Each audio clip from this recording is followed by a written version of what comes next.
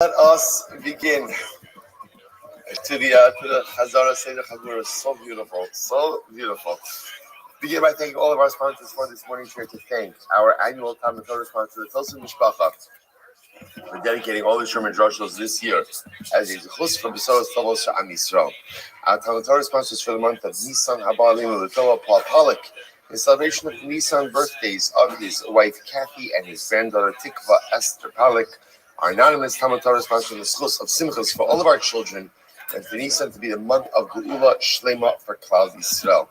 And Avram Mishim, the Kelman in memory of Avram's mother, Sarah Braina Bas Yoshua Heschel, Zichron Livracha. Our week of learning sponsors, Paul and Kathy Pollack, in creation of the yahrzeit of Paul's father, Shmuel ben Zechariah, and great-grandmother, Cyril Bas Rabdov. We hope that in the merits of our Talmud Torah, all of the Neshamas will have an aliyah, families in Nechama, all those who need to refer Shabbat together with Kol Cholei Yisrael. Baruch Shneimar Hashem, bring home all of our hostages, and our holy soldiers should be successful. B'chol Maaseh Yadayhem. Those with that, let us begin with a lot today, but really a lot. Baruch Hashem. Today's daf is Kuf Zayin 107. We are picking up on 106b, above on the days, and we are picking up 2, 4, 6, 8, 10 lines down from the top. Ready goes quickly. So my Ravina said to his son, in general, don't spend time dashing negative things about Rishayim. Don't do that. Don't do that.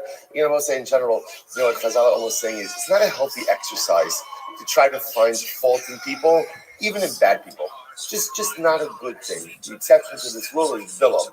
Why? The Gemara says, the more negative you find about him, go ahead and dash this. Now, I will say, now, the difference over here is that the Bilam itself, there's so much text to support this negative narrative. There's so many other supporting stories to support this negative approach. So it's fascinating. So with Bilam, you can dash in as much negativity as you want, but with other Rishayim, even Rishayim, don't go ahead and spend too much time, espousing or delving into their negative traits. Not a healthy exercise. Not a good use of time to find the fault in people. So now we're going to focus a little bit on Doeg. Remember again, Doeg had Domi. We've spoken about him extensively, but now we're going to get into his story. Doeg was an advisor to Shaul. Let me just take a step back.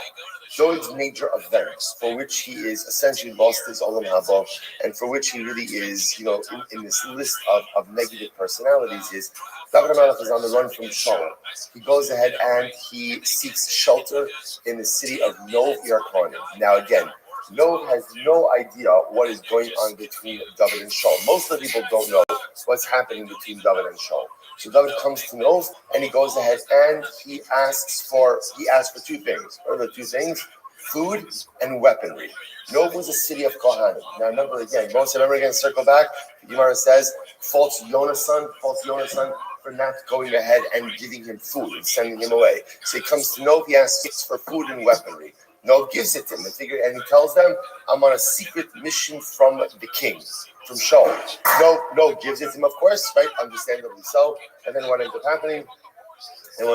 Is Doeg tells Nov, by the way, Doeg tells Shaul, Nov is aiding and abetting your son-in-law, right? He's a fugitive.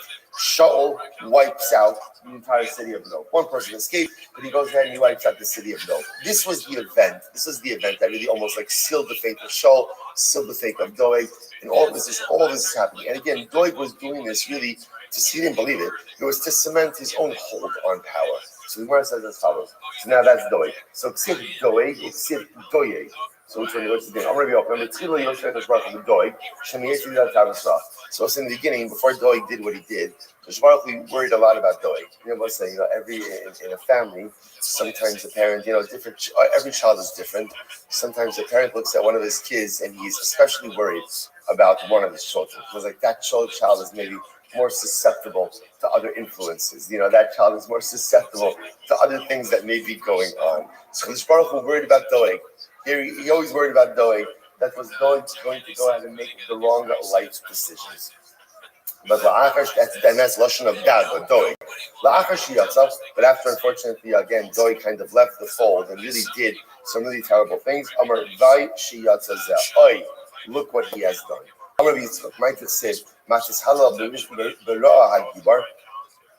Chesed Kel Kol Hayom. Olech Kodesh Baruch Hu. Kodesh Baruch Hu said to Doeg, "What are you doing? Lo Gibor B'Torah Ata? Aren't you strong in Torah?" As Doeg was sinning, but Yibon Shem Kiviyachal says to him, "What is the matter with you, Doeg? You're better than this.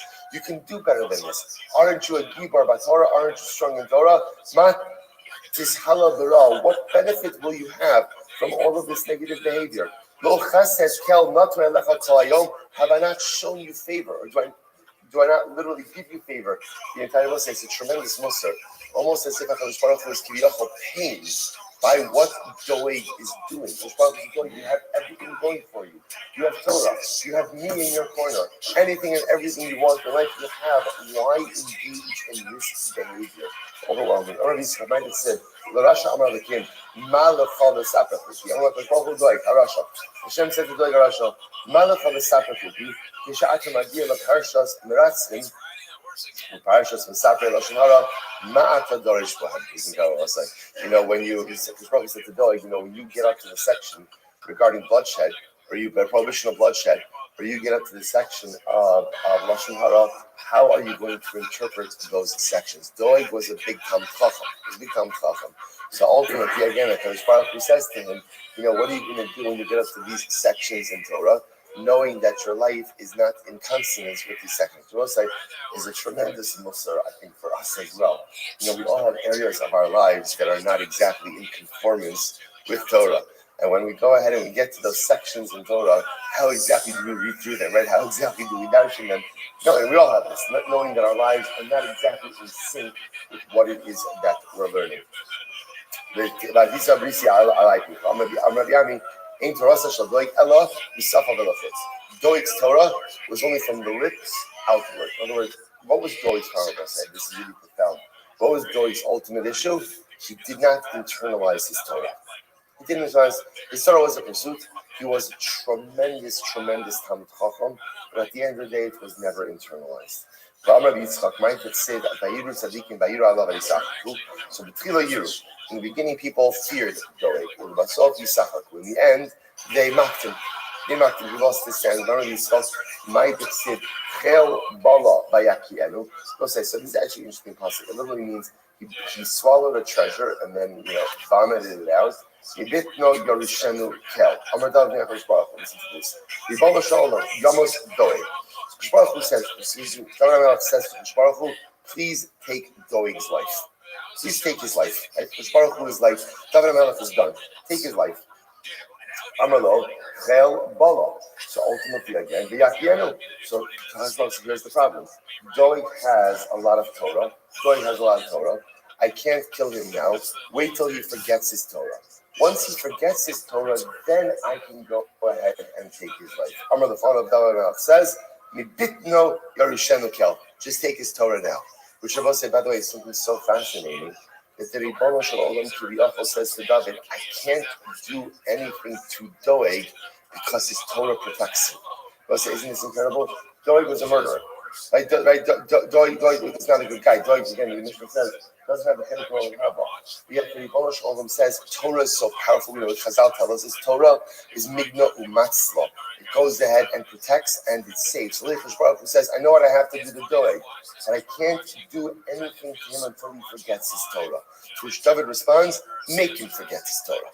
Just make it forget his Torah. Listen, the power of the Torah that we learn, the power for it to sustain us, the power for it to save us, the power for it to protect us is overwhelming. Rabbi Yitzchak Ma'adik said, Gam el yitatz chalanetzach, Amar HaKadosh Baruch Hu David, Nisi doig la'alma da'asi. This is wild. It's the first wide line. HaKadosh Baruch Hu says to David, it's crazy that Hashem is having these conversations with David HaMelech. So Hashem says to David, let Doeg come into the world to come. Right? Let allow. What was it? But Hashem is asking David HaMelech's permission to allow Doeg to enter into Olam Haba. Amar lefanav, Gam ayitis chalanetzach. No, let him be uprooted forever. May the sid, Yaktecha, V'yasecha, may all of us are Shechem as Chaim. Amar HaKadosh David, Shmai Tebei Migashav. Mishneh, David. Okay, if you're not going to let him into Olam Haba, at least let it be. Doeg was a tremendous Talmid Chacham. Let it be that they relate Torah teachings in his name in the base medrash. Let him be uprooted from the tent, representing the tent. Rabbanon says, no. Lehavi leibinin rabbanon. So ultimately, let him at least have offspring who are rabbanon from the chachamim. To which the Gemara says, let his roots be uprooted from the earth forever. In other words, we'll say, which is so fascinating. David HaMelech is filled with this righteous anger towards Doeg, and essentially David HaMelech felt, and remembering we'll talk about David HaMelech was the consummate Baal Tshuva. David HaMelech understood the power of Tshuva. What was the problem? Doeg didn't do it. Doeg didn't do Tshuva. So again, you can't. We'll say, almost we're going to see with this today's sugya. So almost anything is forgivable, right? Almost any mistake that I make with HaKadosh Baruch Hu can be worked out as long as I'm willing to engage in the process. If I'm unwilling to own my part, if I'm unwilling to accept responsibility, if I'm unwilling to go ahead and take it, that it's my job to fix it, and nothing can get fixed. The tragedy of Doeg is only partly in what he did. The tragedy is compounded by his unwillingness to do the real personalistic work to fix it. Rambam says he's not going to fix it. There's no olam haba for him.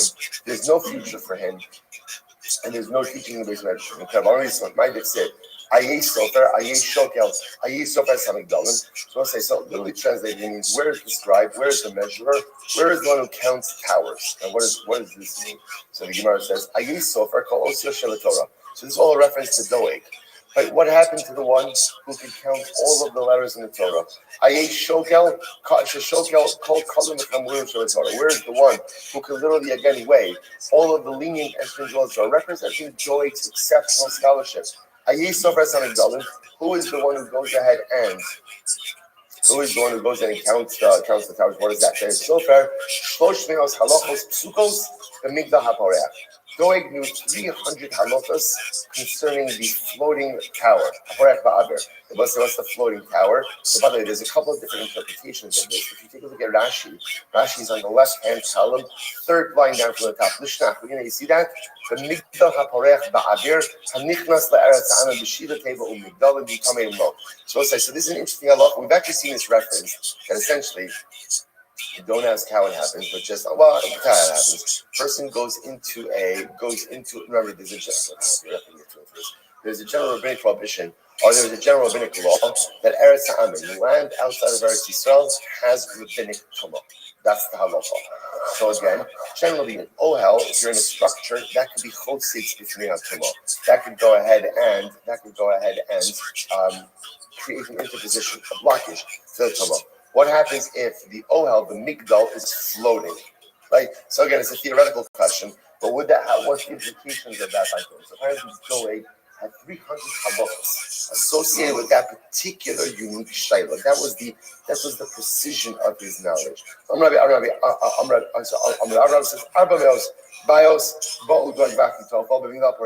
this is incredible. So Rava said, in fact, Doeg and Achitophel, right, who again, unfortunately, both made terribly wrong decisions. Doeg and Achitophel asked 400 questions in the sugya of the floating tower. So the Gemara says, if shit luhu chad, not one of them was this. In other words, they asked such good questions, no one was able to answer. Let's say, watch this. Amar Rava said, Rabusa l'miboy, is it such a big deal to ask questions? So I said, this is a profound idea. So essentially, what Rava was saying was like this: Shkaz, they ask questions, but what would have been even better is to do what? Is to give answers. So I think the other things that I was saying, this is I don't know, this line. I think this is a tremendous line. Amar Rava, Rabusa l'miboy, is it such godless to ask questions? What Rava is saying is like this: life is filled with questions. Questions are very nice. Feel free to ask them as long as they don't paralyze you. A lot of times, we ask questions and we can't move forward until we get the answers. And Rava says, the success in life, meaning in life, is not found in the questions. Right? Asking the question, meaning in life is found in forward movement. Meaning in life is found in growth. Meaning in life is in the ability to not get answers, but still find the ability to go ahead and move yourself forward. The greatness of sometimes you think the guy who asks the precision question, That's godless. That's not godless. You know what godless is? Godless is two things. The person who asks the questions doesn't get answers, looking to move forward, and the person who doesn't spend his time asking questions. Instead, utilizes and marshals his energy to move himself forward. Incredible. Incredible. More right there. The Shem Yehuda. It was a great Gemara. In the years of Rabbi Yehuda, Kula Tanuye B'Nezikim. So in the years of Rabbi Yehuda, everybody was versed in the Seder of Nezikim, right? Like the Babas, we're in Nezikim now. The Babas and Hedge and Nakos, all of those, right? Like tort law, damages, those types of things. So Ba'anan, Kamasnina, Tuba Bo'okso. So this is Rabbi talking, right? So Rabbi said, Rabbi's comparing himself, right, his time to Rabbi Yehuda's time, right? So Rabbi Yehuda, right, in the years of Rabbi Yehuda, pretty much everyone was proficient in one area, specifically again in Ezekiel. So Rabbi said, by us, Va'anon, Kamasino Tuba, we learned that Bo'oksim. It was said, Oksim is the halachos of Tuan Tara. So Rav is pointing out that his time, right, in his time, he had much greater proficiency in Torah. Rabbi Yehuda's time, he only had proficiency in Nezikin, damages. Rav said, we not only have proficiency in damages, we also have it again in Uks, in so many other areas. Listen to this. Rav says, yet, if he have a Mati Rabbi Yehuda, so yeah,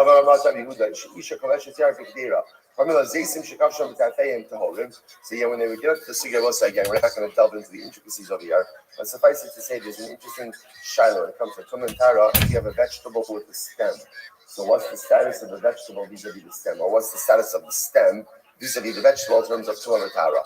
When these questions would come up in Rabbi Yehuda's yeshiva, you know what he would say? Amar Havios to Rav Shmuel Kachazina Hafa. And we say, wow, these are topics to be dealt with by great people like Rav Shmuel. That's what Yehuda said, but my great. So Yehuda was a great Talmid Chacham, but his knowledge was limited to the area of Nezikin. Right? And when he came to areas of Oktzin, just like he would come to it and say, this is about my Teger, this is for Rav Shmuel. And I will say, here's the contrast. Rava said, by us, we were experts in Oktzin. Yet watch this. Va'ana, Kamasninan Ba'oktin plus Sari Sifta. So Rabbi said, me, I had 13 yeshivas learning Oksin. Right? Rabbi Yehuda didn't know Oksin. We had 13 yeshivas running Oksin. And yet, Rabbi Yehuda Shalaf Masani Va'asamitra, yet when there was a drought, all Rabbi Yehuda had to do was take off his shoe, and it would rain. All he had to do was take off his shoe. The act, Rashi points out, the act of taking off shoes is an act of discomfort, kind of like avelos, an act of discomfort. So as soon as Rabbi Yehuda removed his shoe as a sign of discomfort that there's a drought, it would begin to rain. We cry out, and no one listens to us. So I will say this leads Rava to a fascinating conclusion. Ella, HaKadosh Baruch Hu liba bai. What do you see from here, Bosai? What do you see from here? What you see from here at the end of the day is that it's not the amount of scholarship that impresses God, but it's the amount of heart that you put into whatever it is that you do. Rava may have had more scholarship, right? The times of Rava may have had more scholarship.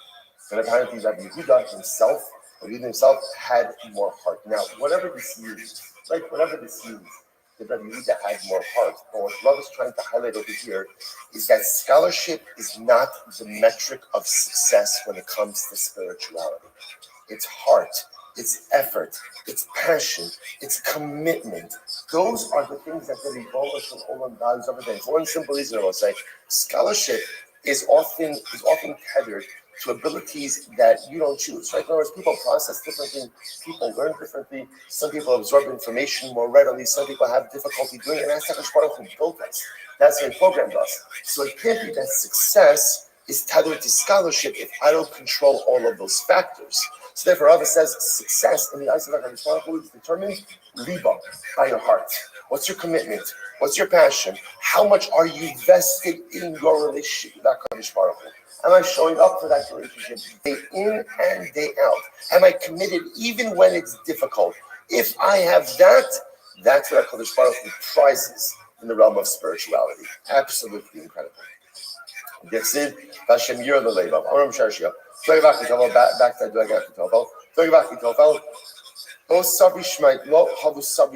So Doig Achitofel never really understood what it was that they were learning. Okay, is that possible? Mandich Sibay, Aye Sofer, Aye Shokel, Aye Sofer Samigdalim, that Amad Lahavi Sabishmite, by the time I just said before, that Doeg had 300 halachas when it came to the floating tower, right? And now you think you didn't understand halakha, doesn't make any sense. You might say, hello, but what was the problem? The problem was they knew a lot of Torah. What weren't they able to get to? Halacha l'maisa. Halacha l'maisa. You weren't able to say, what is it they were able to get to halacha l'maisa? So it could be literal that they weren't able to get to halacha l'maisa because the Gemara says, is after all the pasuk says, Sod Hashem li'yireyav. The secrets of Hashem are known to only those who fear Him. In this context, the Gemara says Sod means the foundation. It's like Tzadik Yisod Olam. The foundation is halacha, where you need Siyata D'Shmaya in order to be able to arrive at exactly what to do.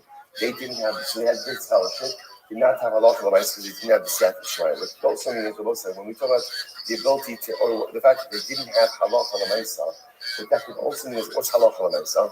Halacha l'maisa is the ability to take what you learn and to implement it into what you live. What or how you live. What was the mistake of Doeg and Achitofel? They were great scholars, great Talmidei Chachamim, but apparently the problem was they were unable to take what they learned and plug it into how they lived. They didn't allow their Torah to shape their lives. Yo, what up? How are you? A lot of times we live with this kind of cognitive dissonance, where I'm learning, I'm acquiring a lot of tremendous information, and I know what to do. The problem is I don't always do it. Every day is a holiday, every meal is a feast. So I'm in the middle of a Twitter space. How about you? I'm learning, but I'm not learning aliba de hilchasa, right? I'm not learning halacha l'maisa because my learning is my learning, but it's not translating into the way that I live. Incredible. Going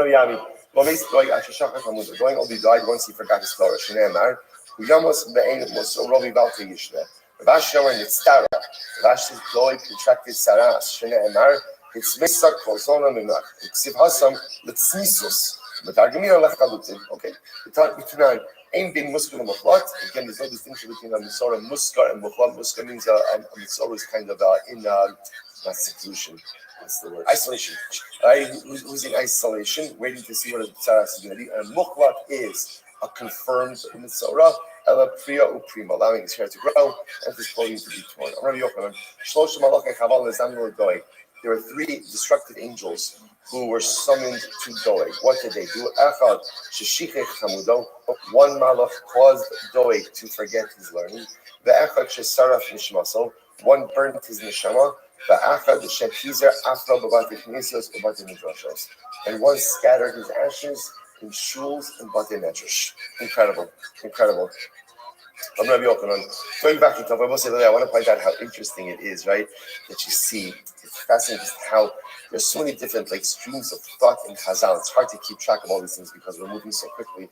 Remember how we started today's daf, which was really yesterday's daf, but we're doing it today. So remember again, Margaret Rabina said to his son, don't spend too much time speaking about the negative traits of Rishon, right? And yet, what are we doing? Right? We're talking all about the negative. So it's just interesting how, again, it's almost as if there's one school of thought that says, okay, Rishon are bad, let HaKadosh Baruch Hu take care of them. Our job is not to focus on the negativity of individuals. That's one stream of thought. The other stream of thought is, no, it's really important to learn about Rishon. Why is it important to learn about Rishon? The same way that we like to read about biographies of Gedolim, because we can learn how to live. Sometimes from Rishon, we also learn what not to do as well. And we see that even great people can make catastrophic mistakes that undoes all of their greatness. So the Gemara goes like there. Doeg and Achitofel did not know each other. They didn't know each other. After all, Doeg made Shaul, Achitofel made David, which makes sense. Doeg lived in the days of Shaul, and Achitofel lived in the days of David. Now, again, that's not such a stretch to say that they would have known each other. What's important to recognize is, don't remember again. So Doeg was before David became king, and Achitofel was David's advisor during the reign of Avshalom. So there's a couple of decades separating them. Even though they could have overlapped, the Gemara said they didn't know each other. Furthermore, Doeg and Achitofel did not live past the age of 35. The Gemara says, and this goes back to yesterday's daf as well. Tanya Anachir Bais that supports this. It literally means they did not live out up to half of their days. Tanya Anachir Bais that supports this. Anshe don't remember lo yachutzu me'em. This pasuk gets to that also, right? But you remember again, the min asked Rabbi Hanina, right? Rabbi Hanina, how old was Bilam when he died? Rabbi Hanina said, I don't know, but he quoted this exact pasuk, right? Where the pasuk says, "Anshe dama remember lo yechetzu yimeim." Literally, again, people who spill blood, people who are deceitful, lo yechetzu yimeim, will not live to half of their lifespan. So again, I will say we operate with the understanding that lifespan is 70 years. So if Chazal say that Rosh is not living to up to half of his lifespan, that means he's not living to 35. Doi lived to 34, Achutopha lived to 33. Rabbi Yochanan, by the way, which I just want to point out something amazing. Just especially when you look. This guy sucks. I do my best to avoid this guy's fucking but they were spaces. so Stupid young. ass cat. Yet they were I knew these guys would outstanding want your scholars. fucking So cat. again, I could have told you that when you were still fucking where the fuck I don't know. you were. To me, these I know exactly personalities where he are was. fascinating. I even know what kind of football team he These was. were Oh, people shit. who were capable of so going upwards, that's his flip to an upward trajectory. And since I did that, I've been raising my back, every day or every other day, and it's basically followed my lines almost perfectly. So if I will post the last picture of the whole thing right now, and that way you can see it. Let me go back to trading view. Hey, Tom. So on your charts. If you're on TradingView, there's actually a tool that creates your channels. I know you're doing custom, but no, this is my custom. This is my custom idea. Yeah, but no, if you tell me what it is. Yeah. I'll DM you because I gotta find it, but I know. I don't click on it. If you just explain it to me, so it's a tool. I got you. I'll send it to you, but it's a tool that pretty much creates the channel, and you can customize the channel instead of you dropping down 4 lines. You know what I'm saying? No, I understand. Basically, those 2 middle lines, I just added 2 outside lines today. So basically, I blocked off those 2 middle lines, and it basically followed my chart all the way up and down. And then I added the outside box just to see where it might run on the opposite ends. Yeah. So let's take a little quick break and get a special shout out to Mr. E-Man for being such a wonderful guest here, always dropping alpha and stuff like that. What do you guys say to us, Mr. E? Yeah, man. Guys, touch grass, but I just want to say it has been time for me. You guys have been here. My wife is like, so I definitely need to spend some husband time with her. I've been on with you guys for a little bit, but I wanted to shout out my crypto man. Great to meet you, Tom. I feel like it's going to get fun getting to know you. And always a pleasure, brother. Very British. Shout out to you, Meta Boy. Shout out to you, man. Crypto Sarah. Glad you're up here, man. I'm sorry for running over the chat today. Ivy and Modi, my favorites. BMX and my rider. So, to the people who are always listening and coming in here and getting value, I really do hope that you guys don't just come in and you actually take action on some of the things that we're talking about in this stuff is free. Like we're just talking, and there's so much that you can take action on. I just wanted to make sure that I said peace out to everybody. It's been great conversations, but specifically, I definitely want to make sure that I shout out to Chubby Chickens, man. Listen, I am actually really excited to see you grow. I actually just checked out the chart. I did see a pretty sharp dip on the chart, but guess what? You recovered, like the chart shows that you guys recovered like quite nicely, which is just another point that you are doing a lot of the right things, man. So just reaffirm that with some utility for your community. I promise, man, like you're going to grow insane. Find Leon Abode, implement his founder funnel. Look up what that is. That like a 4-hour tutorial on his founder funnel and just become that, man. And you are going to grow like crazy. Listen,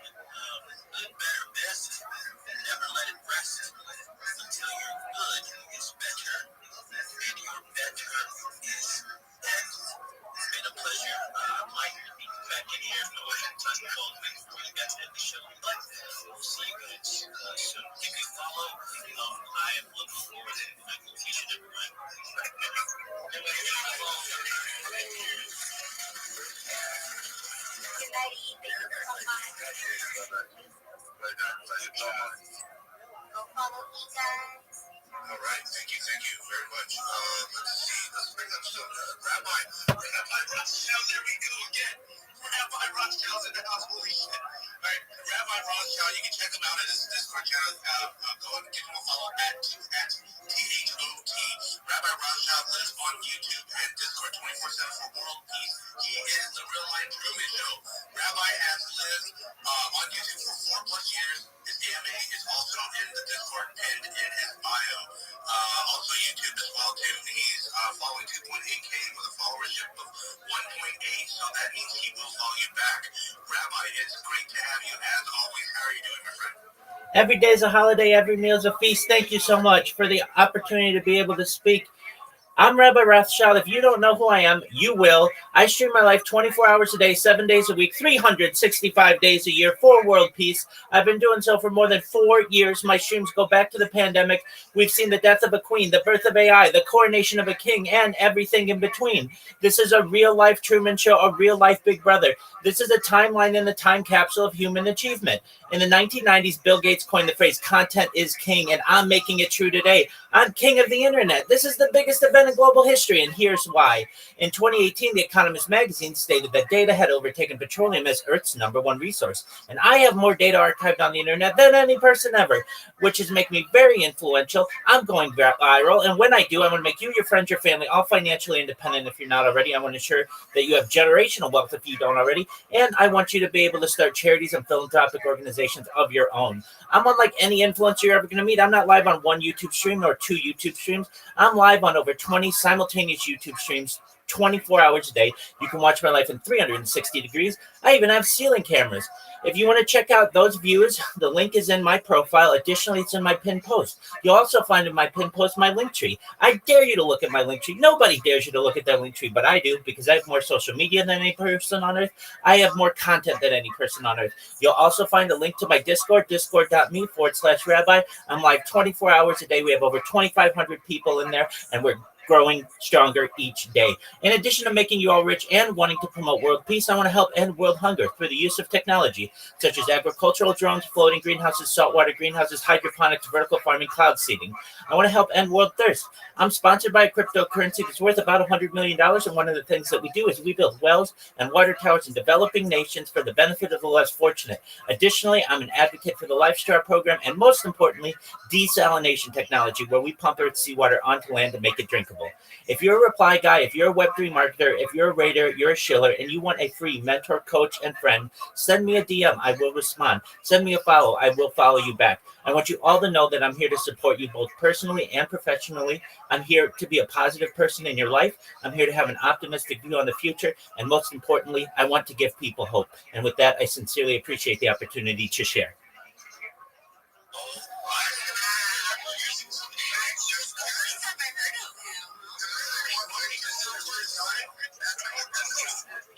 Honestly, that's called speech.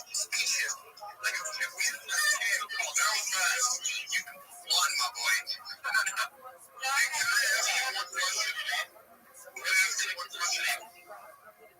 Sorry, one at a time. Sick, you have a question from Rabbi? Yeah, I do. I really know what his technical setup is because I also stream. I'm an illustrator, and like I'm trying to figure out where I'm going wrong and how you're going right. So, what's your technical setup? What equipment are you using, etc.? I'd love to know. Absolutely. I've got about 10 different Chromebooks and laptops. I've got 23 handheld devices. I multi-stream using Rumble Studio, so that means I can be live on YouTube, DLive, Trovo, Twitch. Yeah, it's free, so it allows for free multi-streaming. So you can stream. I think it's much more stable. A lot of times OBS crashes on me. But you can use OBS simultaneously with Rumble Studio. So if there are background images or some kind of plugin that you really like, you just use a virtual camera.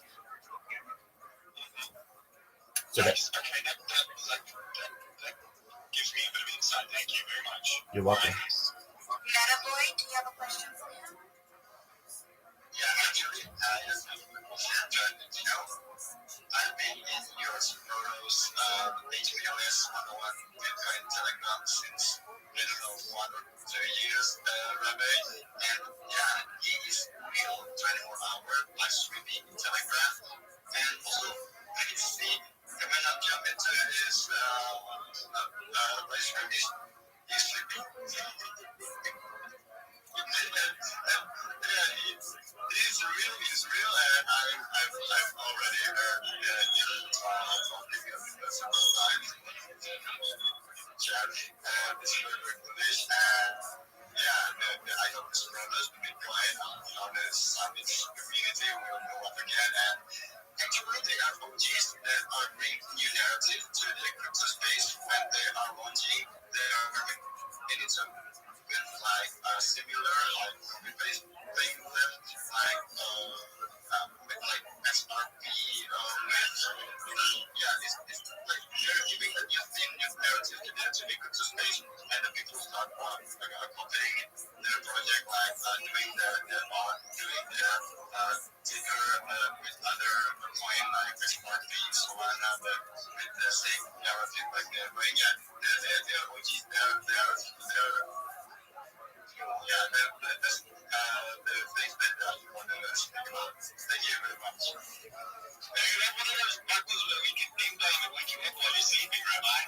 Yeah, people do that all the time. So they come into my Discord and they play chainsaws and alarm clocks and all kinds of things like that. And I let people do that.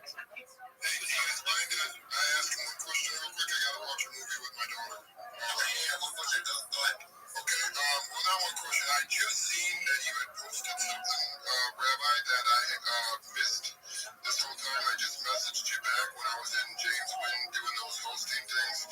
I was up for like 18 hours every day doing those. I don't even know why I was doing them, but now I do. God kind of led me in the direction I needed to be through there. I've been able to feed so many more people. My goal, I have a 501c as well. It's called One World Nourishment, and the slogan is Own Your Future, Be the Change that you want to see in the world. And, out of my own pocket, I've already bought 500 pizzas for the homeless in my hometown, Grand Rapids, Michigan. You can even call up each other. They'll tell you some crazy giant white guy comes in there and buys pizza all the time. And then the other day I went and met another owner of a pizza joint, and he gave me a better deal. But my whole goal behind everything is just to meet people like you and just change the world. And it sounds to me like you got the same thing. So if you have anything around the world or anything that you're doing, I really wouldn't mind, either helping or maybe going somewhere and doing something. I love all the things. I was a bricklayer in the beginning of my life for 18 years, so at least I have some construction and different kind of things like that. But yeah, I just wanted to say that I missed your message, and I'm sorry if that hurt you at all. I just don't really read my DMs because there's just so many shit DMs from scammers, and I'm afraid to click on one wrong thing and I open it. Don't even get me started, bro. Oh my God, it's so hard. Don't click on any links. One of my friends lost over $30,000 in XRP. Yeah, don't even get me started. Can I ask you, Money Love, sorry, because I can't make out what your heritage is. You look Vietnamese, not Chinese. But I am Chinese. Oh, you're Chinese? My girlfriend's Chinese too. She's from China, actually. My parents are from Hong Kong. I was born and raised here in Los Angeles, California. That's awesome. That's awesome. I was just out there just a little bit ago. But my girlfriend is from Dubai, and then she has two massage joints in Guangdong, which is right by Hong Kong. And then now she just opened up two massage shops here. Guangdong? What's part of Guangdong? I'd have to ask her. She's by Detroit right now, opening up her second massage shop here. And she's just the hardest working woman I ever met. Just 12 hours every day. She lives at her shop. She's just Southern Chinese. Yeah, well, Dubai, I think Dubai's more the middle, right, Moni? I don't know, because I'm not from there. Guangdong is south, but Dubai is up in the mountains, which she compared to Michigan, so I think it's in the middle, and it's cold. And, okay. Guangdong, no, I'm thinking about Guangzhou. Guangdong is south, it's by Hong Kong, and then, I get it. Not so more Mandarin than it is Cantonese. Yeah, he actually speaks Mandarin, Cantonese, Vietnamese, Taiwanese. Oh shit! 10 different languages. She understands most of them. But yeah, she's an awesome woman, man. Well, then you better work harder than her. Oh man, I can't work harder than her. All I can do is try to feed more people. And she just gets mad at me because then I'm helping everyone else. She's like, what about me? Yes, it's funny. We could go somewhere. Yeah. Have you been to the massage parlors? Massage is how I met her, you know what I'm saying? But at the end of the day, massage is one of my favorite things ever, you know. I think if you can't go get a good massage, you know, and just relax, that's like the best thing ever. It's good for your body. I'm also a naturopath doctor, not like an actual certified one. I didn't go to school, but I studied over 8 years, and different kind of things like that, just for myself, trying to fix myself. So I've been to naturopath doctors that I knew more than they did. So, and a lot of them, they were just quoting shit they read out of a book. You know, they didn't really study it. I remember one day I did like a 15-day great fast, went vegan for over a year, which I would not recommend. Veganism is actually unhealthy as hell. It actually causes dementia and other brain-related diseases because of the lack of fat. You know, I mean, fluoride, if you can cut fluoride in your water or your shower out, you know, that's one thing that's really hard. You'd have to get a RO system for your shower. But fluoride is one of the most detrimental things to your mind that you could ever imagine. Grand Rapids, Michigan, where I'm from, was the first place to put it into their water. Not only that, but I kind of traced everything back. If you look at basically dementia, Alzheimer's, and all other like brain-related diseases, since they added, which is a toxic chemical to our water, and they said, hey, it's going to help your teeth, bro. You should be surprised at like how many people end up with dementia and brain-related diseases from this. This is an over time kind of thing. The same with like omega-6s in your diet from grain. It's an overtime thing that causes you to have a heart attack and other heart-related diseases and artery diseases. You know, a lot of people don't realize that you are an organic, artificial AI that needs to be ran on the correct fuel. And basically, you're probably not going to dump Mountain Dew in your freaking BMW, are you, Mooney? What? No. Exactly. So why are you going to dump, you know, into something worth an infinity amount of money? You know what I'm saying? So you're worth infinity, which means you're worth way more than your BMW. I hope I guessed your car right? You want a nice BMW? No, she got a Audi. Audi. You guys, my girlfriend would say, Audi. Or the Mercedes, but I'm going Audi. I'm saying it's either a Mercedes or a BMW. You are so wrong. 100%. If she doesn't drive a Land Rover or a Toyota, bro. You'd be fucking surprised. Not a Toyota. I drive a Toyota RAV4. I like it, you know what I mean? I just chill out. There's a plot twist. She kind of drives a Toyota. That's a clue. A kind of Toyota, so she drives a Lexus. I gotcha. I'm sorry, like, dude, you know what I mean? Hold on. She drives a Supra. This guy knows about cars, okay? I like where we're going. Can we stop talking about crypto real quick and get into cars? I'll be honest, I like cars more than I like crypto, but like, honestly, like, I've been in crypto since 2018. In the last 4 years, I made $6 million and lost 5 of it. I'm now almost broke, so I was real depressed about 90 days ago, kind of on my edge, and I decided to do what God says and die to thyself and be reborn in Him. Ever since, I still struggle with depression, but I've never felt happier when I'm around people and helping people out and just doing good things. Sometimes when I'm by myself again, I get depressed, but at the end of the day, I'll tell you what, man, the best drug you could ever do is kindness. You know what I'm saying? So it's not just like the I think that's why it's really hard for me to press in on these spaces whenever we get into like a really good moment. And I see that it's midnight and my time, and I'm just thinking about my fellow Americans here on the East Coast. It's like 3 a.m. in the morning, right? So I have to just end it for the well-being of everybody.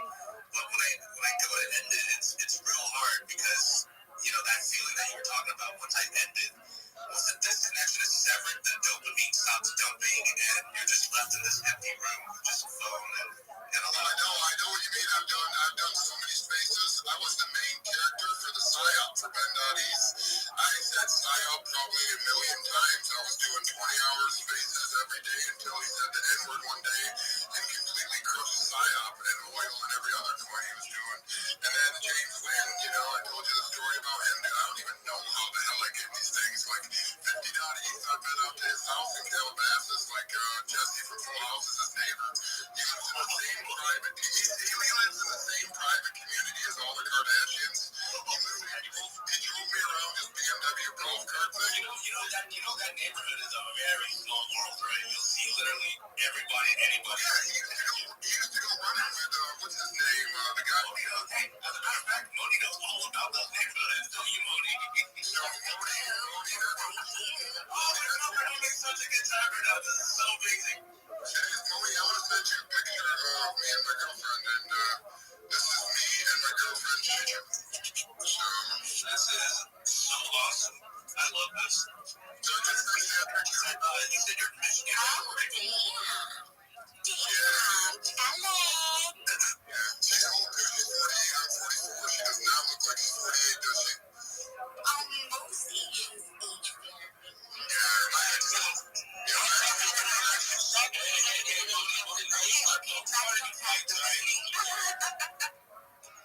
but no, yeah, like he aged very, but most Asians, they do age really nicely because of what they eat.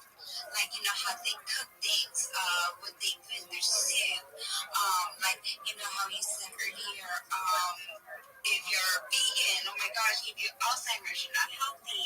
So it's a lot of things like foods and water and really people you surround yourself with. Yeah, she looks very healthy. Your skin's glowing and stuff. And so is you. The happiest woman I've ever met. And all she says is you gotta keep it simple, basically, and stay happy.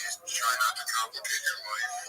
I'll be honest, after coming in, I was just a broke bricklayer and a weed dealer for most of my life, you know what I mean? So, and a professional poker player who lost everything probably 8 times. I remember I had a grow room right before my last grow I did. I had a grow room in a duplex apartment with 100 plants in there, 15 LED lights.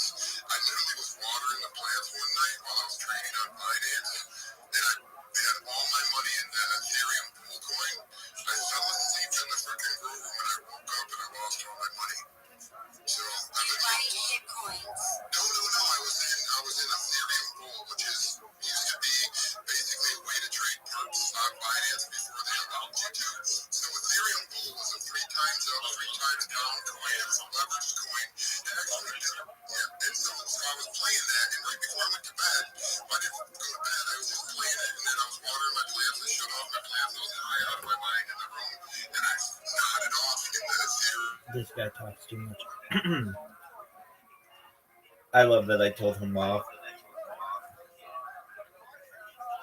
Hi, Tom. I don't know what I need to do to talk in the win space. I think it is not nice that you made me wait hours to ask my financial question and still never let me ask it. I know it's not personal, but I just wanted to ask a question about economic resources. Yes, your running backs look amazing. Here's to hoping the Lions make the Super Bowl.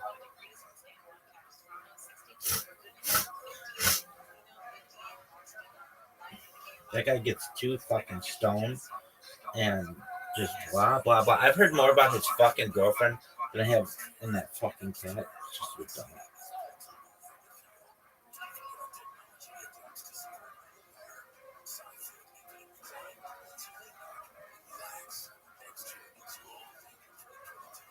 Who's that chick though? She's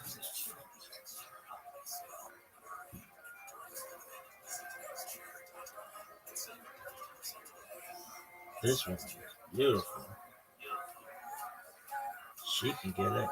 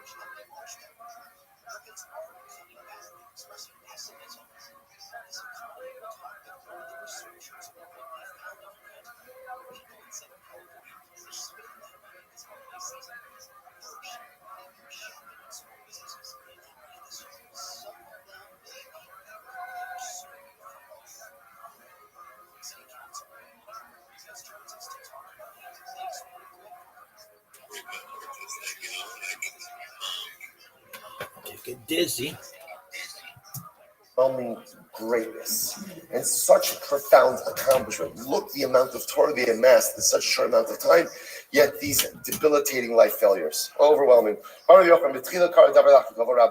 the beginning, David called Achitophel his Rebbe. Then he called him his friend. And then he called him his student. In other words, Achitophel's stature was downgraded over time. According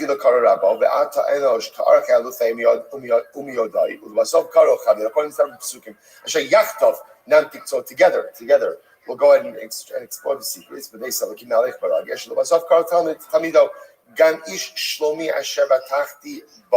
top of Kovzayin, Ochel Lachni, Higdel Alai Akev. Amrav Yehuda, Amrav, Yolam. Both say, get ready for this Gemara. Get ready for this Gemara. This is absolutely amazing. So Amrav Yehuda, this was my little teaser in the chat yesterday, if you read it. Amrav Yehuda, Amrav, Yolam, Al Yavi Adam Atzal Din Yisrael. Wow, remember what I said. A person should never bring themselves to a point of being tested. Don't put yourself among a person should not bring himself to be tested. And I just want to point out, even before we go on with this, what a well, actually, let's finish the story. Shari David Melech Yisrael, Hevi Asma bin Yisrael v'nichshal. David Melech willingly put himself into a situation of being tested, of testing his spiritual resolve, and he failed. What's the story? Here we go. Amar l'fanav Ribono Shalom Nitnei Ma Omrim Elokei Avram Elokei Yitzchak Elokei Yaakov Ve'ein Omrim Elokei David. Wow. So I said, this is Shaila. David says, why is when we dive in, we say Elokei Avram, we say Elokei Yaakov, but we don't say Elokei David. But I want to point out, this is not Gaiva. This is not Gaiva. This is, you understand what's happening over here? This is David HaMelech saying, I want to self-actualize. I want to become the best version of me. I feel that I have the potential to maximize my greatness. How do I get myself to a point where you, in other words, we'll say, what's the chap of Elokei Avram, Elokei Yitzchak, Elokei Yaakov? What's the chap of that? The Ribono Shel Olam is willing to associate his name with those people. That's a big thing. That's a big thing. Baruch Hu literally again attaches his name to Avram and Yitzchak. So David HaMelech is saying, how do I get to the level where you will attach your name to me? How does that happen? So David HaMelech says, well, it's very simple. Amar, Inhu minsi, Ihu minsili, Va'aklo minsisli. Listen, David, they were tested by me. Each of them were tested, and they succeeded. So when a Yid is able to go out and be tested in life and able to overcome his tests and challenges, that's when I associate my name with him. Amar the Father Ribono Shel Olam, Bechaneni v'nasini. Shneimar, Bechaneni Hashem v'nasini. David says, bring it on. Not an exact quote, but you understand, right? Test me. I'm ready for it. I'm ready. Okay, I got it. It makes total sense. How can you know who I really am until you test my result? So test me. Amar, so Baruch Hu says, it's very important to understand that Ribono Shel Olam did not give David this test. David asked for it. We'll see why this is important later on. Amar, Min Sino L'cha Va'avidna Nosa Ba'adach. So that I'm going to test you. But here's what I'm going to tell you. I'm going to give you an advantage that I did not give to Avram, Yitzchak, and Yaakov. How so?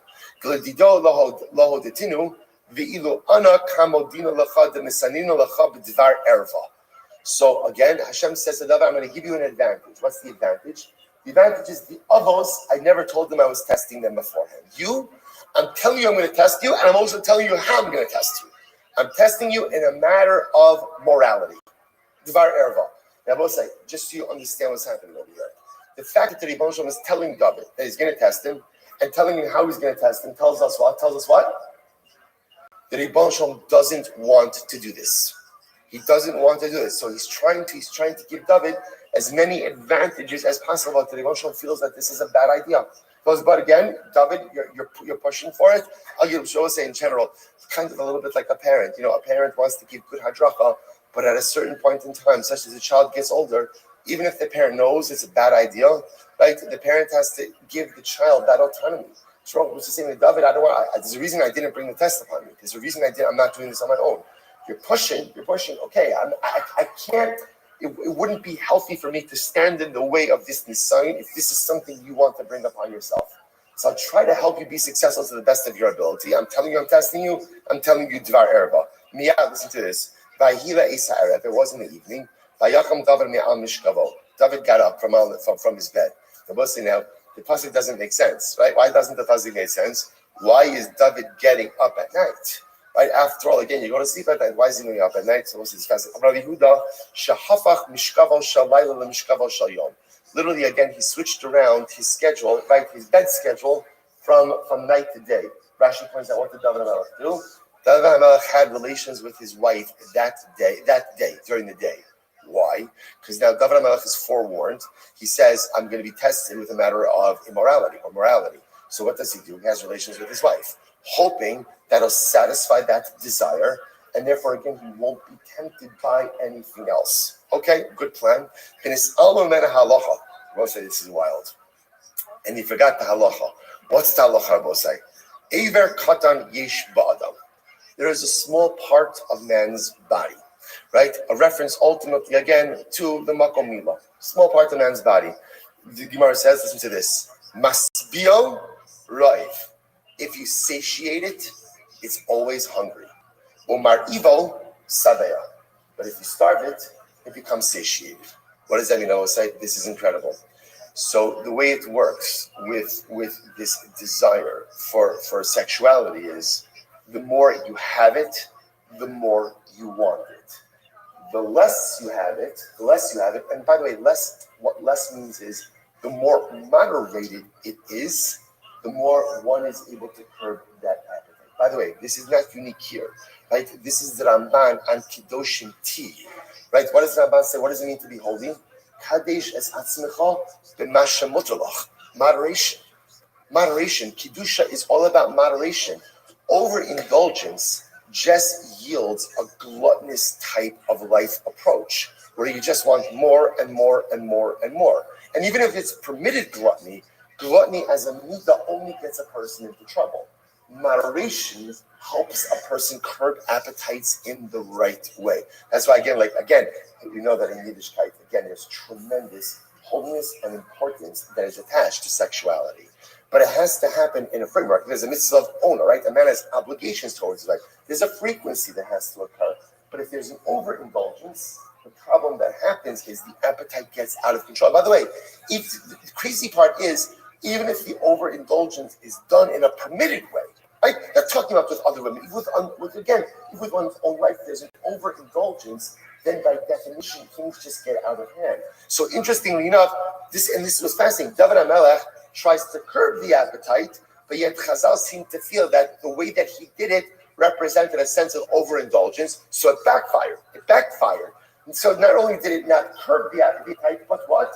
It enhanced it. Overwhelming. What happens? So David HaMelech is out, right? He's on the rooftop. Right? Walking on the rooftop. He sees a woman bathing on the rooftop next to the palace. And she was a beautiful woman. So what does this mean? First of all, okay, so Bathsheba who's bathing on the rooftop. Now, first of all, what does that mean? Bathsheba is just like bathing in public over here on the rooftop. I mean, it's not public, but on the rooftop doesn't make any sense. So Mara says, no. Bathsheba was shampooing her hair. She was washing her hair. Underneath like a curtain. Chalsa, Rashi says literally mean like a dome. Like a dome. She had like a shower curtain. She had something that was there, right? She had a curtain protecting her privacy. Asa Satan idni la kitzipirta. So ultimately, again, what happens? The Satan appeared like a bird. Pasak be gira. What happens? So there was a bird. David HaMelech took out his bow and arrow and he shot at the bird. What happened? Paskal chalsa. So he might probably miss the bird, but he pierced the curtain. As a result, igla v'chazye. He saw Bathsheba bathing. So the Gemara says, Miyad vayishtach David vayidrosh leisha. Immediately, again, I will say, by the way, there's so many crazy things about this story. First of all, say, what's even troublesome about the story? Why is David shooting arrows at birds? Like as a kid, like he also took like a magnifying glass to eat the ants. Like what? What is that? First of all, Jews don't even do that, right? Go to the Yehuda, right? Jews hunt for food. Jews don't hunt for sport. You don't shoot arrows at birds. That's what I'm saying. See, listen, you know what the most incredible thing is? I know, this is very important, so listen. The Ribono Shel Olam knows what he's doing. He knows what he's doing. And so he knows where to give a test, and he knows where not to give a test. And he knows what we can handle, and he knows what we're not yet ready to handle. There are so many crazy parts about this story, and every single part has an unintended negative consequence. So David HaMelech seeks to satiate that sexual appetite in a permitted way by being with his wife during the day. The problem is that was maybe a little bit of overindulgence, and therefore backfired. He Yeah, what up, Zoot? Zoot, how you live with Pimp? Zoot, I'm good. what's new? Not much. Okay, Not stand up tomorrow. that's what I'm talking about. Okay, will you please tell the funniest joke that you've heard in the last 2 months? Yeah. What? Okay, tell me it. What is it? The homicide hotline. No, that's not that funny. The homicide hotline. I got a joke. What's your joke? If there was a homicide hotline, it might have been able to save Jeffrey Epstein. Just there's no way in hell the suicide hotline helped him. Dude, your jokes are so dark. Zach? Your jokes are so dark. Wait, Rabbi, imagine if you were the suicide hotline provider that had to respond to Jeffrey Epstein. Like you'd be like, first he tells you like his name's Jeffrey Epstein, and you'd be like, shit, maybe you should do it. And then you're like, oh, well, I did my job. Then you go to be like, nah. And then he starts telling you that he's connected to like Bill Gates,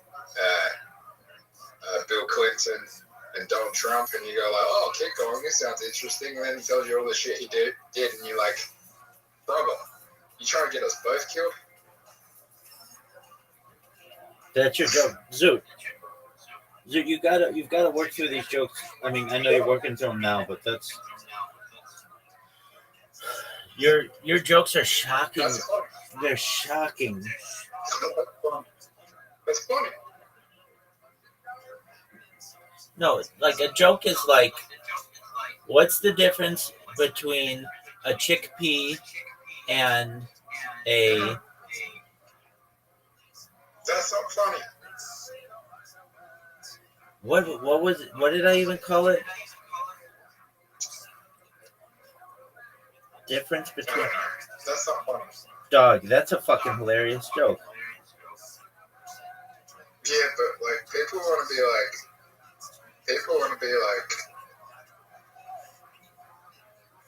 oh fuck.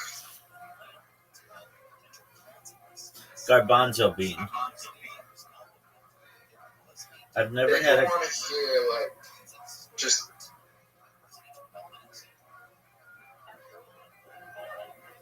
People don't want to hear like fucking punchline gag jokes, right?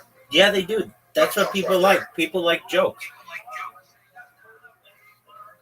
People don't want to hear jokes that sound like they come from a joke book.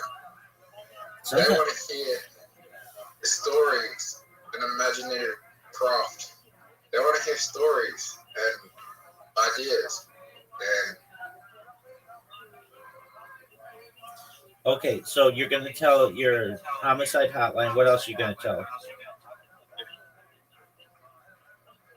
homicide hotline, how you know what would stop when you call up Lifeline, right? In Australia, they say these calls should be maybe recorded for training and research purposes.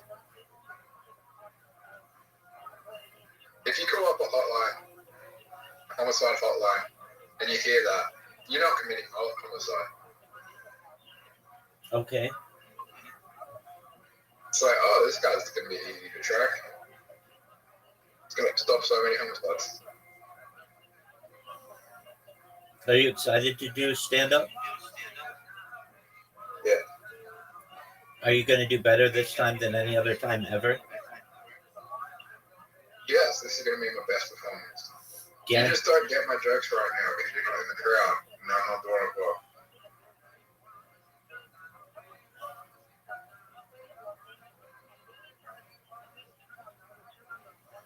I don't think I have to be in the crowd, but that's okay. I mean, dude, you're doing it, and that's great. I mean, comedy and art is subjective. What you find fun, what you might not funny, someone else might find hilarious. I get that.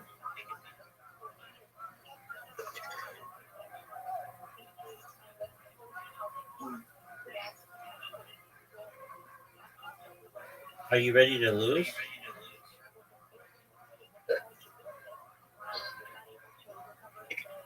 You're ready to lose? I'm ready to win.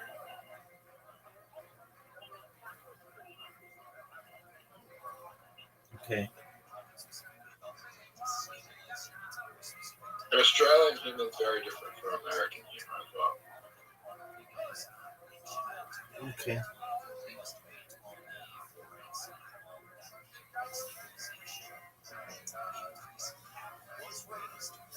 I'm gonna play one game with you. I'll let you pick whatever game you want. What do you want to play?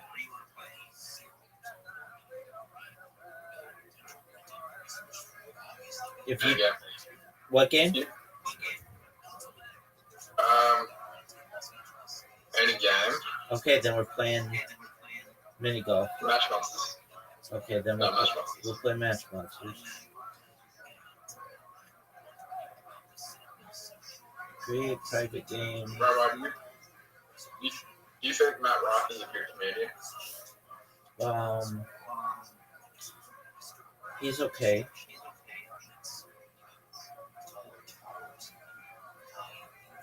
Why do you think he's so popular? He had people set up in his audience so that he did crowd work, and people thought he was really funny, and then he posted it on social media, and he got a bunch of plastic surgery done so he looks good.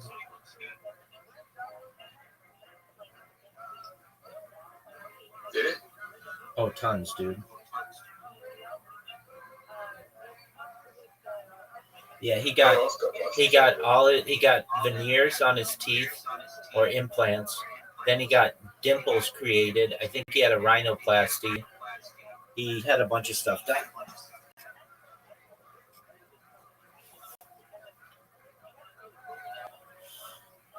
Who else did that? I mean, a lot of comedians do that kind of stuff. Theo Vaughn had a hair transplant. He got new teeth. Joe Rogan had 2 failed hair implants before he just shaved it all off.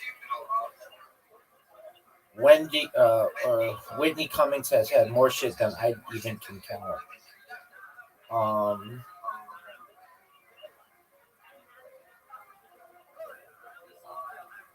What? Who do you think the best comedian is right now? I am. No. Without a doubt, dog. I'm fucking hilarious. Who do you think the best comedian is right now that's touring?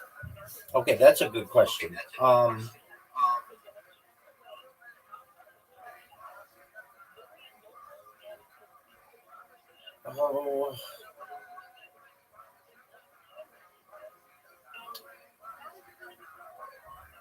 it's probably Dave Chappelle. I don't know if he's touring, but I know what you mean.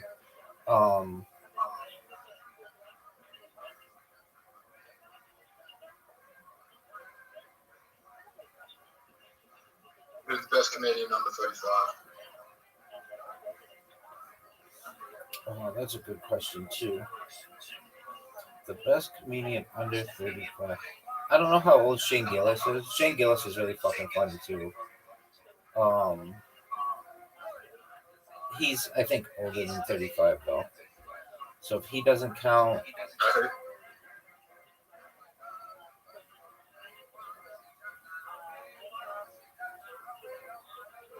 If he doesn't So you count, think the best? Okay. if he doesn't count, trying to think of young comics. I mean Matt Rife, I guess, is pretty young. But he's getting old, but we all are.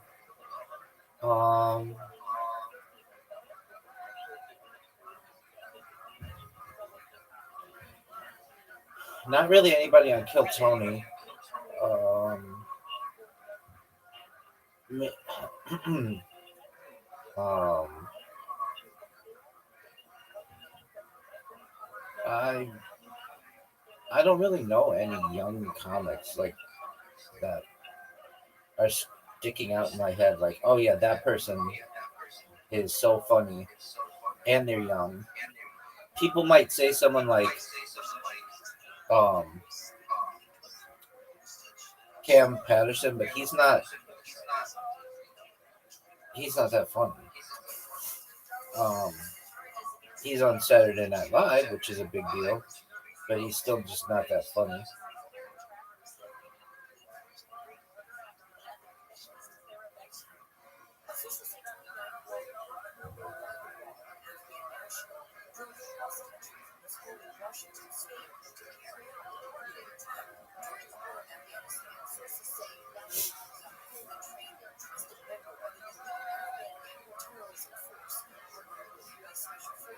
I'm trying to think of a young comic who isn't just like a one joke comic. Like there are some comics who have really funny jokes, but they just have one. Not me. No, you're not really funny, and you don't have a joke. Huh?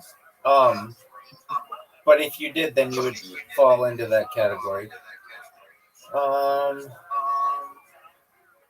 I would say. I mean, it's arguable that it's really hard to. Oh, whoa, that's a big one. It's really hard to be a really well-known comic at like age 22, unless you're on Kill Tony or something like that, because it just takes time for you to get stage time. Like you're running into now, like where you are. There's not like in in New York there are 30 different clubs. In LA, they're similar. In Austin, maybe 20, but like not every city's In like. Adelaide, there's 8, but there's only one. There's only one that you can get. There's only 2 or 3 right now that you can do open mics at. Right, the others are invite only. Okay, there you go. So I've been invited to the invite only one. hey, what happened to that orgy? Yeah, one. How was it? You know, it wasn't. It was okay. Did you have sex with any chicks there? Yes. And how was it?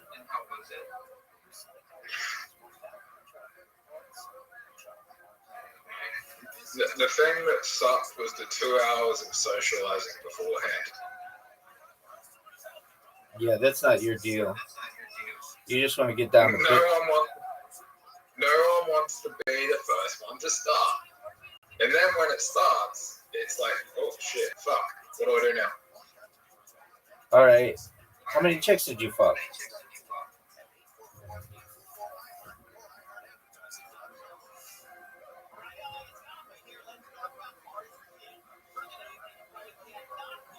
Dude, this is a really easy question.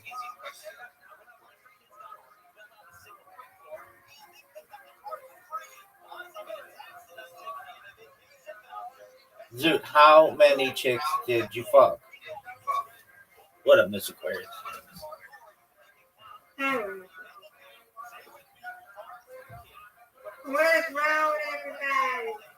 Hey, everybody. What happened, Miss Aquarius? Hey, look. Zoot, are you gonna talk? Zoot might have got disconnected. I'm in the middle of a game with him, and I don't. There he is. Zoot, Zoot, what's the number? Zoot, say hello. Hello.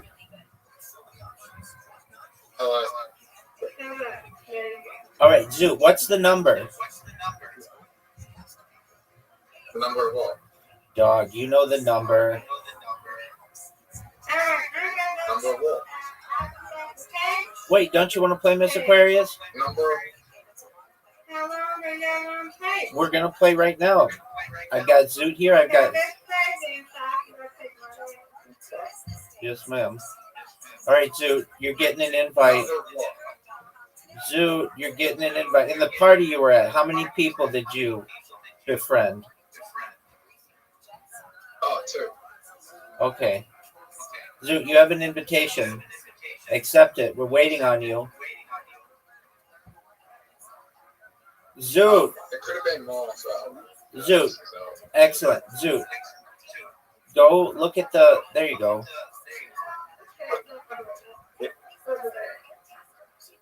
Let's go. Get it, It Mr. could have Chris. been... It could have been more, but I got... Alright, Rabbi, so this is what happened. What happened, Zoot?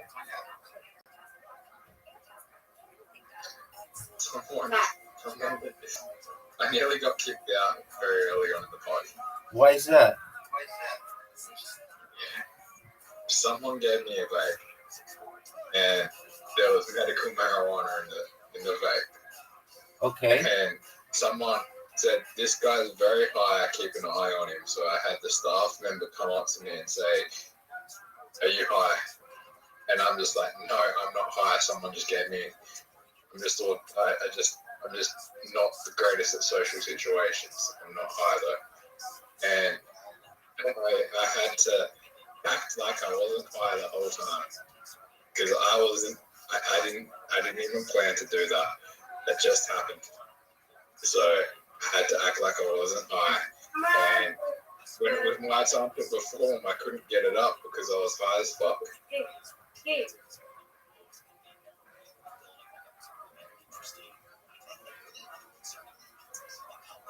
Get it. Nice spare, Zoot. But I didn't mean to get high. I just had a hit of a vape because I was stressed, and it turned out there was medical marijuana in the vape. Okay, I mean, no one's blaming you. You're good.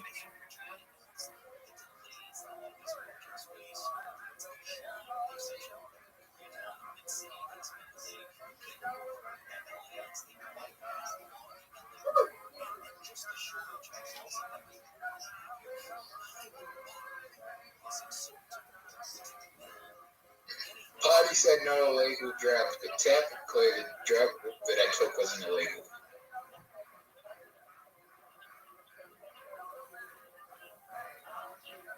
No judgment, Zoot. Get these two, big dog. Zoot's got the lead.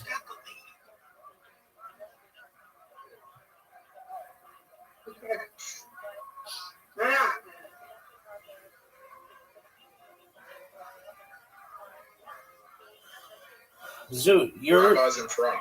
yeah, Zoot, you're doing better than I've ever seen you do, though. No, I'm not even trying. Well, whatever you're doing, it's working. You usually have like 18 by now. Oh, what a spare, Miss Aquarius. That was beautiful. Where do I see my scorecard? It's at the very top.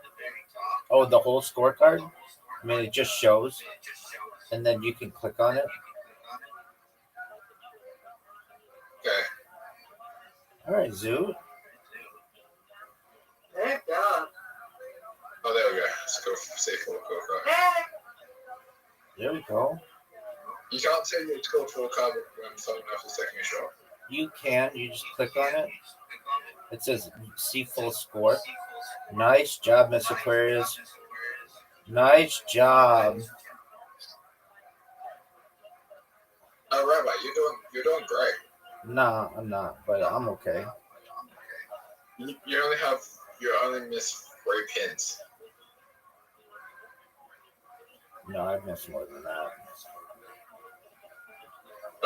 You only miss 3 pins. In the whole Come game. on, dude. If you check the scorecard, you only miss 3 pins. Yeah, you're right. Get it, Zoot. What a good job. All right, Zoot. Get this and Zoot, when the pressure's on. Come on, Rabbi. Come on, Rabbi. I can still beat this Aquarius. No, you can't. It's over for you, Zoot. I'm second place, baby. Sorry. We still win, dog. We still win. Absolutely. We don't have to lose on it. That's right. You won, Zoot. We won.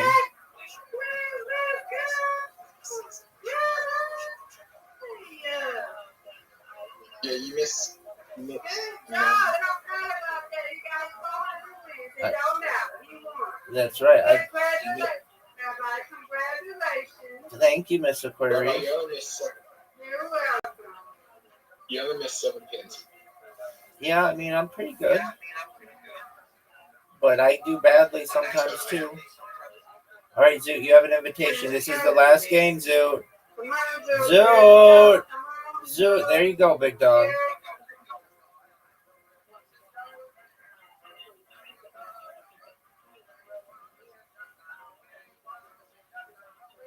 Have you ever been to an orgy? What kind of question is that in front of a lady?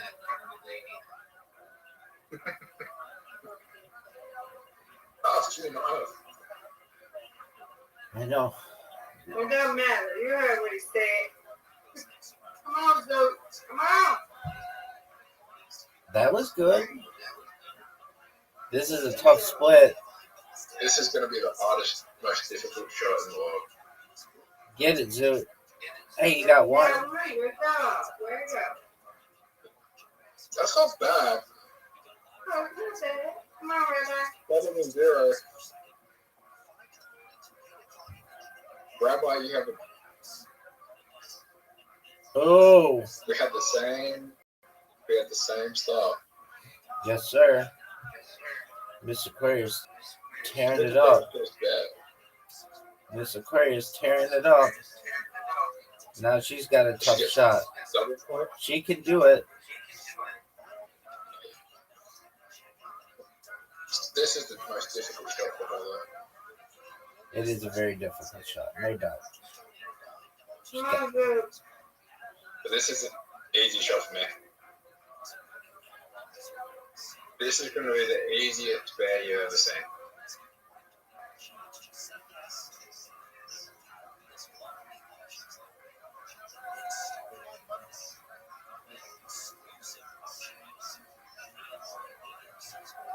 I love you. So did you just say I love you? Yep. Not to you. Okay.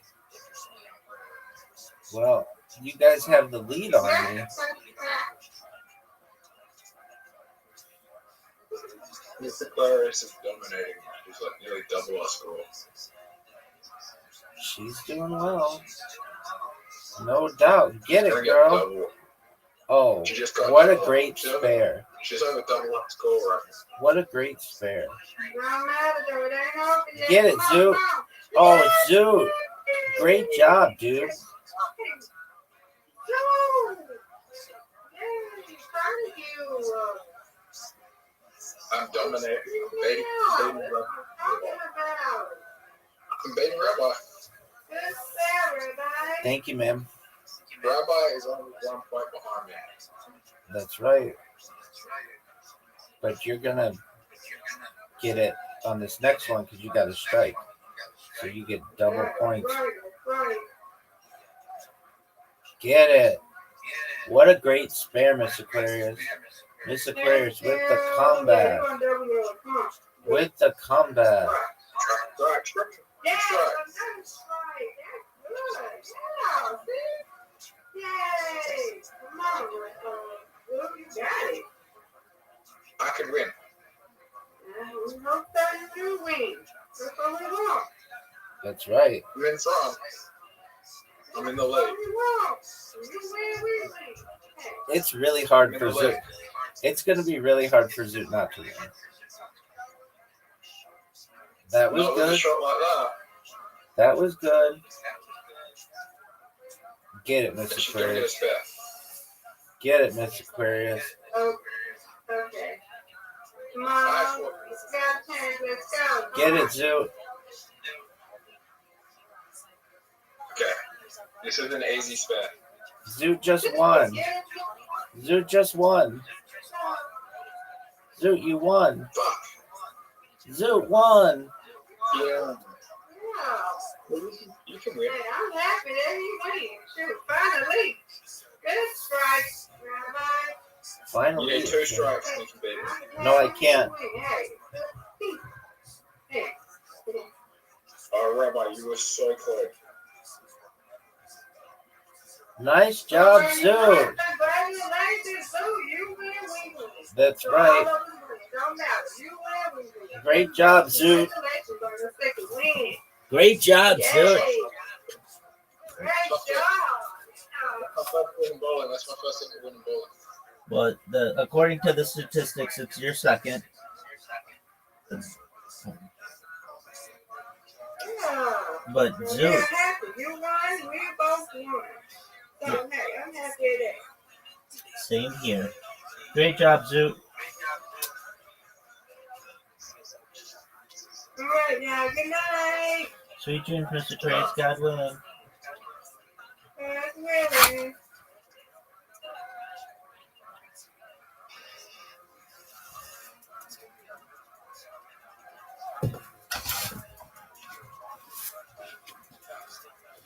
Dancing for life. Zoot, are you happy? Yeah. You played amazingly.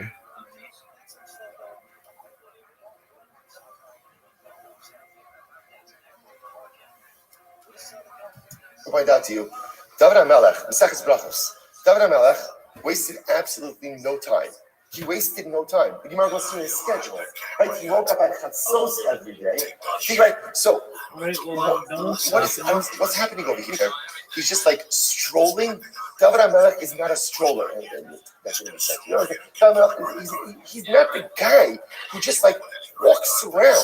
That's not David HaMelech. There's so many things about, and now shooting an arrow at a bird. Who does that? What's going on over here? So again, we'll see everything for CS. So he sees Bathsheba, obviously tremendously aroused by Bathsheba. Vayishlach David vayidrash leisha vayomer halo zos Bathsheba bas Eliam Eishes Uriah Hitti. This is Bathsheba, the daughter of Eliam, the wife of Uriah Hitti. Vayishlach David malachim veikachel. God sent for her, had her brought to the palace. Tavo elav vayishkaf ima behimis kadeshes mitzvah. He has rings with her, right? He sleeps with her. Ultimately, again, behimis now. What's interesting is the Gemara says she wasn't the Nida. She wasn't the Nida. Which, by the way, as I was to understand that, it's very interesting about that was the baby, right? That was the Hafifa. She was actually preparing herself for the mikvah, right? That evening, that so that's what the news says. Behimis kadeshes mitzvah. I know this, and this is what's meant when it says Bachanta Libi. So again, so David HaMelech says, literally, first part, you checked my heart, right? You checked my heart, and ultimately, again, you are unable to find purity. Zamosi Bal Ya'avar Pi. David HaMelech says, literally, what does it mean, Zamosi Bal Ya'avar Pi? First line, Omar, Echo Zamoa Nafal Bapume, the man, the sunny leave, below Omar Ki Hamusa. If only someone had muzzled me when I had this conversation with HaKadosh Baruch Hu, I would have never asked for this test. Listen, we've all had those moments where we wish someone was there to muzzle us. So it was something I would not have said or not have done.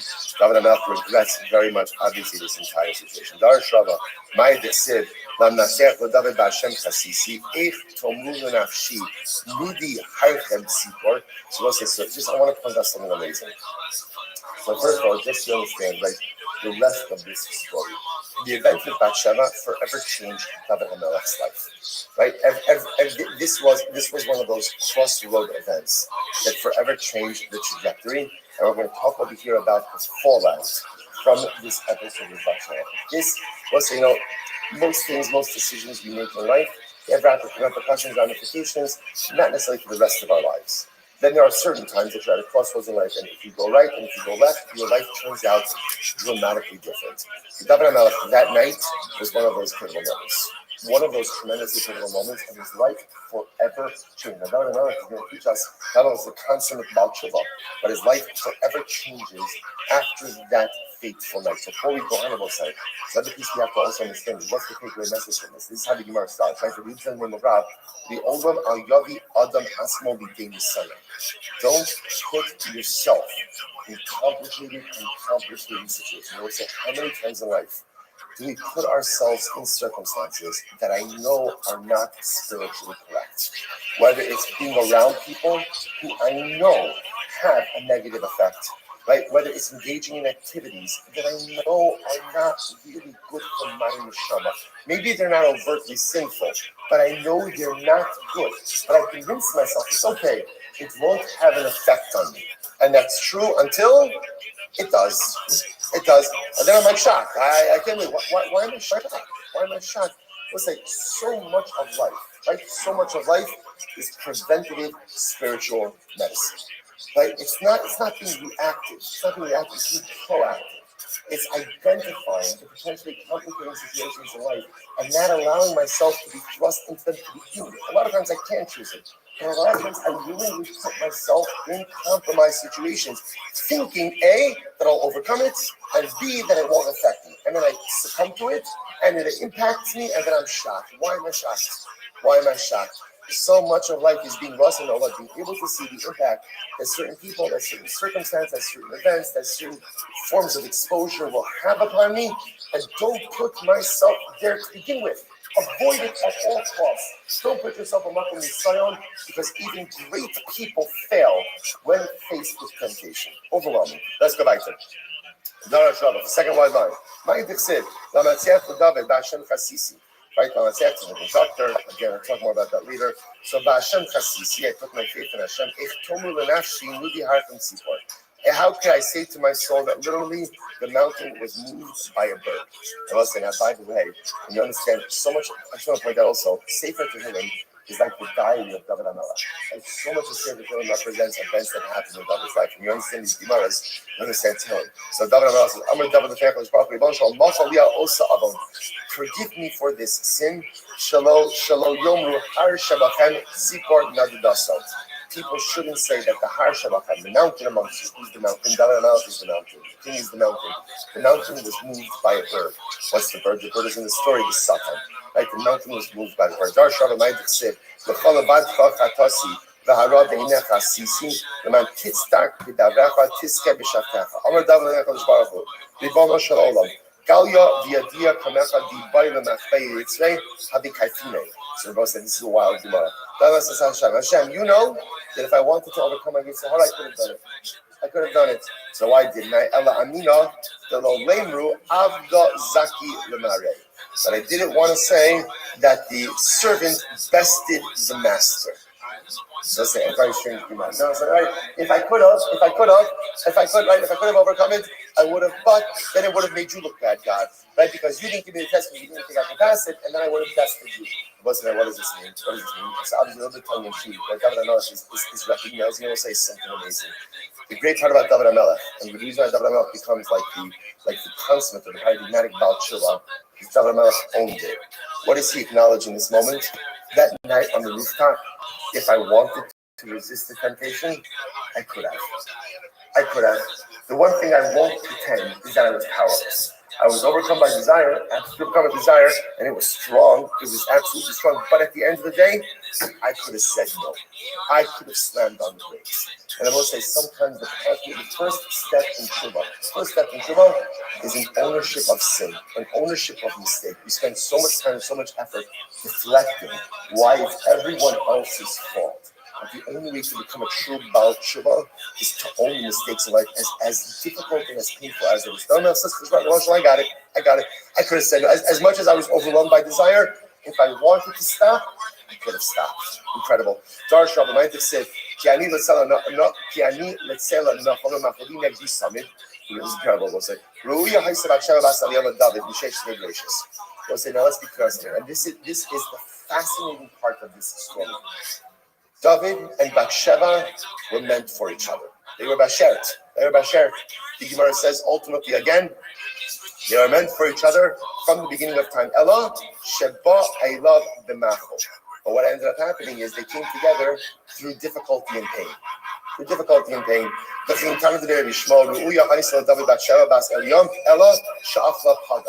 ultimately, again, Bathsheba and David were meant for each other. They were meant for each other from the beginning of time. But rather, what happened? The relationship began before it was ripe. It was like eating unripened fruit. And let's say, by the way, I just want to point out, how do you know that David and Bathsheba were meant for each other? How do you know that this union was ultimately blessed by God? How do you know it? Shlomo. Right? Their son was Shlomo. Their first child dies. That was part of the cursing of David for David and Bathsheba for David. Right? Ultimately, again, their son was Shlomo. Shlomo built the Beis Hamikdash. God himself names Shlomo Yedidya, the one who is beloved by God.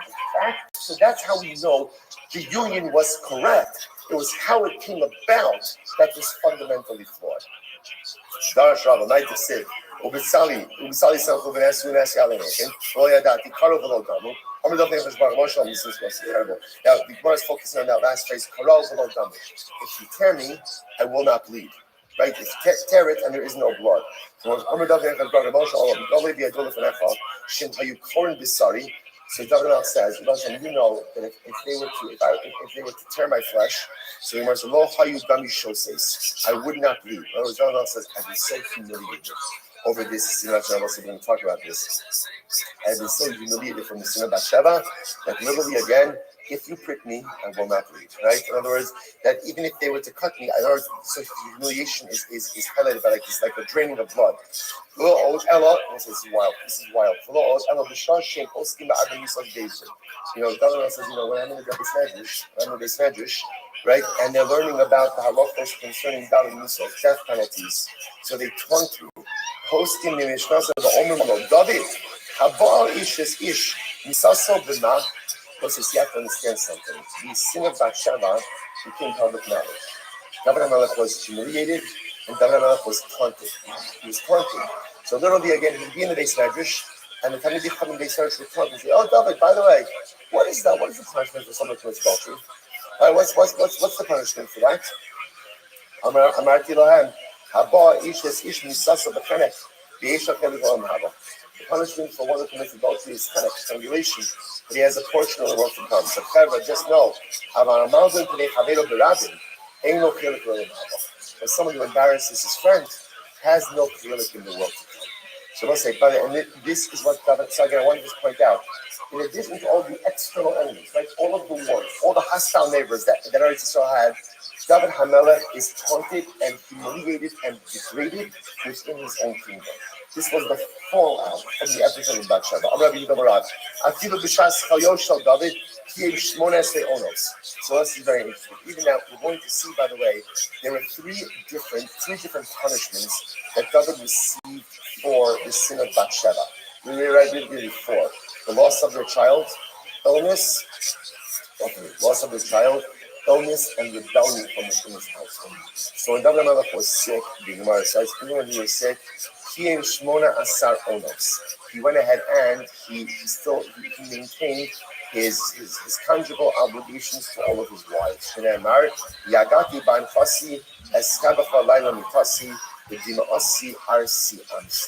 So this is quite fascinating. What is this? Well, first of all, by the way, what's fascinating is how the Gemara goes ahead and darshan this passage, right? Yagati ban Chasi. Literally again, I cry out in my pain. Escha b'cholayla mitasi.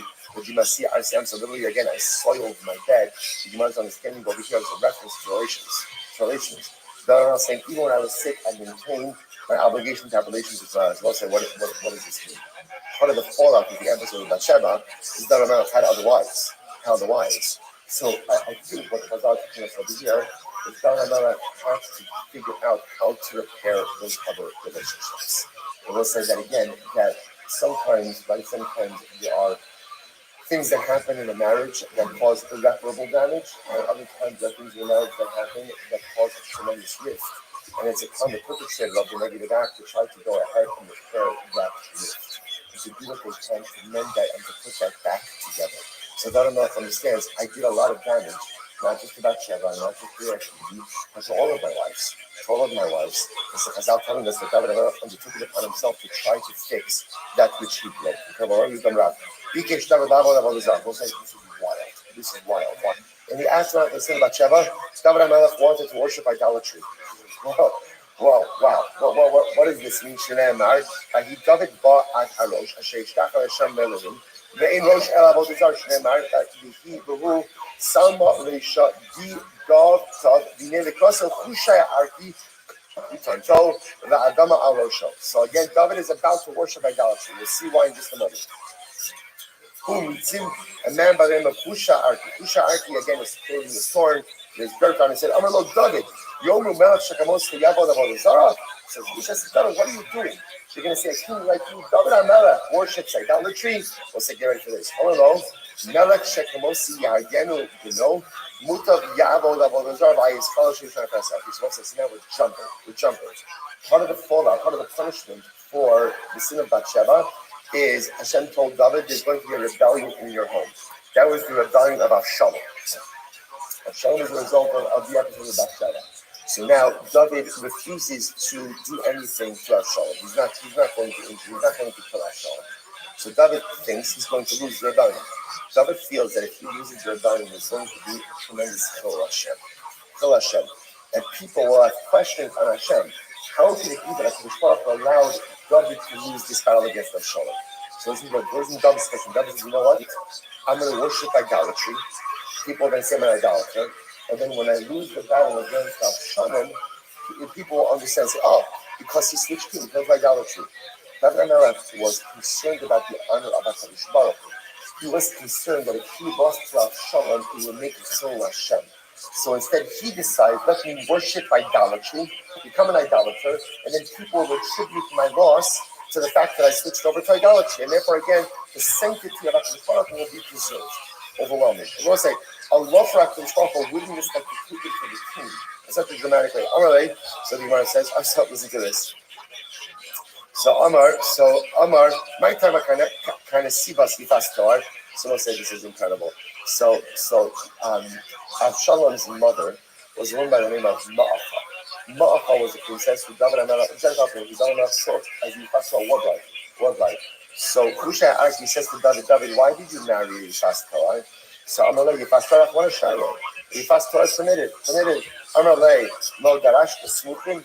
Did you not dash the juxtaposition? So you might have to pass all this talk about what does talk about this say? Say Samachlei Kia Leish Ben Solar Umora. Kalano say Pastor Yesh Ben Solar Umora. No, you're allowed to. But what comes right after the Pastor section? Ben Solar Umora. I want to tell you. This seems to be like one of these conversations that's like rubbing salt in the wound. Like, I don't know exactly what the purpose of this was. Right? This was already happened a couple of decades earlier. There was like Husha Arki saying that, by the way, why did you marry Macha to begin with? It's almost as if there's any bearing on his story. Okay, anyway, Husha Arki saves David from worshipping idolatry, but this was just understand, it might be the one time in history that someone was ready to worship idolatry out of immense love for HaKadosh Baruch Hu. David thought that if he lost to Avshalom as David Melech Yisrael, that would have been a Chol Hashem. David was willing to give everything away for the sake of preserving the honor and dignity of the Ribbon Shalom. Overwhelming. Let's go right now. Now shall we go start. Lamad David Gomez, let's say this is incredible. What could David be compared to? So the Gemara says, the Sokar Kusi. He can be compared to a Kusi merchant. And let's say, Rashi points out everywhere that the way Kusi merchants work like this, they never sold in bulk. They only sold in small measures. Why? Because their cheshbon was like this. if you sell in small measures, you have to buy more often, and they could increase the price a little bit each time. So they make more money by selling in small measures. That was David Amelach. So how so? Amar David Amelach Rabban Shalom Shkios the other level say we're going to see the way it works like this. God asks for forgiveness, but he asks for forgiveness like an interval, like a little bit at a time. So the first thing he says, first Baruch Hu, Shkios min Yavim.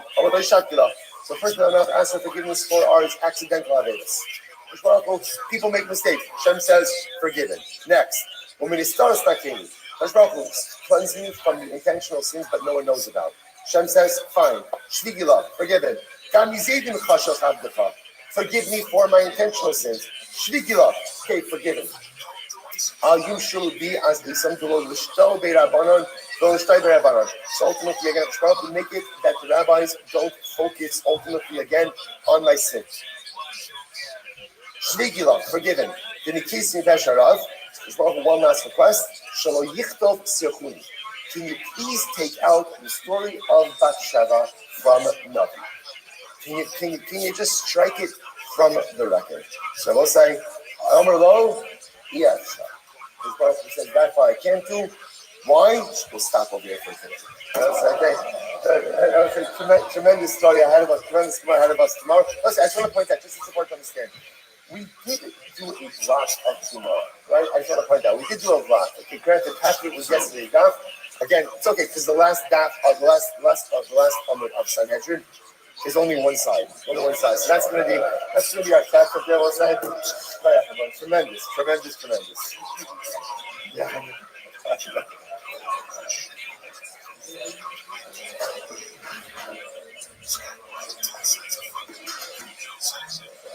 All right, have a great day, everyone.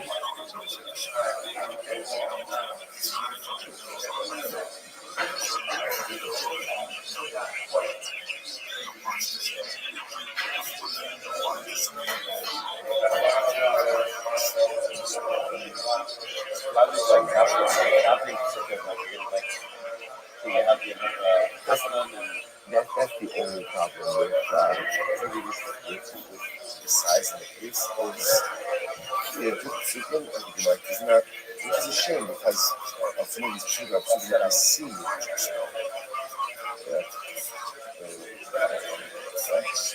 What's the question?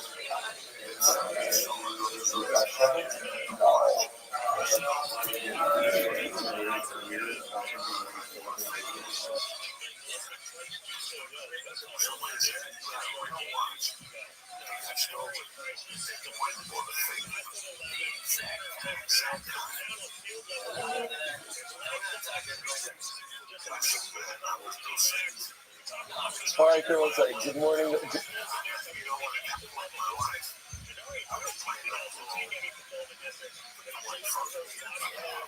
Good morning. Let us begin by thanking all of our sponsors for this morning's edition of our annual Conversation Concert Production KA. Joseph's Rock, we're dedicating all the summer concerts this year, which made tremendous amounts of fun. So I'm not telling you, don't get me wrong, and the inclusion of the marriage of his dear son, Kudi at Tashira. The beautiful couple of minutes I shall experience tremendous nachas and hatzlacha, and provide that for all the Klal Yisrael as well. Our Talmud Torah for the month of Nisan, Paul Catholic in celebration of the Nisan birthdays of his wife Kathy and granddaughter Tikva Esther. Anonymous Talmud Torah for the schools of Simchas for all of our children, and for Nisan to be the month of Geula Shema for Klal Yisrael. And Avram Yisrael become the memory of Avram's mother, Sarah Braina Bat Yoshua Heshel Zechon Yebracha. A week of learning sponsors, Paul the Catholic, Rachel Yantaka for Father Shmuel Ben Zecharia, and Cyril Bas Rabdov, and Steve Galaska, in honor of all of the bracha that are sent to me, Jordana, and our families. Beautiful Shkoya. As we do okay, that, let us begin a tremendous prayer for Rabbi Daniel and the Chazal Shabura. I think a record crowd this morning, both Hashem, absolutely. I'm sorry? That's like very welcome. Good. All right, and they definitely got arrested. But really, it was a stress the cover again. I know it only ends up being a couple of minutes, but the truth is, remember, you get a couple of minutes of Chazara and to walk away with reinforcing some of these songs to the dot. Obviously, you need probably 4 hours from that street, but like straight conference in 10 minutes is incredible and it's tremendous fast for all those who push themselves even just a little bit more. Hey, Grandma, let's just say that is cool. What is it? You have to know the nutrition. Oh, I'm cooking the days. We have a lot to do today. We are picking up in Eretz Hashem 2, 4, 6, 8, 10, about 11 lines up and before it gets wide. Remember, again, speaking about, we ended off yesterday's daf with this fascinating sugya about how exactly was Bilam able to curse Klal Yisrael. And the Gemara explained that essentially, Bilam understood the exact moment that the Rebbeinu Shel Olam gets angry. And he understood that if he was able to curse Klal Yisrael during that moment, that it would have catastrophic consequences for Klal Yisrael. A miracle occurred, and that entire time that Bilam was trying to curse Klal Yisrael, that entire time, Hashkash will never got angry. So picking up in that, the Gemara says, that's like, the height of the Kama, Bilam Rabalak, Ma'akov Lokavakel. So this is what Bilam said to Balak, Balak, what do you want from me? I can't curse Klal Yisrael if the first prophet doesn't want to curse them. Right? There's nothing for me to do if I can't curse the people. Elza in the Choyom, the Karmazana, the person gets angry every day. And how long does the anger of the Rebbeinu Shel Olam last for? So the Gemara says, Raga. It's just a few moments. Just a few, really, I say, just a moment. Just a moment. A singular moment that a person gets angry at. And again, if you catch God in that moment, then it terrible catastrophic consequences for Klal Yisrael. Shneimai, Shiraga B'Yapol, Chayim B'Tzon. Anybody say, another possibility. So let's say, so again, let's just Shiraga B'Yapol. It's only a moment. It's only a moment of Hashem's Baruch wrath. Another possibility is anybody say, Lech Amin, Boba Chadayacha. You know, he says, my nation, go into your hiding place. Go into your hiding place. Close the door behind you. Hide yourself literally again for just a moment. Until the divine wrath passes by. So again, same idea. Just wait a moment until the divine wrath passes. So you know it says, good. Yeah, I get what it's done. Emas Rasas, when does this moment of anger occur? When does one get angry? So the Gemara says, the first Shai Kamaisa, in the first 3 hours of the morning, the early morning, the Chidra Kabalta the Panagolta. Ultimately, again, when the feathers of the rooster are totally white. So the Gemara says, call Shai to the Shai Kizami Kivarta. The feathers of the rooster are always white. This is why we call Shai to the Shai is basically Sunki. And the Shai to the Sunki.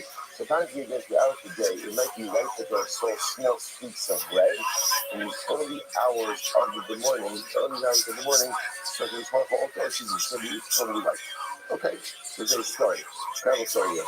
How will you know the Shiriki that he was saying? He wasn't me. Most of the department was a heretic. He was a heretic who lived in the neighborhood of the Yeshua lady. I'll say again, now when it says in English, this obviously an incredibly antagonistic person. The other Saturday is not coming Saturday. And you just give every children maybe just a very difficult time. Very difficult time. So what happened? This is incredible. So the children maybe had an idea. Yonachat, Nakit Tanagolta, but also the Kari, but also Ramat Kimota Risaita, relax for sure with the good idea, like I'm done with this guy. I'm done with this guy. So what do? You're done with the guy. You get a rooster, you try to get right? You wait until the moment that you see that the feather totally turns white, and you curse him. And that way again, you are tapping into that moment of divine wrath. And you be done with this guy. Now listen, I just want to point out, obviously, the fact that when you suddenly going to this length, there's two things happening over there. Number one, the guy is a me, right? So in other words, there's a theological issue, right? That's number one. Number two, obviously, he was subjecting of Yeshua ben Levi to a tremendous amount of difficulty, right? And pain. Because Yeshua ben Levi is willing to go to these lengths to be able to do this. So I'm trying to point out again, we're only being part of the story, but when I say it's clear that there's much more that's happening over here. Okay, so Yeshua ben Levi is ready to curse the guy. Listen to this. When that moment came, so literally again, it's early morning, and therefore again, Yeshua ben Levi is ready to curse the guy. When that moment is about to come, what happens? The rock gate. So Yeshua ben Levi falls asleep. He falls asleep. Gemara says, Mati Shaitan, he fell asleep. Aritz Nanina like Arapara. So the only reason it's clear, that Barakara means this is not the normal way. And the only reason the fact that I fell asleep, like sometimes he wakes up, he's up the whole time, just waiting for that one moment. And literally when that one moment came, he fell asleep. The fact that he fell asleep in that moment, that he only says, indicates that what? Because Baruch doesn't want me to do this. Not what God wants, not the approach that Baruch wants. Not Baruch the Tzid, God's Anosh, but Tzaddik Roko. Right?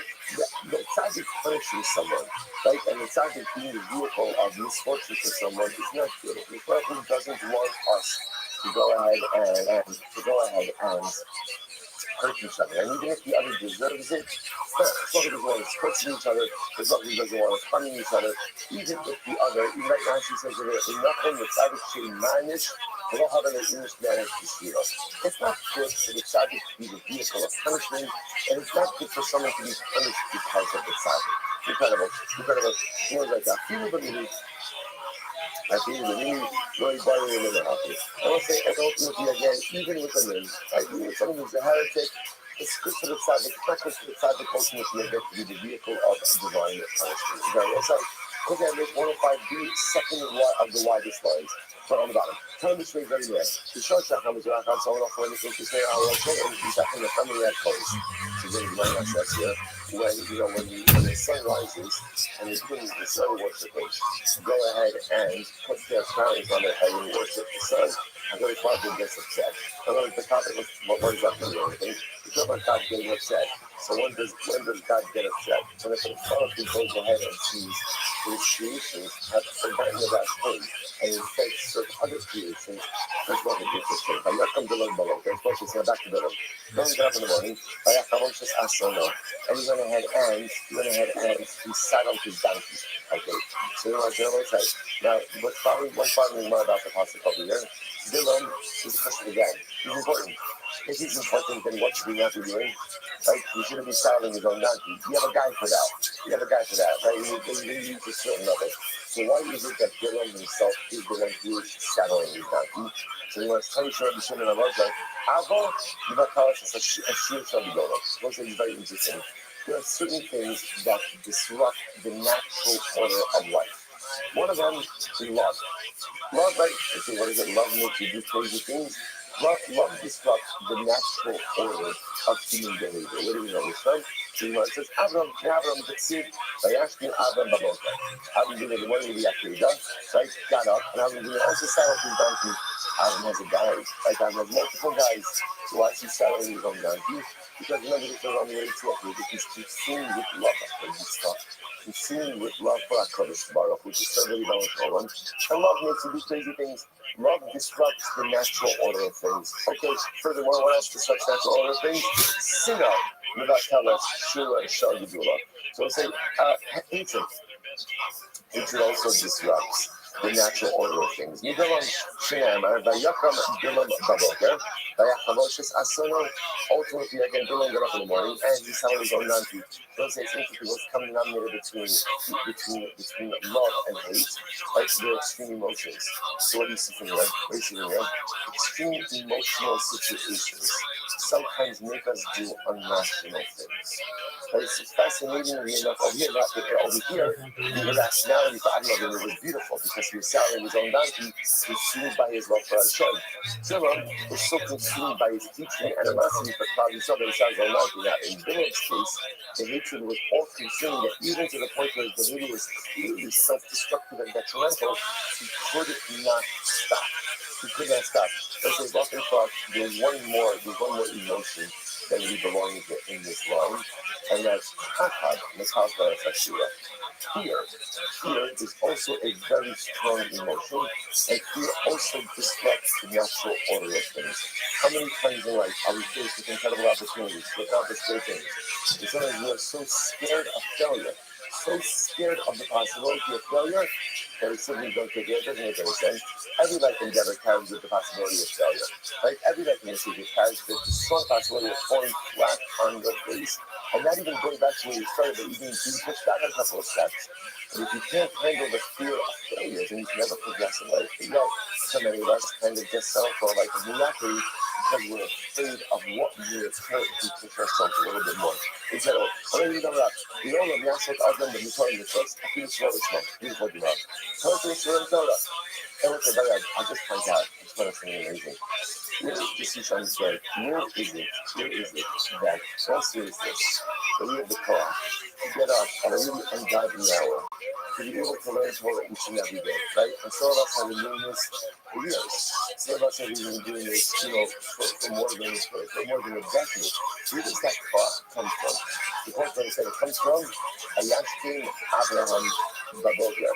Ayashkin Abraham Baboker is not rolling out of bed at a normal hour. Ayashkin Abraham Baboker is early, ridiculously early. The biggest why is still like a quality. Because when you love something, no matter how exhausted you are, like if you think about it, if your child needs to get picked up at the airport, right, so you're not saying to yourself, you know what, the flight comes in at 6 a.m., so I have to leave my house at 4 a.m. You're like, you know what, Mr. Stapler, I love you. Get a cup of coffee, I'm going to be there around 9. Right, just hang out a little bit, right, doggy? Kids, right? You can do that, right? Just getting a lot of life expression.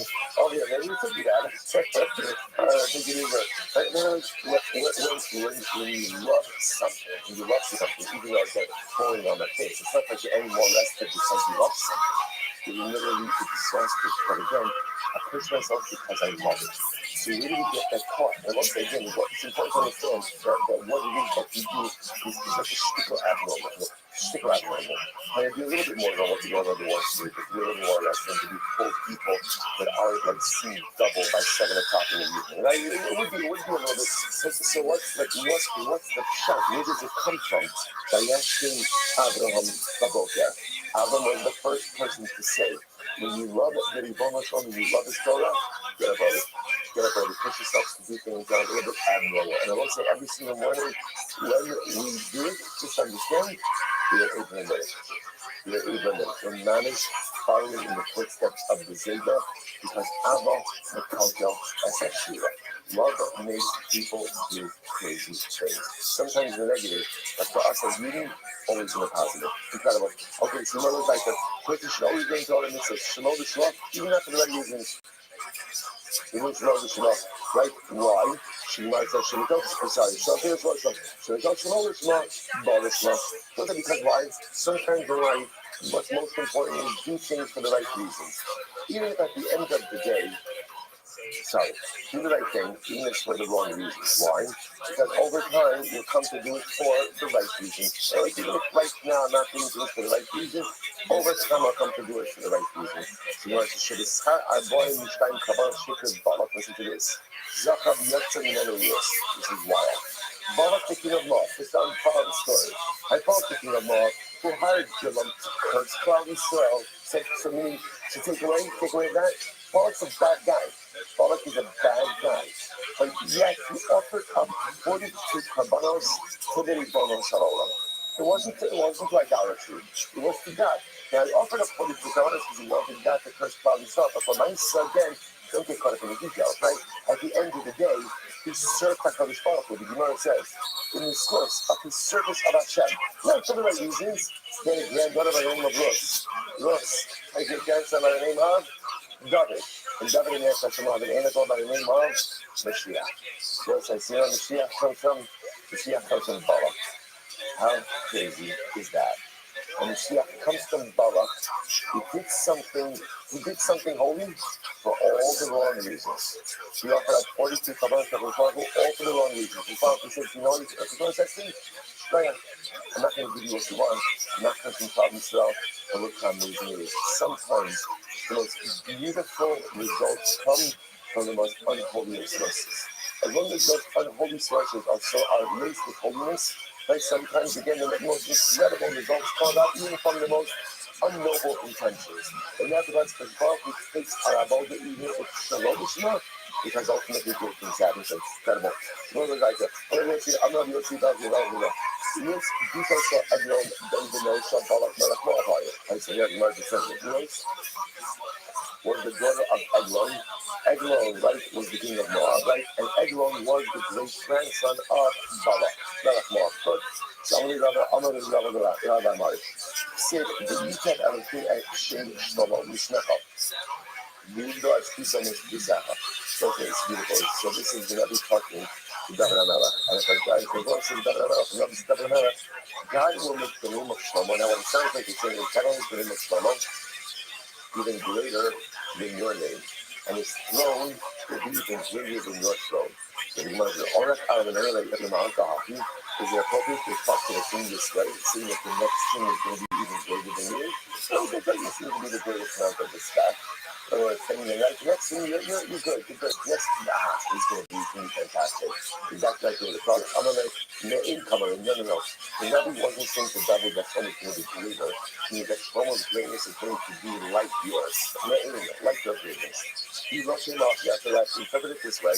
Tiborah Nashim Yael, H.S. Father Hakimi, Nashim Ba'ohel Tevura. So it's a Yael, right? Yael, who chose Sisra, help to cement the victory of Devorah and Barak. So when Devorah praises her, he says, Devorah Nashim Yael, you will be blessed. Taramanshim Yael, as the wife of Father Hakimi, Nashim Ba'ohel Tevura. From the women, now here's the interesting part. Nashim, what does that mean? Nashim Ba'ohel Tevura. So it would be tempting to translate it as you will be even greater than the women of the tent. Right? Now, who are the women of the tent? Nine Sarah, Rivka, Rachel, and Leah.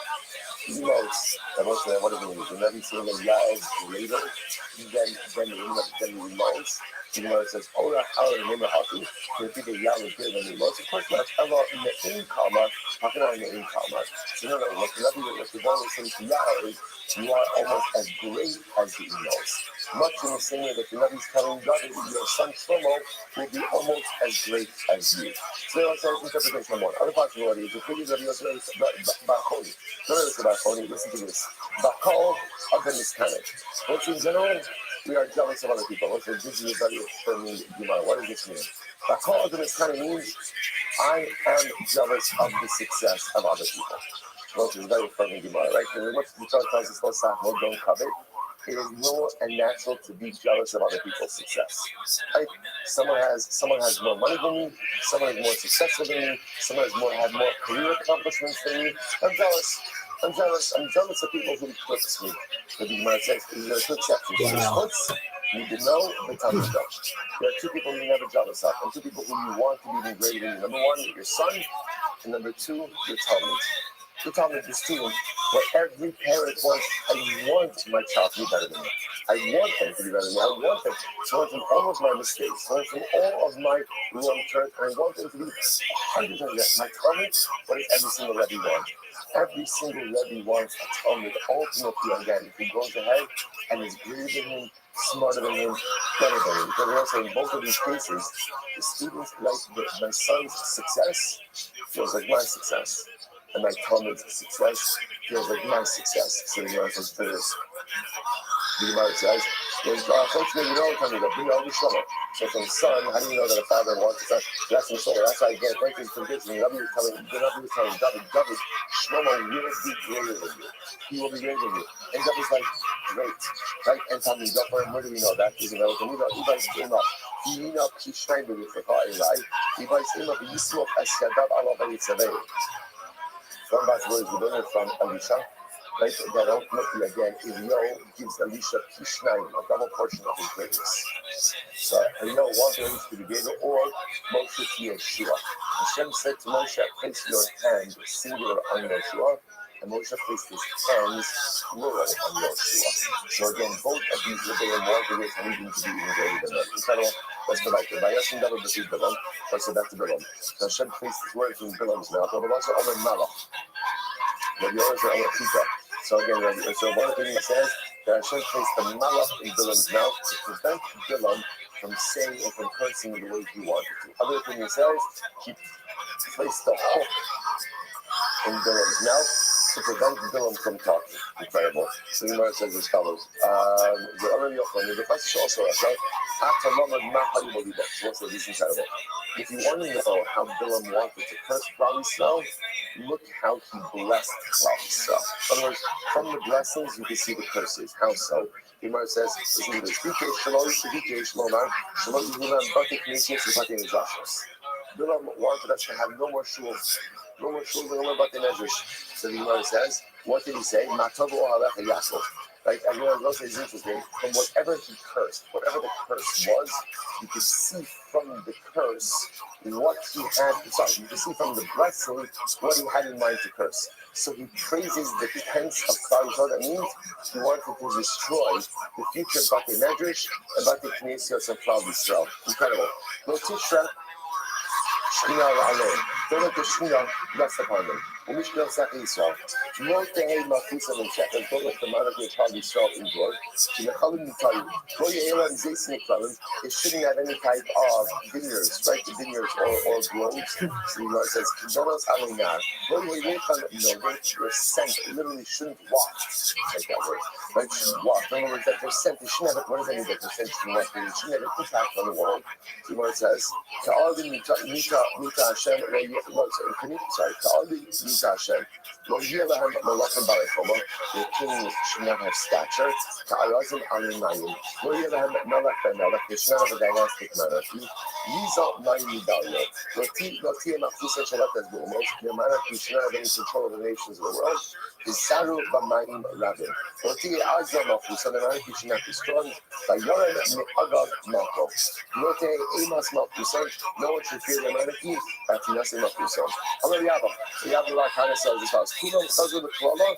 Chutzi Batei Knesios Batei Medrash. I'm not saying that's incredible. As much as Bilam's curses did not come true, they didn't come true at the time that he said them. But they have come true throughout his history. They have. Like, in other words, at different periods of time, across different periods of time, Bilam's curses did come true, except for one. Except for one.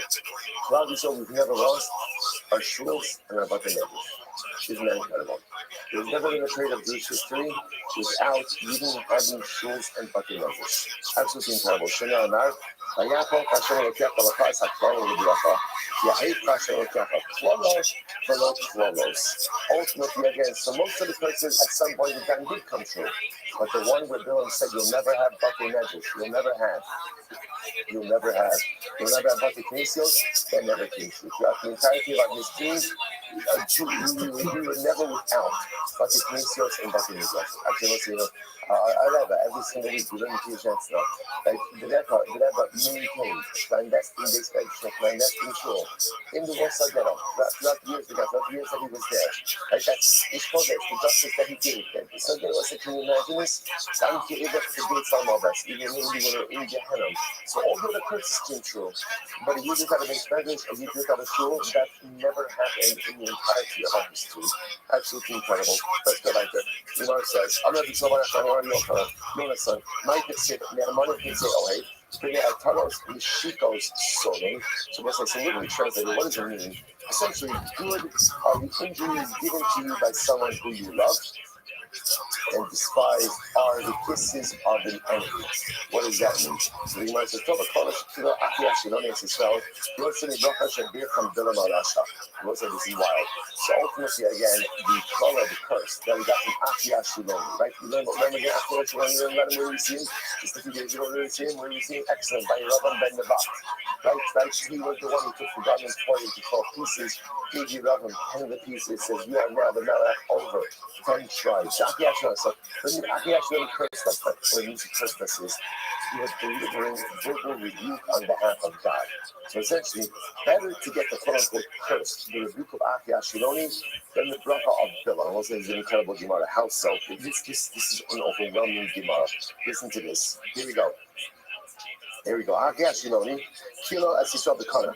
But Achia Shiloni cursed us. And again, let's say curse is a strong word. He's delivering rebuke. Okay, but we're going to call it a Klala. When he cursed us, he could refer to Klal Yisrael as a reed. As a reed, a kind listen to the Shirei Anai. So Baruch will literally strike Klal Yisrael just like a reed is stricken in the water. So say now, what does this mean? So why does he compare us to a reed? Get ready for this, fellows. This is incredible. So first of all, a reed always stands by water, right? The gizo machlef, and a reed regenerates. So it's always found by water. Regenerates. Shreshav Merubin, it has a lot of roots. And Afilu Kol Lufos Shaba'olam Ba'os Venoshimo. And listen, now what happens with the reed? A reed is soft. Because it's soft, all of the winds in the world could blow against it. And what happens to the reed? So what happens to the reed is the reed be totally blown over, even laying on its side, but it's never uprooted. It's never uprooted. The notion was Emazizan also Mikama, Elahu Holy, Ubai Man. So ultimately, again, the reed just sways with the wind. Kevan Shedomu Haluchos, Amad Karabin Komo. But as soon as the wind is finished, what happens to the reed? It stands right back up in place. Yet interestingly enough, about Bilam Bilam blessed us, and he called us a cedar tree. Now, what's the top of the cedar tree? Not as only the local mayim. So first of all, the cedar doesn't grow by water, right? And furthermore, the cedar has a very shallow root system. Then once you cut down a cedar tree, it does not go ahead and regenerate. And cedar is a very strong tree, and therefore all of the winds in the world could blow against it, and they won't move it. But once the southern wind goes ahead and blows against the cedar tree, so apparently again, while all the winds can't do anything for the cedar tree, the southern wind does have the ability to uproot it and put it on its face. Not only that, he was below going back to the reed for just a moment, the kana, furthermore, I will say the reed is privileged to be fashioned into a quill, ultimately to be used to write a Sefer Torah. So let's say, so therefore again, better to get the curse of Achia Shironi, right, than to get the bracha of Gilon. I must say, it's important just to take a moment. In that bracha of Achia Shironi is something incredibly profound. Everything we need to be successful is contained in this Gemara. Number one, to be like to read. Number one, cleanse yourself by water. Water, what does water represent? Water is Torah, water is also Chesed. What is Torah, what is Chesed? Let's say the person who wants to sustain themselves in life, there are two things you need to do. You need to be constantly embedded in life of not just learning Torah, but living Torah. Furthermore, you cannot be a person who only exists for yourself. And must become a person who is about Chesed, and must become a person ultimately, again, who is rooted in a light of giving and doing for the other. Furthermore, we'll say life is filled with winds. Life is filled with circumstances that we don't like and we don't want. There are two different ways that you could deal when the winds of unwanted circumstances blow against you. So number one, you could just fall down. You could just say, woe is me, I didn't want this, I didn't plan this, I don't like this is a low fair, whatever you want to say, right? Then you could just give up. You're not happy with the way life is going, give up, lay down, play dead. You could do that, or you go with it. You can roll with it. Just lean into it. And the wind's going to blow me here, and the wind's going to blow me there. And life circumstances have a way of moving me all different kinds of places. But one thing I know with absolute certainty, which is when the winds die down, I'll spring back. I'll be okay. Right? Whenever again, this is a tumultuous period of life, and in tumultuous periods of life, we are pushed down this way, pushed down that way. Tumultuous circumstances in life absolutely take their toll on us. But one thing I know, that when it dies down, and it will, I'll slowly but surely spring back. Why? Because I've never been uprooted. Because once again, going back to the beginning, as long as I keep myself rooted by water, the water of Torah, the water of Chesed, my root system is strong. And if my root system is strong, nothing and no one, no set of circumstances, no set of winds, no matter how debilitating they may be, have the ability to uproot me from where I am situated. Incredible. Furthermore, what's the last quality of the Kumus? So you know what the crown accomplishment of the Kumus really is? That it becomes a quill that likes to Sefer Torah. At the end of the day, and I will say so profound on so many different levels. Sefer Torah represents again the book of our accomplishments. At the end of the day, what's your book of accomplishments? What is the personal look at Sefer Torah that you are writing? The half of the Sefer Torah. So what's the beauty of writing a Sefer Torah? It doesn't just benefit you, it benefits others. Kind of going full circle. We started with the water, we end with the Sefer Torah. The real hallmark of your accomplishments is ultimately what you're able to do for the other. Oh, it's very nice to be the root, to be the reed, and all these beautiful things. At the end of the day, what is it that you're contributing to Klal Yisrael? What is it that you're doing? What is your grand accomplishment ultimately is the personalistic Sefer Torah you write for yourself, but that Sefer Torah ultimately has to be able to be used by others as well. Incredible. Let's go back there. So the Gemara says as follows: Vayaris Hakini, so still back to Bilam. Go back to Bilam. Vayaris Hakini, Vayisa Mishalo, Amar Bilam Yisrael. Kini, Lo Hai Simon Ba'ose. It's not so I hear the same thing. So apparently Bilam, the Gemara says, meets Yisrael. Now Yisrael and Bilam knew each other. Right? They weren't seen as one. They knew each other from the Egypt days. That time they knew each other. So Bilam says to Yisrael, what are you doing there? Like Yisrael is the Klal Yisrael. He says to Yisrael, what are you doing over here? What's going on over here? After all, weren't you involved in that same discussion in Egypt? You should look at this for a minute. So you want to meet Neo Shifra into a sunny Olam. Who position you plan to do over here with Moshe Rabbeinu? Klal Yisrael. Rather than I'm not listening to my Israel. So suppose they both say was there three people who were involved in that council. Now, what council? When Rashi pointed out when Paro said, Paro said, throw the Jewish babies into the Nile. There were three people involved in that decision, or three people involved in that discussion. Who were they? Bilam, Iyov, and Yisrael. Okay? Bilam, Bilam said to Paro, yes, I agree. I vote yes. Bilam ultimately was killed. Now again, he wasn't killed until much later, right? Remember again, not much later. He's killed in the desert, right? So those guys got Iyov, Sheshasat, Nidam Yisur. Wow. Iyov was silent. He didn't object, but he also didn't acquiesce. He was punished with suffering. Isn't that wild? So, the whole story of Iyov, is the story of unimaginable suffering that can't be traced to a source. Right? The whole crop of Iyov was like Tzadik Paralo, that the righteous suffer certain unimaginable ways that we can't even understand. It's fascinating to see over here that at least according to this human Chazal, it wasn't for nothing. Iyov suffered as a punishment. Well, why was there a punishment? Iyov had an opportunity to go ahead and stop this situation. He had an opportunity to stop it, right? And he didn't. And when you have the opportunity to step in and prevent something bad from happening, and you fail to do so, you are complicit. So Iyov was complicit with Paro, and therefore ultimately he's punished with suffering. What happened? Yisro ran away. This is wild. Because he ran away, Yisro was that grandchildren were members of the Sanhedrin. So isn't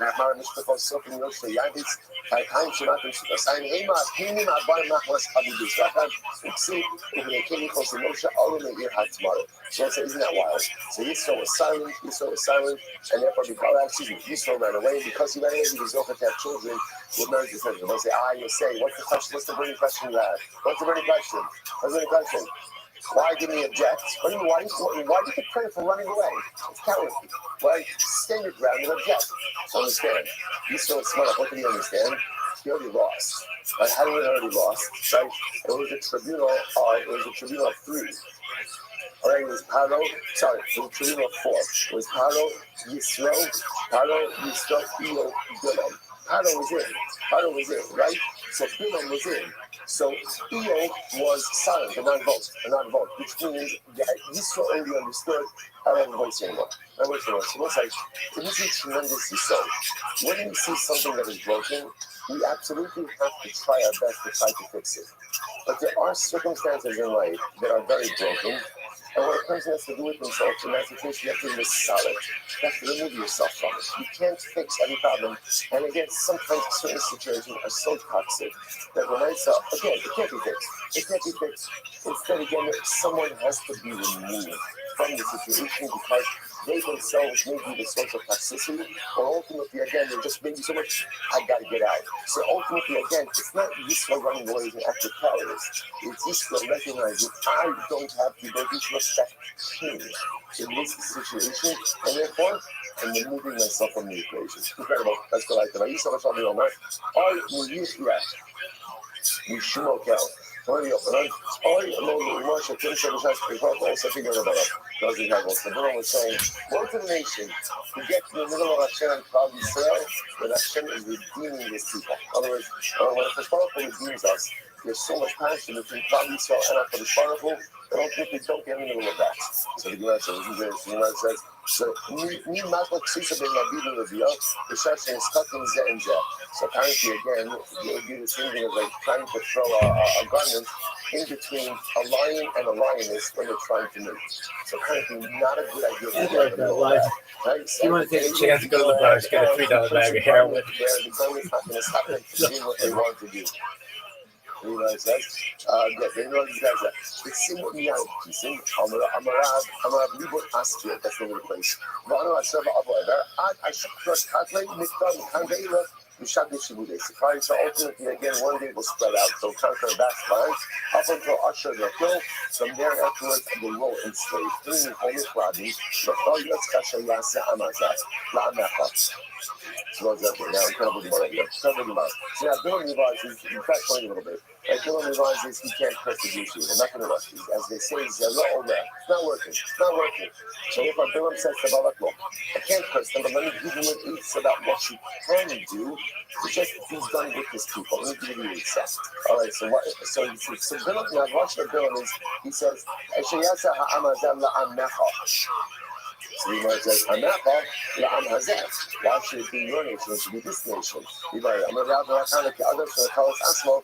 They tell us about him. So the person who curses himself, but ultimately again hinges the curse on others. So what's now again? The curse is not working. Bill says, Baba, here's my last piece of it. He said this is like the polling piece. So what is it? Polling piece of emergency. Like this is the fire alarm. This is what you do to Klal Yisrael if you want to destroy them. I'm going to Elohim shall edu sonah zima. You know what that means more than anything? That means morality. That means morality. Like, the lesson that we've seen by the over here. Morality is not the thing that results in its most. What does Hashem mean most results? What's really most? Dishonesty. Disingenuity. Right? That's what Baruch Hu needs more of. Baruch Hu needs people who just are dishonest. Baruch Hu can give any and every idea. We really can. We can't do it when we're not honest with ourselves and we're not honest with each other. That's what we can't do. But in any event, but nevertheless, right? Immorality is a very close thing. But he has like immorality. They have immorality. So the says like this. This application is now the Jews is fascinating. The Jews are fascinating. They really like linen garments. That's a thing like they're a thing for linen garments. And actually points out over here, why did they like linen garments? It actually says what they wore in Egypt. Apparently, again, it's light, readable material, good for all seasons, right? So the Mesa, they really like linen garments. Okay, that their appetite for it. So what should you do? Listen to this. You know, it's involved. Vasiyaka Eitzah. So Bilam says, here's what you should do. And Bilam lays out the whole plan for Balak. Here's what you do. I said in Kilayim, so go to the group with a little bit of like a market. In other words, the Jews are camping down. So Bilam, so just see how like the imagery of it. So you look at this down here. Bilam says to Balak, look, set up like a shop, like a marketplace, right by the Jewish encampment. Okay? And go ahead, the whole buying zonas. Stack the shop with harlots, with zonas. Okay, Zikrini buckets, the other on the different, an older harlot on the outside, and a younger harlot on the inside. Okay, the Machaman Kraypishkan. And again, this marketplace should sell one thing, right? Linen garments. So I'm going to say two things: linen garments and wine. Right? You're going to see the wine comes in a little bit on. Right? So some linen garments, and what happens? This is incredible. I think to life, right now, and what happened? So Bilam listen, sorry, product listen, in the sample marketplace, Aslan Kilayim, Nehal Shaman, Adesa Yishimo. One should have Zolos is according to reports we are going to do. Okay, so here's the time. This is incredible Gemara. In the Shah we saw all in the Shotzin Ismithim, the Yotzin with Kayo Bishop. So as it's now happens, Charlie saw we're minding our own business. We're sitting in our encampment. So we'll say, what happens? What happens? Hopefully, Shotzin Ismithim. And we'll say, do you know what stories you think about our time in the desert? Do you know what happened like in a typical evening in the desert? Hopefully, Shotzin Ismithim.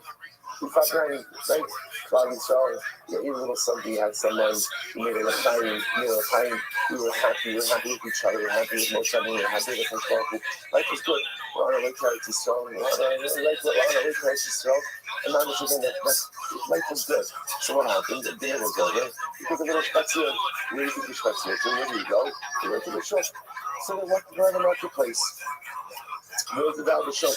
Omer's was the kingdom. So the older harlot, remember again, where the older harlot station, right? They were on the outside. So what happened? So the Gemara says, there's a kingdom Omer's called the Shabbat. So what happened? So the older harlot would say, oh, you're in the market for, you Jews, you're in the market for linen garments? Good, I'm selling it for X, right? For X, right? Retail. Right? Meanwhile, what would happen? The older Omer's the bubbles. Now, meanwhile, the younger harlots will say, essentially, there were two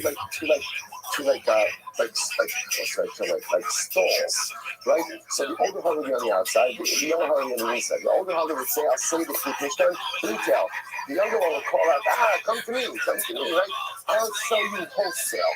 Okay, so we're Jews, we know where we're going, right? So obviously, again, so go wholesale. This happened, now we'll say, well, nothing happened in the beginning, just purchasing of little garments. This happened 2 or 3 times. Hurry up to Ben Bias. Sheb Barley Atzmi. What happens? So now, after a couple of times this happened, so a report that, they will say, they have no idea they're doing a harvest, right? Again, remember, up until now, this is business. So after this happened a couple of times, some younger harlots who actually ran the businesses on the inside, so they would think to the Jewish man, listen, you come here every couple of days, come inside, right? You do this well, come inside, come stick a little bit. It's a Swedish Yain Amoni Munach Ezra. So we have a jug of good Ammonite wine, which apparently again was very strong. And what happens? And what's that? This is before the wine of Gentiles was prohibited. And therefore, there was nothing wrong with drinking the wine of a non-Jew. So you have a glass of wine. The same cost of fish that kosher wine. So she would ask the Jewish customer, would you like a drink of wine? So let's say we said yes, we have a glass of wine, and we'll say what happens after a glass of strong wine? The desires could be unleashed. Right? So it's just, I will say, it's very important to understand the context of this was purely transactional. I mean, like merchandise-wise transactional. That was it, and it was that glass of wine that kind of became the gateway for everything. Samallah Hashmiri. So now, what happened at this point in time? The Midianite women would proposition a Jewish man. I would see you out some your cake off. So what happened? So she would take that. So the woman would say to the Jewish man, "I'm going to have a relationship with you. Just one little detail. See this she would take out the idol from inside her clothing. A little idol, like a possible, like not a big one, just like a pocket one, right? And she would say, just do me a favor, just before we move to the next step over here, if you wouldn't mind just going ahead and worshiping this idol." Both is incredible. Hello, you say, this is incredible. You cannot, the world doesn't understand the Kedusha of the Jews. Right? So you would say, what are you talking about? Right? And by the way, I want to point out, yes, this guy obviously isn't the biggest guy in the world. But articles not writing his biography. Remember, what is he about to do? This guy is ready to go, right? He's ready to have a relationship.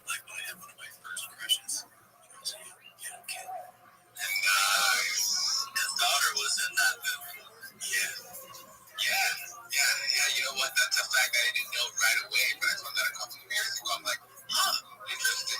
And she was actually pretty beautiful back then. I don't know what happened to her. I mean, she didn't age gracefully, but she was. She's ugly now? Yeah, I saw her the other day. She was going to that show, like, I mean, it happens. Some people get those to be graceful, not like myself. I mean, actually, I think that back. She's except for being. Yo, we have a hand up right here. If anybody wants to come up here and please open your mic, we have Rabbi. Yes. Thank you so much for the opportunity. Do you mind if I share my project with everyone? Go for it, brother. You have an open mic. Excellent. I'm Rabbi Rothschild. If you don't know who I am, You will. I stream my life 24 hours a day, 7 days a week, 365 days a year for world peace. I've been doing so for more than 4 years. My streams go back to the pandemic. We've seen the death of a queen, the birth of AI, the coronation of a king, and everything in between. This is a real life Truman Show, a real life Big Brother. This is a timeline and time capsule of human achievement. In the 1990s, Bill Gates coined the phrase content is king, and I'm making it true today. I'm king of the internet. This is the biggest event in global history, and here's why.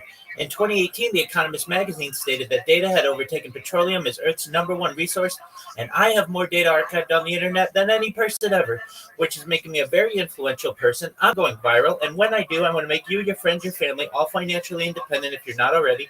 I want to ensure that you have generational wealth if you don't already, and I want you to be able to start charities and philanthropic organizations of your own.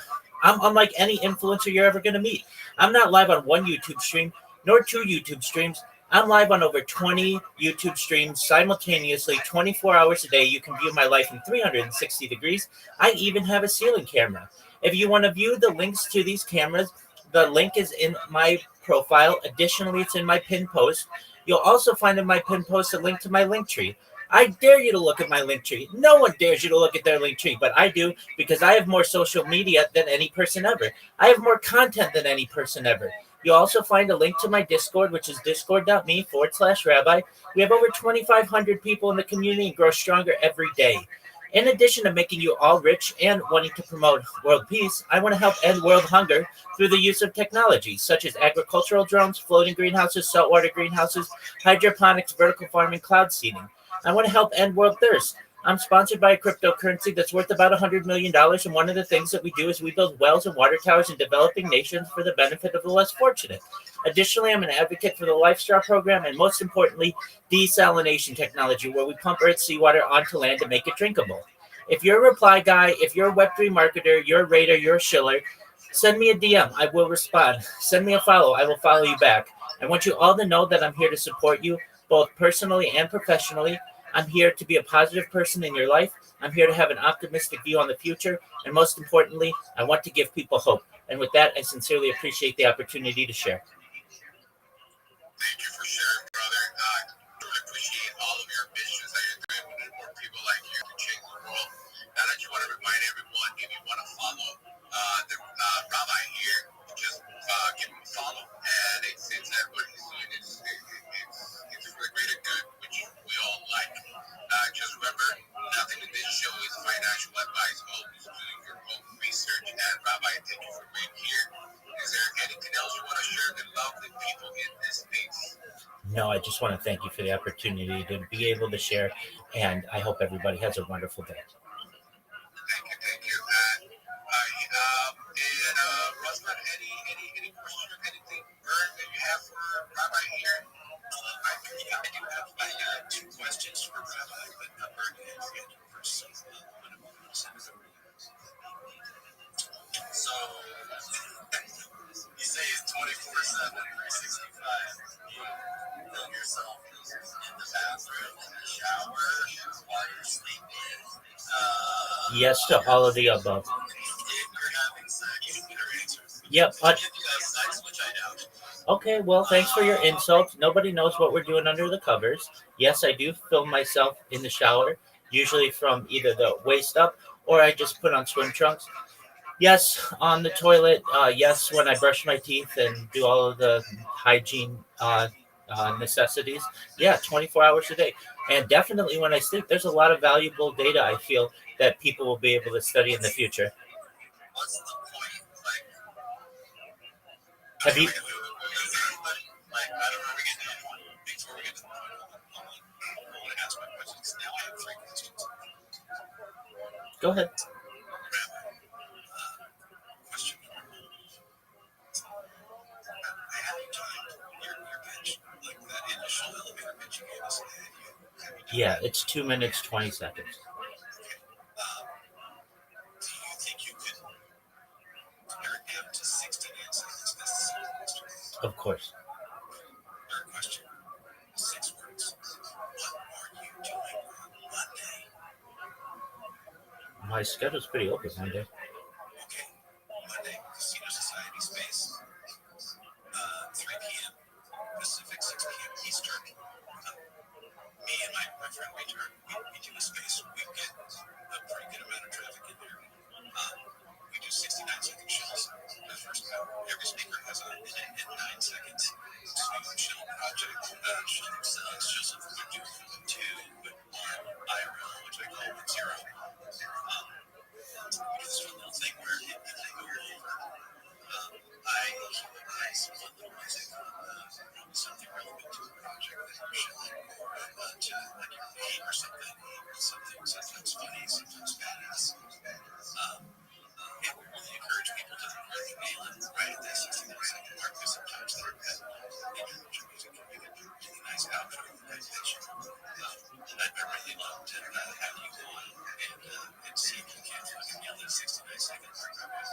I appreciate the opportunity. I'd love to. I'm in the casino direct message chat, so I will keep an eye out for when the invite goes out, and then I'll also keep an update for the other hosts. And I'd love to be there 3 p.m. Pacific time. I'll do my best to make it.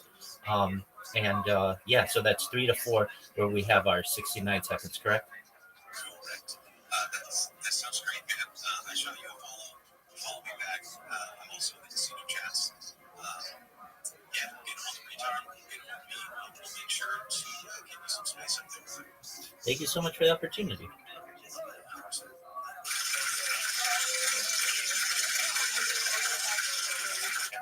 Those three questions. I was very impressed. It was very concise. And as I'm listening to it, I wish I had a timer. I want to see if this guy's fucking gonna come out to the show and nail it right away. I think you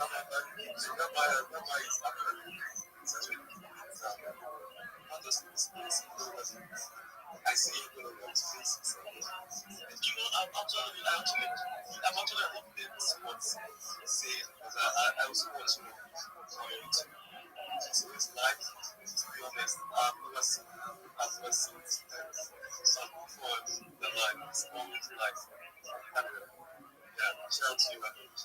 Thank you so much. And to the person who asked, what's the point of what you're doing? There are quite a few different points. Essentially, I'm building a gigantic database of data, not just on my life, but on world history. 24 hours a day, I keep a radio going in the background that allows me to be able to archive all the world's history events. 100 years ago or so, I might have been a diarist, someone who writes in a diary, or a journalist, someone who writes in a journal. But I just use video as my medium, and I feel in the future people will be able to use my streams for quite a few different things.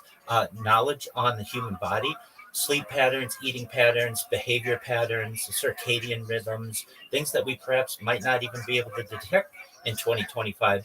Additionally, though, I think that it creates an excellent opportunity for people to be able to study history. As I say, we've seen the death of a queen, the birth of AI, the coronation of a king, and everything in between. I was using uh, I was streaming before we had large language models in our life. I was an early adopter of ChatGPT. I was a user of ChatGPT when it launched November 30th, 2022. And we've been able to see the way that AI has changed our lives. This is valuable data to people in the future. So perhaps it may not be as relevant right now as it may perhaps be in the future. But the longer that I do it, the more data I archive, the more important it becomes to humanity.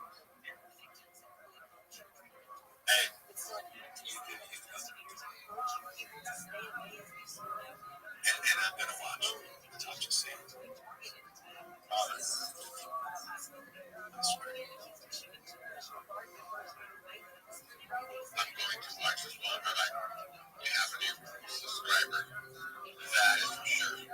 Well, phenomenal. If you do check me out, I recommend looking at the link in my profile, also in my pinned post. If you don't want to click the link, I totally understand that. Type my name, Rabbi Rothschild, into YouTube. But here's the key: filter by live. If you don't, you'll just see one of my streams. I want you to be able to pick the stream that you like the most, and I have over 20 of them. So you can watch my life from any angle that is comfortable for you. So again, if you're going to look me up, make sure to filter by live. That's the key. That is really awesome. Also, I'm skipping through your bio. On your profile here, in your about section.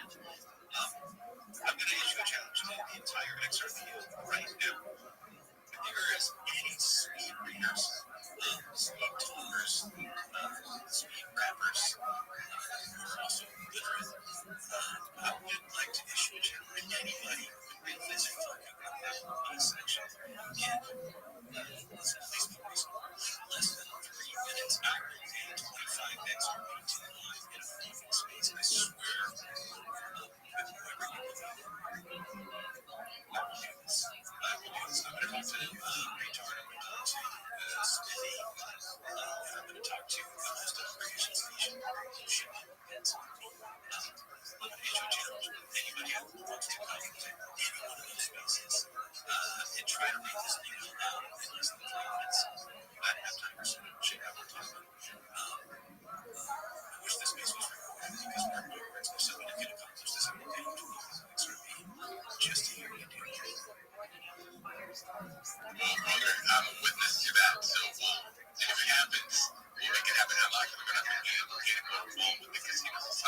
big like it.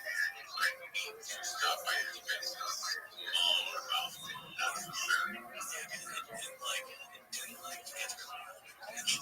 Times I was close to 60 minutes as you can. And being a DJ advocate, you absolutely fucking have to you're interrupt yourself. So love it. I'm gonna work on it. I'm gonna put it in 69 seconds. Love it. I love you. Love it. Yeah. Let's do this. If anybody else wants to figure out, I think we do have one more good speaker. Human-esque. Human-esque. Do you have anything you want to share with us, brother? You got a minute. What's up?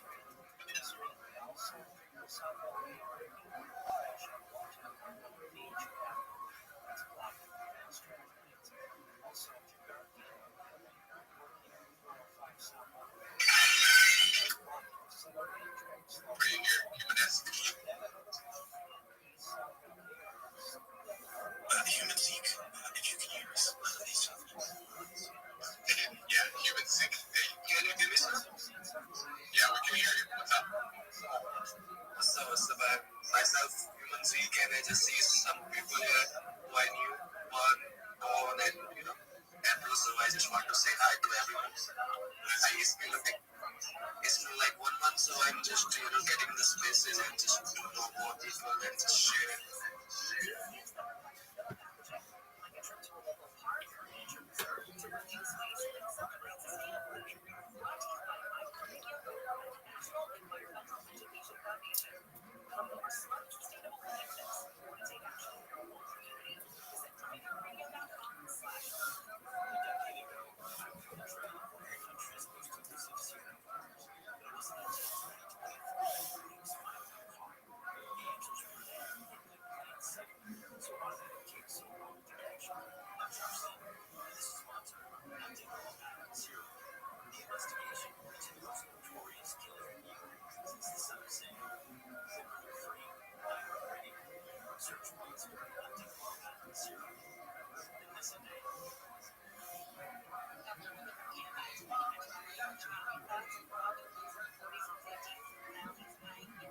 What's the point?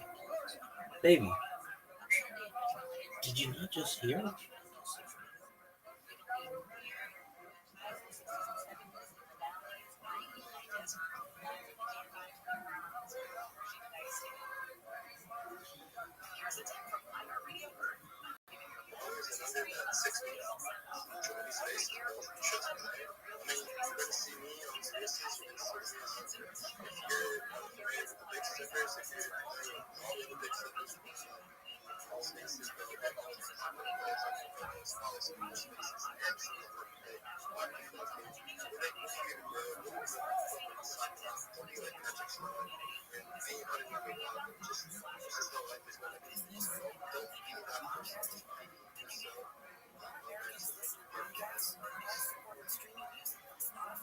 Thank you so much, bro. You said a lot there, bro. You absolutely crushed it. Going to 32K followers, bro. Absolutely. You've done amazing, bro. You guys should go and check out Mr. Digits. Finally, if you don't know Mr. Digit already, this is a good time to connect with him, bro, and find out what he's got going on. He's absolutely cooking over there, and he knows what he's talking about, guys. So go and drop him a follow. And, bro, I'm really grateful as well, brother. I'm glad that you got your freaking, bro, subscription back and monetization back, bro. Getting rewarded for your hard work, a little bit, just a little bit of that motivation, just to show up daily a little bit more. I love how it is, bro, because I was also paused for like 6 months, bro.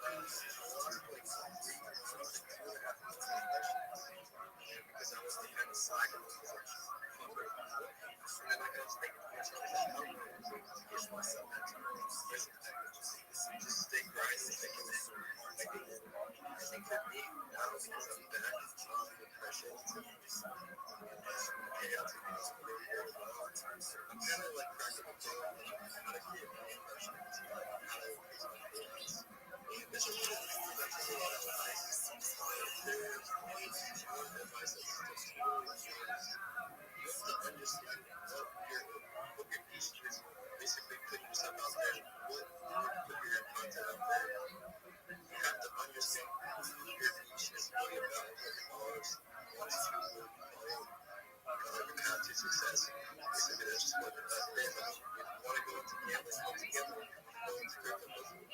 There's a bunch of niches that you can focus on that just always come out active. It's just a niche. And I think what we're growing right now so I'm just grateful to where I'm at a year and 4 months now. Only 5 months now. So it's gonna make it like the next month. It's gonna be 6 months. Look at that. 12 months ago, I had less than 4,000 followers back in January of 2020. Now, November, November and 29th. 2025, and now we have 42,500 followers. Like your stats, because I keep staying active, showing up. The OGs who have never been able to less than 5 days. Basically, so don't get stuck. Don't be that guy. I want everyone to be active. I want everyone to make money. Don't be that guy who's drinking on his good lazy, which really is not right. Every single fucking day, this is how it goes.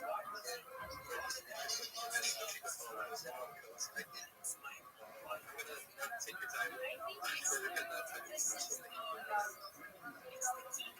You're absolutely basically the chat, bro. We love having you here, bro. And thank you so much for taking the time to show yourself and letting us know what you do and how you do in this space. Because this is a chill space and gain and followers and engagement. And this is absolutely what these listeners want to hear, bro. So absolutely, this is a very different perspective from a different speaker. So we really appreciate having you here, bro. And absolutely crushed it.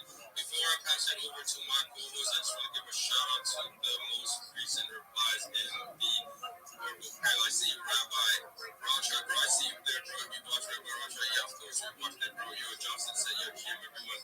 When he says that the beat drop happened in my head, yo, I see you. And he said, fuck, why does it sound so good? For no wish to obviously on back, yo, Sticks and Legends in this space. Shout out to my boy Sticks, yo. I see you. Hold up, my G. See you, bro. Appreciate your calm, yo. Appreciate calm, bro. Full up ski, yo. I appreciate that, bro. Bless boy said, let's follow each other and get monetized. If you're not following Bless boy, he's following you right back, guys. Let's get it. Like we said, are you learning so much off audition off from absolute bass chat? Yo, let's get it locked in, bro. With that being said, bro, let me pass it on to Liquid, bro. Go right up, bro.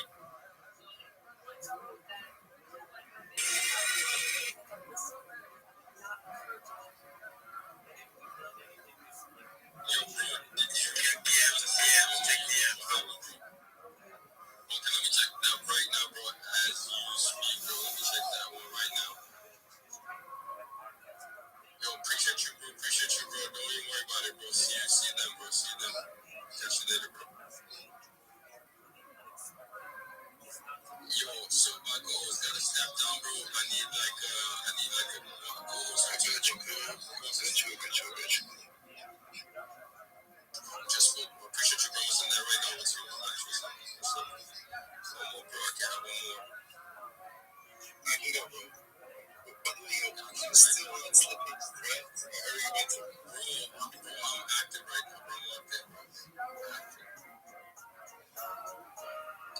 I sent it to Sheree, bro. I think Sheree might be idle. I don't know, Sheree, you're still there? I think Sheree went to sleep. Man, she fell asleep on the mic again.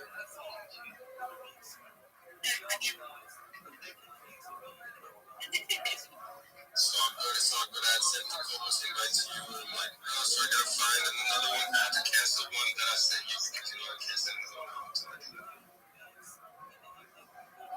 Rabbi, go ahead, bro. I see your hands up. Go right ahead, fam. How you doing today, bro? Every day is a holiday, every meal is a feast. Thank you so much for hosting this space. I'm Rabbi Rothschild. If you don't know who I am, you will. I stream my life 24 hours a day, 7 days a week, 365 days a year for world peace. I've been doing so for more than 4 years. My streams go back to the pandemic. We've seen the death of a queen, the birth of AI, the coronation of a king, and everything in between. This is a real-life Truman Show, a real-life Big Brother. This is a timeline and a time capsule of human achievement. In the 1990s, Bill Gates coined the phrase content is king, and I'm making it true today. I'm king of the internet. This is the biggest event in global history, and here's why. In 2018, The Economist magazine stated that data had overtaken petroleum as Earth's number one resource, and I have more data archived on the internet than any person ever, which is making me very influential. I'm going viral, and when I do, I want to make you, your friends, your family, all financially independent if you're not already. I want to ensure that you have generational wealth if you don't already, and I want you to be able to start charities and philanthropic organizations of your own. I'm unlike any influencer you're ever going to meet. I'm not live on one YouTube stream nor two YouTube streams. I'm live on over 20 simultaneous YouTube streams, 24 hours a day. You can watch my life in 360 degrees. I even have a ceiling camera. If you want to check out these cameras, the link is in my profile. Additionally, it's in my pinned post. You'll also find in my pinned post a link to my link tree. I dare you to look at my link tree. No one dares you to look at their link tree, but I do because I have more social media than any person ever. I have more content than any person ever. You're also going to find in that pinned post a link to my Discord, discord.me/rabbi. I invite you to join. We have over 2,500 people in the community and grow stronger every day. I want you all to know that in addition to making you all wealthy and wanting to promote world peace, I want to help end world hunger through the use of technology, such as agricultural drones, floating greenhouses, saltwater greenhouses, hydroponics, vertical farming, cloud seeding. I want to help end world thirst. I'm sponsored by a cryptocurrency that's worth about $100 million, and one of the things that we do is we build wells and water towers in developing nations for the benefit of the less fortunate. Additionally, I'm an advocate for the Lifestar program, and most importantly, desalination technology, where we pump Earth's seawater onto land to make it drinkable. If you're a reply guy, if you're a Web3 marketer, if you're a shilder, you're a raider, and you want a free mentor, coach, and friend, send me a DM. I will respond. Send me a follow. I will follow you back. I want you all to know that I'm here to support you both personally and professionally. I'm here to be a positive person in your life. I'm here to have an optimistic view on the future. And most importantly, I want to give people hope. And with that, I sincerely appreciate the opportunity to share. Absolutely. And you can also now find Rabbi 24 hours live in the Solon Chain Discord. He has parked his claim in our lounge and he's there 24/7. So you can go to our Discord and you can see Rabbi Raphael in the lounge, video chat, video documented every single thing. And it is true, he's everywhere. I can't imagine how many more Discords he's permanently. Absolutely. That's absolutely correct. Click. Thank you so much for your kind words. You're absolutely right. If you haven't joined the Solon Chain Discord, you need to. It's a wonderful place, really great community, and I appreciate your mentioning that I am live streaming in there as well. You can watch me there 24 hours a day. I give the world a portal into my life. We should rename that chat from Lounge to Rabbi's Lounge. I think that's more fitting, bro. Absolutely.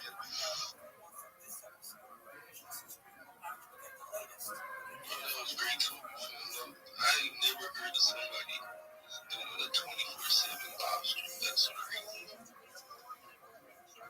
I've checked it out too, bro. I went to YouTube, searched them up, bro, and while I was speaking, it was really serious. It was like a back, it was, no cap, bro, on dog, bro.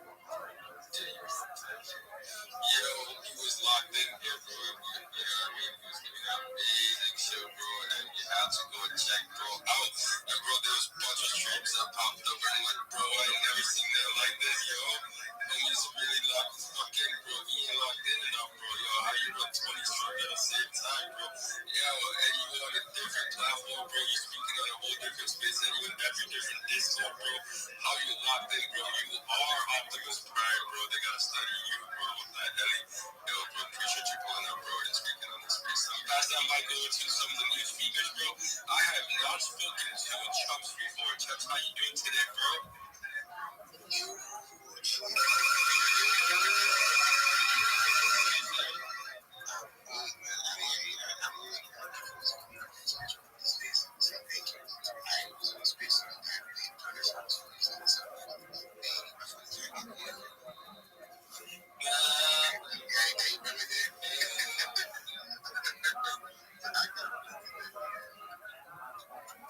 Sorry, I'm listening to my meds. Before I go back to the thank you, I really appreciate it. Like that.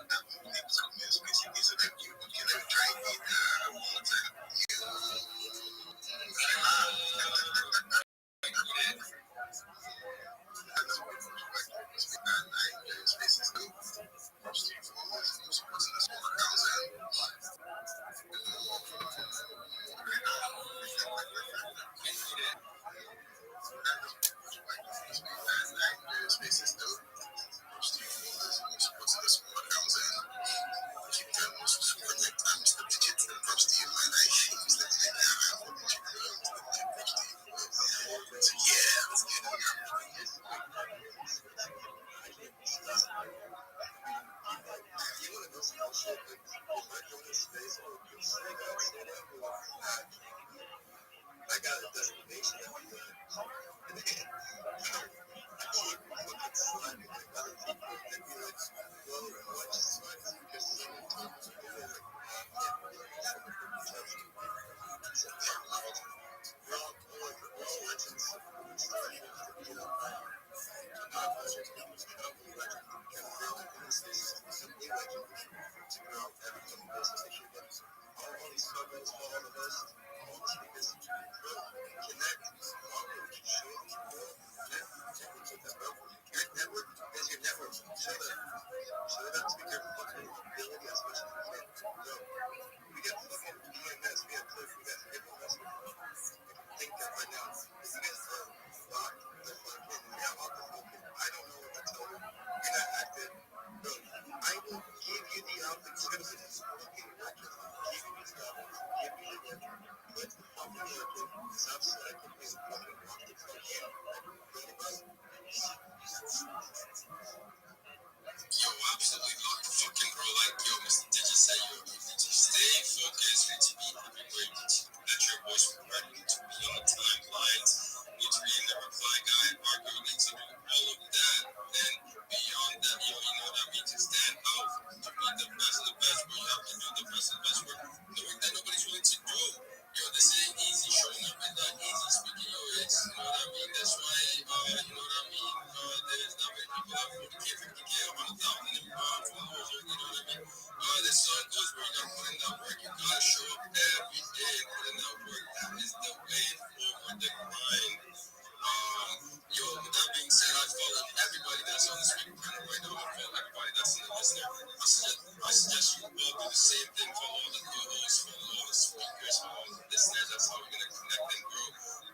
You might not know, but there's a lot of active giga chats in this space right now, bro. That are always in the timeline, always on the spaces, hosting them, co-hosting them. What's on the biggest spaces, some of the most active giga chats there, bro. So you need to stay locked in with the people in this space, bro. Yo, if you're not locked in, you're missing out. If you're not locked in, then you're missing out. Yo, follow the co-hosts right now, follow all the speakers right now. Let's get it. With that being said, let me pass the mic over to Green. We got a new speaker up here. Yo, Green, what's going on, bro? How you doing today?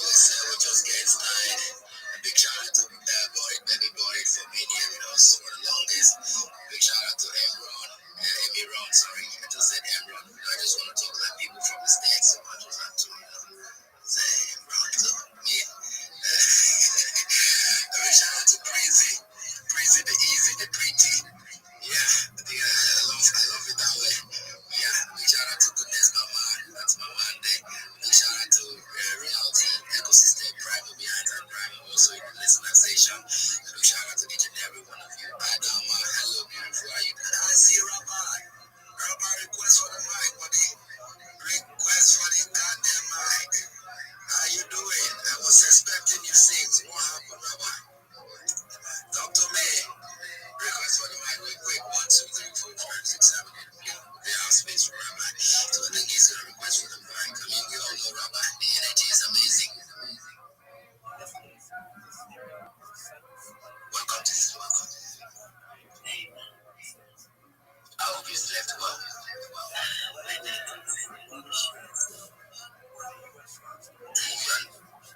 Your night is really short. Whoa, my night me. Actually, I did not even have any night. Not the light night from today.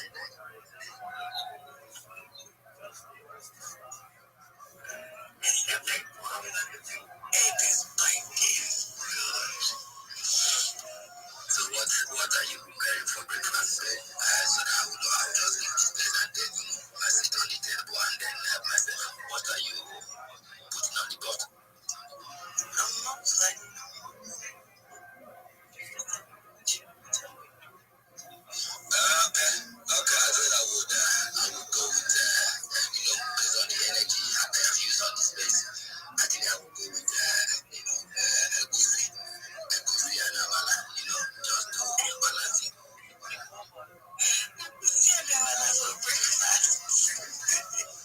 You think I drink coffee?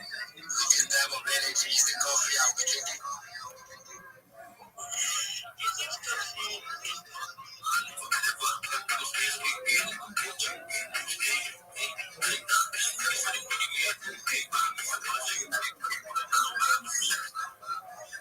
What's wrong with my DJ? What's the problem? Is it that you are hyped up already? So Adama, please, Egusi and Amala. Just Amala. What is Amala? Egusi and what? What did I even say that time? Egusi and what? Yeah. So that's how. All right, I have my boys in the building. The likes of Rabbi, R to the A, to the B, to the B, to the I. To you, Rabbi, welcome to the space. I see you, man. GM, what's going on? GMAB, thank you so much for the opportunity here. May I please share my project with everyone? We know, please go ahead. Talk to me. Absolutely. You may know, but for those of you who don't, I'm Rabbi Rothschild. If you don't know who I am, you will. I stream my life 24 hours a day, 7 days a week, 365 days a year for world peace. I've been doing so for more than 4 years. My streams go back to the pandemic. We've seen the death of a queen, the birth of AI, the coronation of a king, and everything in between. This is a real-life Truman Show, a real-life Big Brother. This is a timeline and a time capsule of human achievement. In the 1990s, Bill Gates coined the phrase, content is king, and I'm making it true today.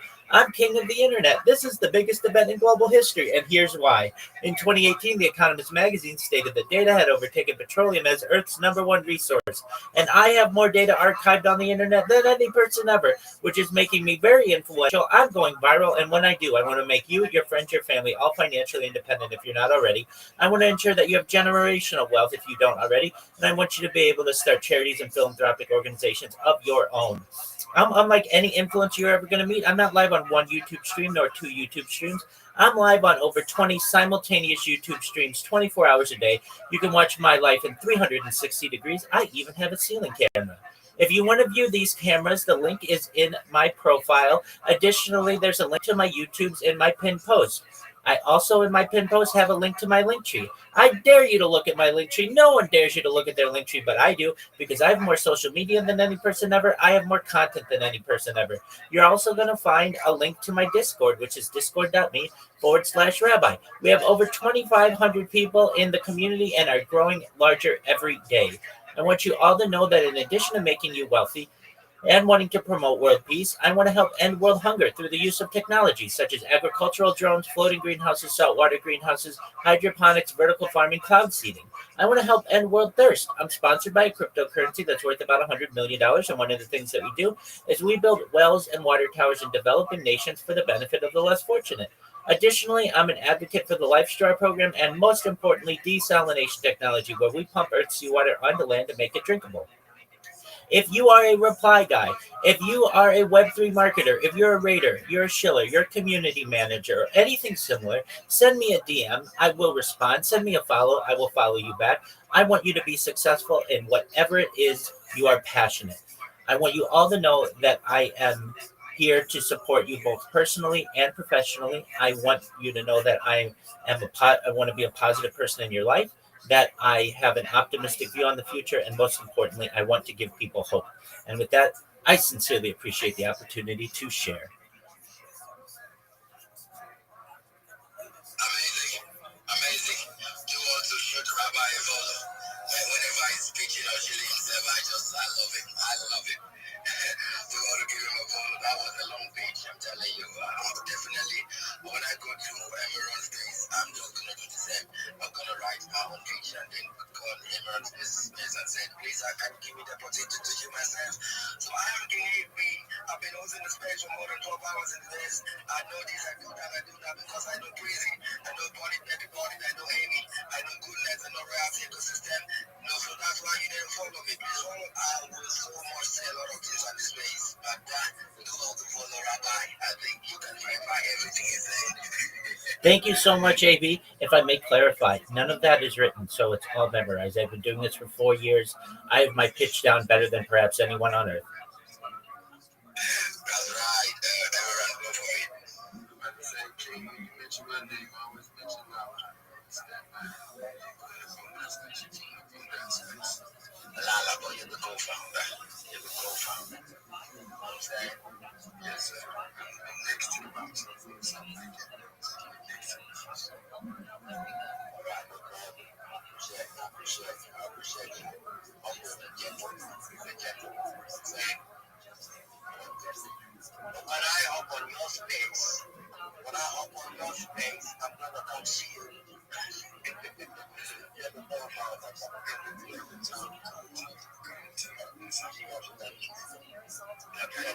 I got questions for you. Sure, ask questions for you. Bring me back in. Oh my God, I'm coming with my dictionary and with my grog and my ChatGPT. So you ask me questions and give me a second. Tuning my ChatGPT. I said, what? And then I give you the best professional answer. You said, bro, this guy's a genius. This guy's a genius. It's just ChatGPT, brother. It's ChatGPT. You know, he makes things easy. You know what I'm saying? One love for ChatGPT in this space. A whole lot of persons would have cried. Because the project is will ask you a question on spaces and then you just get confused. I'm telling you, the ChatGPT out there, you have a lot of please shoot some emojis for ChatGPT and Grok. They have done what's good in this space. Yes, I'm telling you, you know, emojis what you don't shoot me, let me shoot. I love you, ChatGPT. I love you. Love you. I wish they can make me an ambassador for ChatGPT, an ambassador for Grok. I will be very, very excited, you know. But then, Rabbi, thank you so much for tuning in on the space. Each and every one of you. We have about 1 hour, 30 minutes to end the space. We are still chilling. We are not ending until it's, 12 hours. So we're just chilling right now. But I think Amy is up on this space. Amy, how you doing? How was your night? I hope you slept well. I hope you dream about me. And I praise the, being white comments and also in the black suit doing something that matters. You know what happens when somebody's wearing a white garment and a black suit. If you know, you know. Tell me you dream about us. Yeah, everybody. Jim, AB, Crazy, I'm Ron, Rapper, Cocktail Persistence, everybody. We might best. You know what I mean? I'm going to church right now, so I'm on my way to church. I'm going to preach the gospel of God. It's baby born in. I'm preaching the gospel. Yeah. I'm preaching the gospel. You know what I mean? I'm going to church right now, so I'm on my way to church. I'm going to preach the gospel of God. It's baby born in. I'm preaching the gospel. Yeah. Preach the gospel everywhere, So I'm a church boy, so I have to sleep, taking it a rest because I'm not getting to church very late. That's like a good key. So that's why I have to next week sleeping on the altar. Reaching up on the point when I'm sleeping on the altar. chill me out of the church, man. So, so glad, back in night, seeing everybody how he used to grind, very, very lovely. Love the thing to see Jim to your prison, especially prison. I just about prison and then Jim about yeah. This is where you drop to the listener session. Well, where you be drinking, dreaming about prison without my permission. You take permission, me. Like Jim about the fellow man, my fellow man.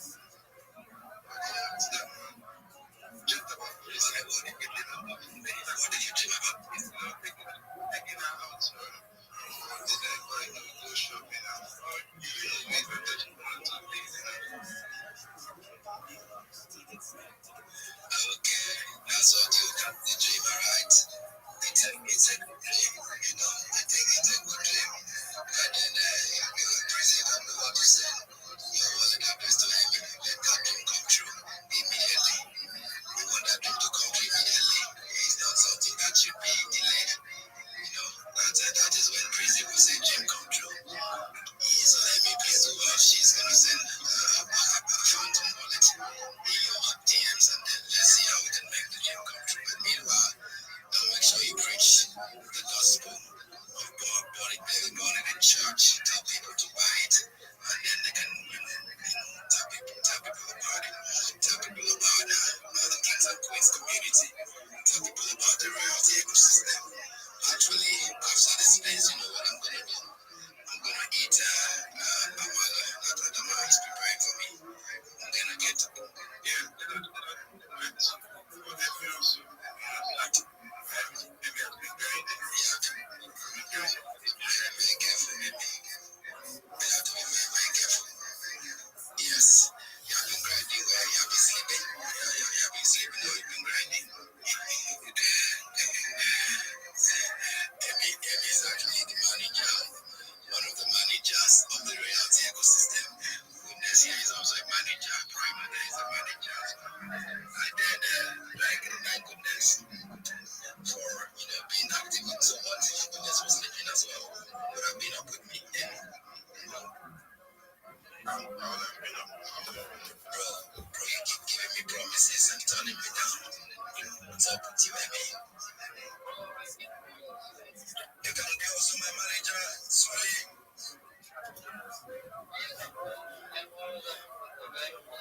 You're locked.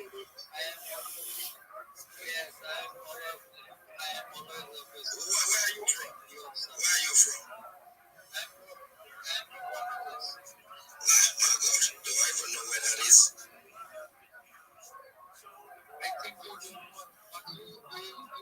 You don't know India? Oh, okay, I get it now. Alright, no problem. Good to have you around, Suli. Good to have you around. Alright. Who have we not heard from? Adam, how you gonna try something?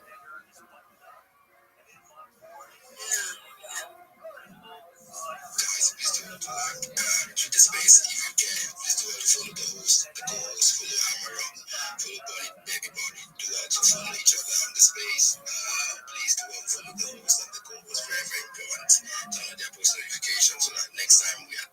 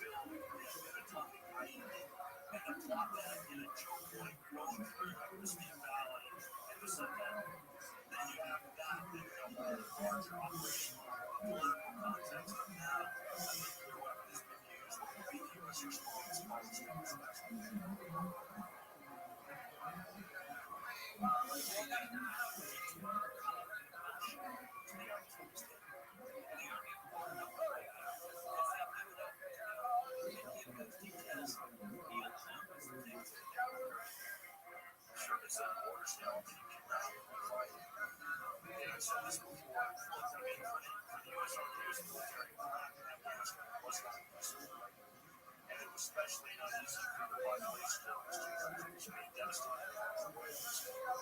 But this kind of conflict so one thing we did interact with Restream looked very something big picture. A board game is a reality check, and I think we're getting to test some illusions of reality checks. All that matters. If we can keep reminding ourselves the world outside of imagination is actually the world inside. This is what makes it interesting for all these years ago.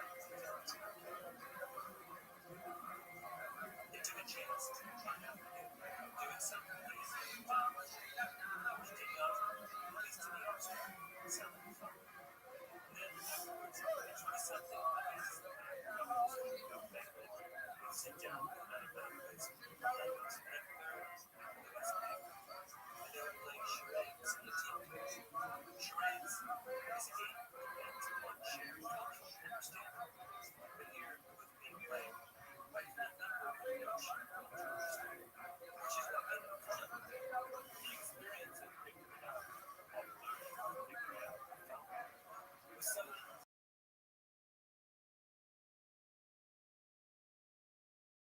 even after that dance,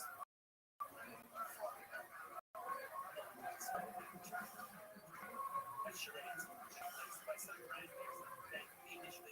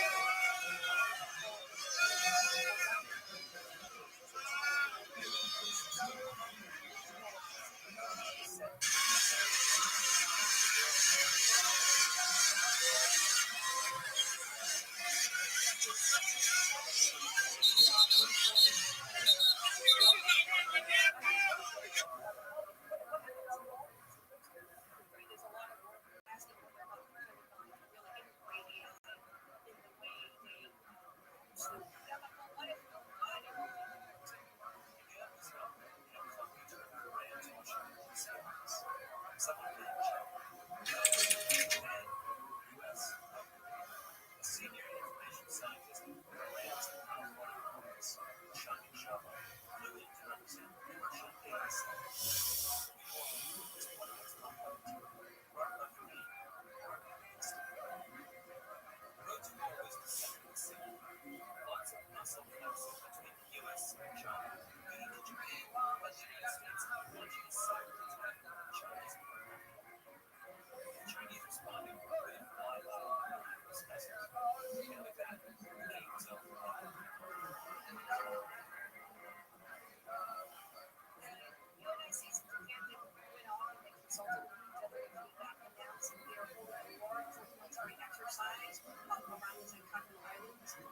U.S. and Japan put their missile defense on full order, meaning they programmed artificial intelligence systems to run out the missiles to respond automatically and immediately 20 possible left. They did that, sending a message to China. Don't run away. But then, final move, North Korea decided to join in by firing another missile on its own, aimed at a major Japanese city.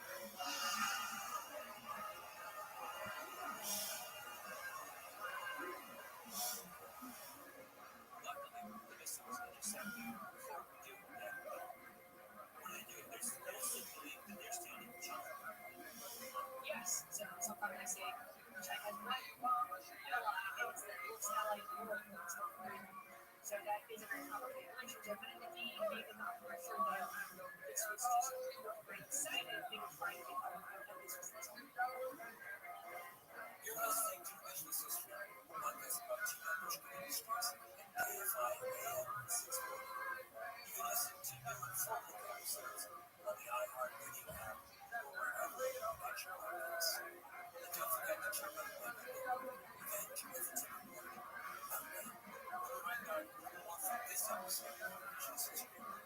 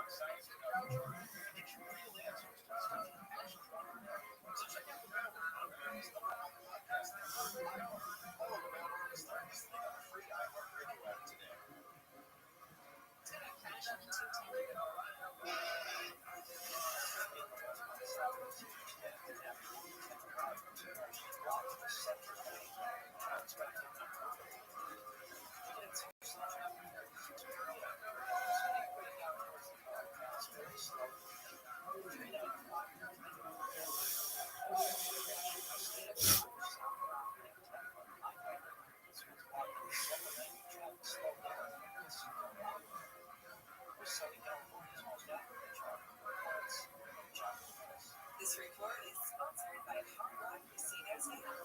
Hard Rock Style is coming to the Central Valley, just 15 miles south of Bakersfield off Route 99. Find world-class entertainment, less drive time, and more on the way to Hard Rock Casino Town, opening November 15th. Run a business, not thinking about radio? Think again. Because more people are listening to the radio on iHeart today than they were 20 years ago. Broadcast radio connects with more Americans. It's nothing but love. But yeah, real recognize real, and I think there's a lot of people in this space like that. That's why we have such a great space. People are pulling up. You see Star Dogs down there. You see a lot of cool people that I've seen around in the space. That's the kind of people that we attract. So yeah, that's what it's all about. So thank you, Bitcoin Bar. We'll definitely connect. I got some cool utility coming out around the corner, which I'm sure everybody's gonna go crazy over and stuff. We'll get into that. But there's gonna be, you guys are absolutely amazing. I'm looking forward to the next space. I'll touch base with you guys. We'll do maybe like a crypto giveaway so we can attract some more people. And we'll touch base in the future. But you guys have a good night. I'm gonna go have some fun. And we'll talk to you guys later. Great to meet you. He's being super modest. He has a really amazing product. Basically, he can do bill payments in like so many different countries around the world with crypto, and they have like a crypto visa and stuff. He's one of the very, very first people that I ever worked with in Web3, and I actually did get to meet him at Bitcoin Vegas, which was awesome because that was like, I remember him telling me like at the very beginning, and I was like, I don't know what I'm doing here, and we're like talking, and he was like, this is what you're doing here, and this is what, I think I'm really I'm so happy he's into this space right now because I have obviously been struggling to get certain people back in the circle. Visit our website, roommare.com, to schedule your appointment today. Do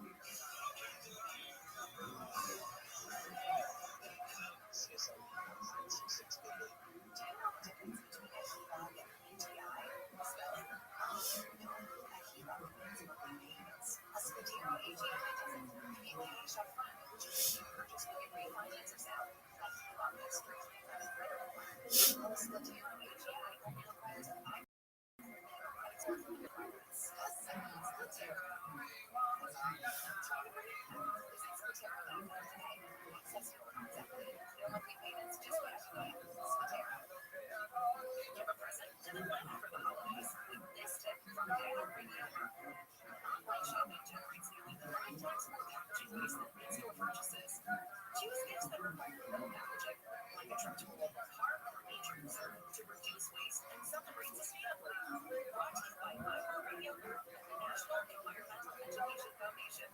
For more smart, sustainable living tips or to take action in your own community, visit iHeartRadio.com/growth.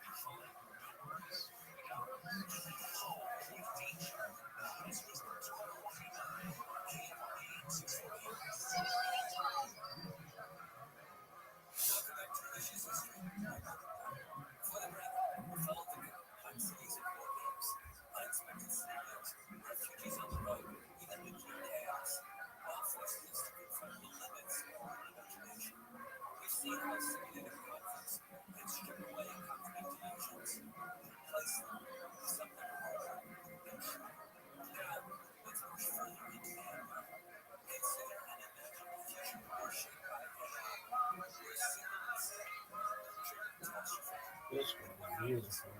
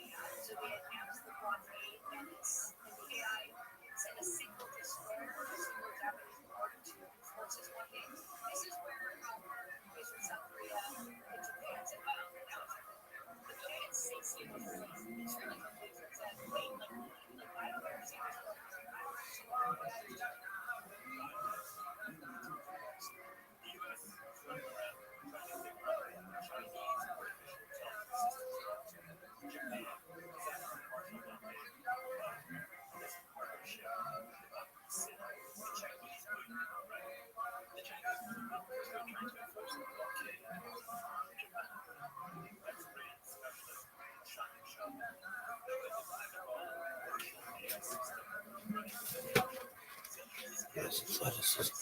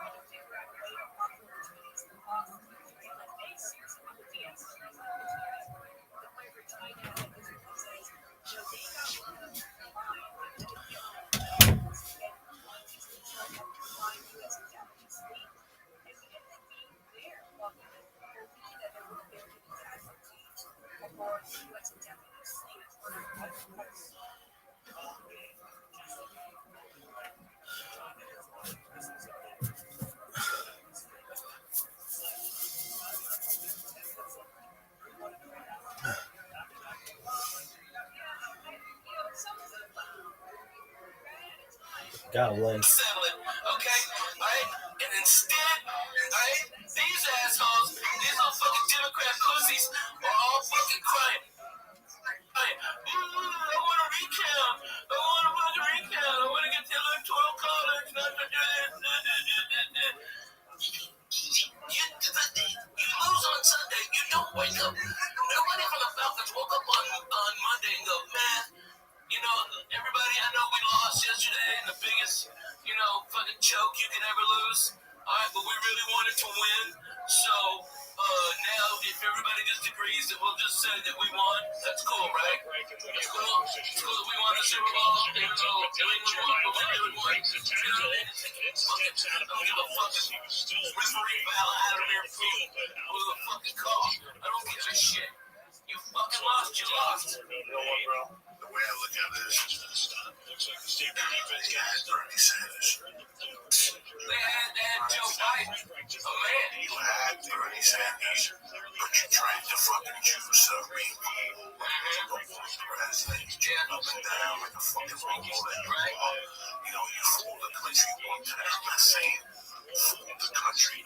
But while it was one of those weird presidencies, it wasn't going to happen twice, bro. You know, the who said it best, we won't get fooled again. Yeah. We won't get fooled again with the fucking smoke and mirrors and the Priuses. And you know, I know people who are buying clothes to go to Hillary party, Clinton parties. Oh, yeah. On the west side, like it's how fucking hypocrisy it got.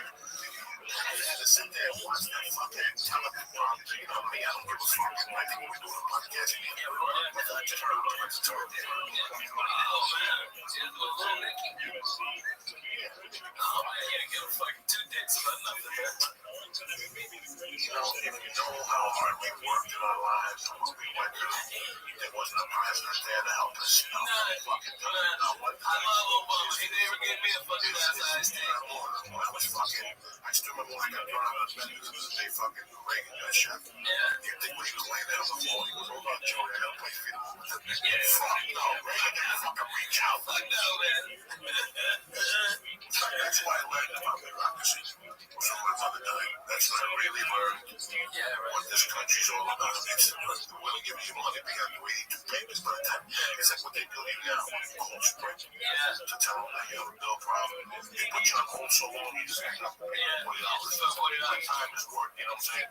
With bureaucracy, where my mother died, I have to wait. Oh, you have to bring the mortgage in. I'm fucking 16. Who got the mortgage from the fucking house? My mother's dead. What mortgage book? Every week it was like more and more shit. I was taking a bus out to New York. Sometimes I get a ride, but most of the time I take a bus and play hard in the afternoon and come back at 7, 8 o'clock at night. I learned about bureaucracy, and I don't even know where I fucking went. Because when you need something, it's around the front anywhere. And one paperwork comes back 3 weeks from Thursday. You know, it's like you get around with a job, it takes you 3 weeks for your disability to kick in. Most American families, they can't wait 3 weeks. They ain't got fucking 3 weeks. Fucking 3 weeks. I got things to fucking buy the way. Everything. That's why I can't take this one away. That's why I took the place at Harris. I got offered a bigger place that would have to charge more for tickets. And I said, no, my fans can't do that. And I won't do that to them. Okay? You want to fucking go pay $120 and laugh at fucking soft jokes from Jerry Seinfeld? There it is. If you want $35, me banging you in the face and talking about teabagging bitches, I got you covered. I'll give you way more fucking laughs than he will. But if you want to spend that money, it's there. But man, my fans are going from everywhere, dude. The church people, you guys are fucking showing up like nobody's business. Like nobody's business. They drive. Dude, they go. And they're coming out. And because of all the love you showed me my first 2 weeks church, we're gonna do a giveaway. All right, where I'll be talking to Lee. Let's fucking get all of you fucking the real deal motherfuckers, okay? All right? And you fucking win. You start tweeting about me and Mad Flavor and the Flying Jew. Okay? She's the first one. Oh, yeah. Oh, yeah. She's already fucking done. Yeah, she's good. She's one. That's no problem. We gotta get to Noble D, I'm bringing. Okay, so I'm bringing Aaron from Colorado. So I got that party going. Alright, I'm gonna bring George out under the auspices that it might be a sports show. Of course, George from fucking Jersey. He ain't going nowhere, right? I know he's got a girl and did this one thing. Fucking some George. Hey, bring me the chicken fried cheesy, let me fried cheesy pizza, and just keep it like that, alright?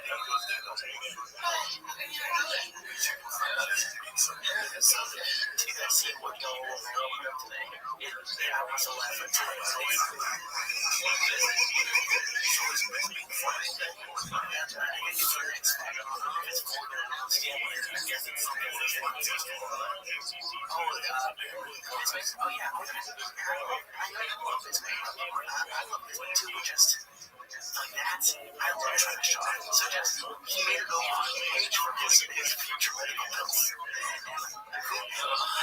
But it's just funny. It's so fucking funny. And MMA is getting fucking funnier and fucking funny. My fucking Irish brother, Conor McGregor, suck my big Irish balls. Oh, right. I want that on my phone, on t-shirts. I want that everything. Suck my big Irish balls. Yeah. Oh no, I had a church. And me and you.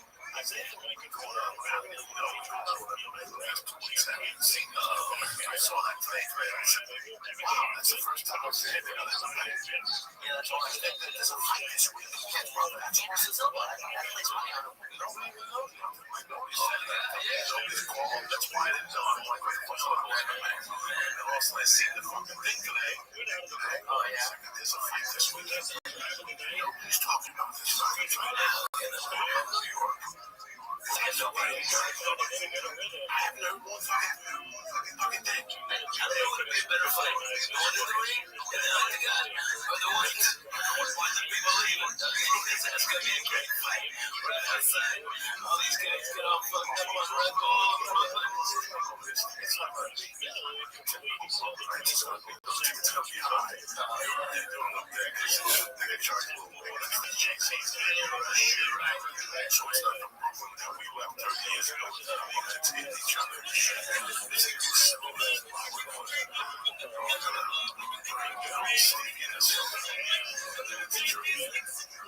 Nobody smoked my candy. I enjoy it while I was still out of the living.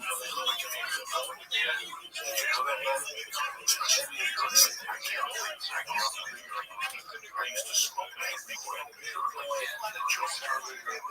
people walk on the other side of the street. Pictures of you on their fucking phones.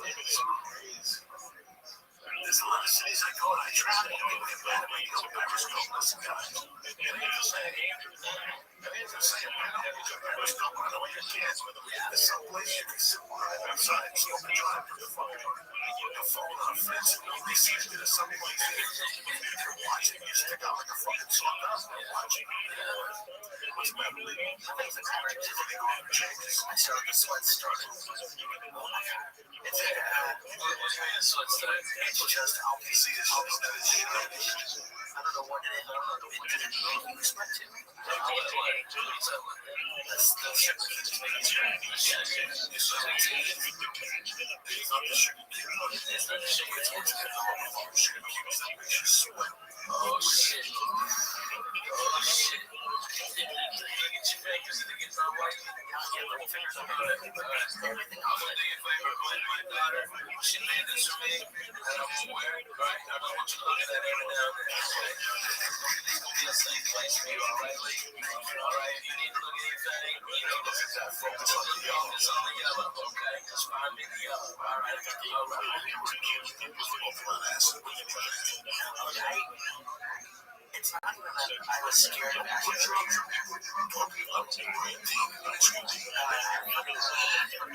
And drinking and doing some pills. I don't know, I was a nerd, so maybe they were drugs and I didn't really like it, but I didn't see any of this. Maybe so much. And it's ecstasy. Ecstasy coke. Yeah, I didn't see coke till I got out here. When did you see coke? Party of a guy who was a guy.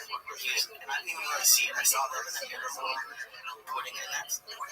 That's why I told you. The only reason I have a Volkswagen is because I like this key. And it's this is the key we're using. I was like 28 too. And it's it was pretty much, yeah. I just like the volume. But I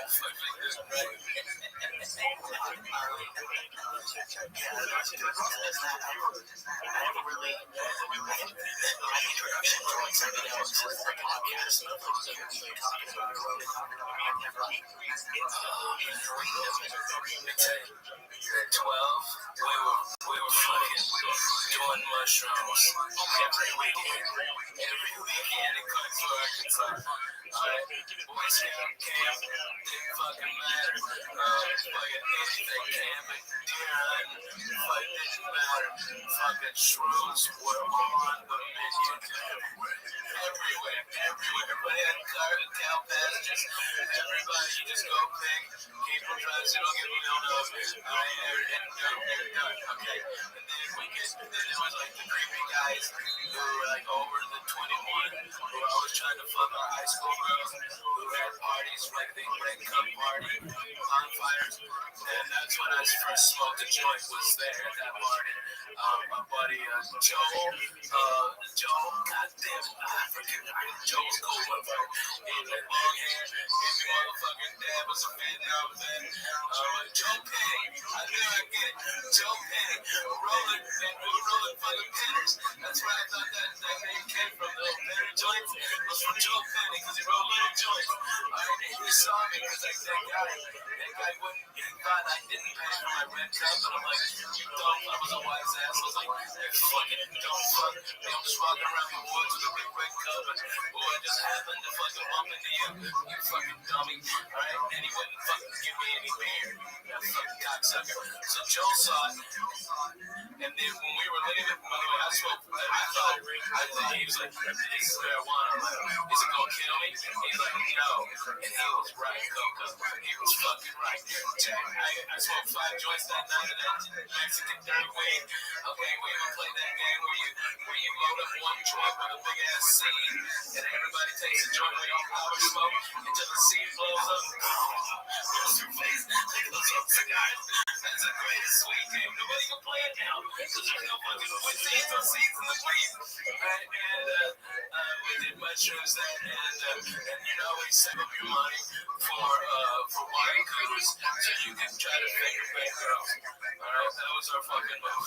Finger banging the chicks with the Bartles and James Mountain Berry was the resistance. That's it. That's it. We are getting sweaty. Oh my god.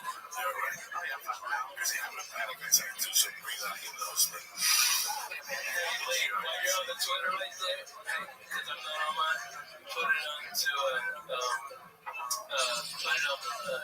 add me to the full face so people can see this about the church, because I didn't know the church's Twitter handle. Right? And before you get too fucked up, text Aaron to read, send it out. Okay, yes. I want everybody to know, because I want all my fans, if you ain't down with the church, you need to be. Okay? Alright? That's number one. Alright, I gotta get down with the church. And number 2, I want everybody to have more chances to win a free vacation to come to fucking Las Vegas, Nevada, Jack. Alright, and we'll have a fucking blast. I like it.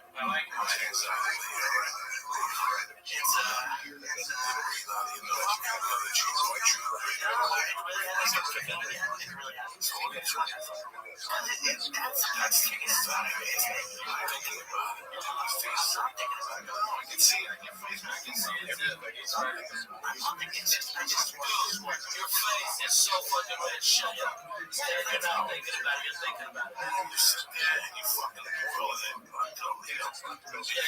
You get bad chips, dude. I swear, when was the last time you looked at the yellow? Look at the yellow. Look at the fucking yellow. All right, good man.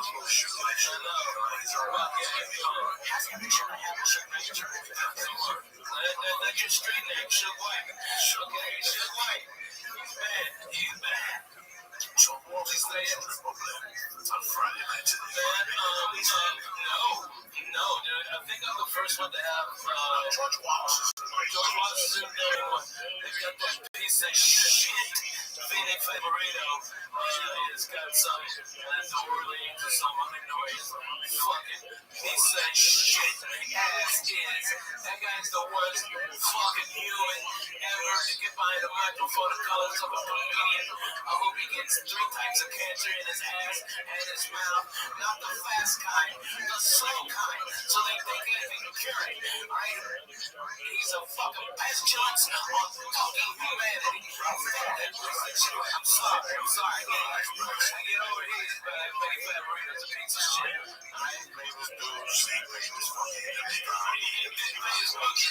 He didn't pay his fucking buckets. I tell you that. Fucking guy works some backs too.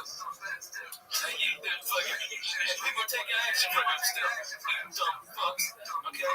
How about ask all those Boston comics who got flushed out all that money and fucked them off with? Right? To teach a comedy class. Those suckers, they should have known. You either have it or you don't. You don't go to class. You know, there's some focus on the yellow. Focus on the yellow. Now you see it, right?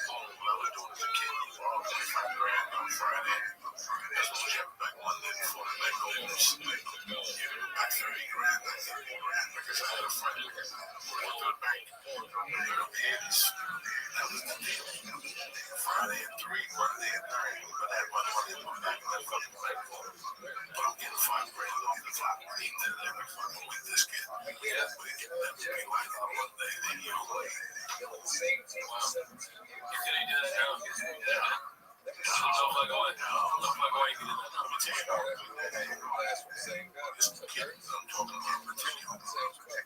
know I grew up one time when my mom died.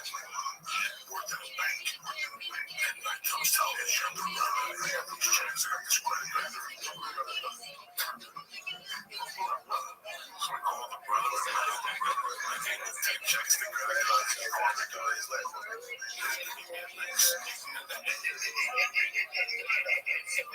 so it's my mother just shot John Lennon. Oh wow! They shot John Lennon. They shot John Lennon.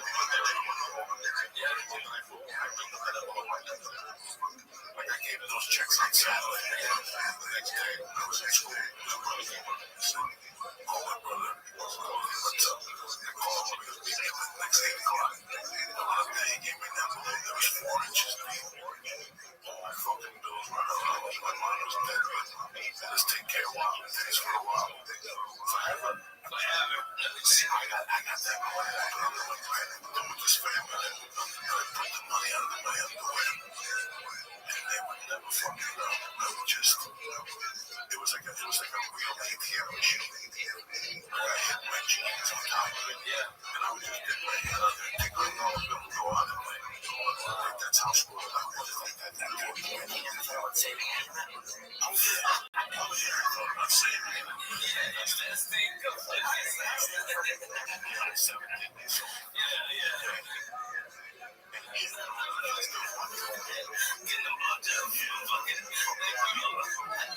Yeah, I think that's what I'm investing in.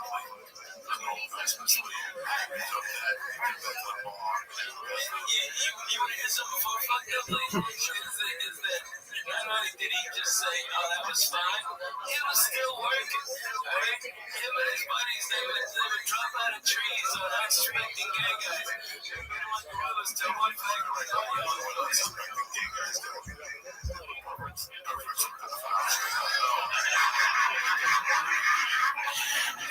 Those guys, man, they drop out of the fucking trees like gorillas. My friend just went to the Vegas bar to my buddy's bar. My friend just went to my buddy's bar on Friday, Mary. Had his first ball on Friday. I said, it's not a ticket. I have all the first he's a commission. He's a seller.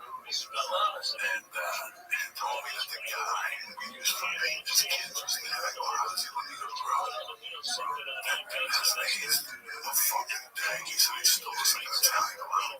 Oh, wow. We used to take this kid and the reason why we used to do this is he had a connection. I know that from when we got arrested, the shoe gets washed at the end. Right before they really press charges, you have to there's a reason why he's a taker. That's why he's 50 right down the middle. And all he had to do was just make it. That's all he had to do was just make it. He did the fucking kicking in the nose.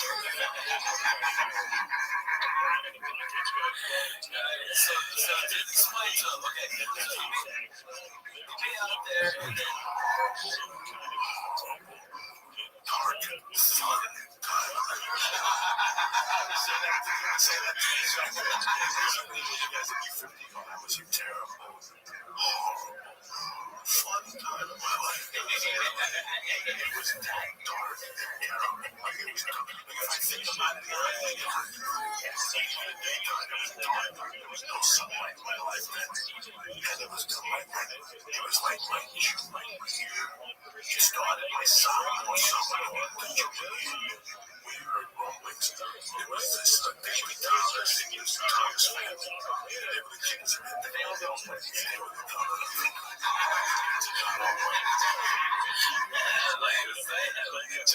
the first ones, that 64th Street crew were the first ones that started calling it parties. Trying to get that extra money. People trying to live up. Oh, yeah, that's how it was. That's how it was so well.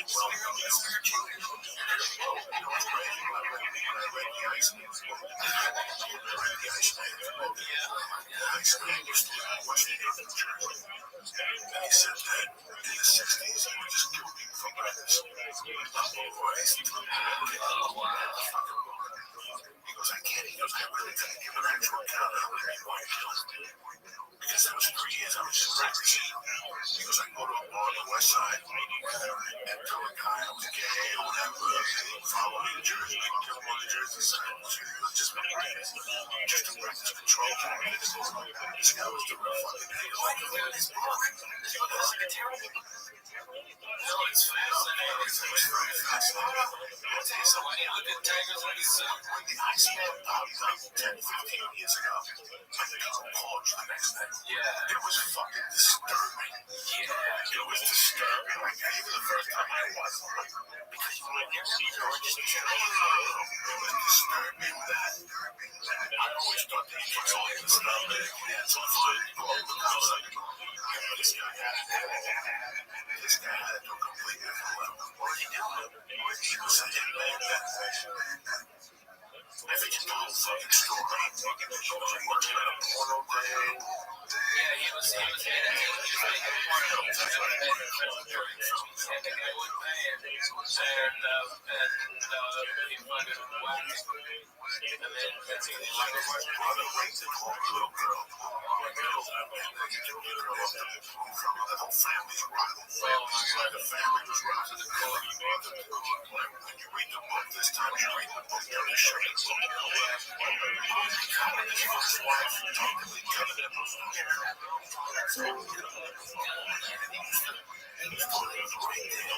Yo, Zibobo, my friend. Zibobo, hello. How? I'm lovely, my friend. Thankfully, how are you? Yes, I can hear you. Can you hear me? Yeah, absolutely. Excellent, my friend. How's your life going? Yeah, it's going normal, and thank you for walking by. You know, last time I came here, and I was more of like, okay, let me get back before I come back again. I am sort of fortunate for me. I haven't returned for my link. Okay, excellent. So, I sent you my guide. There's no rush. You're doing fine in social media yourself, but you could be doing better.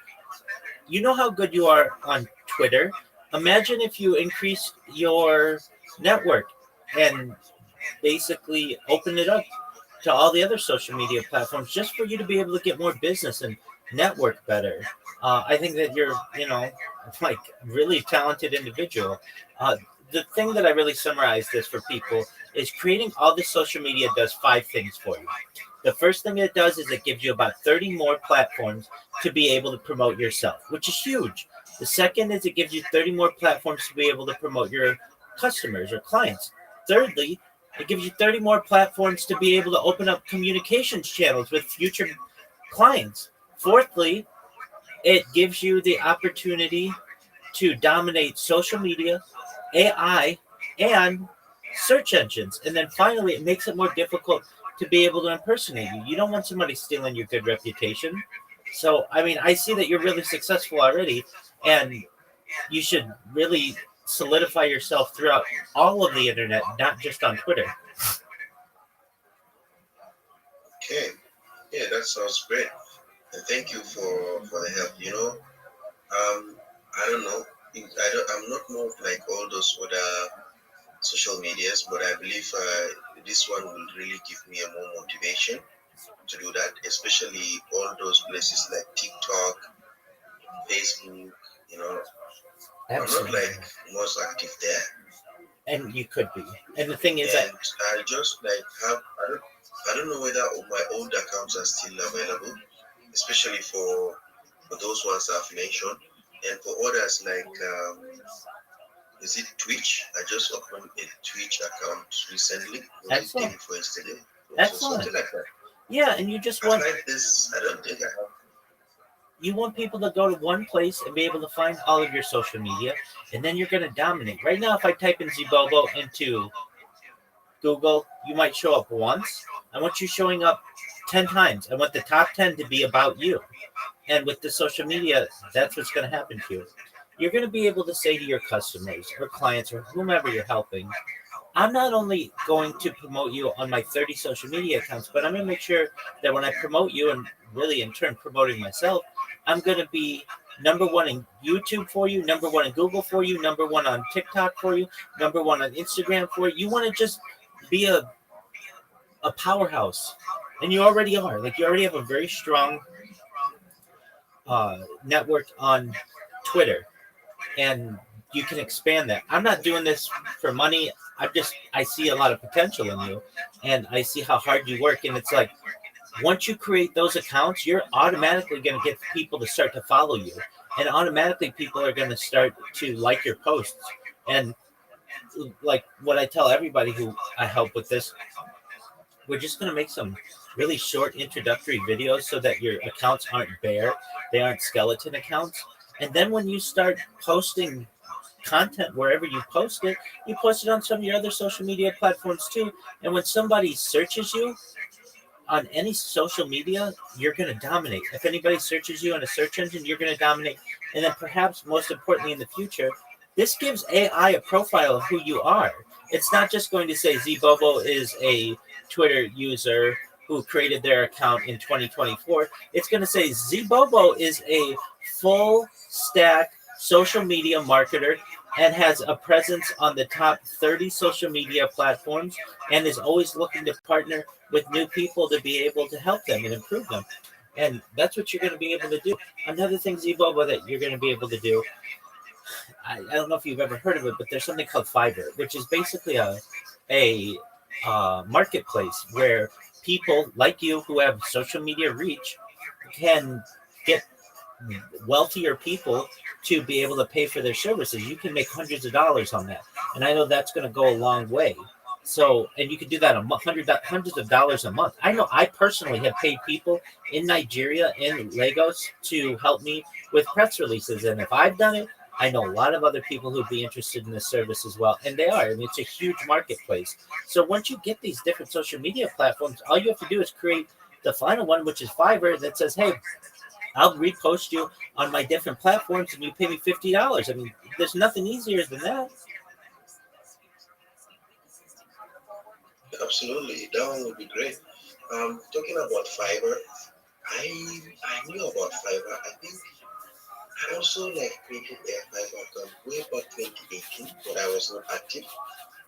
A Fiverr, Upwork, Freelancer.com. I'm more of Absolutely. like a guy that really has started something about these remote activities, but due to the activity I'm doing here, mostly I work as a initially I used to work as an NGO worker. So my time is very much limited to have access to all these things. So, but lately I am more of like focusing into going through all these activities online and so. So I think this one will be a great time for me to develop all these tools so as to make sure I am visible around the globe. Exactly. And then you don't have to do anything more. You should know that, we'll set it up so that you don't have to check 30 different social media platforms. We'll ensure that all of the platforms send you an email whenever somebody follows you or sends you a DM or whatever. You just have to check your email. That's all you have to do. And it's free business. And, right now it's November of 2025. Imagine if you have these accounts and they're just sitting there. With minimal oversight, in a year how big they'll be, or 3 years how big they'll be. And like, if you don't create them, then nothing's going to happen with them. But the fact that you create them is automatically going to see them grow. It's essentially like, if you are a farmer, you don't plant any crops, well, nothing's going to grow.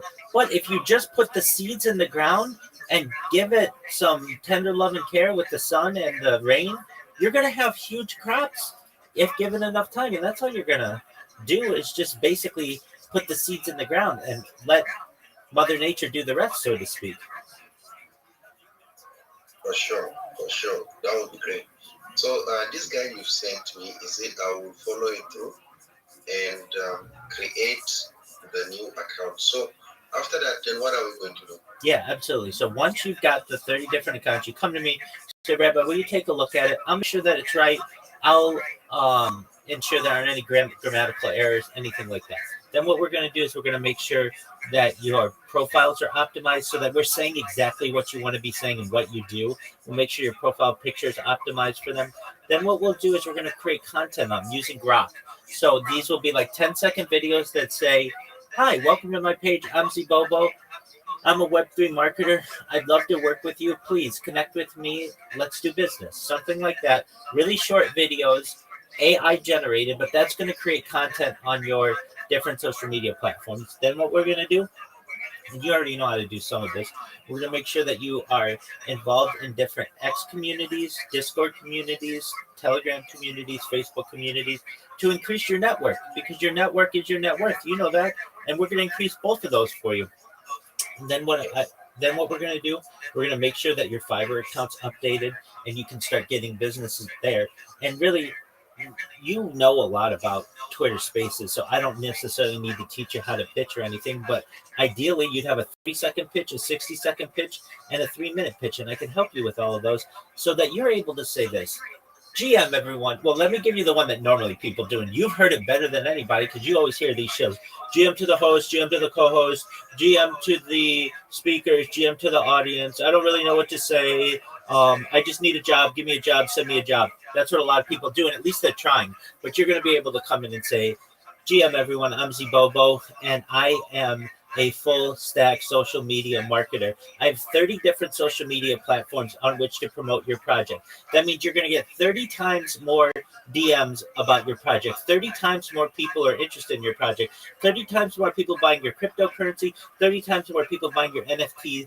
30 times more impression for your project across the entire internet. You want to partner with me because I'm someone with whom you will partner for the rest of your business life. I will not just be here for this project, but every subsequent project that you have, because you're just going to continue to have success grow for you on this project, and you're going to want to expand to other projects, and you're going to contact me to ensure that I'm promoting them on all of my social media. I'm going to make sure that your project shows up, not just number 1 in Google, but number 1, number 2, number 3, number 4, number 5, number 6, number 7, number 8, number 9, number 10 in Google. Same with YouTube, same with TikTok, same with Instagram, same with Reddit, same with Threads, same with Blue Sky, and all of the different social media out there. When somebody searches for your project, you're going to show up number 1 because I'm promoting you. When somebody looks in social media for your project, you're going to show up number 1 because I'm promoting you. When someone looks up your project with AI, you're going to show up number 1, and the information is going to be accurate and positive because of the reach of my accounts. If this sounds attractive to you, send me a DM.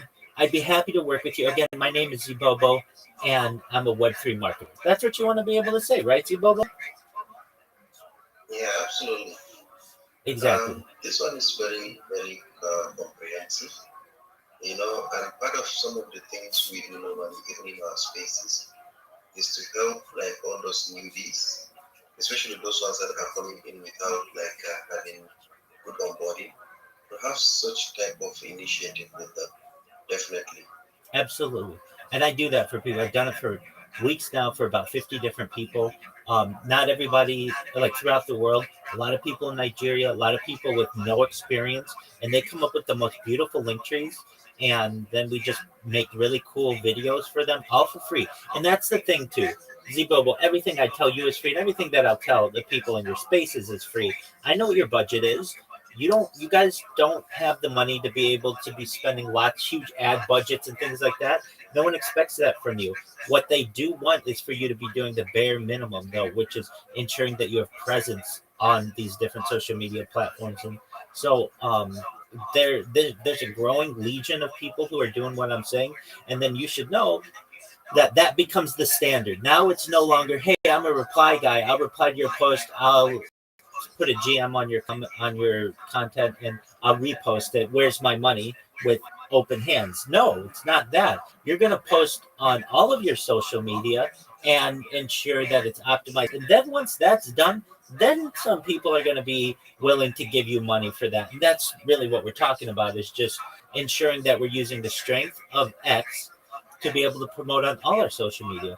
And it's just a winning strategy. It makes sense that you're going to want to promote yourself on the biggest platforms in the world. YouTube's the number 2 website in the world. Google's the number one website in the world.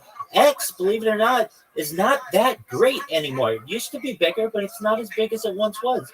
And I want to make sure we're not losing customers on all of these other growing platforms. Yeah, that's great. So, more of like a question though. Absolutely. You know, aside also being a marketer or a person that used to should not do a lot of things, you know, I'm also like a virtual assistant who can also help, you know, clients out there, whoever like wants to work with me. I can also be an assistant to you, you know. Well, I do that on a part-time basis initially. Um, I'm not more like into it, but I really want to like join and be more active in such activities as well as continue with my eggs as well. absolutely. So that's how we'll market you. So that when somebody types in virtual assistants on X, you show up number one. And then somebody's going to send you a DM. Hey, I'm looking for a virtual assistant. But Z Bubble, you should know those kind of positions, you're going to get a lot more people who are interested. If and we'll do this when we post your resume and your cover letter on different job search websites. Like that's what we'll be able to do for you. We'll be able to get you a virtual assistant position long term if that's what you want to do. But additionally, when somebody searches for you, we want people to know that you also do virtual assistants. But if you really want to do virtual assistant, then what we'll do, you create your link tree and do all that. But we'll just work on your resume and we'll focus it using AI to ensure that we have the correct recruiting words so that you're able to get jobs and good jobs, and then you're able to connect with the high net worth individual, and then you can answer their phone virtually or answer their email or whatever it is. I have a question, sorry. Go ahead. Like, not only not only like when I talk about the virtual assistant, I want to be full time or anything. It's just that it's one of the strengths I also have, and true to be told, you know, I have like several years of experience working with a humanitarian organization as an NGO worker, aid worker, and after that I leveraged all those remote jobs. I also work remotely for other is it an organization as well as some clients. One of the clients I worked as a content writer as well for that client, and it was like a year plus before we parted our ways. And it's an Amazon product description that I did for that guy with so many like samples here that I have with me. So one thing is certain, the reason being that I'm a very vocal person, and you know I have been a classroom teacher before, so it has given me an edge into like coming into spaces, you know, talking, and then later on get more recognition. After that, you know, space postings and so on and so forth. So initially, the goal here is to make sure I become more reputable in a vast majority ways. But I want one thing to be the most like accurate thing everybody knows me with. I don't want to be like a jack of all trades, knowing almost everything and then going across. Somebody might not take me serious. I understand that. That's what I'm seeing. Absolutely. Okay, so I mean, what you really want to do is you want a full time job as a virtual assistant. That's great. But in your free time, there's no reason why you can't be making money as a social media marketer. Those two worlds can exist. So what you really need assistance with is getting a virtual job, right? A virtual assistant job, right? Okay, so are you on Indeed? Are you on ZipRecruiter? Have you uploaded your resume to LinkedIn? Yeah, I have a very good LinkedIn account, very good one that is more of like over 5,000 connections. That's phenomenal. Because yeah, so I am there, very visible, and I do post a lot of Yeah, as well on LinkedIn. Is your And is it's your not re- like is your resume available? professional. Yes, Okay, excellent. Well, I can tell you this: LinkedIn is the place to make money. I've made hundreds of thousands of dollars on LinkedIn. Um, so what you want to do is probably, ideally, just once a day or maybe a couple times a week, go onto LinkedIn and type in virtual assistant, and then the location is remote, and you apply to every single position that's available there. And you're if you do it enough, if you do that every single week for the next 52 weeks, somebody's going to call you about being their virtual assistant. I mean, it's just a numbers game. You have to see it like this. You can't get frustrated that you've applied 100 times and nobody has given you a job. You might have to apply 10,000 times, but somebody's going to give you a job if you do that enough. And especially with the strength of your LinkedIn account, it's just a matter of time. absolutely. I realized, most of the things that is happening, especially here, my account has been on premium, would say, and it's more of like a virtual assistant, project manager, as well as yeah, these two things are the things that are key there, and I have my resume up there as well as all my past activities and everything very much curated. I have been working towards getting a job via LinkedIn. Sometimes I do cold emailing, cold DMs. Sometimes I post. Sometimes I do this. But honestly speaking, I also apply for a lot of jobs. Great. But there is something that must be lacking somewhere, which is not coming up as a positive thing because barely I haven't like gotten any job in that place. So I don't know. Okay, I can There tell. must be something I'm doing wrong. Well, you can send me your resume and I'll look it over to make sure there isn't any blemish that we need to fix. But here's the big thing: the position of virtual assistant is in very high demand, especially in the United States, especially with AI and large language models taking over.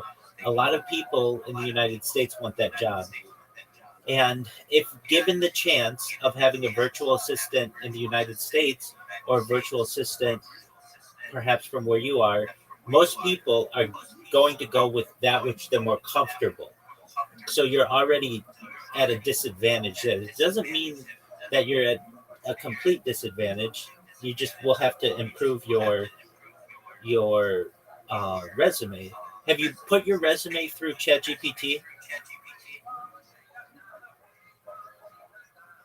Yeah, I did that. Okay, good. Okay, excellent. Well, send me your resume. I'll look it over. I'll make sure it's good, that there aren't any blemishes. You should know I'm not just a project manager. I'm a certified project. I'm a certified project management professional, which is the highest level of project management in the world. So I can look it over for any issues that we see perhaps within the project management field. You should know as well, project management is in high demand, so we should be able to get you something. The thing that's working the most against you, most likely, I mean, you're very well spoken and you're very intelligent, and I've heard you. You're really you're great with people. A lot of people though do not want to give people, not just the further away they are, the less opportunity they want to give them, especially because it's like this. If let's say I'm in Los Angeles and I need a virtual assistant, why do I need Zibobo who's like 8 hours ahead of me? We're not going to be working the same time zone. So Zibobo, we're probably going to be looking at positions for you more in Europe because that's the same time zone you're on. If I need my assistant, I need them to be on the same time zone as I am. Does that make sense? Yeah, so much because even the last person I worked with that I content right for that person is from Romania, and the time zone is mostly like almost the same time zone. I don't know. Right. So we work closely together during the daytime. So, but Exactly. that has been very paying. So I really want to like have something that part too because it's really gonna be very nice. And on the side, I can be a person that will be more of like a marketer for people, social media. No matter no matter how the thing is gonna be, I learn fast and I am very good at so many things.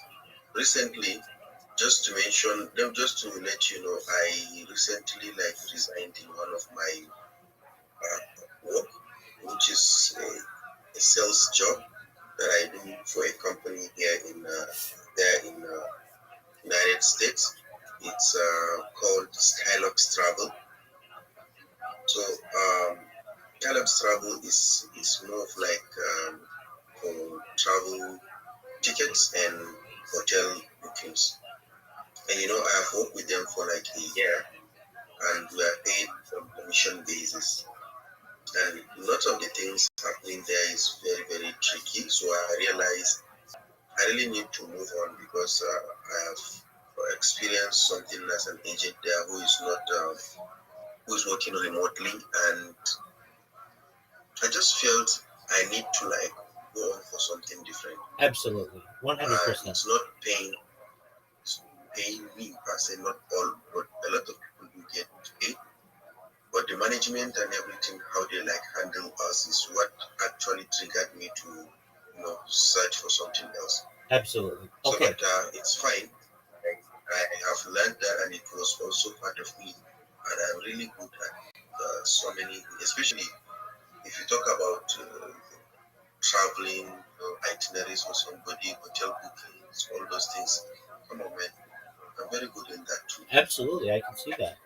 100% commission jobs are very difficult. So I would veer away from those as well. Well, okay, why don't you go into your Fiverr account and market yourself as a virtual assistant for the time being? And the thing that you can do to probably get yourself a leg up is to market yourself at a very low pay rate, like $5 an hour. That's much less expensive than you're going to find in the United States. And then somebody's going to want to perhaps take a risk on you because it's like, oh, $5, that's nothing to many people in the United States. But to you, $5 an hour wouldn't be too bad, right? Yeah, it's very great, man.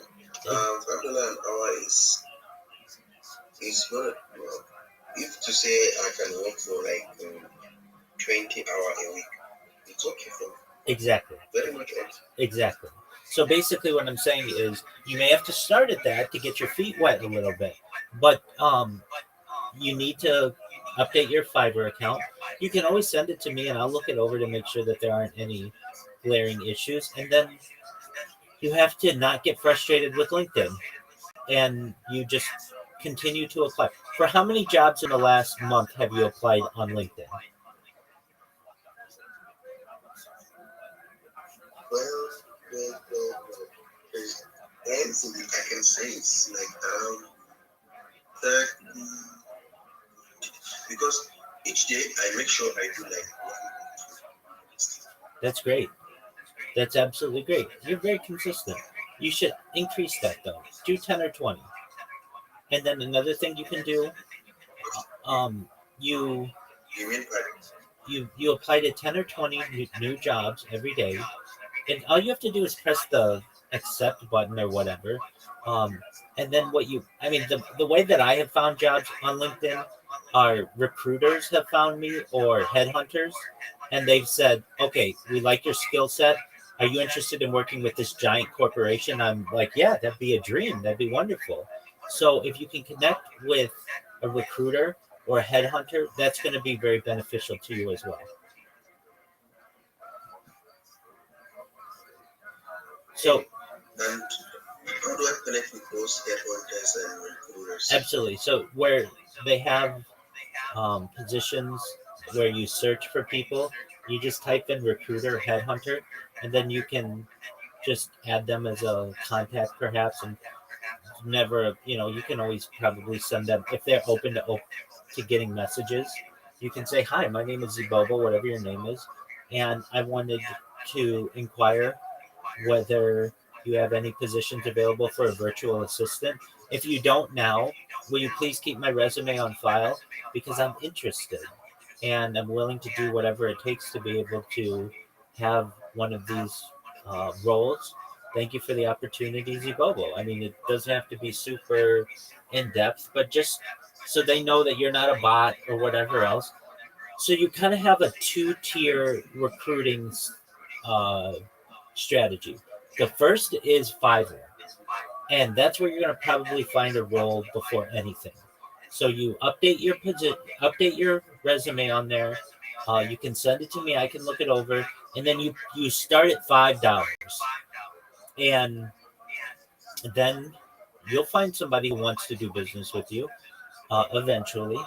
And what you can also do, perhaps, is if you know any friends, you can say, "Look, I need somebody to write a good review about me. Hire me for $5. I'll give you the $5. And then when we're done doing whatever it is that you're doing for the person, let's say it's creating a Gmail account or something easy, then just give me a positive review. That way you don't have zero reviews on yourself. You have something. But that's up to you. But really, like you said, you hadn't touched your Fiverr since 2018. It's a great way to be able to find jobs and to put yourself out there. And if anything, you're going to get people who are inquiring about you, DMing you, and things like that. And if they have anything that is of interest to you, you can do it. And then also, it's LinkedIn and applying to positions. And then also, if you have the opportunity, Indeed. I've found positions on Indeed and ZipRecruiter, and then all of the other platforms where you can post your resume. So that's monster.com, Career Builder. Um, there are a lot of, at least in the United States, there are a lot of these websites, but they have a global reach. So you go to ChatGPT and you say, "ChatGPT, what are the 20 biggest job finding platforms in the world?" And then you go to those, and then you just make sure that you create accounts on there and you upload your resume. Like basically the same idea that I talk about with Linktree, we're going to do for getting you a position. The more eyes that you have on your resume, the better opportunity that you're going to have to land one of these positions. Does that make sense? It's quantity and quality, but it's a quantity game. Absolutely. I realize I'm not out of reach, I'm not like state myself study. But yeah, I think I mean something for a while so that have one standard something. Absolutely. Now, so if I were you, what would I do? I would create the LinkedIn, like I say, and have all your stuff connected because that stuff will work for you, and that's good. And you'll be able to do jobs for people here or there and make 50, $100, whatever. Then I would make sure my Fiverr's updated. I would send me your resume and make sure that it will make sure it looks good. And then I would also go on to the top 20 position finding websites, and I'd make sure my resume is uploaded on all of those. And then I would increase the amount of positions to which I apply on LinkedIn from one or two a day to 10 to 20 a day. They exist, and you won't get in trouble for that. And you're going to land something if you do it enough. I'm not saying you'll land something in a week, but there's a very good chance, at least on Fiverr, that you have that opportunity. And certainly within a month or two, you're going to get some bites. And then also try to connect with a recruiter or a headhunter. And they have global headhunters, global recruiters. You're very well spoken, and somebody's going to connect with you. And then on top of all of that, if you're interested, uh, if you have project management experience, there's the potential that you may one day, if you want to pursue it, try to become a certified project management professional because that will get you jobs. That's like the um, that is like the signal to recruiters and positions that this is a real project manager. It's not just somebody who's working in their parents' uh, company who says they're a project manager or somebody who just does stuff and says they're a project manager. This shows that not only do they have the experience, but they've passed the test, and people will really throw themselves at you if you have that certification. So that takes a little bit of time, but if that's of interest to you, we can certainly discuss how you could do that. Yes, sir. So, talking about growth,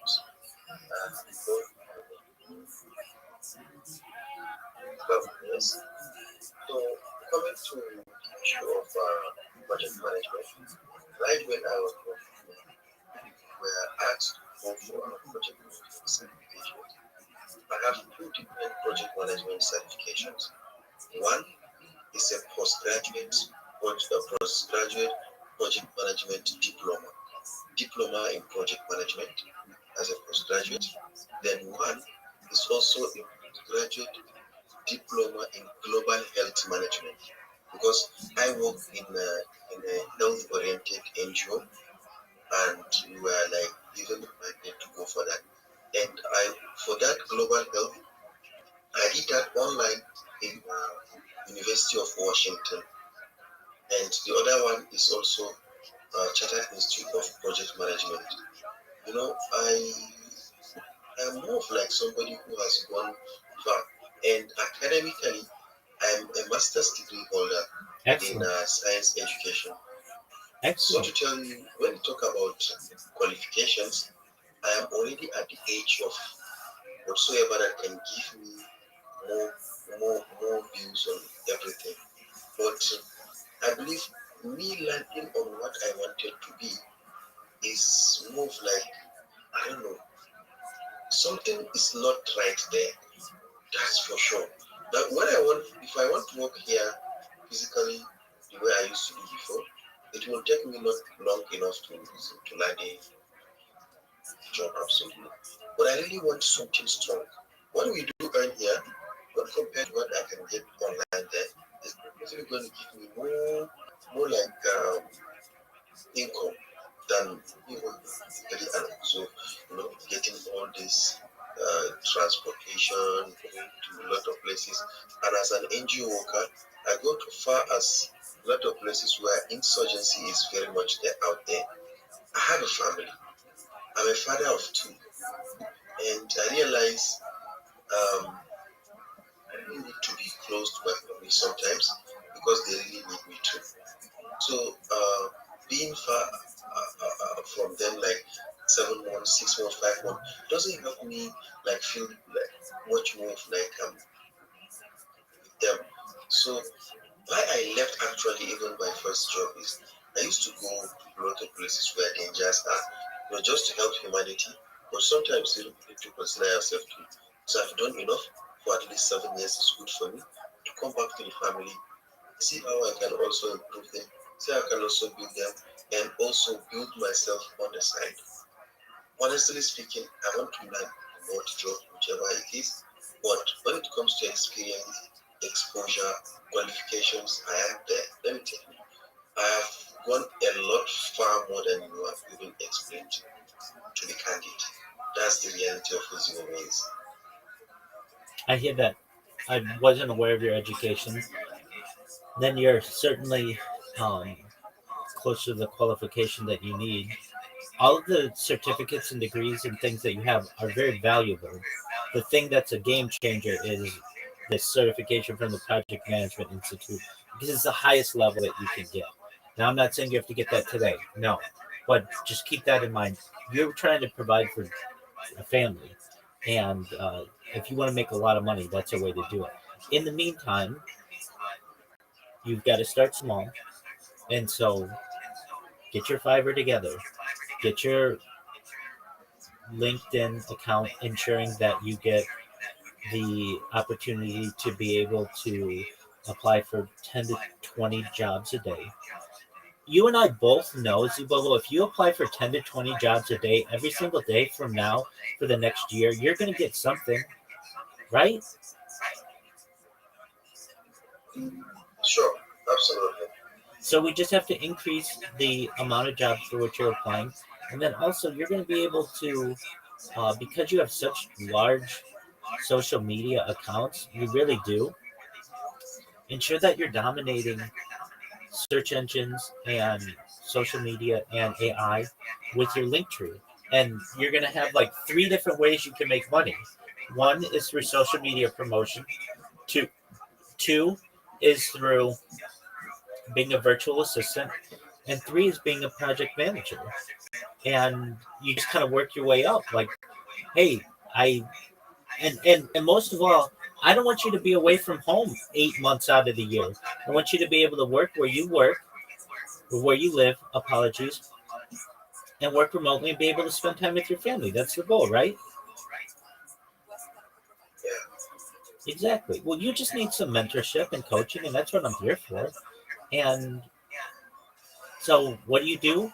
Right after this call, you make sure your Fiverr account is updated to being a virtual assistant and perhaps even a social media marketer, if that's what you want to do. You create the different social media profiles that we talked about, and we'll make sure to market you as a virtual assistant and project manager. And then you apply for 10 to 20 jobs a day on LinkedIn, and you follow up with them. And we can also help you when it comes to the interviews. I mean, you're going to do really well in the interviews, but maybe there's some questions that we want to make sure that you know that there are some almost perhaps answers that organizations want to hear, and we'll make sure you know those, and you'll be able to get a position. I mean, we won't. I don't think if we utilize this strategy in 1 year, you will have had a job for 8 months or so. Like basically, like it won't take that long for you to land a position.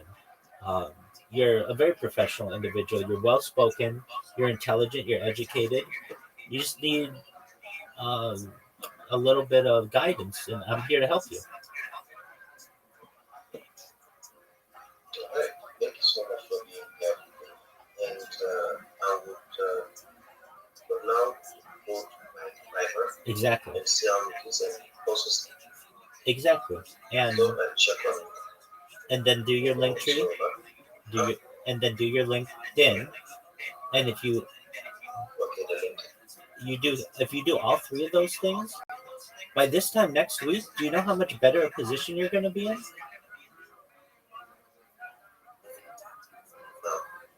Well, you're going to be in a much better position because you're going to, when somebody types in your usernames into Google or into search engines, social media, and in um, AI, you're going to show up number one for all of those. And those accounts are going to start working for you. You're going to start to get some bites on some positions on your Fiverr account, and you will have increased the amount of positions by in which you've applied on LinkedIn by 10 times over the course of a week. So by this time next week, normally you would have applied for something like 14 jobs, and we're going to change that to 140 jobs. And then also, don't forget all of the different social media. In fact, I'm just going to get these sites for you so that I know that you know the best sites to go to. So just one moment, I'm going to send you the top 25 sites for posting your resume. And what are the top 25 job sites in the world? Please provide them in a list 1 through 25.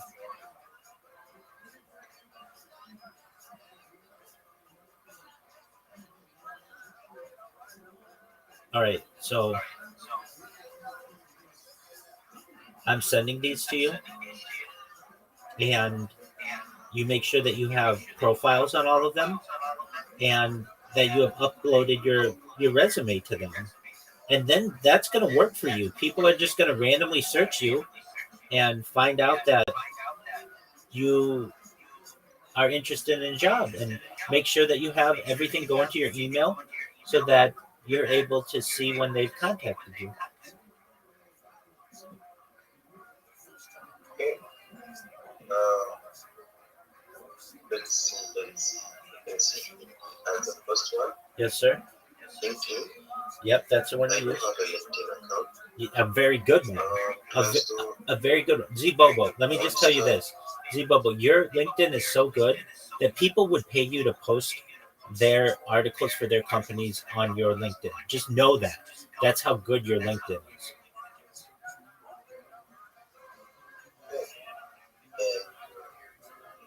And I also have Excellent. yes, job, no, no, no, Upwork, yes, Fiverr, yes, freelancer, yes, well found, yes, Ditch, no, simply hired, yes, flex job, yes, Jugo, yes, paint, yes, read, no, Stepstone, no, hired, no, Glassdoor, no, and below, yes. Okay, I excellent. have like 7 or 8 of them. Absolutely. So you want to make sure that your resume is updated on all of those and then create the other accounts. And you can apply on the other positions. I'm not saying you have to apply to all of them because some of these may be in areas that you don't want to be, or they don't allow you to work remotely. But let's just put it this way. If you applied to 10, let's say 20 jobs a day on Indeed and LinkedIn and Glassdoor and ZipRecruiter and Career Builder, that's 100 jobs a day. That means over the course of a year, you will have applied to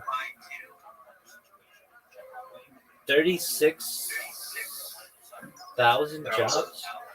That's a you know that's an incredible amount of positions. You're gonna get something by the time a couple weeks go by. Then you don't have to worry about it anymore. Sure. You're in I will start. you're in Twitter Spaces. Sorry. You're in Twitter Spaces, and you do a really good job in Twitter Spaces. Um, I know you not only host with yourself, but you co-host with two other guys every night at like 10 p.m. your time or whatever. You guys do really well. If you can, I'm not saying you can, but if you can just while you're in Twitter Spaces apply to these other positions uh, in the background. Sometimes you're able to do it. Sometimes you're not. Maybe if you have another device or whatever, whatever, just find the time in a month or two. No, I get that. No, I can use my phone and then be applying my PC, which is pretty much That's what you want to be doing. by one. That's what you want to be doing. So if you have two devices, absolutely. That's what you want to be doing. So that you're multitasking. You're never letting a minute go by without you either being in a Twitter space, which helps you to network, or you're applying for positions with your computer. And you can do both at the same time. Yeah, I do that a lot because sometimes, personally, even when we are in that spaces, I do like talk to go other places, on an assignment, doing something I really like.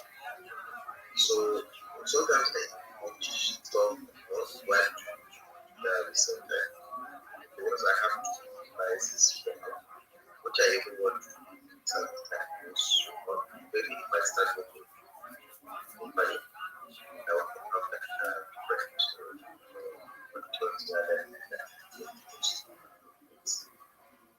and I see that as a goal as well, and it's too really doable because I know my capability. I can handle a lot of tasks because I'm a multitasker. I am very good at have attention to detail as well.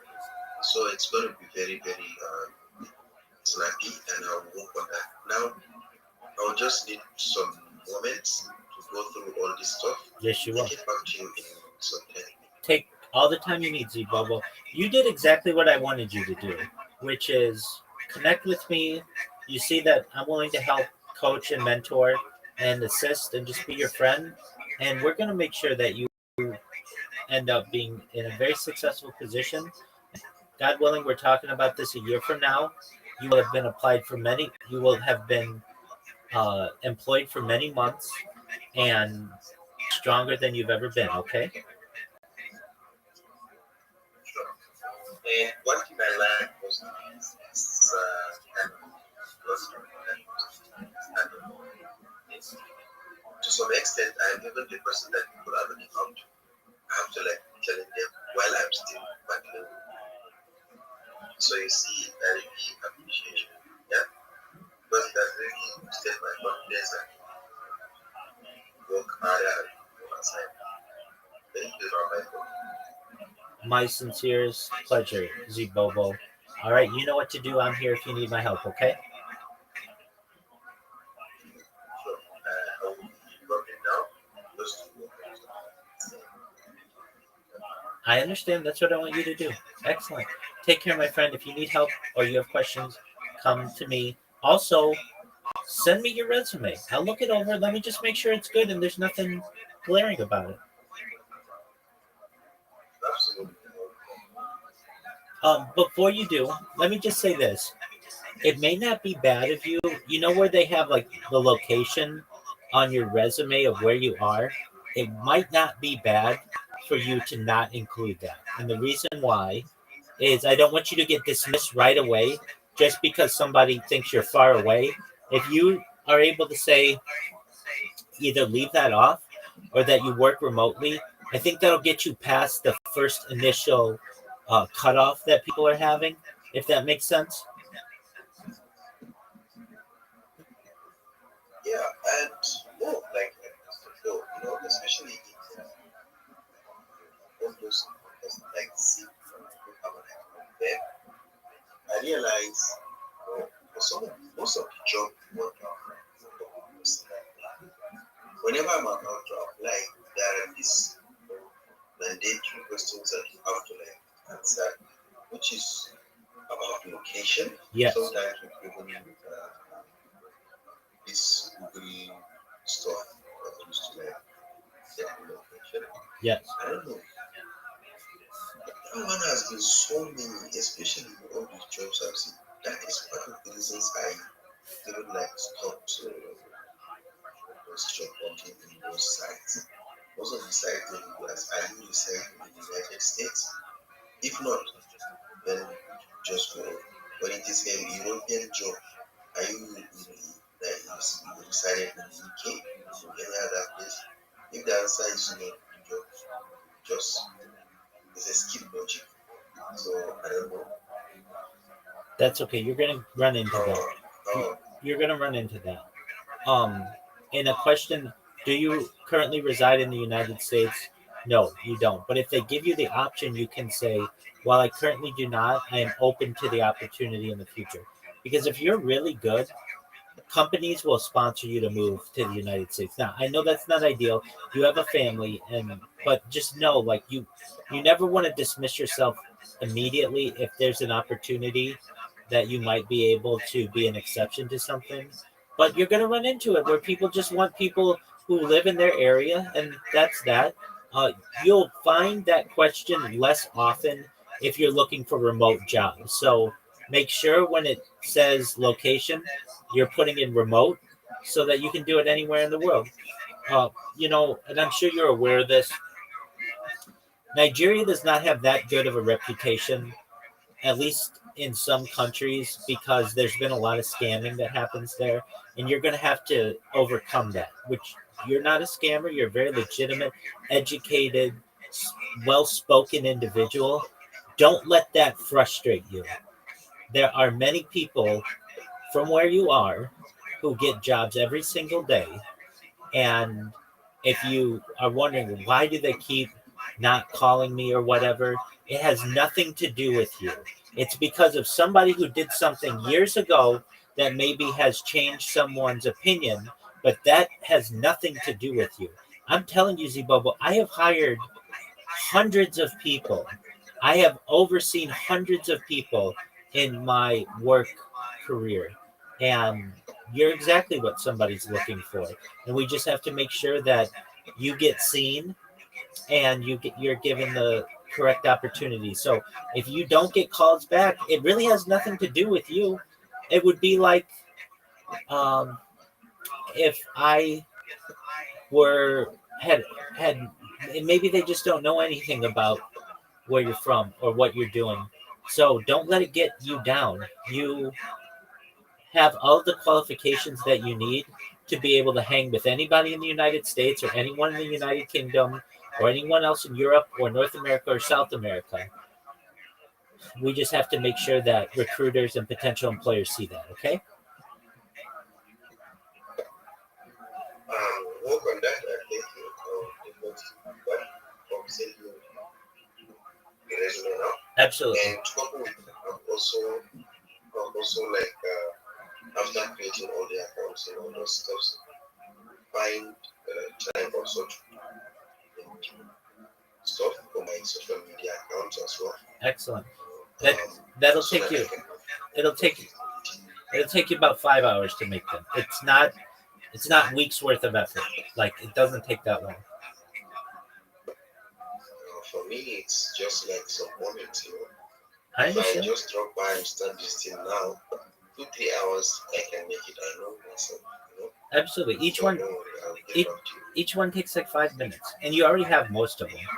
So there are just some that you need and then we're gonna unify them and then we'll put the content on there and they're gonna work for you.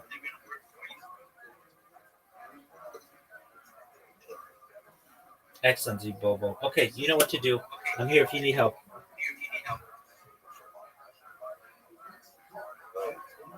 But You're welcome, my friend.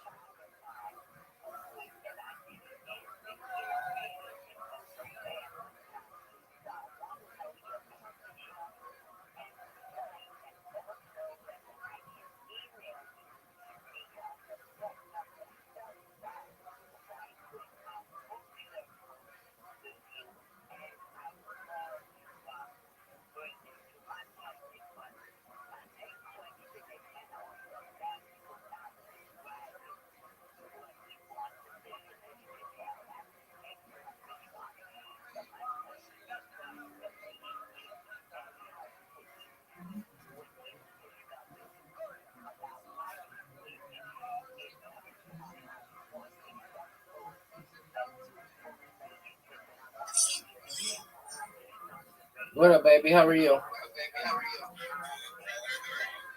Amazing. Are you a member of my Discord? When? What's this excuse you're giving me? What's the excuse you're giving me? Okay. Can you hear me? Okay. When are you gonna join my Discord?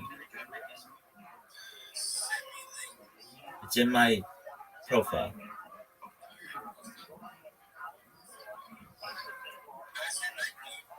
Every day's a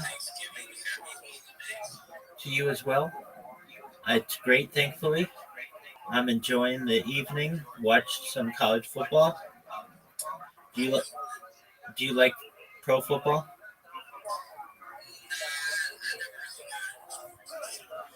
All right. Well, they're amazing, and I'm in a bunch of Twitter spaces while I simultaneously host this one.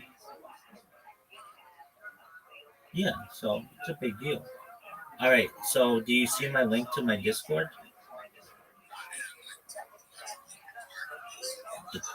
Doug, you gotta figure this one out, big man. You okay?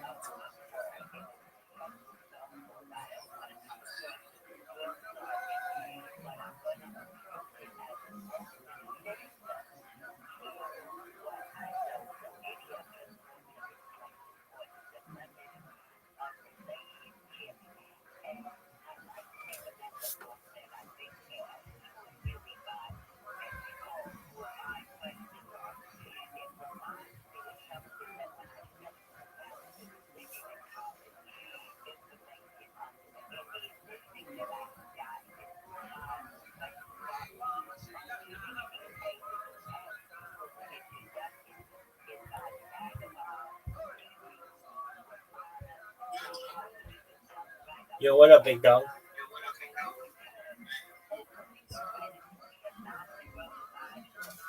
Have you joined my Discord yet?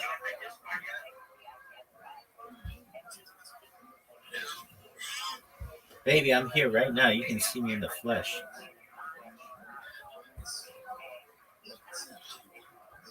Absolutely.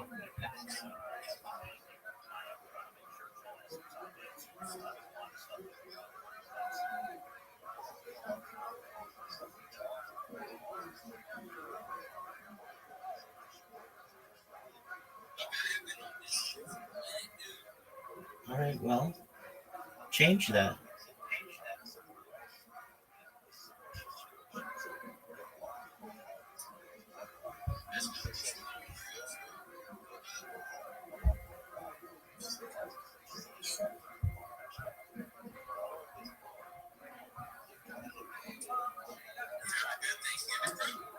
Yeah.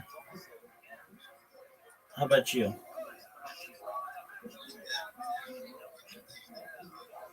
Did you do anything amazing?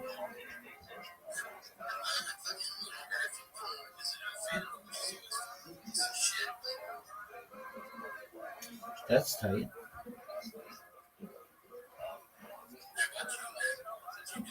Well, I live stream my life 24/7 for World Peace, so I've been doing that for 4 years. I enjoyed cranberry sauce and turkey and roast and potatoes and vegetables. And then I watched football and I slept, which is like my favorite pastime.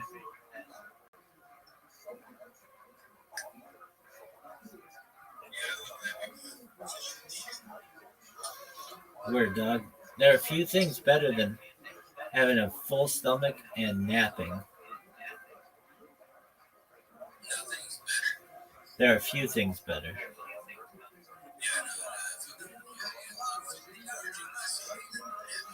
Word. It's amazing.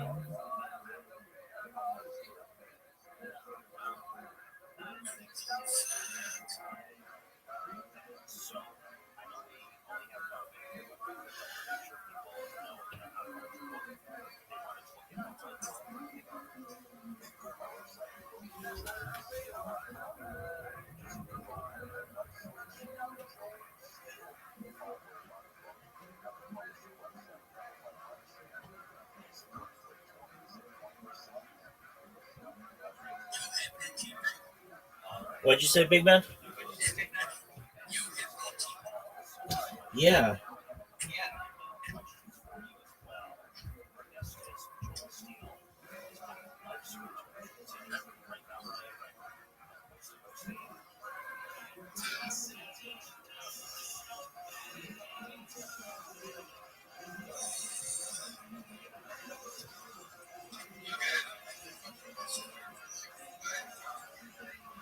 Well, I consider it a privilege that you're joining mine.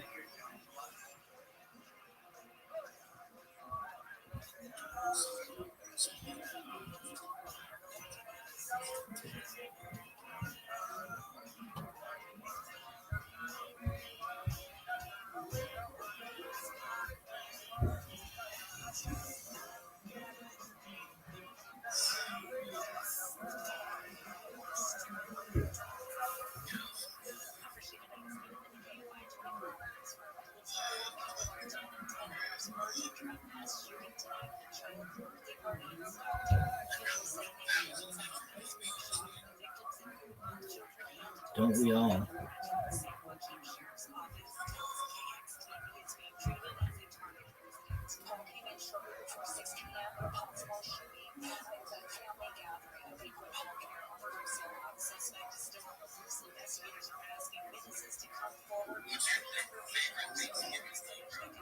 It's a great question. Mashed potatoes. Well, mashed potatoes and gravy. Does that mean with stuff inside them? Peas? Yeah, I mean that's okay. I'm not against it, but I'm a big fan of just mashed potatoes in general. And I love mashed potatoes and gravy. I also like pumpkin pie. I like just about anything with gravy. Uh, Cranberry sauce has grown on me in as I've gotten older. When I was a kid, I couldn't stand it. It doesn't. It's okay now. Um, yeah, the same with stuffing. When I was a little kid, I did not. That was not my thing. But it's grown on me, I guess.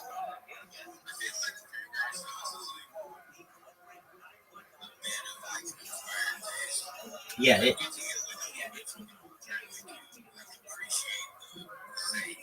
exactly. No, exactly. It's a little tart. And as a little kid, I don't know if that was something that I very much enjoyed. I've always thought it was beautiful looking, though.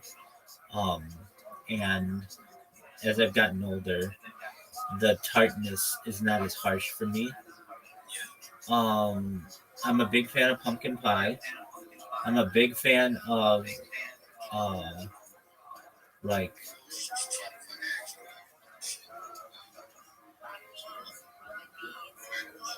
you're good, big dog.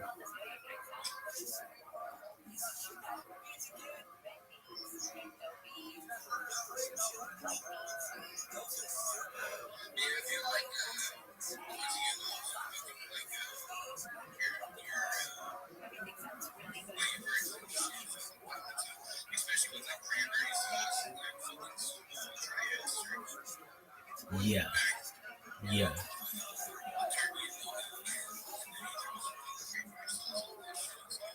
right. There are some people who don't like turkey, but I like it. I like it in November. I like turkey in May. I like turkey year round. Um, I like the gravy with it, especially if like it's super dry. Though that's to be avoided. Um, and then throw some mashed potatoes in there.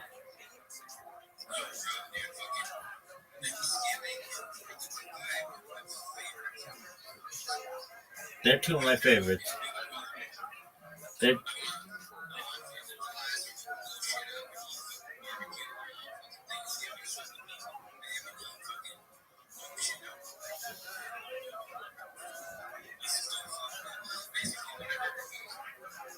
yeah, no, I get that definitely.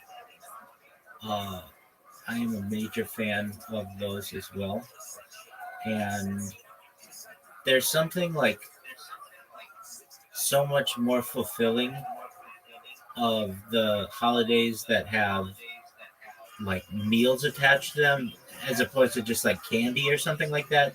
You're never really satisfied with candy. It's kind of, if you eat too much of it, you get a little bit of a stomach ache. But like,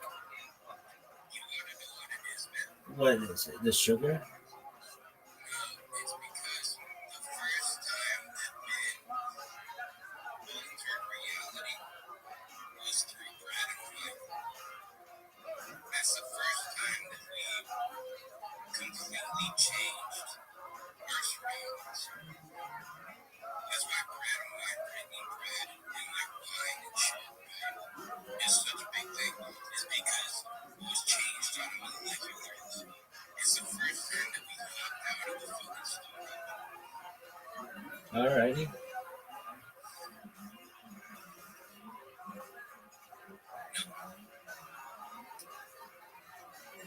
It's interesting. Like if you're in the woods for a long fucking time, like you're in the woods for a long fucking time, man, and like you can like get the chance to make a little bit of fucking bread, it sets you apart. It changes your reality from being completely overcome by the natural world to shifting and altering the natural world into something that you can control. Oh, for sure. It's so difficult to create bread. You need the grain. You basically need a hearth or like an oven. You need time. You need leaven. Like, yeah, definitely. You need fire, of course. So, I mean, it's not it's difficult. That's why it was celebrated when it could be eaten. And then wine certainly is something that doesn't necessarily come easily. It takes time for everything to basically ferment, and um, both of those are not something that you can just have at any time. They take planning. Yeah, it's interesting, man. There's very basic amounts of shit. Like bread and wine are one of them. Those are the first things to kind of get us into this civilized world, where we can alter, like molecularly alter our surroundings. That's why it's so important. All right, where do we stand on you joining this Discord?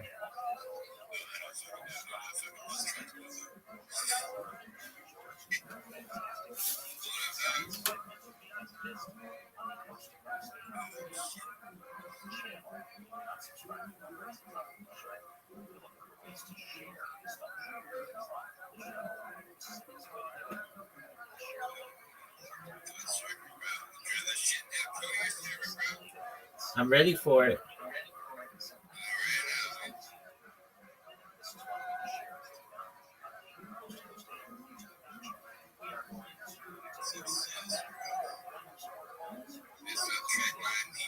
Dude, I don't do that.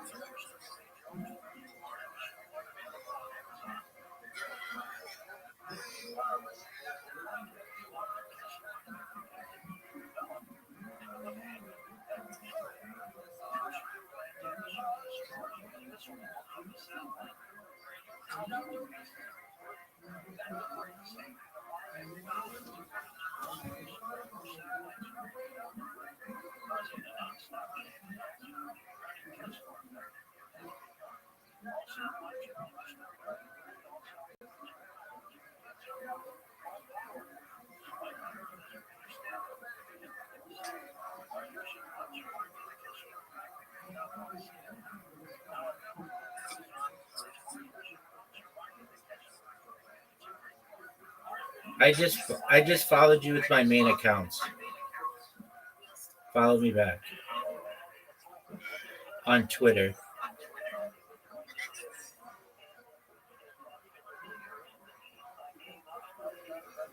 Just a heads up, I'm like halfway Oh, dog. I figured that out about 10 minutes into our conversation, my man. Don't no worries. Just keep in mind, you have to have a retarded, so you can take me out of this series. Okay, serious. Alright, fuck you. I ain't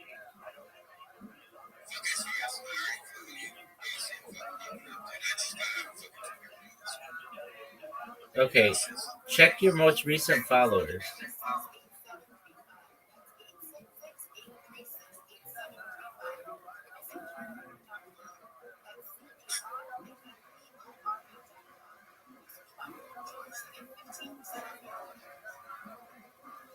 Your pinky.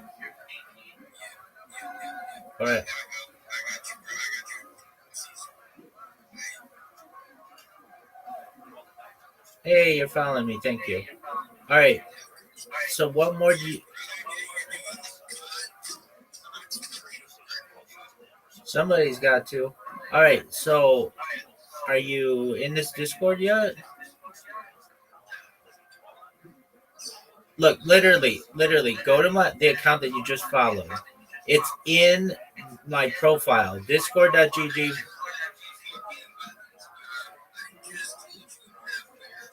Okay. All right. Well, I've had 2,500 people who have figured this out. I'm sure you can figure it out too, my man.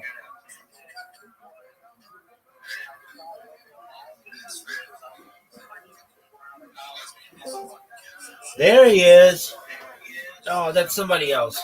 What up, Omni Doc? How you doing? Every day's a holiday, every minute's a feast, thankfully. How are you, pimp? Good.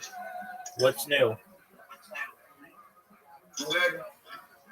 All right, but what's new? What'd you do today? Nothing. Is that a good thing? Maybe. All right. What's on your agenda for today? Nothing much. You're just cruising the Discord world? Yeah. Do you ever go on Twitter? What? Do you ever go on Twitter? Not really. Why not? Or change more MySpace. All right. Is that a cool website? Yeah, you should go on it. It's always so complicated.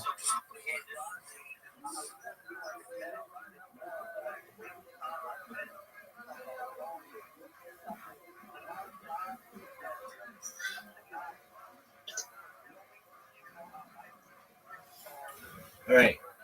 So, from your perspective, my man on Twitter, what happens when you click the discord.gg link? I don't know.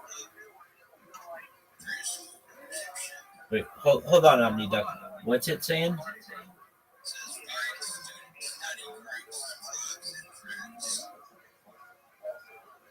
Okay. Doug, do you see there's a discord.gg/p link? Do you see that?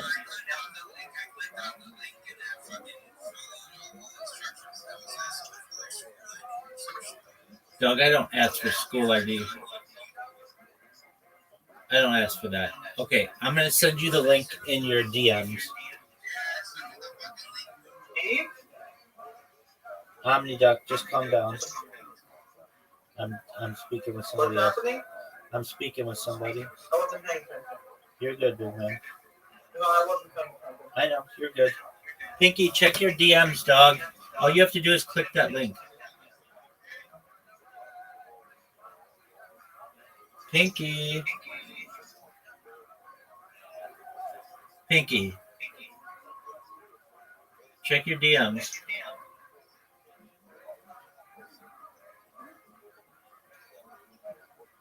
Pinky.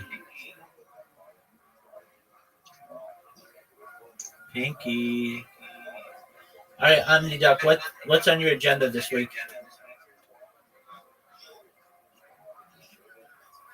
No idea. Is that a good thing? No idea. Okay. But I'm like very tired right now. Well, go to sleep, Pinky. Doug, what are you talking about? It doesn't ask for EDU. Go to your go. No, it's not. Go to your listen. Go to your DMs.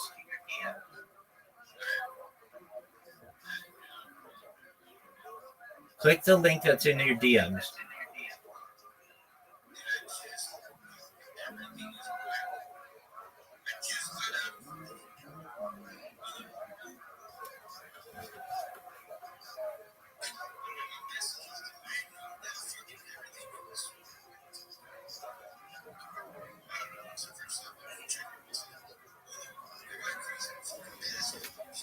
Yeah, that's a new thing that they did.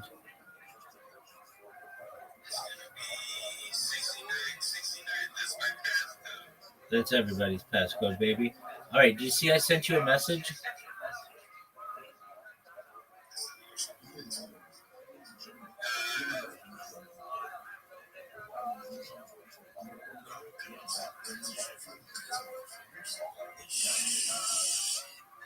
Dog, look at your most recent message.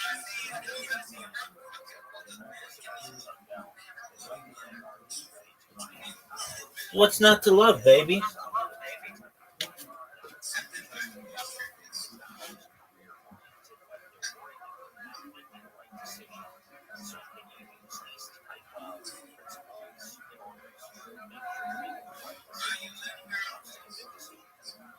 Baby, I'm here.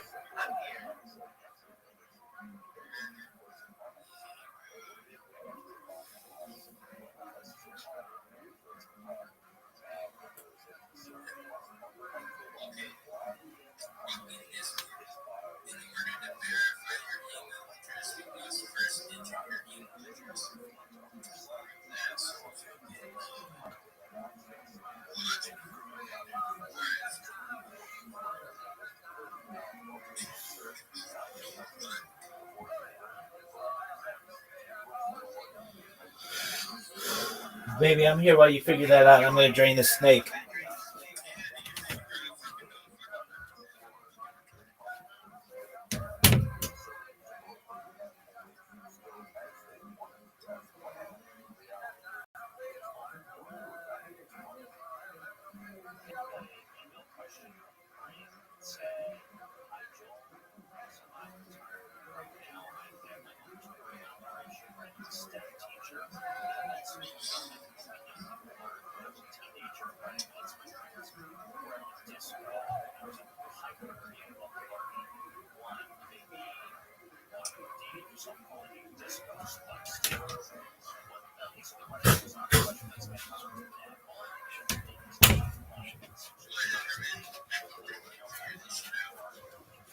Dog, you got to figure this out.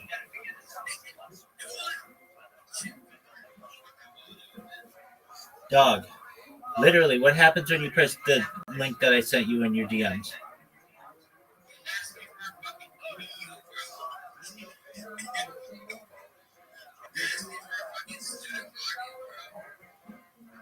Did you create your account with a student email?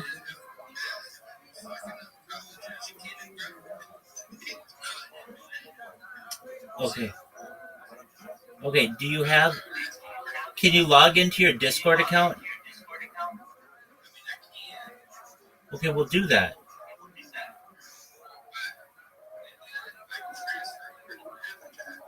Doug, just log into your Discord and then I'll tell you what to do.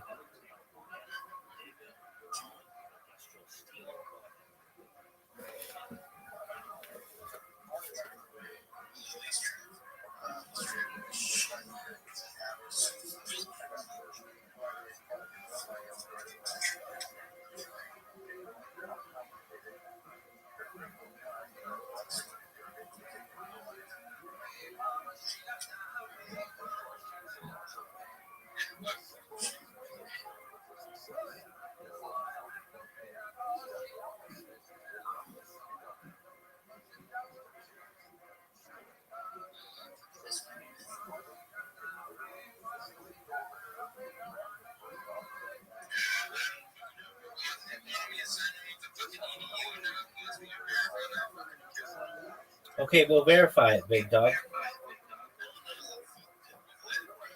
Dog, then create a new account.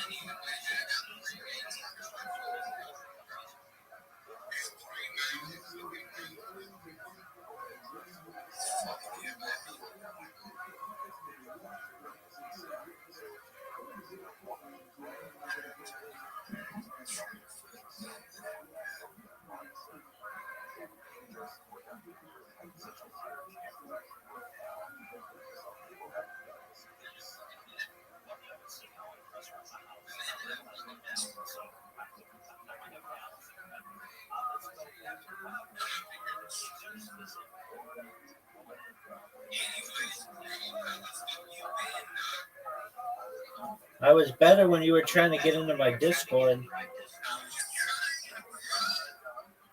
But man, you gotta figure it out. They're like,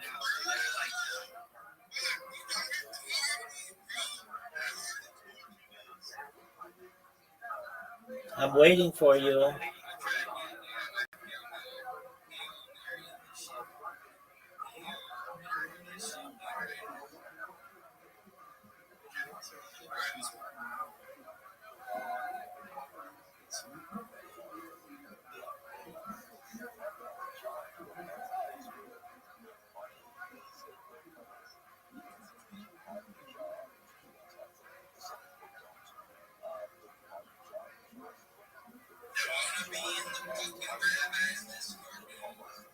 I want you here, man.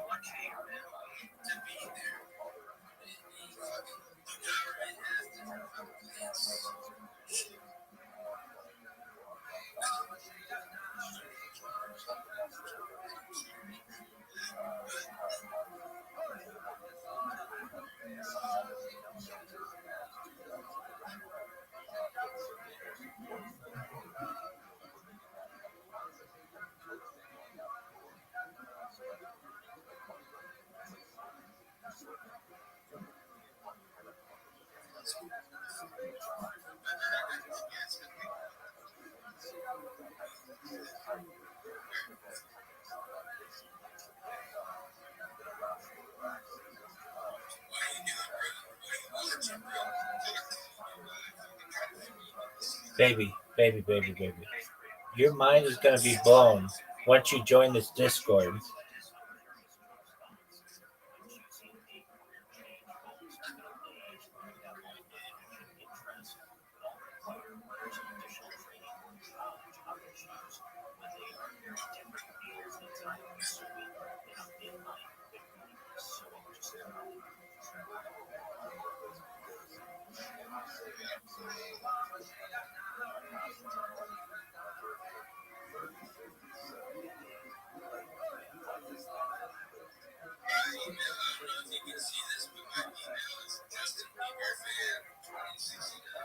Oh, you didn't have to tell me that. I assumed.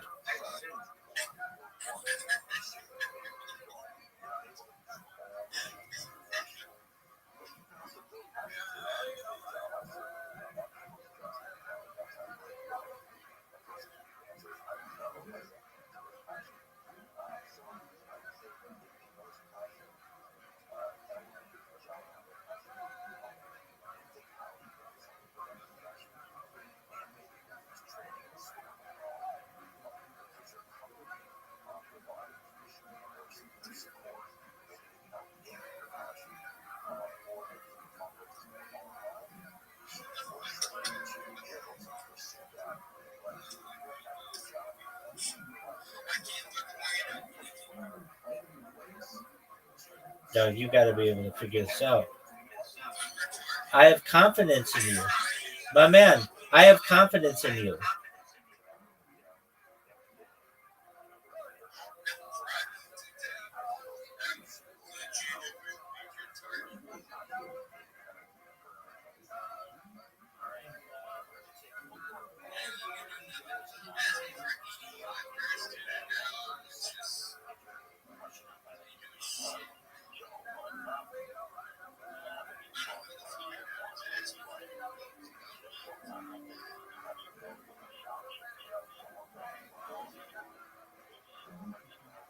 My name is Source X.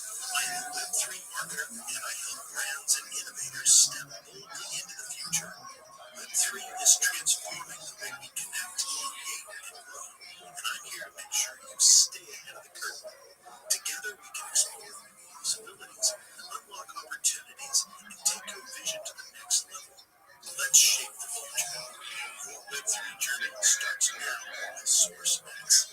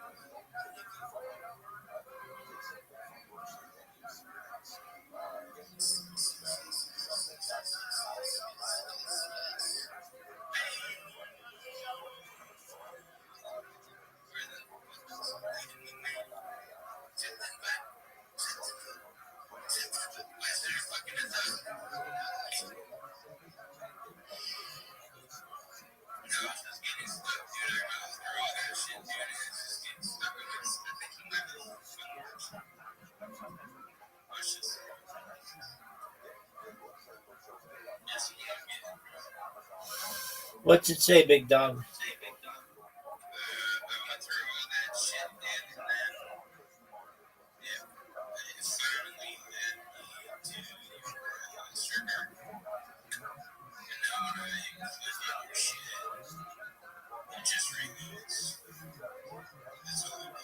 Okay. Are you copy the link that I sent you in your DMs? Let me know when the link is copied.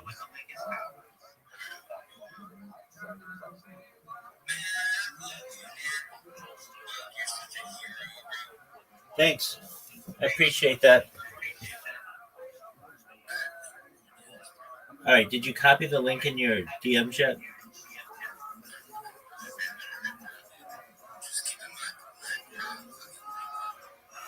No, I don't know if you're half. You might be 3/4 of the way to this point. Whatever it is you are.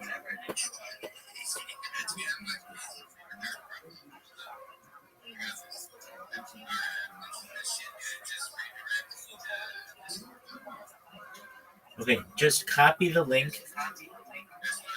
Okay, so you've got the link copied, the discord.gg link. It's copied, right?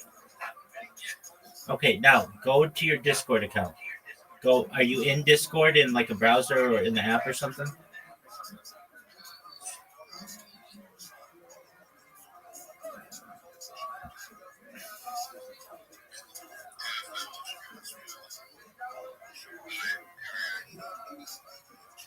All right, you're in.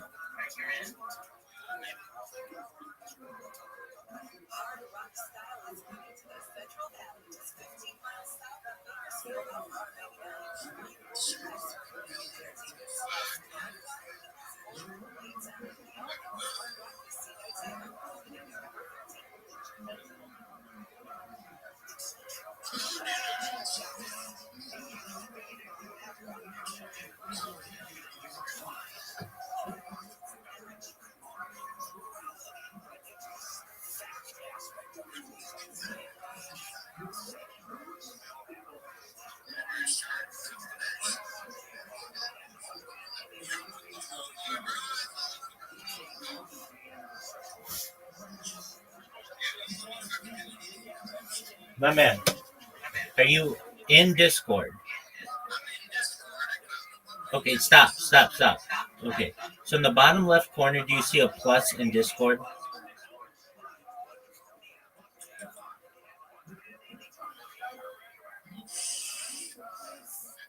In the bottom left corner of Discord, do you see a plus?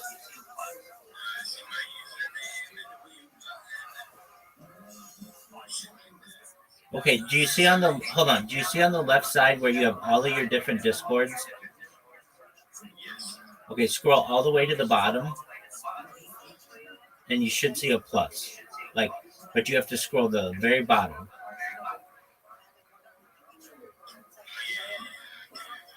Okay, press the plus.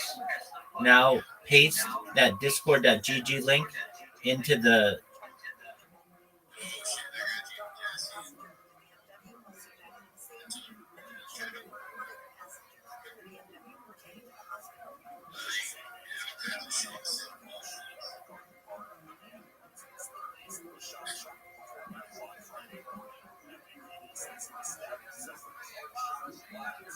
Did you put the discord.gg link into Discord?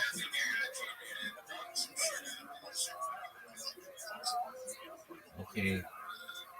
Does it say join server?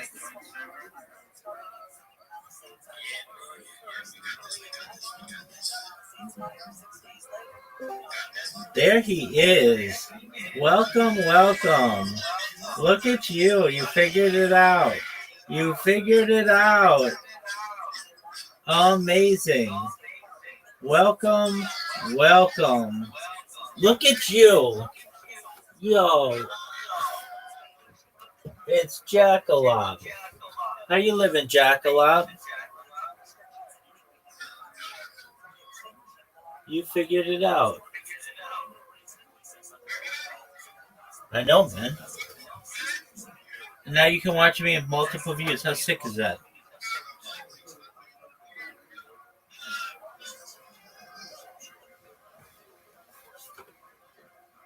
Pink, can you hear me? Pinky. Yo, Pinky, I just sent you my YouTube links. Look how many live YouTubes I'm on. It's in your DMs.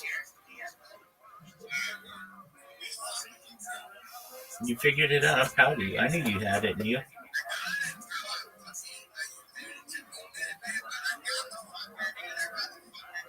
Absolutely. Now, go to your DMs in Twitter and look at the YouTube link I just sent you.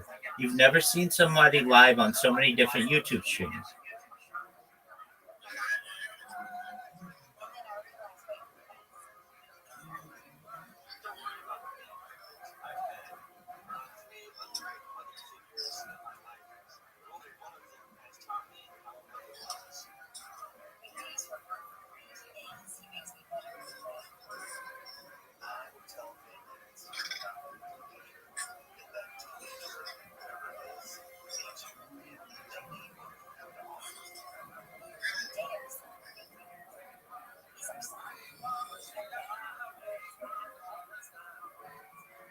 Pinky, go to your DMs. I just sent you a YouTube link. Put that YouTube link in a browser. Look at how many live streams I have going on YouTube.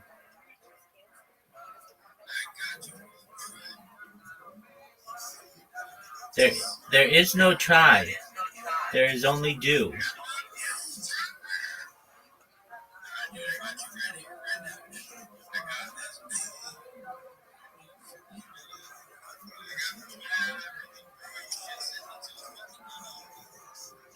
Quit with the EDU. Nobody believes that. Nobody thinks that a school would let you in.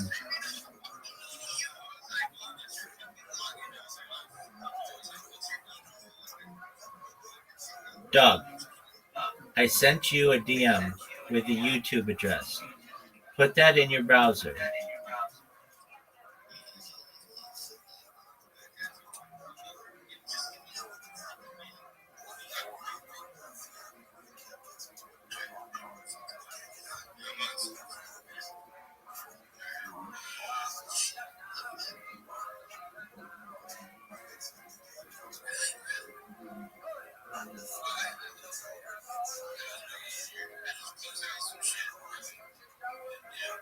Okay, we're going to go over this again. I sent you a DM.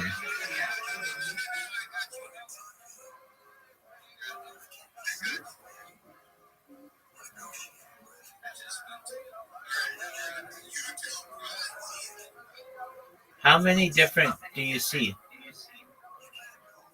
How many different lives do you see?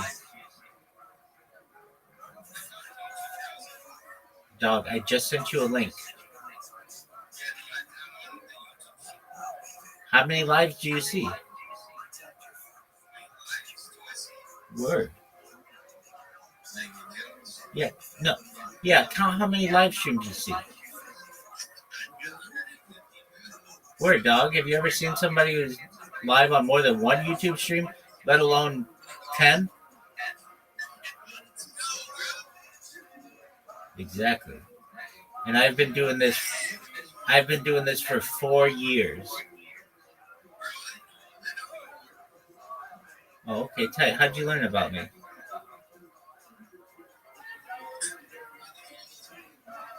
Oh, shout out to the homies.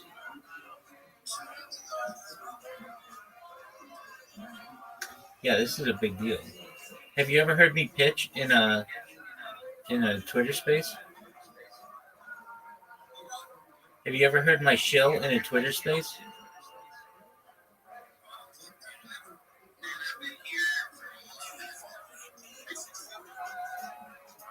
No, you would remember it. It's the best one you've ever heard. That's what I like to hear. All right, you ready? Okay, but seriously, listen. I'm Rabbi Rothschild. If you don't know who I am,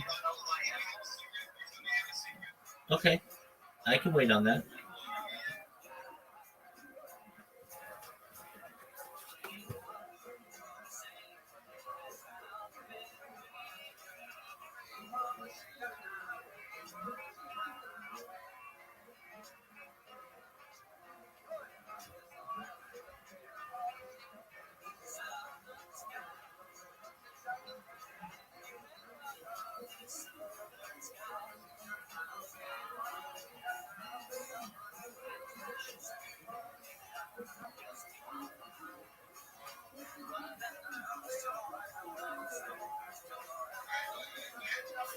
All right, you ready?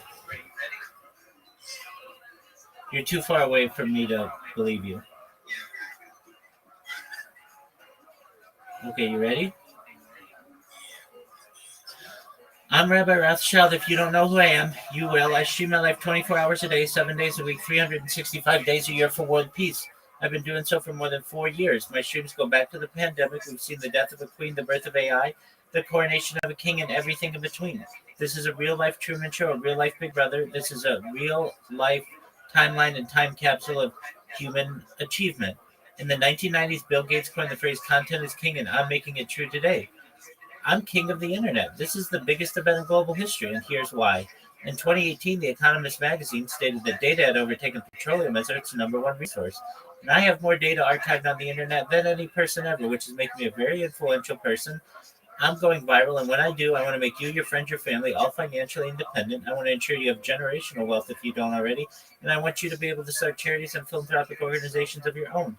I'm unlike any influencer you're ever going to meet. I'm not live on one YouTube stream or 2 YouTube streams. I'm live on over 20 simultaneous YouTube streams 24 hours a day. You can watch my life from 360 degrees. I even have a ceiling camera. If you want to watch these streams, the link is in my profile. Additionally, in my pinned post, you'll find a link to my YouTube streams. You'll also find a link to my link tree there. I dare you to look at my link tree. Nobody dares you to look at their link tree, but I do because I have more social media than any person ever. I have more content than any person ever. You'll also find a link to my Discord, which is discord.me/rabbi. We have over 2,500 people in the community and are growing every day. In addition to making you rich and wanting to promote world peace, I want to help end world hunger through the use of technology such as agricultural drones, floating greenhouses, saltwater greenhouses, hydroponics, vertical farming, cloud seeding. I want to help end world thirst. I'm sponsored by a cryptocurrency that's worth about $100 million. And one of the things that we do is we build wells and water towers in developing nations for the benefit of the less fortunate. Additionally, I'm an advocate for the Life Straw program and most importantly, desalination technology, where we pump Earth's seawater onto land to make it drinkable. If you're hold on, let me finish. If you're a reply guy, if you're a Web3 marketer, if you're a rater, you're a shiller, and you want a free mentor, coach, and friend, send me a DM. I will respond. Send me a follow. I will follow you back. I want you all to know that I'm here to support you both personally and professionally. I'm here to be an optimistic person in your life. I'm here to have a positive role in the future. And most importantly, I want to give people hope. And with that, I sincerely appreciate the opportunity to share. I love you too, big dog. Isn't that the best show you've ever heard in your entire life? Isn't that the best show you've ever heard in your entire life? Yeah, dog. I've been working on it for 4 years. I've got it all memorized. You can tell I'm not reading it. Yeah, it's taken over, dog. I've been on Twitter for a month, and I've got 1,800 followers, which is not easy to do without a verified account.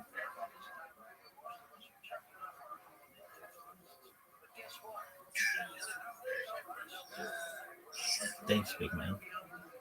So you should know I'm live in my Discord 24 hours a day. You can always connect with me. You know this space is always open, but I can barely hear anybody in here, so that's why I like people on my Discord. So now you have multiple ways to be able to connect with me. Isn't that beautiful?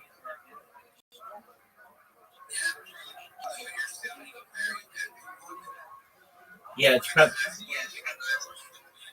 it's probably because you're in my Discord as well.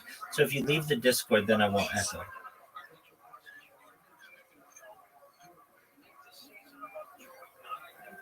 Just close the Discord, VC. Don't leave it.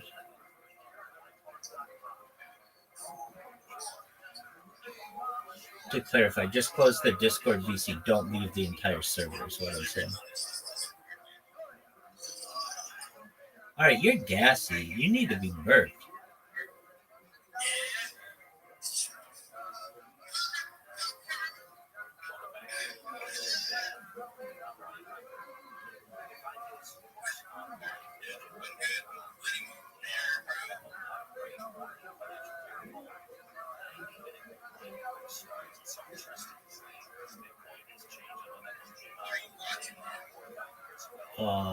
Jurisdiction.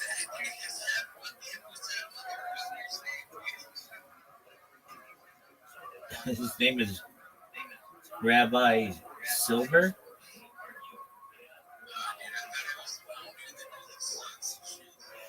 No, no sauce.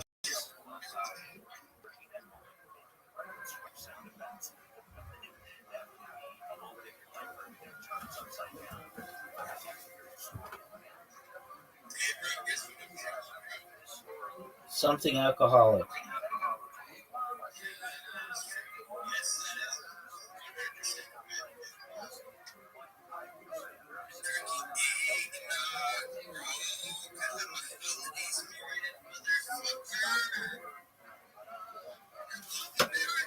Dog, the last time I had eggnog, I allegedly had it at some friend's house and walked home, and it went through me like shit through a tin horn, and I shit myself in a park. Didn't shit myself. I just had to pull my pants down and shit in a park, allegedly. And then when I woke for synagogue the next day, a dog had eaten it. Oh, he left.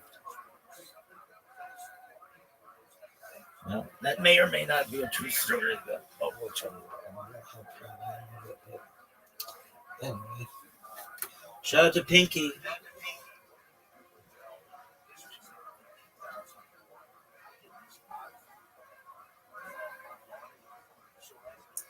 If he's Pinky, then I must be the brain.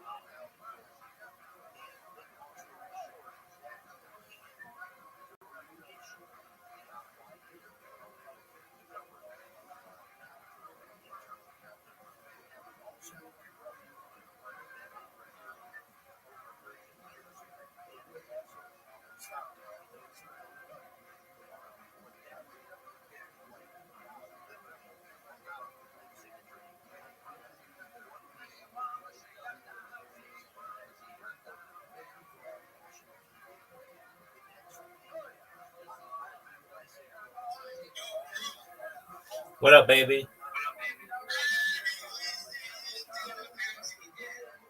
Yo, how you living?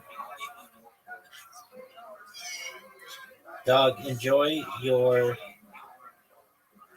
eggnog, big man. Hope it's good.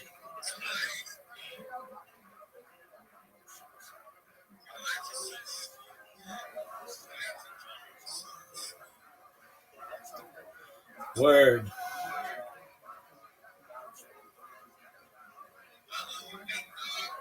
I love me too. I love you as well. You're Pinky, I'm the brain, baby. You're Pinky, I'm the brain.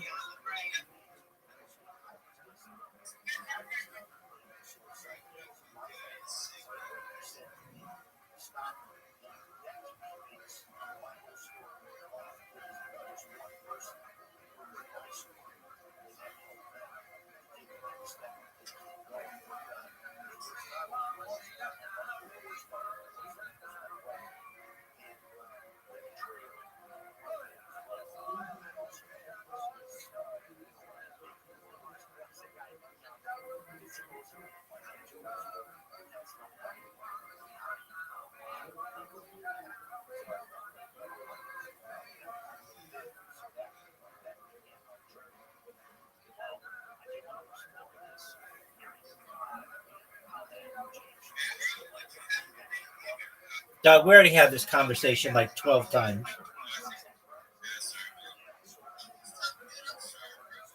You're good, baby.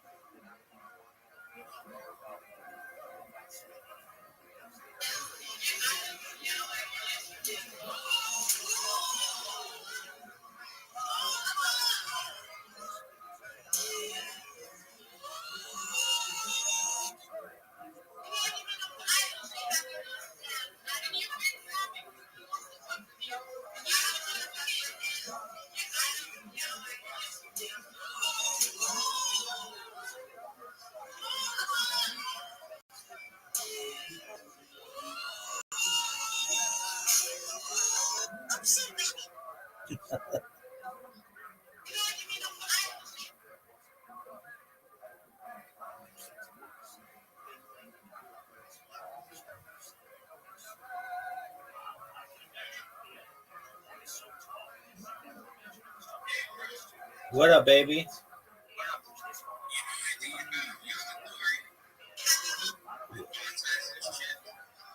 All right. Knock yourself out with that, baby.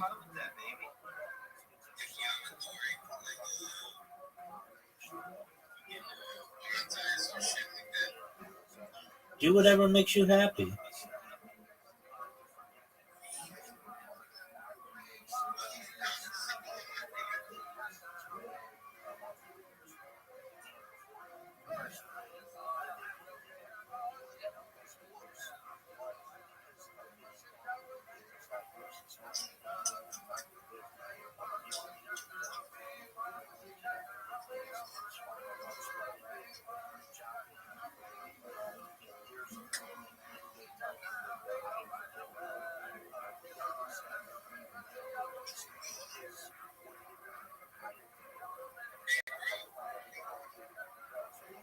Yo, dog.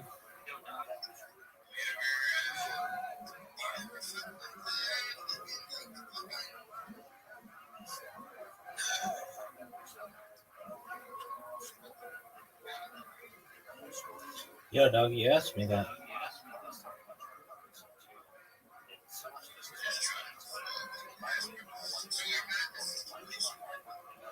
What's your situation, big man?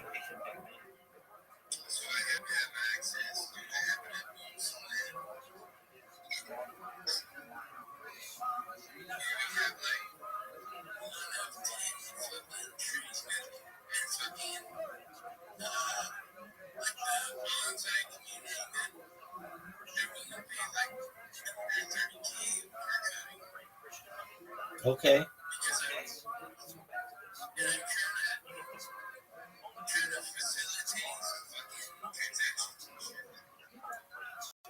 Okay.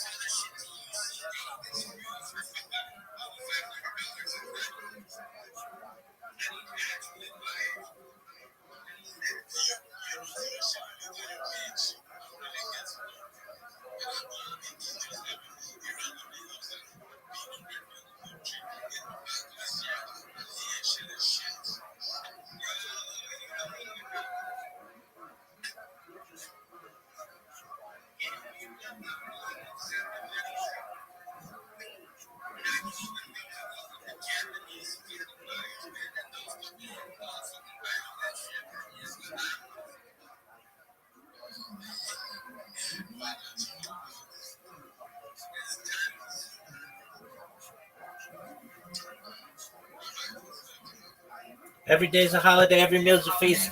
How are things in your neck of the woods, big man?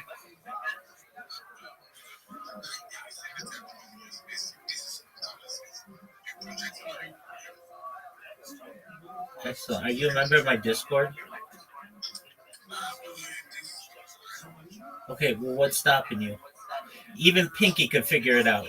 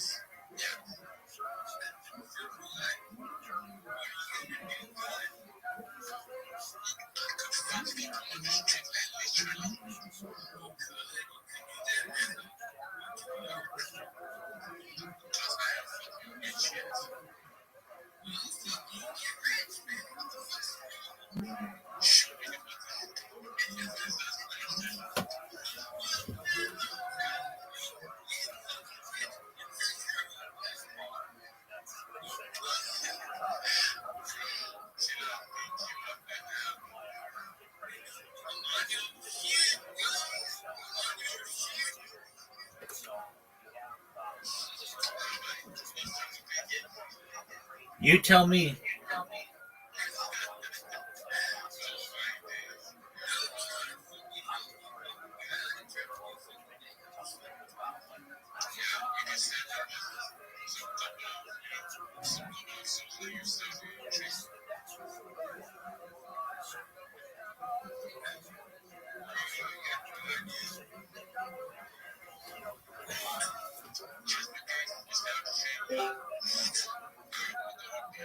Yo, what up? Yo, sir. Yo, how are you? Good. Excellent.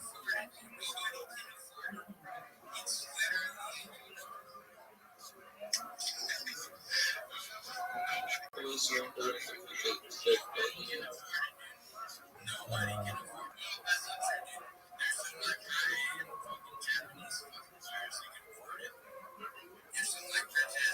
yeah, the answer is perhaps.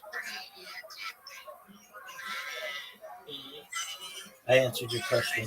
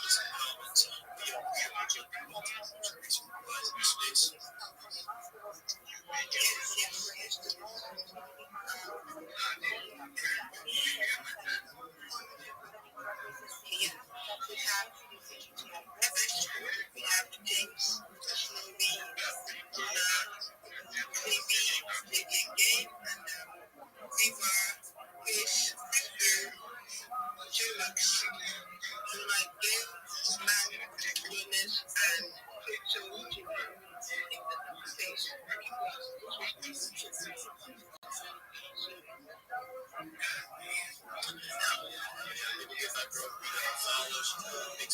Space. She's a but we have some snooze speakers.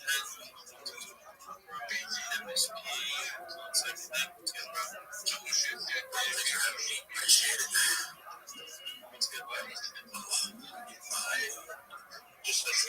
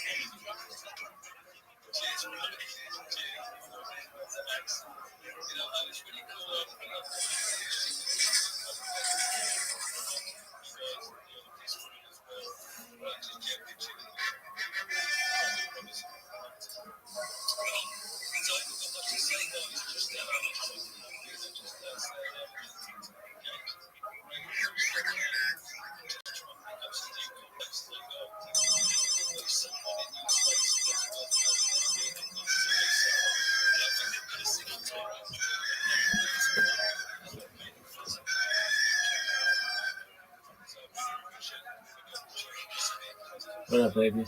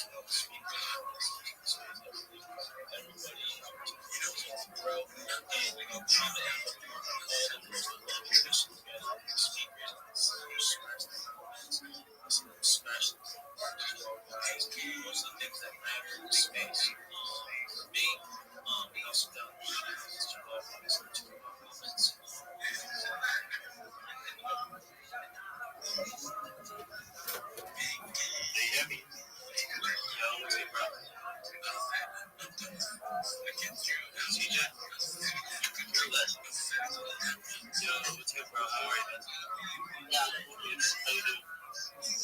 Yeah, how you doing? Oh, hey, that was CJ. Yo, CJ. Shout out to everybody. And that's low. Can you hear me? Yo, let's just give 1 second to see the other opportunity. Next basketball. You like that? Alright, yep. Great job. Everybody. I obviously, I'm not seeing yet. But what I do, big community, and also content creating. So I just want to make this offer. I'm going to be hosting space tomorrow. It's going to be the Froglands community. This is coming to huge. So if you want to be part of us, just turn my notification tomorrow morning at 8 a.m. UTC. We're going to be onboarding new people.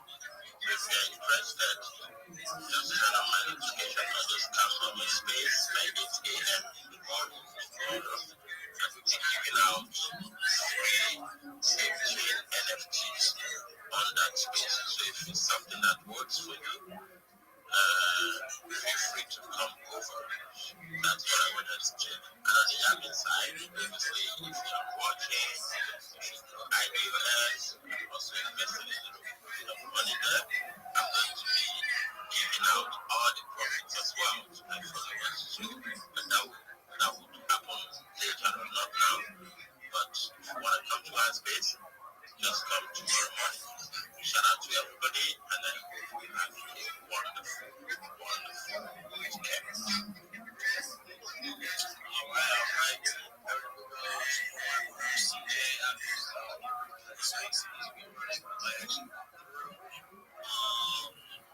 what is good? Yeah, I'm good. How you doing? I'm doing good. How are you, bro? I'm good, man. Happy Sunday to everyone. I hope you can take that.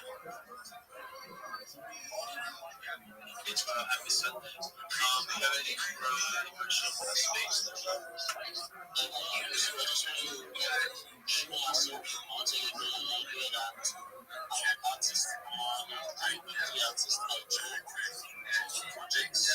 So if anyone is interested in coming to a deal, we can discuss. I do for my projects if you don't find that way. I do for Swagger, I do for Local Change, I do for many other projects. I'm a very good artist, so anyone out there really needs an artist who wants a graphic designer person. You can just pick up my idea and we can discuss more on that. So that's just right, just shoot it over here and get more followers and interact more with people. Hell yeah, bro. And it's a great opportunity to be here. Follow me, follow my co-host, Stream as well, guys. Opportunity to grow in the space and actually start to you, like really working there. We're going to see that you're, engaging and you're worth following. That's another thing too as well, guys. Like I know we want a lot of followers, but really following, like make it like worthwhile if you're following. I think that people show support if they they see that you're putting in work. So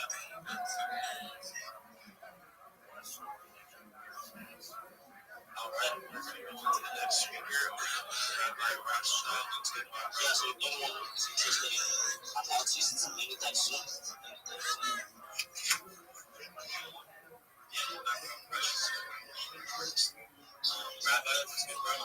Every day is a holiday, every meal is a feast. Shift. Thank you so much for the opportunity to be here. First and foremost, if you have not joined the Big Steppers Discord, you need to. I'm live in there 24 hours a day. I'm Rabbi Rothschild. If you don't know who I am, you will. I stream my life 24 hours a day, 7 days a week, 365 days a year for world peace. I've been doing so for more than 4 years. My streams go back to the pandemic. We've seen the death of a queen, the birth of AI, the coronation of a king, and everything in between. This is a real life Truman Show, a real life Big Brother. This is a timeline and a time capsule of human achievement. In the 1990s, Bill Gates coined the phrase content is king, and I'm making it true today. I'm king of the internet. This is the biggest event in global history, and here's why. In 2018, The Economist magazine stated that data had overtaken petroleum as Earth's number one resource, and I have more data archived on the internet than any person ever, which is making me very influential. I'm going viral, and when I do, I want to make you, your friends, your family all financially independent if you're not already. I want to ensure that you have generational wealth if you don't already, and I want you to be able to start charities and philanthropic organizations of your own. I'm unlike any influencer you're ever going to meet. I'm not live on one YouTube stream nor two YouTube streams. I'm live on over 20 simultaneous YouTube streams 24 hours a day. You can watch my life in 360 degrees. I even have a ceiling camera. If you want to view this camera and my other camera angles, feel free to look at the link in my profile. Additionally, in my pinned post, you'll find a link to all my YouTube streams. You'll also find a link to my link tree there. Linktree.com/Rabbi Rothschild. I dare you to look at my link tree. No one dares you to look at their link tree, but I do because I have more social media than any person ever. I have more content than any person ever. You'll also find in my pinned post a link to my Discord, which is discord.me/Rabbi. I invite you to join. We have over 2,500 people in the community and continue to grow every day. In addition to making you all rich and wanting to promote world peace, I want to help end world hunger through the use of technology such as agricultural drones, floating greenhouses, saltwater greenhouses, hydroponics, vertical farming, cloud seeding. I want to help end world thirst. I'm sponsored by a cryptocurrency that's worth about $100 million. And one of the things that we do is we build wells and water towers in developing nations for the benefit of the less fortunate. Additionally, I'm an advocate for the Life Straw program and most importantly, desalination technology, where we pump earth seawater onto land to make it drinkable. If you're a reply guy, if you're a Web3 marketer, you're a raider, you're a shiller, or and you want a free mentor, coach, and friend, send me a follow. I will follow you back. Send me a DM. I will respond.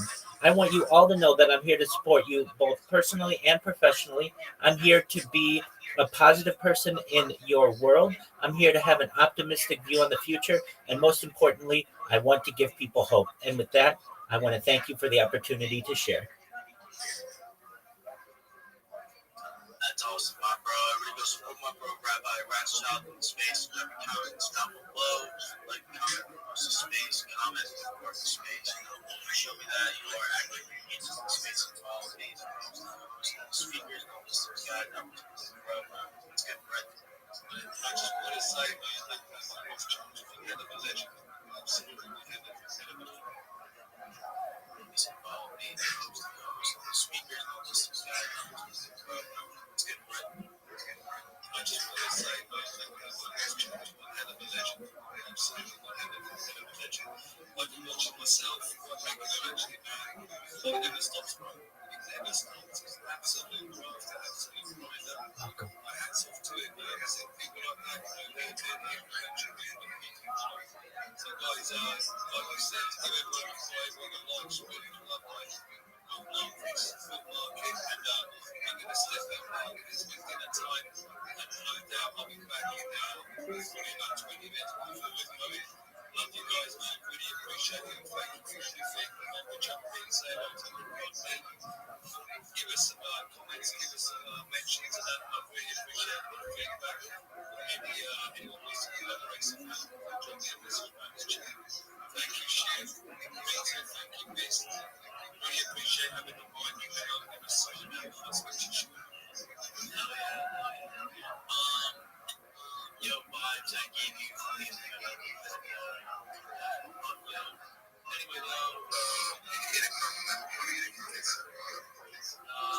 I'll be back to this space, my bro. Maybe, just another space. Yo, thank you, Chief. Bro, of course I'm good, bro. This is exactly, you know, I can show myself from what I did with three, bro. Bro, I'm the first on-chain game on side, and I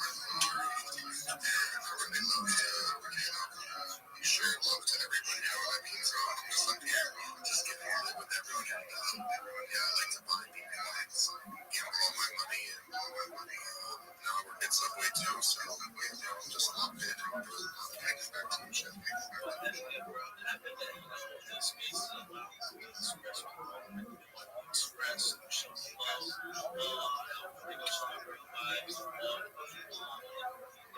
here in this space. But yeah, Thank you for the microphone, GM. To everyone, GM. To Shaggy the GM. Trina the GM. The GM is all really listening as well. yeah. If I show up my Bible in this space, he's gonna be having a space later on this week.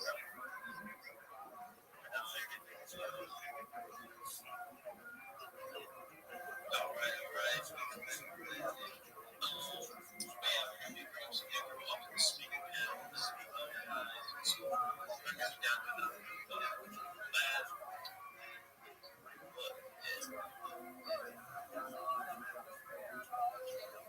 Alright, so I got a shit ton of people watched and makes sense. But yeah, by bringing down, so much shit ton of blessed.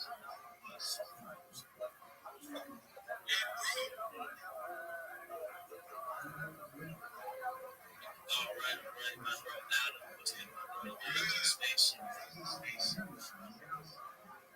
Hey, shit, good to see you guys. Good morning. Good morning, bro. How are you? Happy Sunday. Would you like to show yourself, my bro? Yeah, sure. So, it's an opportunity. I'm just gonna provide so much campaign that's tying in with that one. So I think it's the first time that that project is actually real products into the environment. And so we actually keep undone launches, which is the players needed, cost and then actually these nice watches racing, which is the F1 team that's currently racing guitar with. And the campaign is going on until the end of December 7th. You can check it out online and in the post. There's a bit of information about it. But basically, just by talking about the project itself, so the lab between Williams, as well as sharing mini apps. There's a mini app that connects into it, which is like a little bit of a game. You can also see the drawing set. So we can discuss this in spaces, you can discuss it in timeline, and that gives you the chance to win one of 6 options from Dark, which has a total value of $3,500.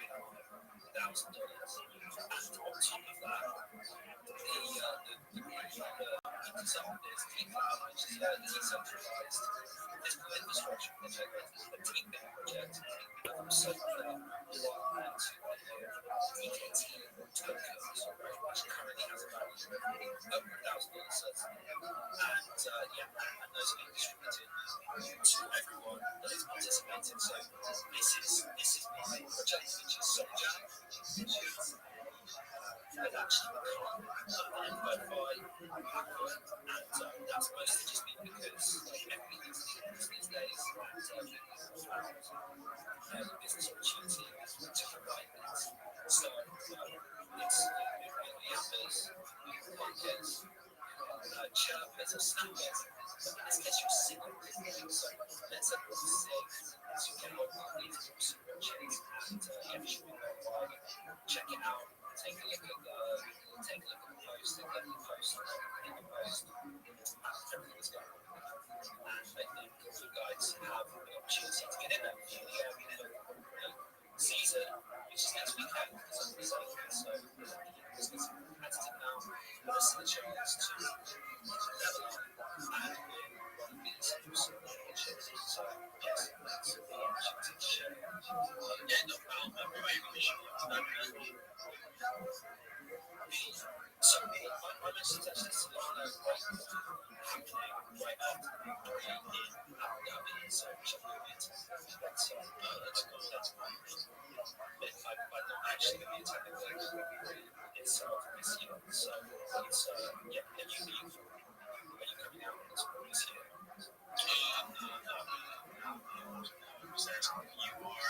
You are. Since you're talking about it,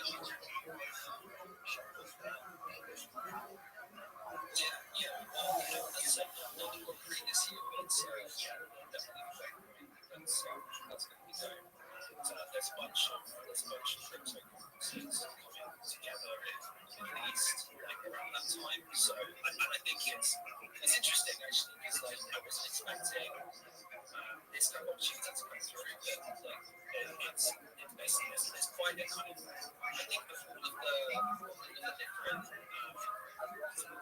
right, there's quite a good relationship with F1 crypto, and that's partly because it's celebrating every year.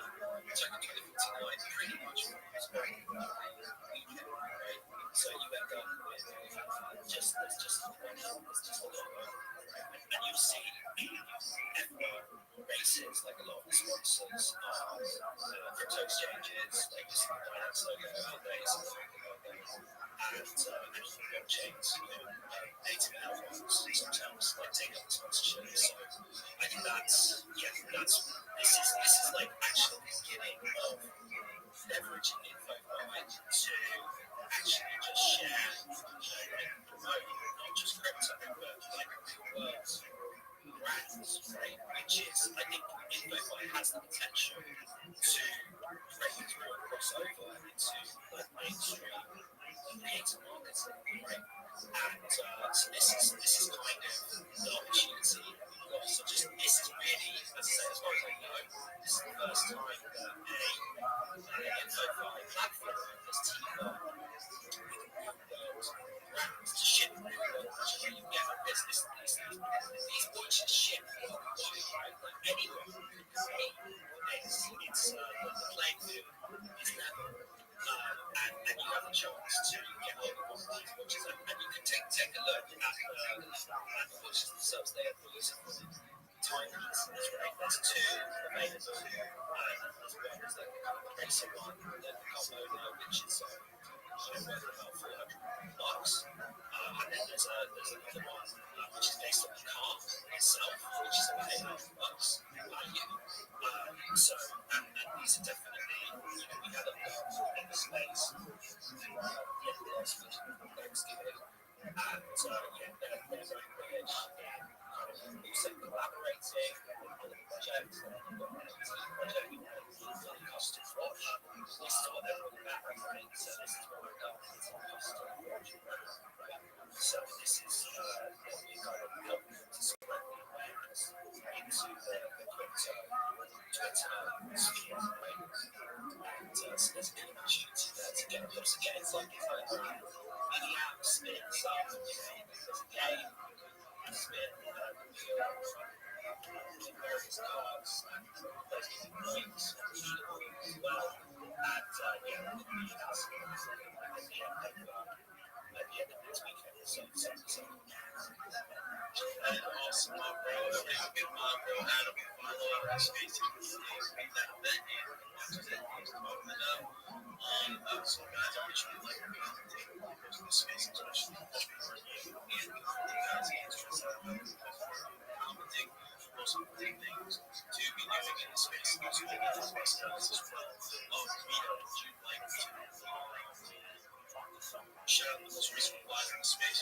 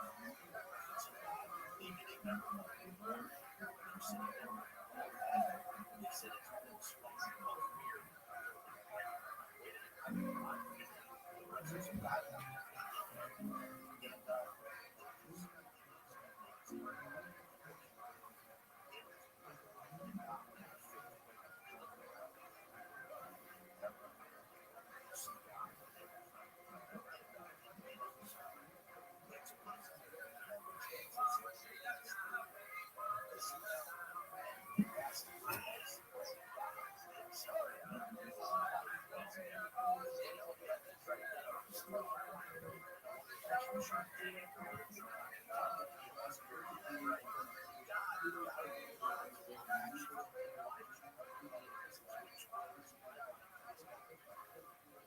much of it, when I think about myself, I talk about my testimony, part of it is beforehand, there's a change in your life that you can't explain. And if you were to look at the way you lived before and the way you live today, you realize how dangerous that outcome is for someone to change who they are in just so that's that happened. We're going to continue with Jim Harris, and we'll take calls as long as we stay in contact.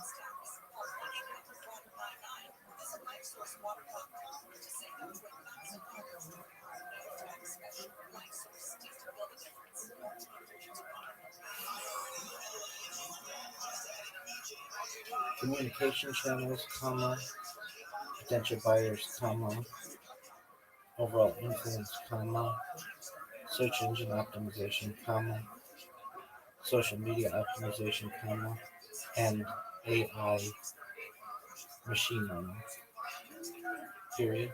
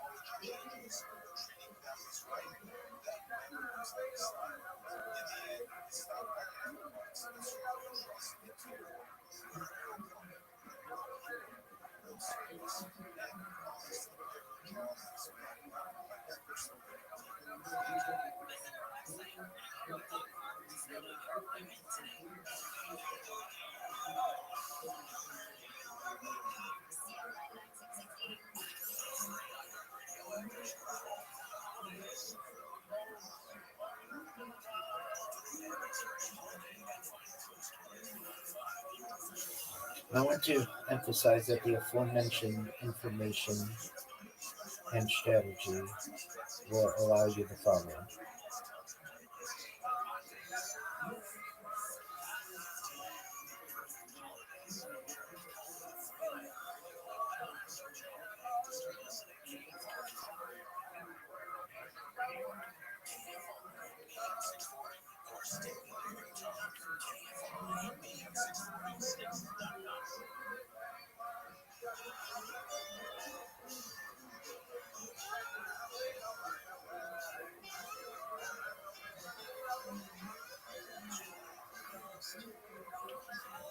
Please let me know if this information makes sense to you, period.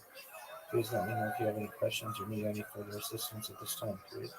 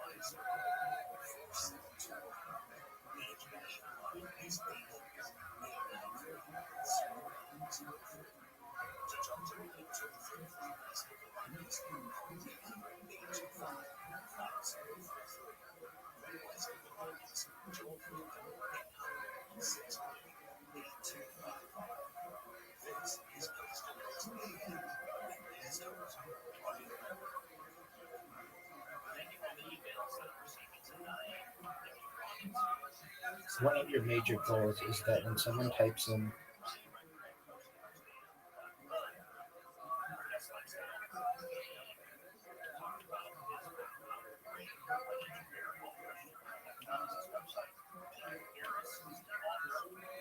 that you are associated with the first 10 results, period.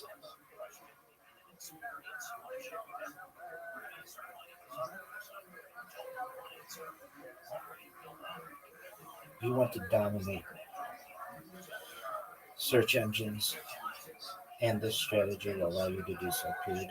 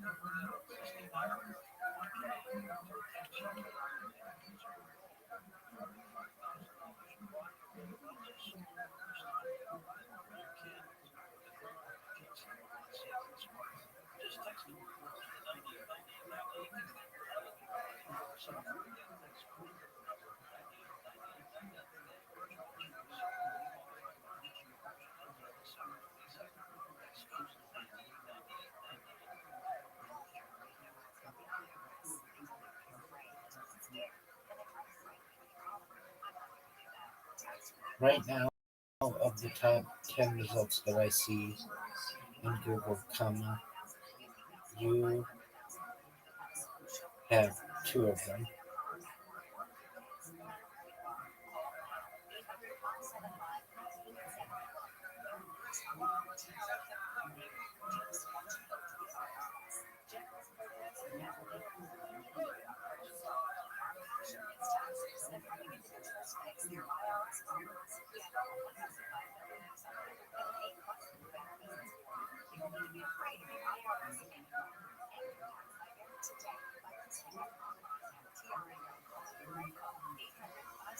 From an initial look, you only are associated with two of the first 10 results on Google, and nothing on YouTube, the number two website in the world, period.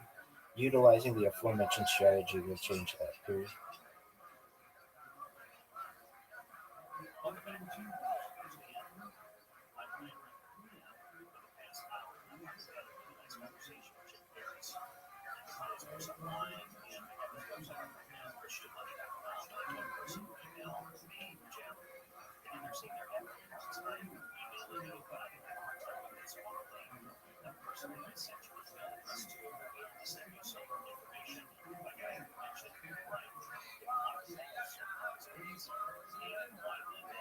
You will dominate Google, YouTube, Instagram, comma.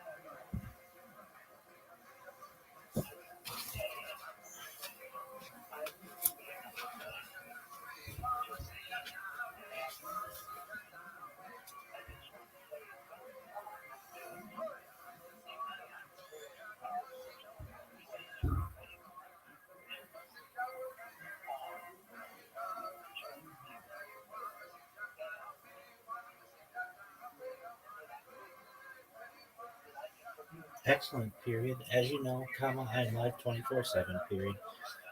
You can always connect with me in Discord or send me a DM, comma, should you have questions, period.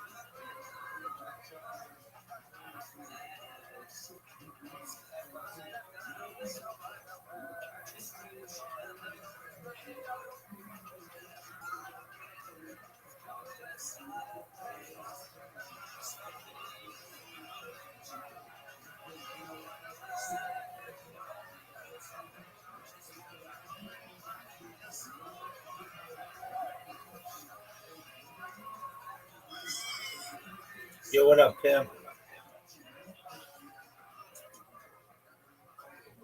How are you?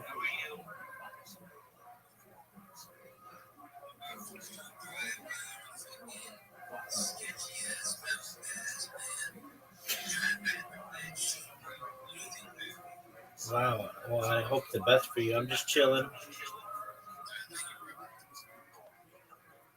You're welcome, big man.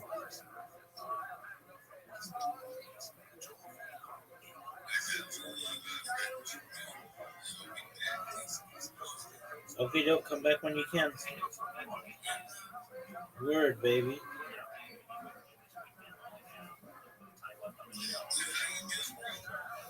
Every day's a holiday, every meal's a feast, slanging dick like it's going out of style. How about you?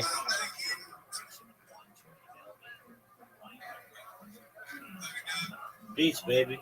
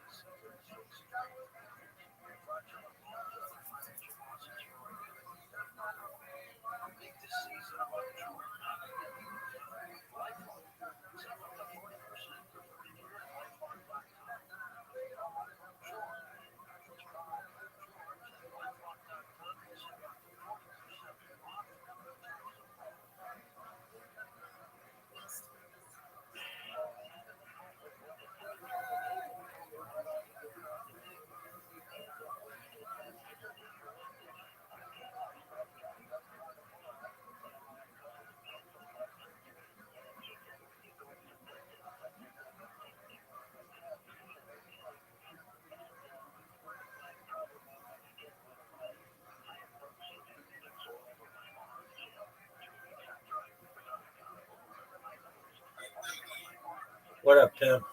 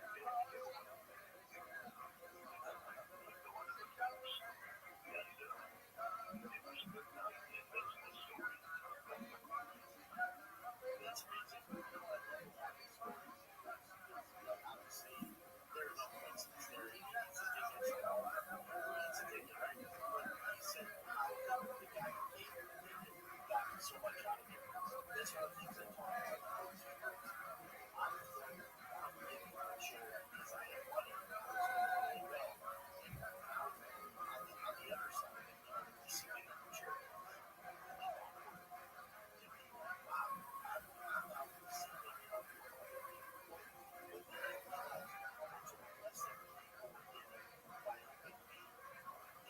It's interesting to be on both sides of that. It's really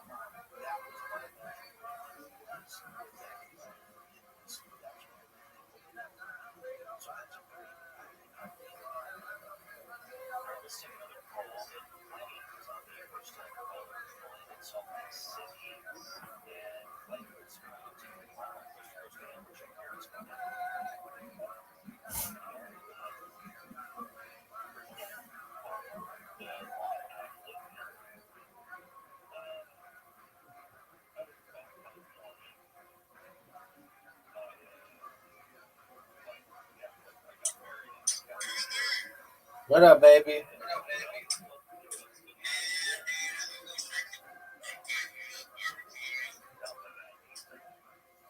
Very well.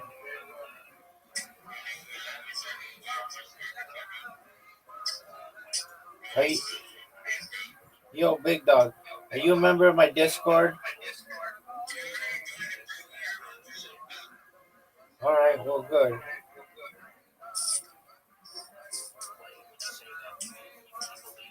How's the barbecue?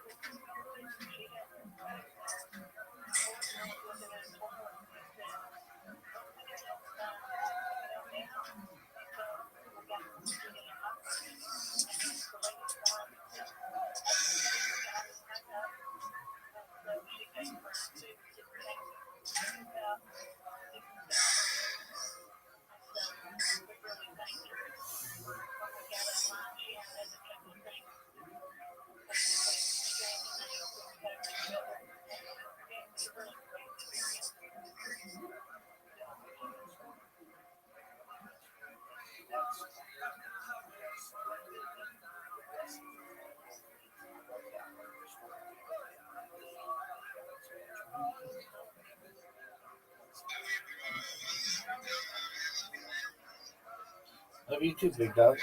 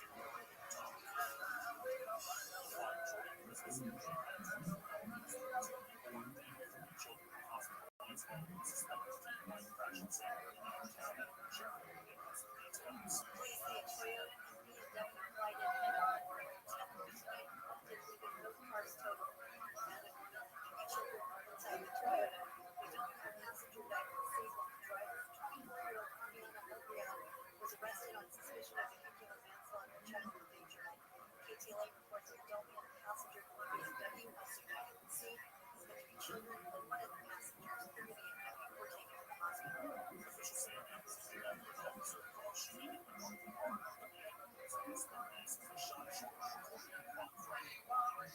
He says he stabbed himself in the heart, showing blacks. The suspect was hospitalized with no information, and officers were injured. The document raises new questions about Los Angeles Fire Department's capability of fighting fire.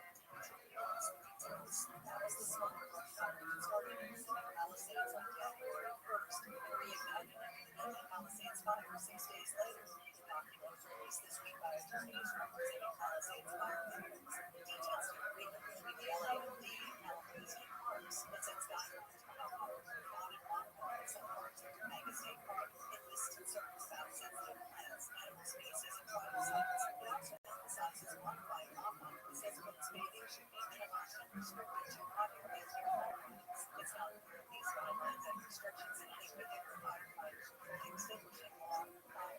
Ordinances aid has raised nearly $600 million over the last 3 months, passing over 60% a year ago. Jack Ryan was the story. Sunday, we had a storm still raising $190 million. August and September raising $200 million. Most of them production fell 60%. Last year was plus $4 years. Inflation was dropping 61 basis points. Inflation is 7%. High investments in research, personal business, and artificial intelligence tools and other innovations. In Los Angeles County, it's expected to be 69 degrees later this afternoon, with a high of 65 in Pasadena. Evening back to the high 24 hours. And Christmas. Black Friday savings are here at American Vision Pros. Get free installation plus no payments until 2027 when you buy their windows and your number. Now is the time to save big. Enjoy a hassle-free experience from start to finish. Call today, 888-686-8849, 888-686-8849. These savings will good. Book by November 30th at AmericanVisionWindows.com. And customers only restrictions apply. Offer expires November 30, 2025. CSL being 778-626. On a business and not thinking about podcasting? Think again. More Americans listen to podcasts than ad-supported streaming music on Spotify and Pandora. And as the #1 podcaster, it earns twice as large as the next two combined. So what do your customers want to know? True crime, sports, comedy, culture, radio, or message? Also, the iHeart can extend your message to audiences across broadcast radio. And all this reach means everything. Just think about the universal marketing formula. The number of consumers who hear your message times the response rate equals the results. Now let's get those results growing for you. Think podcasting can help your business? Think iHeart. Streaming, radio, and podcasting. Let's show you at iHeartAdvertising.com. That's iHeartAdvertising.com. Or call 844-844-iHeart. One more time. Call 844-844-iHeart. And get podcasting working for you. Just added DJ Audrey and Ray Element singing voices of hundreds of K-pop A&Rs. Tickets at DMusic.com. Culture warfare.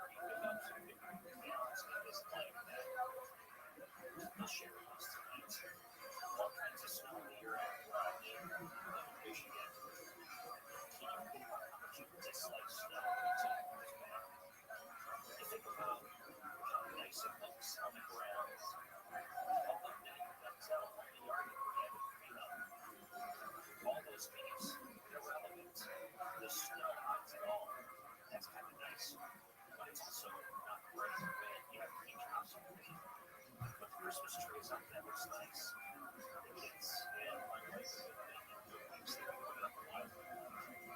But basically, what we're talking about. One thing I wanted to mention, and this is something that from last night's show, we talked so much about aliens and disclosure, and the alien perspective documentary and podcast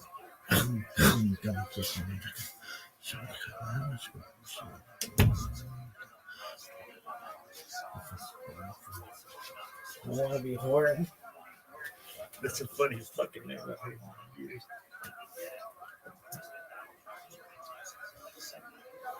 With this midnight prostitute. So like this is not like a gone olam over here. But yet when she wants him to worship idolatry, she's like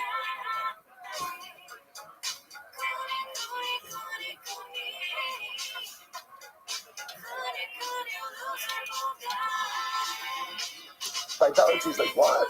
You're about to engage this woman. Like, I know what I'm about to do. But just because I'm about to do that doesn't mean that I'm going to worship idolatry. Right? Those are worlds apart. So what did she say to him? Amalo, come on, don't make more of it than it has to be. I'll be good news. This is Ba'ar.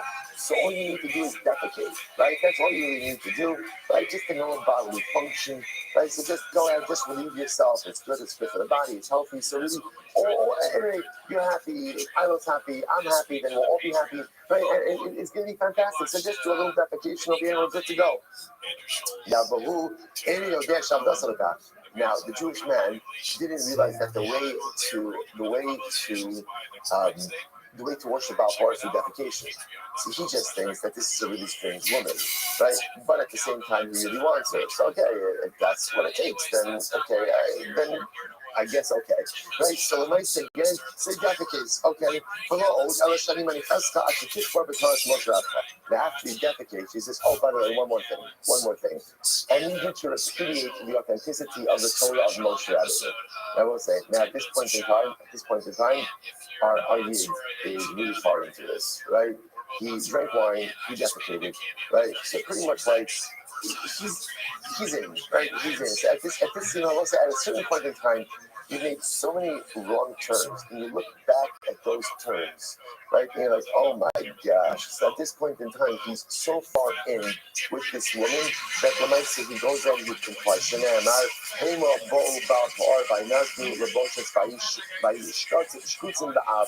So ultimately, and this is how it started. I want to point out two things from the story. Number one, do you understand, by the way, to what lengths they went through? Like, this is a complex scheme, right? And this is time. You know what this is? This is real anti-Semitism. You have to, to kill someone, a chit-chat. Okay, you can kill someone. You pick up what you have to do. It's a couple of moments, right? And that's it. It's done. This is time. This is resources. This is planning. This is hatred. This is what hate. When you hate someone, so if I can hate someone enough to like smack them across the face, because again, it's episodic. It's there. He's there. I'm there. We're arguing. Okay, we're done. I'm not going to grab. I'm just saying. You understand? You can understand that.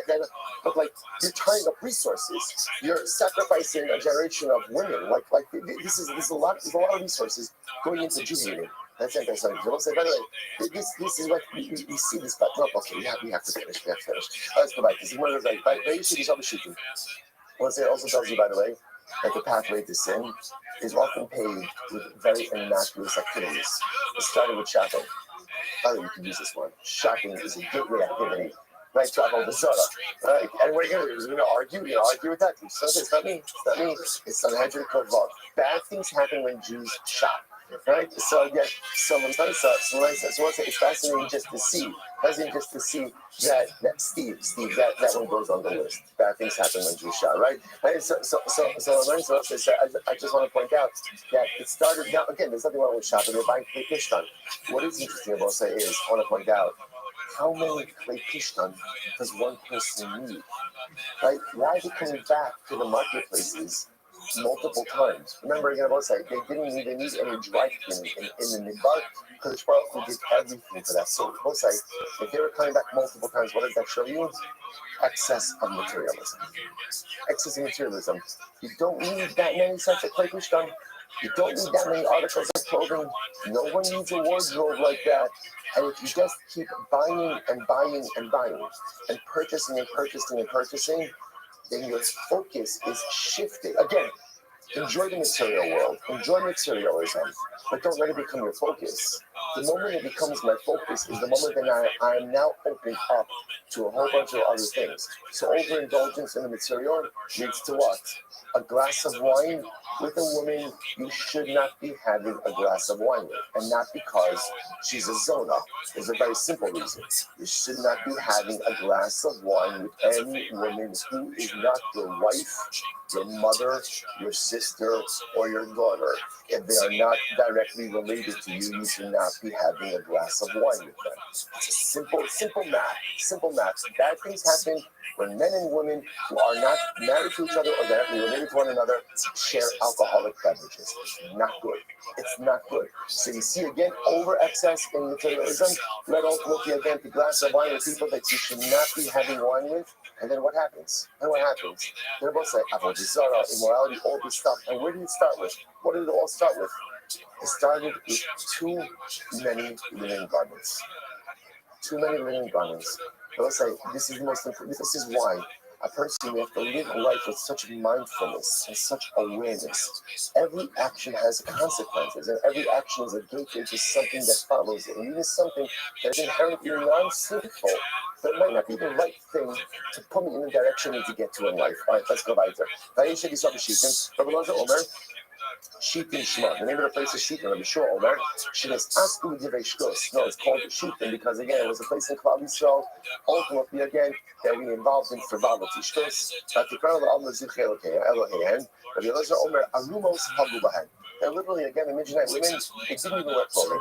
They didn't wear clothing. In other words, they were so bent on just enticing the Jewish men to sin that, like, even debased themselves to the point just to get the men to sin. Obviously, the men, so let's say the men seen women like this, again, so became a bal carry. All they were similarly missions. My Lashon Rafidim, Rabbi Elazar Omer Rafidim Shema, Rabbi Shua Omer, Sharipu Azim Divrei Torah. Ultimately, again, they became weakened in their relationship with Torah. Ne'emar, Lo Hifnu Avos Abanim Yerifnu Yadayim. Ari Yochanan, Kamokum Shtemar Vayeshev, Ela Lashon Sar. So let's say wherever the Torah uses Lashon of Vayeshev, Vayeshev is always a Lashon of Sar, a Lashon of difficulty. Ne'emar, Vayeshev Yisrael B'Shivim, Vayachal Al-Miznos, Abram Small, Vayeshev, so that's our story over here by Bilam. Vayeshev Yaakov Eretz Migurei Aviv, Eretz Kinan, Vayavi Yosef Zivas Samal. So we'll say ultimately Vayeshev Yaakov, the cell of Yosef.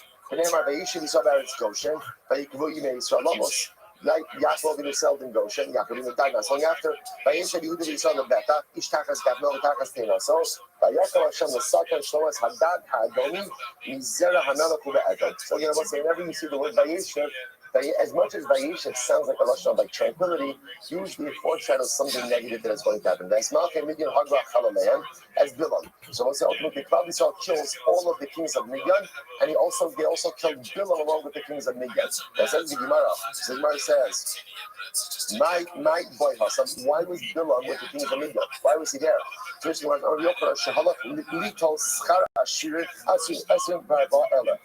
like because Bilam went to collect his honorarium. Now, why did Bilam get an honorarium? After all, again, he did cursing the people. Because what he's saying better than cursing. What did he do? He devised the strategy to lure us into a web of immorality, which cost the lives of 24,000 Jews. So Bilam went to the kings of Midian and said, Chevra, pay up. I delivered you dead Jews. Like I went ahead and caused Klal to suffer this terrible misfortune. You give me my money. And what ends up happening? He goes to collect payment. And what happens? He goes to collect payment and he ends up dead. Killed by Klal Yisrael. This is what the famous adage, Gamla alzla minibai karni, only the Havilay Gizizan Mine.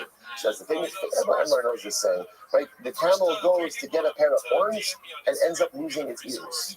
Again, once again, much better than the Aramaic, right? But you understand. In other words, the camel wants something like camel. What does the camel want?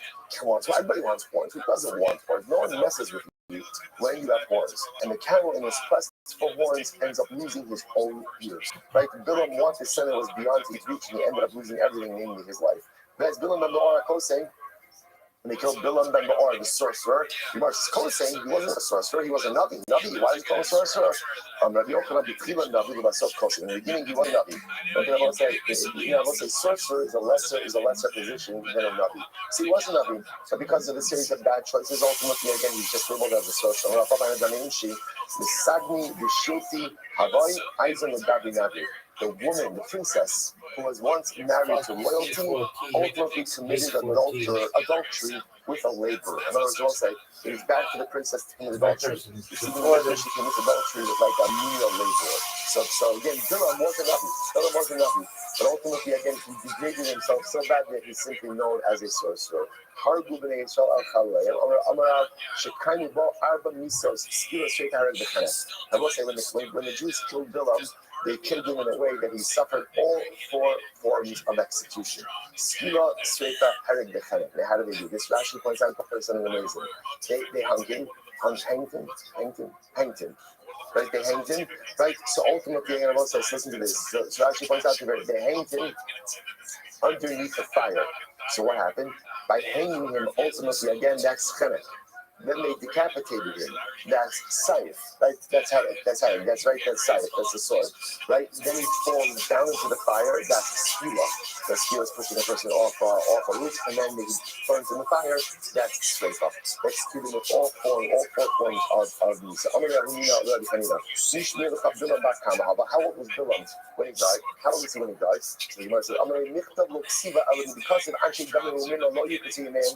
So again, so interestingly enough, Rabbi Hanina said, I don't know, but here's what I would surmise. Since the pasuk says, deceitful people, do not even live to half of their life. So we'll say general lifespan is 70 years. Half of that life would be 35, which means Rishon don't even live to 35. So Rabbi Hanina says, I would guess, by crossing or by crossing the Arba. He was either 33 or 34, some age right below 35. Somebody shouted and he said, I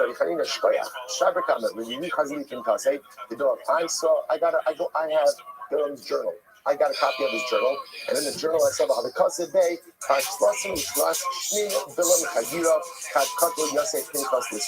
book about Bilam, and in it it's written that Bilam was killed by Pinchas at the age of 33 years old. So it says Bilam was 33 when he died. Ultimately, again, let's have to stop over here. We got Talmud days. Let's again. We move the goalposts every day. Right today, we got Talmud days. Let's say, shkayach everyone. Shkayach tremendous. Right, yeah. Hello, everyone. I'm at attention. We have to respect our neighbors. We sit down listening to our In general.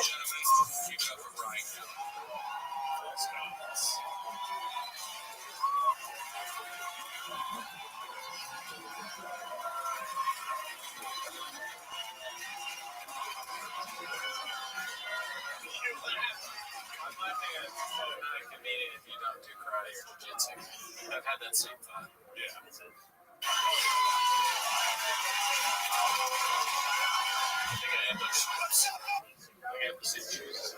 All right, so we'll say good morning. Let us begin by thanking all of our sponsors for this morning. Sure to thank our annual Talmud Torah sponsor for Tafshin Pei Hey. We're dedicating all the Sherman Drushes this year, wishing a tremendous mazel tov to Naftali's friend Benjamin Wall on the occasion of the marriage of his dear son Tovia to Shira. The beautiful couple of years Hashem experienced tremendous nachas and hatzlacha, and provide that to all of Klal Yisrael as well. Our Talmud Torah sponsors for the month of Nisan, Paul Kapalik, in celebration of the Nisan birthdays of his wife Kathy and granddaughter Tikva Esther.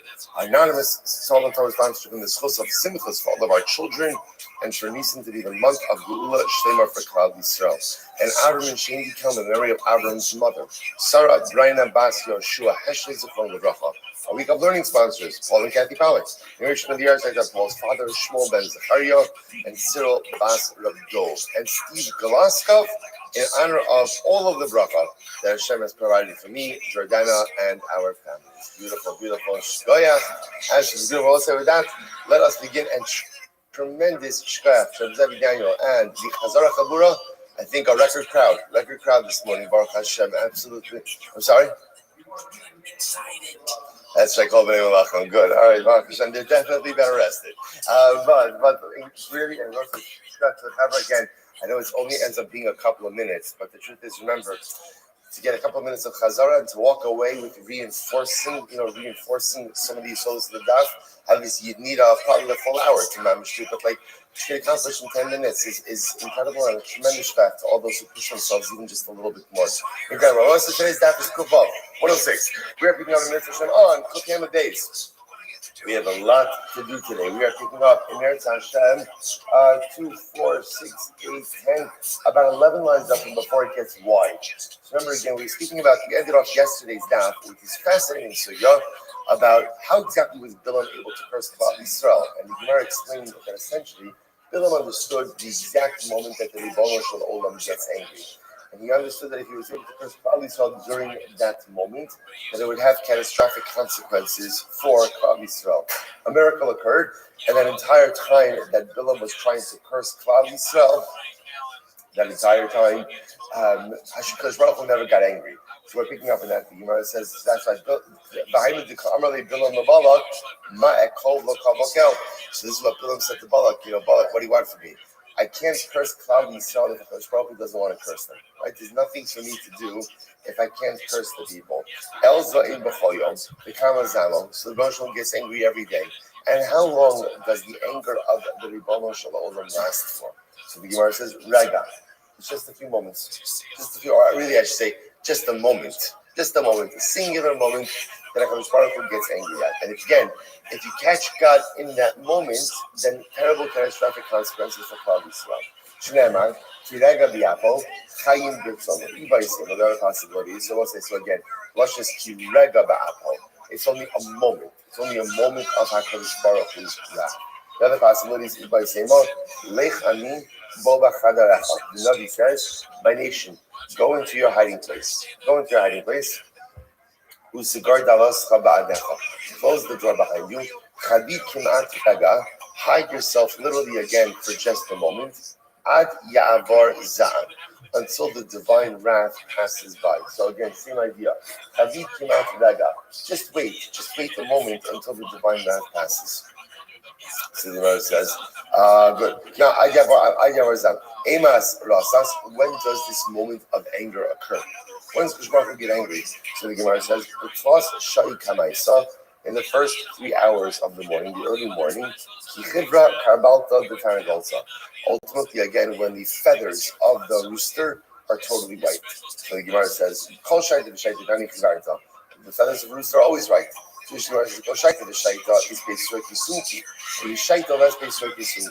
apparently again throughout the day it might be white, but there are so small streaks of red in these early hours of the morning. So it's totally white. Okay, so say a story. Kind of a story here. There was a min. Before min is a heretic. There was a heretic who lived in the neighborhood of Rabbi Yoshua ben Levi. Right? And I'll say again, now when it says a min, this is obviously an incredibly antagonistic person. To have a commissarle. And he just gave Rabbi Yoshua ben Levi just a very difficult time. Very difficult time. So what happened? It was incredible. So Rabbi Yoshua ben Levi had an idea. Yom Echad, Naked Tanagol, Va'asher B'Karei, Va'osif Va'amar Kimata L'Shaita, Ilache. So Rabbi Yoshua has a great idea. He's like, I'm done with this guy. I'm done with this guy. So what do you do when you're done with the guy? You get a rooster, you tie it to your bed, right? You wait until the moment that you see that the feather totally turns white, and you curse him. And that way, again, you are tapping into that moment of divine wrath. Hey, you can be done with this guy. Now, listen, I actually want to point out, obviously, the fact that Rabbi Yoshua ben Levi is going to this length, there's two things happening over here. Number one, the guy is a min, right? So in other words, there's a theological issue, right? That's number one. Number two, obviously, he was subjecting Rabbi Yoshua ben Levi to a tremendous amount of difficulty, right? And pain. If Rabbi Yoshua ben Levi is willing to go to these lengths to be able to do this. So I just want to point out again, we're only being told part of the story, but for myself, it's clear that there's much more that's happening over here. Okay, so Yeshua is ready to curse the guy. Listen to this. When that moment came, so literally again, it's early morning, and therefore again, Yeshua is ready to curse the guy. When that moment is about to come, what happens? So Yeshua fell asleep. He fell asleep. The Gemara says, he fell asleep. So Shmuel says it's clear. Lav Orachara means this is not the normal way. But Shmuel says the fact that I fell asleep, right? Sometimes she's like up, he's up the whole time, just waiting for that one moment. And literally when that one moment came, he fell asleep. So the fact that he fell asleep in that moment, that Shmuel says indicates that what?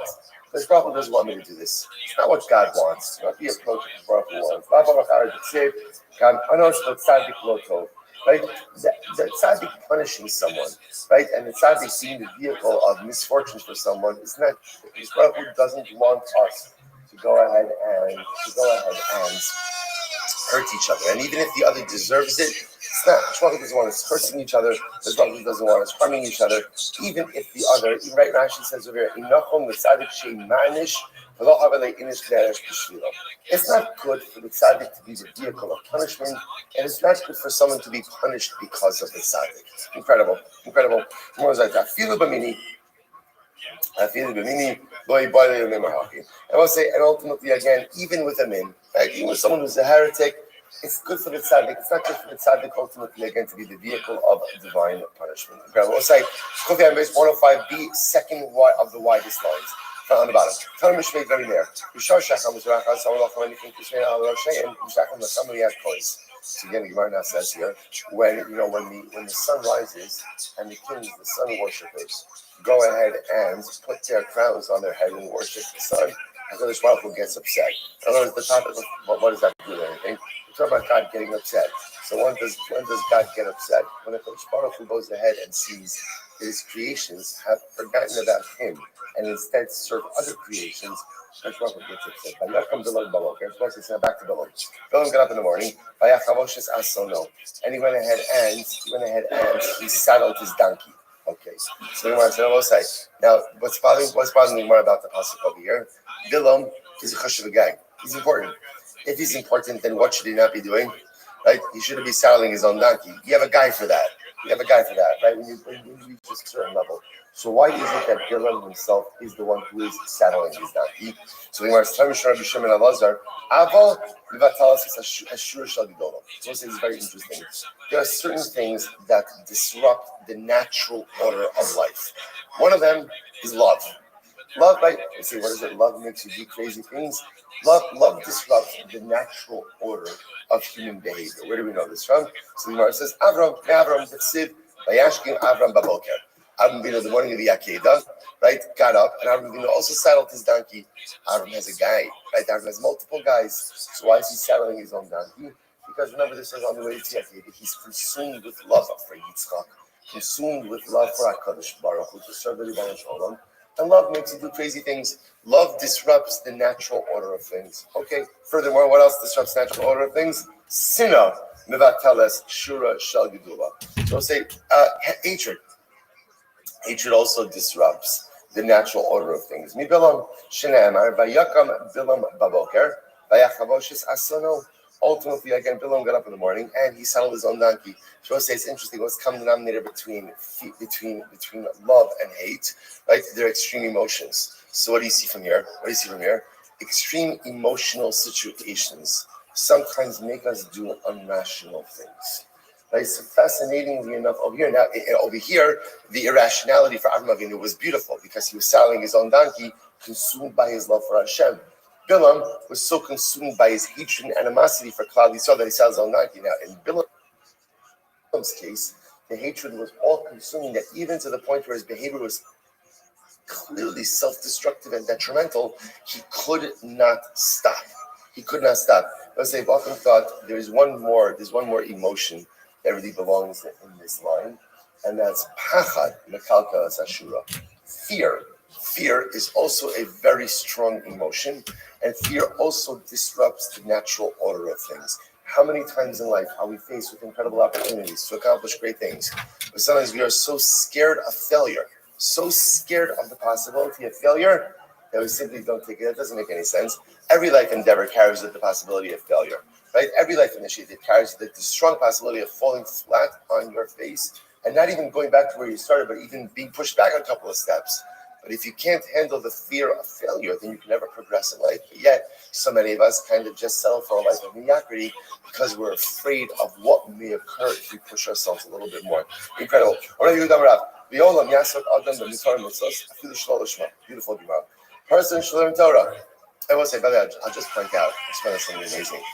Where, just so you should understand, where is it that, in all seriousness, that we have the Torah to get up at a really ungodly hour, to be able to learn Torah each and every day, right? And some of us have been doing this for years. Some of us have even been doing this, for more than a decade.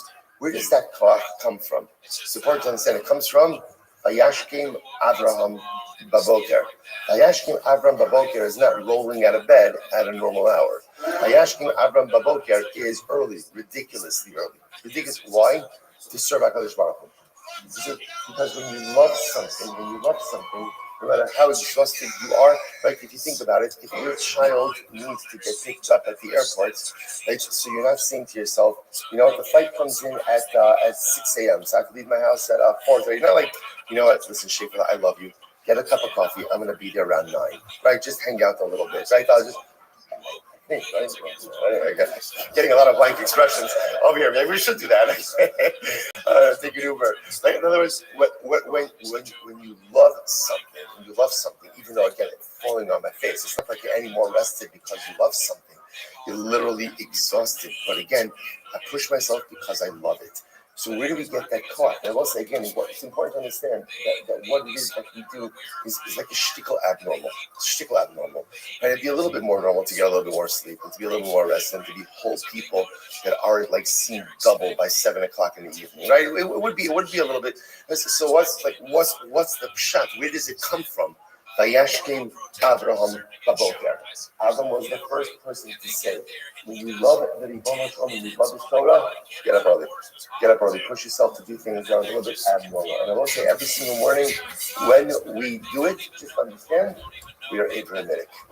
We're mamish following in the footsteps of the Zayda, because Abba Mekalkel Es Hashura. Love makes people do crazy things. Sometimes in the negative, but for us as Yidden, always in the positive. Incredible. Okay, so the goes back there. Person should always learn Torah and Mitzvahs. Shalom L'Shema, even not for the right reasons. Even Shalom L'Shema, right? Why? Shemar says Shemitov. Shalom L'Shema. Shemitov Shalom L'Shema. Baal L'Shema. So I said because why? Sometimes in life, what's most important is do things for the right reasons. Even if at the end of the day, do the right thing, even if it's for the wrong reasons. Why? Because over time, you'll come to do it for the right reasons. In other words, even if right now I'm not doing things for the right reason, over time I'll come to do it for the right reason. Listen to this. This is wild. Balak, the king of Moab, just follow the story. Balak, the king of Moab, who hired Bilam to curse Klal Yisrael. So take away that. Balak's a bad guy. Balak is a bad guy. But yet he offered up 42 karbanos to the Ribono Shalom. It wasn't to idolatry. It was to God.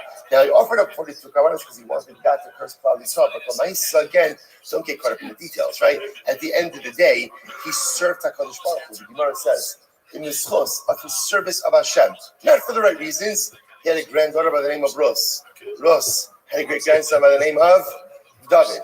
And David and Eretz Hashem have an Anakel by the name of Mashiach. So as I see, Mashiach comes from Balak. How crazy is that? And Mashiach comes from Balak, who did something holy for all the wrong reasons. He offered up 42 karbanos to Baruch, all for the wrong reasons. Baruch says, you know what Baruch says to him? Shkoyach. I'm not going to give you what you want. I'm not cursing Klal Yisrael, but look how amazing it is. Sometimes the most beautiful results come from the most unholy of sources. As long as those unholy sources are laced with holiness, right? Sometimes, again, the most incredible results come about even from the most unnoble intentions. But nevertheless, Baruch Hu takes our avodah, even if it's shalom l'shma, because ultimately great things happen. Incredible. So one goes right there. I'm Rabbi Yossi Bar Huna. Rus Bito Shal Eglon Ben Beno Shal Balak Melech Moavaya. I say, yeah, the Gemara just says it. Rus was the daughter of Eglon. Eglon, right, was the king of Moab, right? And Eglon was the great grandson of Balak, Melech Moab. Good.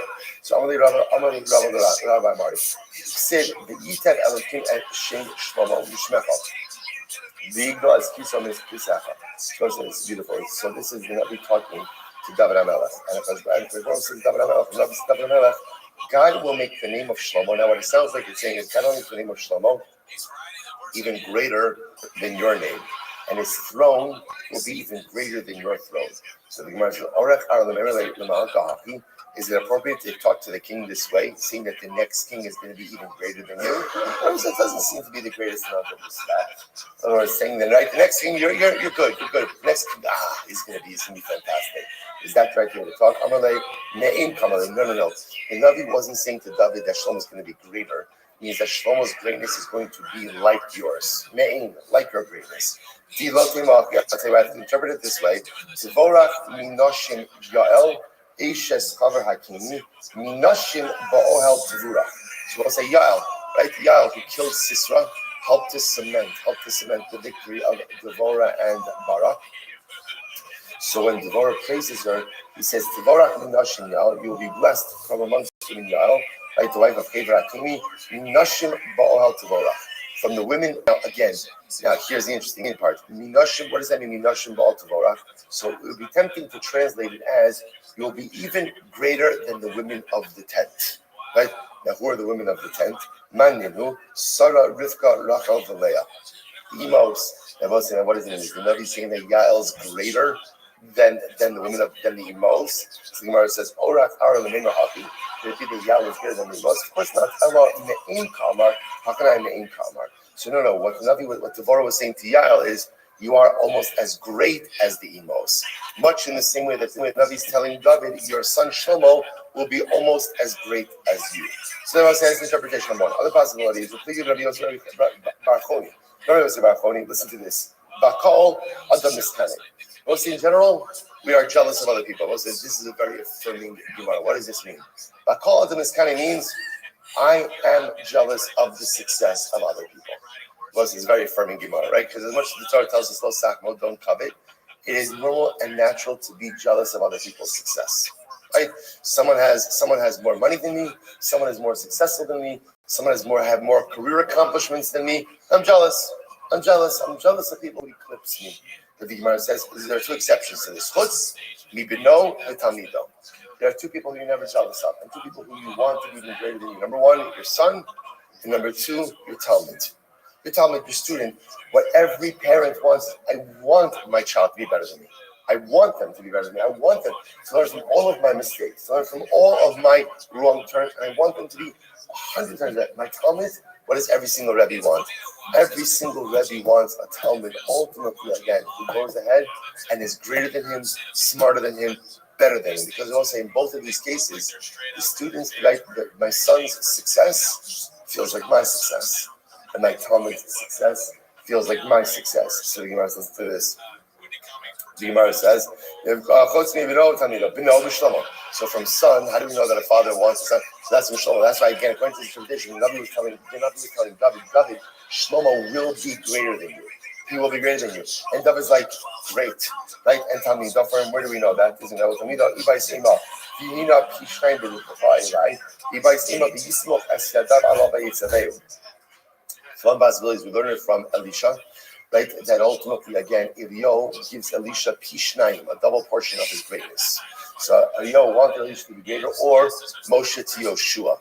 Hashem said to Moshe, place your hands, singular, on Yoshua, and Moshe placed his hands, plural, on Yoshua. So again, both of these Rebbeim wanted their Talmidim to be even greater than that. Incredible. Let's go back to Vayasim Davar B'fi Bilam. Let's go back to Bilam. So Hashem placed his words in Bilam's mouth. Rabbi Lazar Omer Malach. Rabbi Yoros and Omer Chita. So again, so one opinion says that Hashem placed the Malach in Bilam's mouth to prevent Bilam from saying and from cursing the way he wanted to. Other opinion says he placed the hook in Bilam's mouth to prevent Bilam from talking. Incredible. So the Gemara says as follows. But Rabbi Yochanan, because also Rasha, we'll say this is incredible. If you want to know how Bilam wanted to curse Klal Yisrael, look how he blessed Klal Yisrael. In other words, from the blessings, you can see the curses. How so? The Gemara says, listen to this. Bilam wanted us to have no more shuls. No more shuls and no more batei medrash. So the Gemara says, what did he say? Matavu ohalecha Yaakov. Right? Again, I was going to say it's interesting. From whatever he cursed, whatever the curse was, you could see from the curse what he had. Sorry, you could see from the blessing what he had in mind to curse. So he praises the tents of Klal Yisrael. That means he wanted to destroy the future batei medrash and batei knesios of Klal Yisrael. Incredible. Lo tishra shchina aleim. Don't let the shchina rest upon them. Umishkino sach Yisrael. Lo tehei malchusa nimshach. Don't let the monarchy of Klal Yisrael endure. Ki nechalim nitayu. Lo yehelam zeisim ukramim. It shouldn't have any type of vineyards, right? Vineyards or groves. So the Gemara says, "Kidanos alinar." No, their scent literally shouldn't waft. Just like that word, right? Should waft. In other words, that their scent, it shouldn't have. What does that mean? That their scent shouldn't waft? It shouldn't have an impact on the world. So the Gemara says, "Ka'aldim nita Hashem lo sorry, ka'aldim nita Hashem lo yelahem malachim balekoma." Their kings should not have stature. Ka'arazim alei they should not have a dynastic monarchy. Yizal Mayim Midalyo. Their monarchy should not have any control over the nations of the world. Vizaru Bamayim Rabin. Lotie Azam Malchusan. The monarchy should not be strong. Vayorem Me'agag Malko. Lotie Emas Malchusan. No one should fear their monarchy. Batinasim Malchusan. Rabbi Abba kind of says as follows: Kulam Chazru L'Klala. Here's what's incredible. As much as Bilam's curses did not come true, they didn't come true at the time that he said them. But they have come true throughout Jewish history. They have, right? In other words, that there are different periods of time, and throughout different periods of time, Bilam's curses did come true. Except for one. Klal Yisrael, we've never lost our shuls and our batei medrash. Isn't that incredible? There's never been a period of Jewish history without Yidden having shuls and batei medrash. Absolutely incredible. Shnei Amar, Vayapok Hashem Elokecha Lafas HaKlal L'Bracha, Ki Yahev Hashem Elokecha Klalos V'lo Klalos. Ultimately, again, so most of the curses at some point in time did come true. But the one where Bilam said, you'll never have batei medrash, you'll never have batei knesios, that never came true. Throughout the entirety of our history, a Jew, we were never without batei knesios and batei midrash. Actually, our Rebbe, every single week we learn the Piyashetz now. How are you? The Rebbe maintained a clandestine base medrash and clandestine shul in the Warsaw Ghetto throughout the years that he was there. Like that's Ish Kodesh, the drushes that he gave. So can you imagine this? Even literally when we're in Gehenna. So all the other curses came true. But a yid without a base medrash, a yid without a shul, that never happened in the entirety of our history. Absolutely incredible. Let's go back there. Gemara says, I'm Rabbi Shlomo Nachman, Rabbi Yochanan, Yonasan, Ma'itechsid, Ne'emanim Pesei Ohev, B'nei Ataros Mishikos Sonim. So literally translated, what does it mean? Essentially, good are the injuries given to you by someone who you love, and despised are the kisses of an enemy. What does that mean? So the Gemara says, "Tova kolash kila achi ashiloni es Yisrael yosem ibracha shebircham bilam arasha." We'll say this is wild. So ultimately, again, the klala, the curse that we got from achi ashiloni, right? We learned, remember again, achi ashiloni. We learned about him. Where did we see him? Just a few days ago. Where did we see him? Excellent. By Yeravam ben Nevat, right? He was the one who took the garment, tore it into 12 pieces, gave Yeravam 10 of the pieces, says, "You are now the Melech over 10 tribes." Achi ashiloni. So doesn't Achi ashiloni cursed us then? What it means he cursed us is he was delivering verbal rebuke on behalf of God. So essentially, better to get the quote-unquote curse, the rebuke of Achi Ashiloni, than the bracha of Bilam. This is an incredible Gemara. How so? This is an overwhelming Gemara. Listen to this. Here we go. Achi Ashiloni, kilo as Yisrael b'karim. So Achi Ashiloni cursed us. And again, I will say curse is a strong word. He's delivering rebuke. Okay, but we're going to call it a klala. When he cursed us, he referred to Klal Yisrael as a reed. As a reed, a kana. Listen to the Shnei Amar. V'hika Hashem es Yisrael kasher yonot hakana b'mayim. So Hakadosh Baruch Hu will literally strike Klal Yisrael just like a reed is stricken in the water. So we'll say now, what does this mean? So why does he compare us to a reed? Get ready for this, This is incredible. So first of all, a reed always stands by water, right? The gizel machlif, and a reed regenerates. So it's always found by water. It regenerates. Shrashav merubin. It has a lot of roots. And afilu kol lufos shaba'olam ba'os v'noshin. Now what happens with the reed? A reed is soft. Because it's soft, all of the winds of the world could blow against it. And what happens to the reed? Eina mazizin also mikoma. So what happens to the reed is the reed be totally blown over, even laying on its side, but it's never uprooted. It's never uprooted. The notion is Eina mazizin also mikoma. Elahu holech ubay man. So ultimately, again, the reed just sways with the wind. Kevan shedomamu haluchos amad kanabim komo. But as soon as the wind is finished, what happens to the reed? It stands right back up in place. Yet interestingly enough, about Bilam Arasha, Bilam blessed us, and he called us a cedar tree. Now, what's the chap with the cedar tree? So first of all, the cedar doesn't grow by water, right? And furthermore, the cedar has a very shallow root system. Once you cut down a cedar tree, it does not go ahead and regenerate. And afilu kol rucha shaba'olam ba'os v'noshes. The cedar is a very strong tree, and therefore all of the winds in the world could blow against it, and they won't move it. Kevan shenash babal ruach romis. But once the southern wind goes ahead and blows against the cedar tree, miyad apraso v'avchasa apanav. So apparently, again, while all the winds can't do anything to the cedar tree, the southern wind does have the ability to uproot it and put it on its face. Not only that, the old, going back to the reed for just a moment, the kana, furthermore, I will say the reed is privileged to be fashioned into a quill, ultimately to be used to write a Sefer Torah. So I will say, so therefore, again, better to get the curse of Achia Shiloni, right, than to get the bracha of Bilam. I will say it's important just to take a moment. In that bracha of Achia Shiloni is something incredibly profound. Everything we need to be successful is contained in this Gedara. Number one, to be like the reed. Number one, plant yourself by water. Water, we'll say, what does water represent? Water is Torah, water is also Chesed. Water is Torah, water is Chesed. Let's say if a person wants to sustain themselves in life, there are two things you need to do. You need to be constantly embedded in a life of not just learning Torah, but living Torah. Furthermore, you cannot be a person who only exists for yourself. I must become a person who's about chesed. I must become a person ultimately, again, who is rooted in a life of giving and doing for the other. Furthermore, we'll say life is filled with winds. Life is filled with circumstances that we don't like and we don't want. There are two different ways that you could deal when the winds of unwanted circumstances blow against you. So number one, you could just fall down. You could just say, woe is me, I didn't want this, I didn't plan this, I don't like this is a fair, whatever you want to say, right? And you could just give up. You're not happy with the way life is going, give up, lay down, play dead. You could do that, or you could go with it. You could roll with it, just lean into it, and the wind's gonna blow me here, and the wind's gonna blow me there, and life circumstances have a way of moving me all different kinds of places. But one thing I know with absolute certainty, which is, when the winds die down, I'll spring back. I'll be okay. Right? Whenever again, this is a tumultuous period of life, and in tumultuous periods of life, we are pushed down this way, pushed down that way. Tumultuous circumstances of life absolutely take their toll on us. But one thing I know, that when it dies down, and it will, I'll slowly but surely spring back. Why? Because I've never been uprooted. Because once again, going back to the beginning, as long as I keep myself in water, the water of Torah, the water of Chesed, my root system is strong.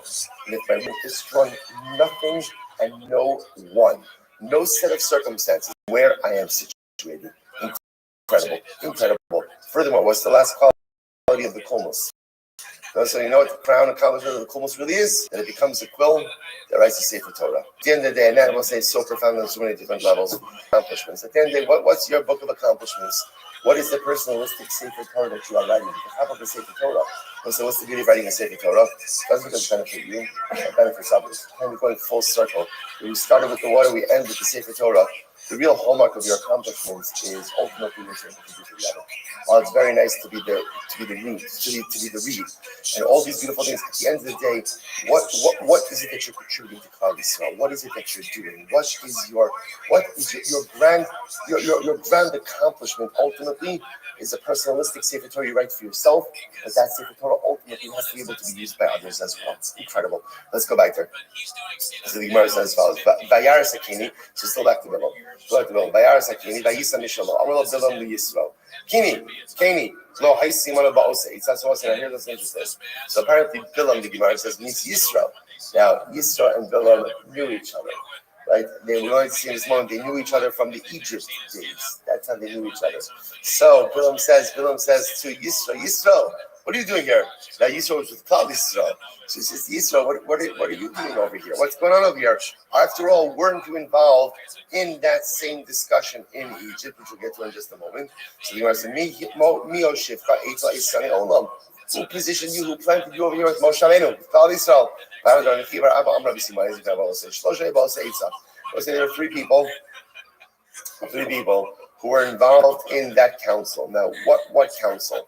When Rashi pointed out here, when Paro said, Paro said, throw the Jewish babies into the Nile, there were three people involved in that decision, or three people involved in that discussion. Who were they? Eluhain, Bilam, Eov, and Yisro. Okay. Bilam, Bilam said to Paro, yes, I agree. I vote yes. Bilam ultimately was killed. Now again, it wasn't killed until much later, right? Remember again, well, not much later. He's killed in the desert, right? So Bilam Shiyaznera. Eov, Sheshasak, Nidam Yisur. Wow. Eov, who was silent. He didn't object, but he also didn't acquiesce, right? He didn't agree. He was punished with suffering. I will say, isn't that wild? So the whole story of Eov, is the story of unimaginable suffering that can't be traced to a source, right? The whole crop of Eov was like tzaddik v'ralo, that the righteous suffer sometimes in unimaginable ways that we can't even understand. It's fascinating to see over here that at least according to this stream in Chazal, it wasn't for nothing. Eov's suffering was a punishment. Well, why was it a punishment? Eov had an opportunity to go ahead and stop this situation. He had an opportunity to stop it, right? And he didn't. And when you have the opportunity to step in and prevent something bad from happening, and you fail to do so, you are complicit. So Eov was complicit with Paro, and therefore ultimately he's punished with suffering. What happened? The Yisro Shabarach, Yisro ran away. Because Yisro ran away, this is wild. Because he ran away, Yisro was Zochatar Einaklach to have grandchildren who were members of the Sanhedrin. Shnabara Mishpachos Sofim Yoshe Yadis, Tartaim Shematim Suasayim Hema, Kinim Abayim Machmas Abi Bisracham, Uksiv, Ubnei Kemi Chosi Moshe, Olo Meir HaTmarim. So I'll say, isn't that wild? So Yisro was silent, and therefore, Yisro ran away, and because he ran away, he was over to have children who were members of the Sanhedrin. I'll say, you'll say, what's the question? What's the burning question you have? What's the burning question? Why didn't he object? What do you mean? Why do you get credit for running away? It's cowardly. Why stand your ground and object? So understand. Yisro was smart enough. What did he understand? He already lost. Right? How did he already lost? Right? It was a tribunal of three. All right, it was Paro. Sorry, it was a tribunal of four. It was Paro, Yisro, Eov, Bilam. Paro was in, right? So Bilam was in. So Eov was silent, the non-vote, which means that Yisro already understood. I don't have a voice anymore. So we'll say, this is a tremendous yisod. When we see something that is broken, we absolutely have to try our best to try to fix it. But there are circumstances in life that are very broken, and what a person has to do with themselves in that situation, you have to give them a salik. You have to remove yourself from it. You can't fix every problem. And again, sometimes certain situations are so toxic that again, it can't be fixed. Instead, again, someone has to be removed from the situation because they themselves may be the source of toxicity, or ultimately, again, they're just maybe so much, I gotta get out. So ultimately, again, it's not Yisro running away as an act of cowardice. It's Yisro recognizing I don't have the ability to affect change in this situation, and therefore I'm removing myself from the equation. Incredible. Let's go back to Vayisa Mashal V'Omer. Oy mi yichya mishum okel. Shomei Yochanan. Oy lo leuma shetim sabashash cheshbach osakim yolabalav. So that's incredible. So Bilam was saying, woe to the nation who gets in the middle of Hashem and Klal Yisrael when Hashem is redeeming His people. In other words, when Hakadosh Baruch Hu redeems us, there's so much passion between Klal Yisrael and Hakadosh Baruch Hu that ultimately don't get in the middle of that. So the Gemara says, listen to this. The Gemara says, so mi matal ksusa ben labidu leviyah v'shashem iskakim zeh im zeh. So apparently, again, it would be the same thing as like trying to throw a garment in between a lion and a lioness when they're trying to mate. So apparently, not a good idea to get in the middle of that, right? And even if you go ahead and you place a garment there, the garment's not going to stop them from doing what they want to do. And the Gemara says, good. Vitzim miyad kisim amarav libun aspir. That's the place. V'anu ashur ba'avo ever ad ashur katlei mikdal kandela b'shag yeshivus. So ultimately, again, one day will spread out. They'll conquer a vast land up until Ashur they'll kill. From there, afterwards, they will enslave.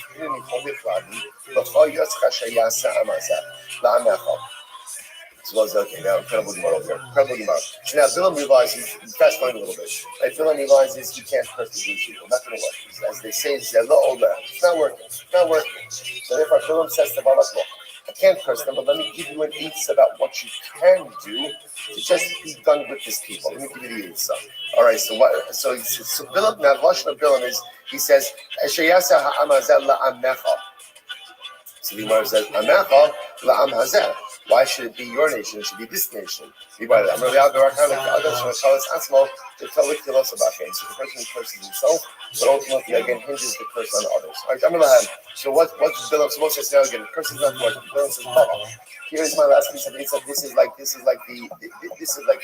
polling case of what is it? Polling case of emergency.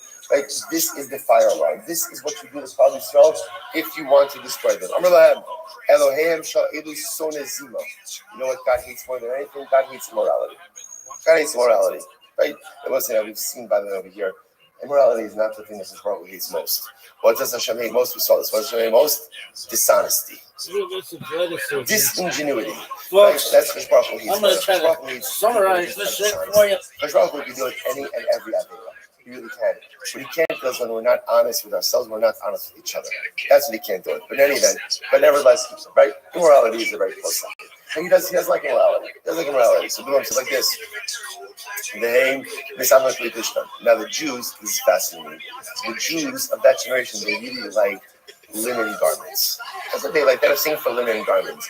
Now Rashi points out over here, why did they like linen garments? Rashi says it's what they wore in Egypt. Apparently, again, it's light, readable material, good for all seasons, right? So the nights out, they really like linen garments. Okay, that their appetite for it. So what should you do? Listen to this. Look at this. The Gemara says, both Vasyaga ate some. So Bilam says, Bilam lays out the whole plan for Balak. Here's what you best way. So go like make it like a market. Remember again, the Jews are camping in the desert. So Bilam, you see, I have like the imagery over here. So the Jews are camping in the desert.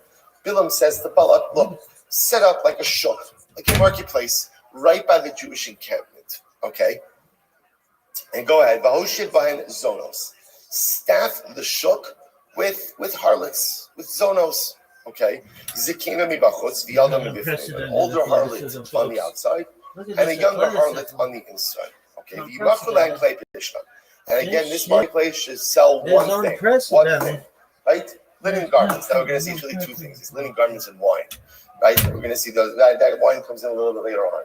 Right? So sell linen garments, and what happens? Well, this is incredible. Aslam kilayim, right? As what happened? So Bilam listened. Balak listened, and they set up a marketplace. Aslam kilayim nehar sheleg adesa yishimos. Okay, so here was the plan. This was this incredible Gemara. Ubishar she Yisrael ochlin v'shosin usmechen v'yotzin l'tayo v'shok. So I'll say, now what happens? Klal Yisrael, we're minding our own business. We're sitting in our encampment. So I'll say, what happens? What happens? Ochlin shosin usmechen. They will say, do you know, sometimes we think about our time in the deserts. Do you know what happened like on a typical evening in the desert? Ochlin shosin usmechen. We fabranged, right? Klal Yisrael, you ate a little something, you had someone, you made a time. We were happy with each other, we're happy with Moshe Rabbeinu, we're happy with the Kadosh Baruch Hu. Life was good. We're on our way to Eretz Yisrael, we're on our way to Eretz Yisrael, and Mamish again, that's life was good. So what happened? Dinner was over. You take a little spazier. Where do you take the spazier to? Where do you go? You went to the shuk. So they're walking around the marketplace. Those are the shuk. Omeres la zakena. So the older harlot, remember again, where are the older harlots stationed? Right? They were on the outside. So what happened? So the Gemara says, so what happens? So the older harlot would say, oh, you're in the market for, you Jews, you're in the market for linen garments? Good, I'm selling it for X, right? For X, right? Retail, right? Meanwhile, what would happen? Now, meanwhile, the younger harlot, who was so, essentially there were two what's the right term, like stalls, right? So the older harlot would be on the outside, the younger harlot would be on the inside. The older harlot would say, I'll say the Kli Pishtan retail. The younger one would call out, come to me, right? I'll sell you wholesale. Okay, so we're Jews, we know where we're going, right? So obviously, again, so we go wholesale. This happened, now we'll say, now nothing happened in the beginning, just purchasing of linen garments.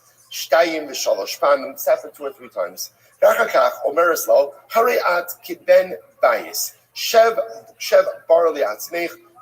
What happens? So now, after a couple of times this happened, so a rapport, now again, we'll say, they have no idea there's been a harvest, right? Again, remember, up until now, this is business. So after this happened a couple of times, so the younger harlots who ran the businesses on the inside, so they would say to the Jewish men, listen, you've come here already a couple of times, come inside, right? We're doing this for all. Come inside, come sit a little bit. And she would have a jug of good Ammonite wine, which apparently again was very strong. And what happens? And we'll say this is before the wine of Gentiles was prohibited. So therefore, again, there was nothing wrong with drinking the wine of a non-Jew. So he would have a glass of wine. So she would ask the Jewish customer, would you like a drink of wine? Kevan sheshasa boerbo. So we'll say he said yes, he'd have a glass of wine. And I will say, what happens after a glass of strong wine? The desires could be unleashed, right? So it was just, again, I will say, it's very important to understand the context of this was purely transactional. I mean, like merchandise-wise transactional. That was it. And it was that glass of wine that kind of became the gateway for everything. Samarla, Hashmieli. So now what happened at this point in time, the Midianite women would proposition the Jewish men. So what happened? So she would take out, the woman would say to the Jewish man, I'm willing to have relations with you. Just one little detail. Are you? So this little, she would take out the idol from inside her clothing, a little idol, like a pestle, like not a big one, just like a pocket one, right? And she would say, just do me a favor, just before we move to the next step over here, if you wouldn't mind just going ahead and worshiping this idol. The boss is incredible. Hello, Yehudi. We don't do that shit. Homie, don't play that, motherfucker. The world doesn't understand the Kedusha of Jew. Right? So the Yid would say, what are you talking about? It's like, and by the way, I just want to point out, this guy obviously isn't the frummest guy in the world. Like Art Spokane writing his biography. Remember, again, what is he about to do? This guy is ready to go, right? He's ready to have relations with this Midianite prostitute. So, this is not like a gun olam over here. But yet, when she wants him to worship idolatry, he's like, what? Yehudi on you. Really? You're about to engage. You're about to engage this woman. I know what I'm about to do. But just because I'm about to do that doesn't mean that I'm going to worship idolatry. Right? Those are worlds apart. Yehudi ani. So what does she say to him? Amrlo, come on, don't make more of it than it has to be. I'll do good news. This is Baal Pa'ar. So all you need to do is defecate, right? That's all you really need to do, right? Just a normal bodily function, right? So just go ahead, just relieve yourself. It's good for the body, it's healthy. So really, anyway, you're happy, Idol's happy, I'm happy, then we'll all be happy, right? And it's going to be fantastic. So just do a little defecation over here and we're good to go. Now, the Jewish man didn't realize that the way to worship Baal Pa'ar is through defecation.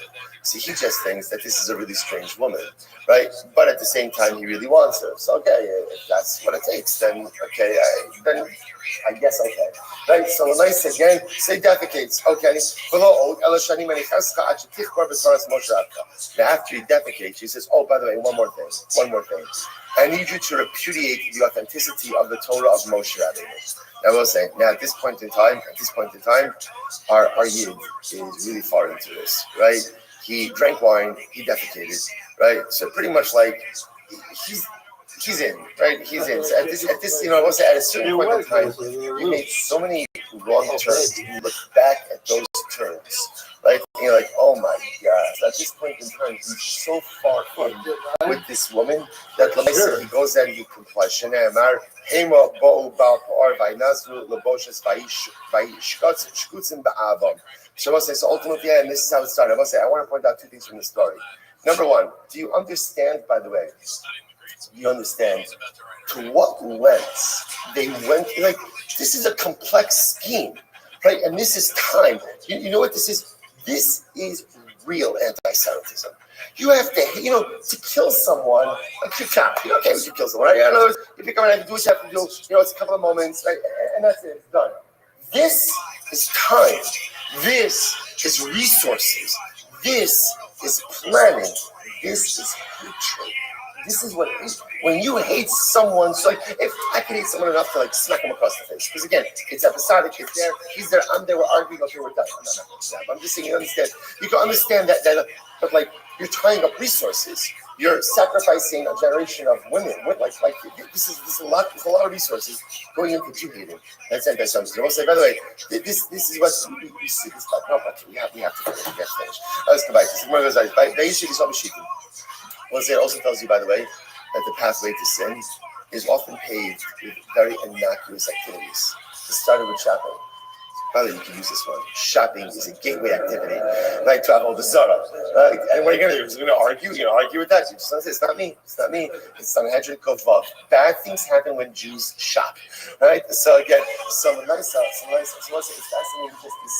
fascinating just to see that Steve, that one goes on. Bad things happen when Jews shop, right? And so I just want to point out that it started now. Again, there's nothing wrong with shopping. They're buying clay pishtan. What is interesting about that is, I want to point out, how many clay pishtan does one person need? Right? Why are they coming back to the marketplaces multiple times? Remember, again, about say they didn't even need any dry cleaning in the midbar, because Baruch did everything for that. So, both sides, if they were coming back multiple times, what does that show you? Excess of materialism. Excess of materialism. You don't need that many sets of clay pishtan. You don't need that many articles of clothing. No one needs a wardrobe like that. And if you just keep buying and buying and buying and purchasing and purchasing and purchasing, then your focus is shifted. Again, enjoy the material world. Enjoy materialism. But don't let it become your focus. The moment it becomes my focus is the moment that I am now opened up to a whole bunch of other things. So overindulgence in the material leads to what? A glass of wine with a woman you should not be having a glass of wine with. And not because she's a zona. There's a very simple reason. You should not be having a glass of wine with any woman who is not your wife, your mother, your sister, or your daughter. If they are not directly related to you, you should not be having a glass of wine with them. It's a simple math. Simple math. Bad things happen when men and women who are not married to each other or directly related to one another share alcoholic beverages. It's not good. It's not good. So you see, again, over excess in materialism led ultimately again to a glass of wine with people that you should not be having wine with. And then what happens? Hey. What happens? How are you? All this stuff. And where did it start with? What did it all start? I have a question for you, Trace. Are you ready for some snooker?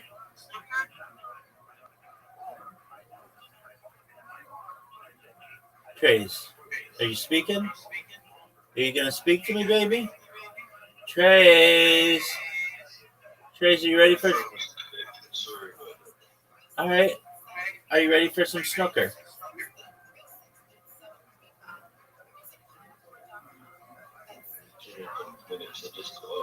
Oh, a couple minutes in your world? That's 16 hours, dog. Nobody has time for that. Take your time.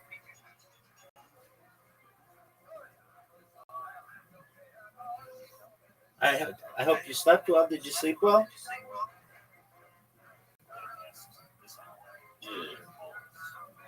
Did you dream about winning in snooker? Because It's not a reality. Excellent. That's what I like to hear. We've got Trace, everybody. Trace watched me sleep for like 6 hours yesterday. Trace is amazing and everybody loves him. And if you don't like Trace, I don't like you. It's as simple as that.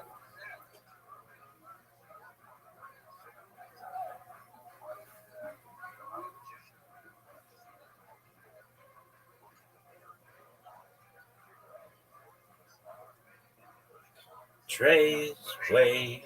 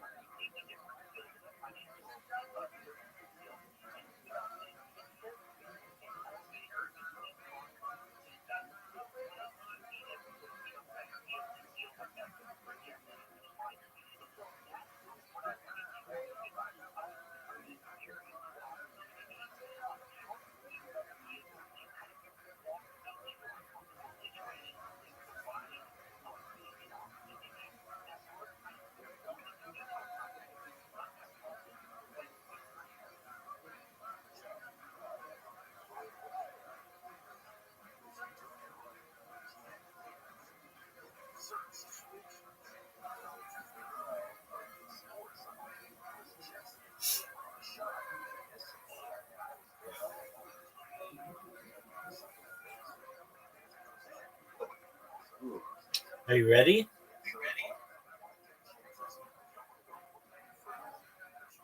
No. Dog. It's your world, baby. We just live in it. Approximately how much more time do you need?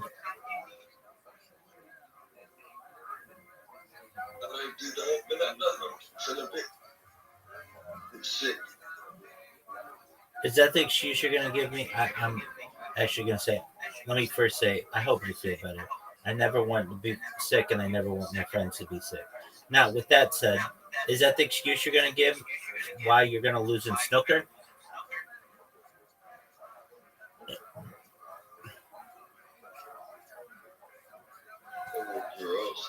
Are you ready? I mean, when? Now?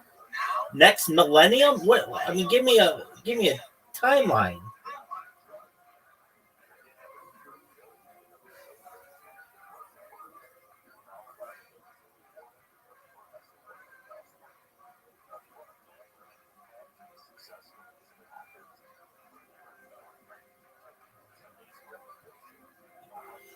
Dog, you are not giving me answers.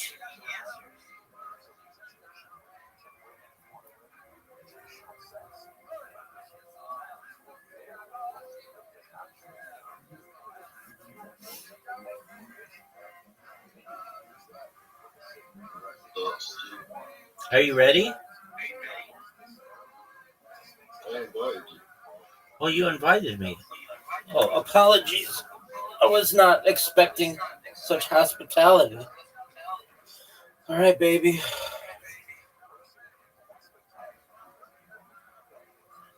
Let's play pool. Preparing the game. I'm ready, baby. I'm so ready. I'm on fire. Let's see this break. One of the worst breaks we've ever seen in the history of breaking.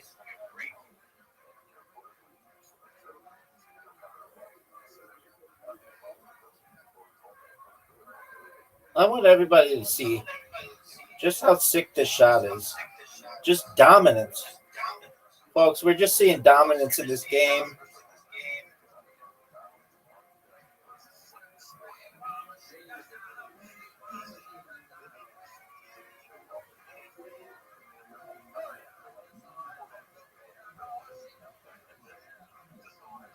Babies.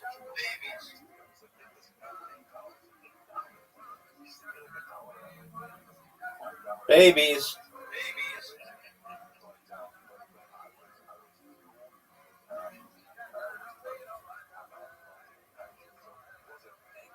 Oh, this is bullshit. No good shots.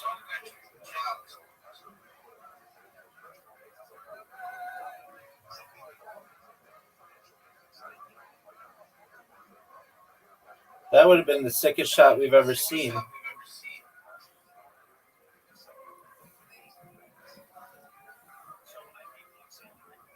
It's Trey's way.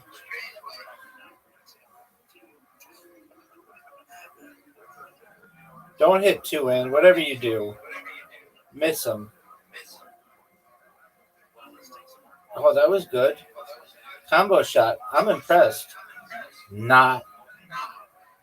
Again, we're going to have to wait 15 hours for Trey to get out his protractor, get out his compass, get out his slide rule, get out his T-square. Dog. It's unbelievable how much time this person takes to miss shots. Oh, what happened? Trey's didn't hit a straight ball first.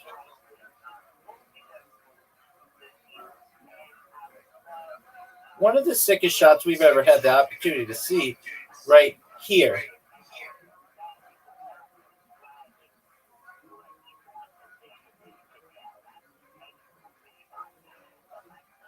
Another. Oh, fuck.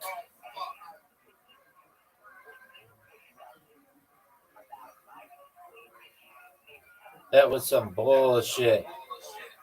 That was some bullshit. No way you make this shot. No way you make this shot.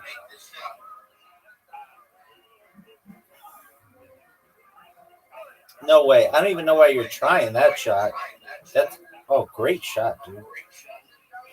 Very impressive. Look at this MFer making a comeback. Everybody is just excited. Oh, no way. And finally a scratch. Devastating.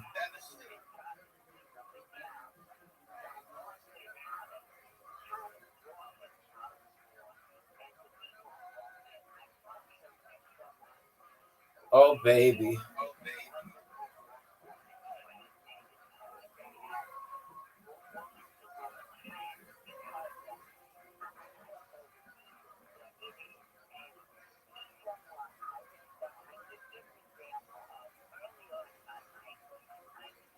Baby. What a shot.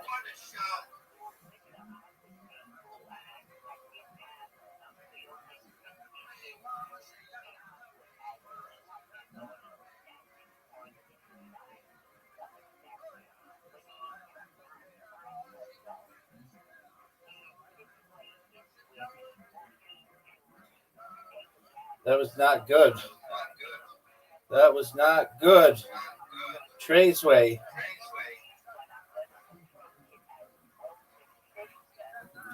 My man Traceway is just a silent killer. Motherfucker over here like carbon monoxide, dog. What a shot. That was really impressive if you were a newbie. Too bad I'm an expert.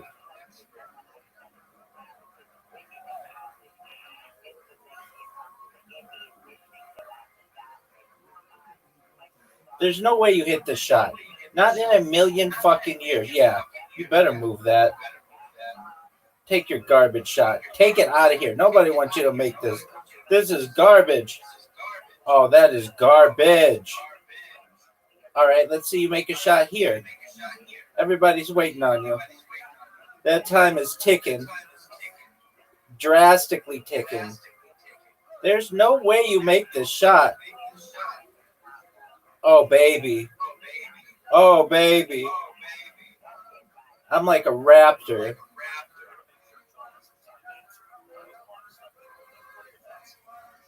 Look how sick this shot is, folks. This would be the first time I win the first game against Traceway. Here we go, baby.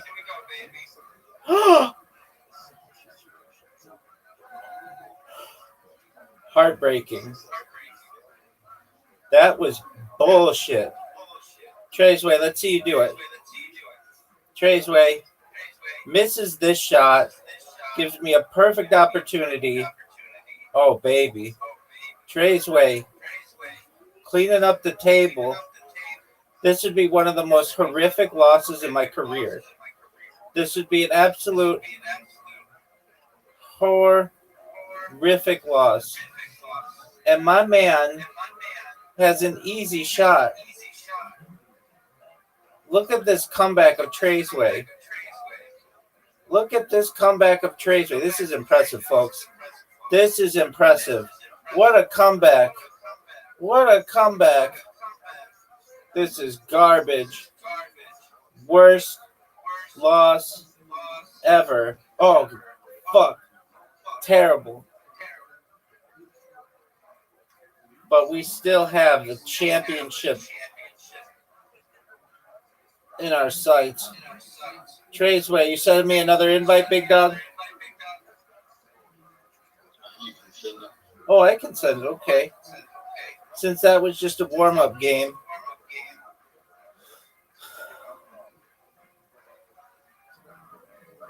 Everybody knows that was just a warm-up game. Doesn't even count. All right, Traceway. Look how sick this shot is. One of the... Oh, I made it. Does that count? Oh, fuck. Yeah.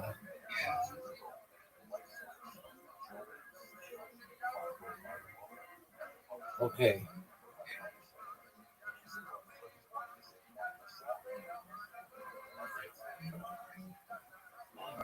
Where? I don't even know what I can hit. This would be one of the sickest shots we've ever seen. Oh. Yeah, that's why I said this would be one of the sickest shots we've ever seen. Oh, you get credit for pocketing? This is garbage. This is garbage. This is garbage. Garbage. So you get credit for pocketing it? I don't get how this works. I don't think anybody gets how it works. The rules are unclear, and everybody knows it. Oh, that is garbage. Trey's pocketed the 6 ball. Garbage. That's a miss, obviously. Obviously, that's a miss. Obvious. I don't even know why you're attempting it. I don't even know where that thought came into your head. What happened there? Pocketed the 1 ball. That is bullshit. That is some bullshit. Dog, this is the worst. Worst shot I've ever seen. Impossible to make. Impossible. AI has run calculations for years. That's a miss.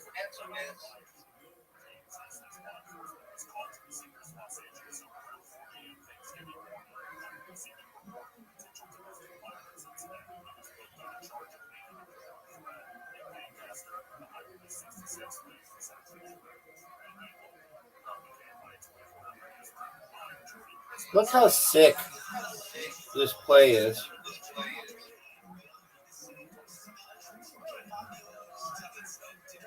Dog, I don't even know where to go with this.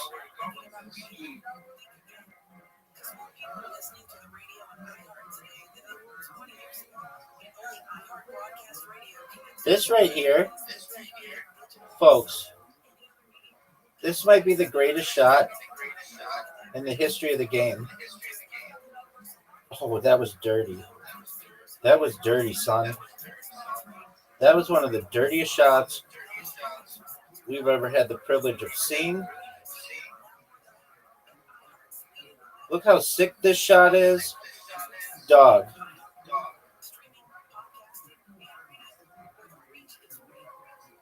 Look at this move.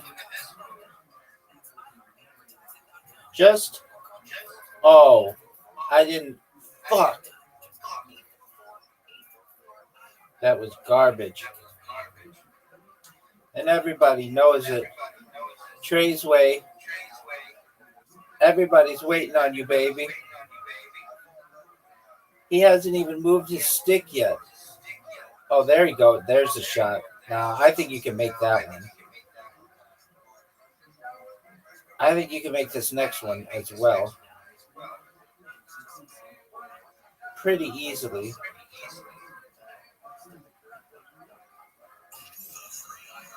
Wouldn't it be something, folks, if he blew this shot? There's a very good opportunity here that time is just ticking down on him. I don't really know what he's going to do. That timer is going to run out on him. No way.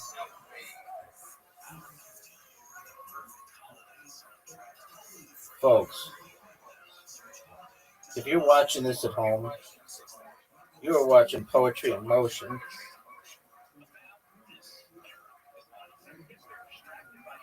Look at this move. That was so sick. Dog, how do I get this shot? This is a tough shot. That would have been sick as fuck.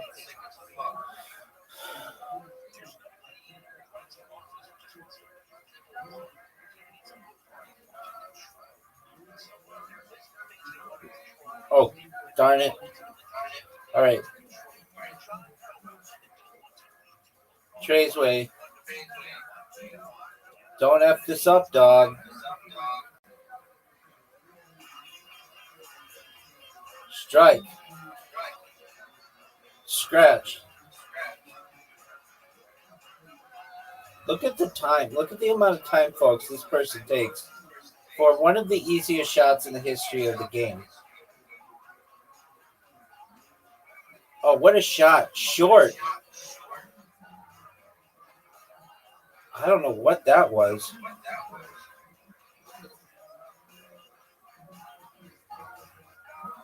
Oh, baby. Oh, baby.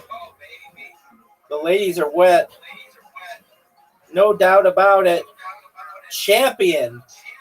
Champion. We're leaving it at that, folks. I win. Trey's wins.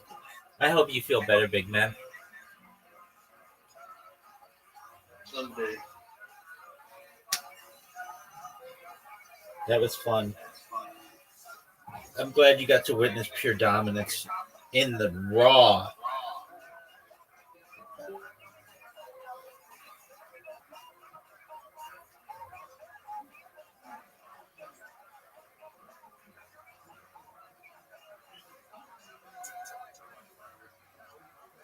Folks, that was unbelievable. Just, you're watching this at home. I know that you're aware of just the sheer dominance that we just witnessed. Unfazed. Unfazed sexiness as well. Not only did I play well, but I was sexy as I did it. My muscles bulging. Just unbelievable. I'm really proud of the effort that I made. And I think everybody else who witnessed this should be proud of me as well. It was one of the, if not the best, athletic performances that we've seen this century. It was so sick. Dog, people are going to be talking about this for millennia. Amazing. I'll start with. Look at this It started athleticism. with too many linen garments. Too many linen garments. I will say this is the most important. This is why a person, you have to live life with such mindfulness and such awareness. Every action has consequences, and every action is a gateway to something that follows it, and even something that is inherently non-sinful, but it might not be the right thing to put me in the direction and to get to in life. All right, let's go weiter. Vayeshev Yisrael b'Shittim. Rabbi Elazar Omer, Shittim Shema. The name of the place is Shittim. Rabbi Shua Omer, Shines Asku B'Divrei Shtos. No, it's called Shittim because, again, it was a place in Klal Yisrael, ultimately, again, that we involved in frivolity. Shtos, Vatikrana L'Alma Zivchei Eloheihem. Rabbi Elazar Omer, Arumos Pagu Bahem. They're literally, again, the Midianite women, they didn't even wear clothing. They didn't wear clothing. In other words, they were so bent on just enticing the Jewish men to sin that, like, even debased themselves to the point just to get the men to sin. Rabbi Shua Omer, Shenasu Kulam Balei Karyon. Obviously, the men, so we'll say, when the men seen women like this, again, it became a Bal Kari. Oh, there were similarly missions. My Lashon Rafidim, Rabbi Elazar Omer, Rafidim Shema. Then we place Rafidim. Rabbi Shua Omer, Shariku Asim Divrei Torah.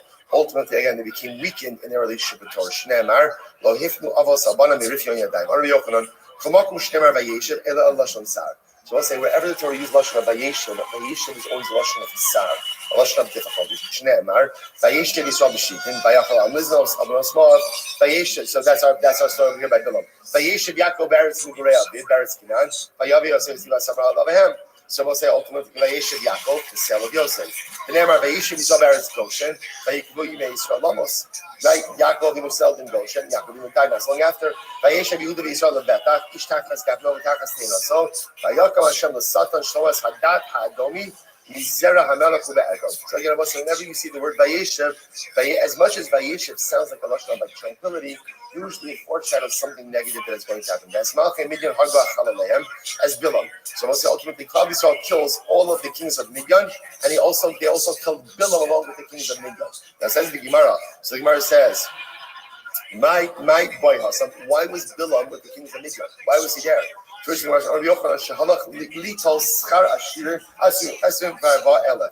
it's like Bilam went to collect his honorarium.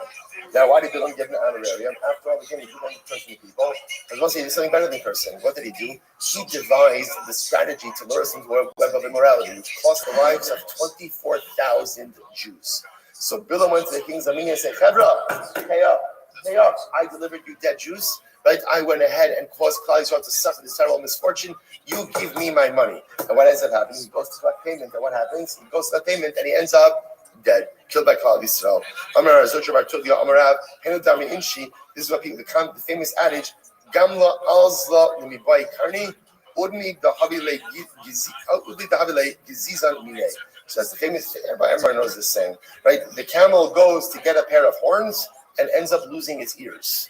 Again, I'll say once again, much better in the original Aramaic, right? But you understand. In other words, the camel wants something else. Camel has big, right? What does the camel want? Camel wants, everybody wants horns. Who doesn't want horns? No one messes with you when you have horns. And the camel, in his quest for horns, ends up losing his own ears. Right? Bilam wanted something that was beyond his reach, and he ended up losing everything, namely his life. Guys, Bilam ben Be'or HaKoseh, and they killed Bilam ben Be'or, the sorcerer. Gemara says, Koseh, he wasn't a sorcerer, he was a Navi. Navi, why does he call him a sorcerer? Rabbi Yochanan b'tchilan Navi l'basov Koseh. In the beginning, he was a Navi. But then I will say, sorcerer is a lesser position than a Navi. So he was a Navi, but because of a series of bad choices, ultimately, again, he's just labeled as a sorcerer.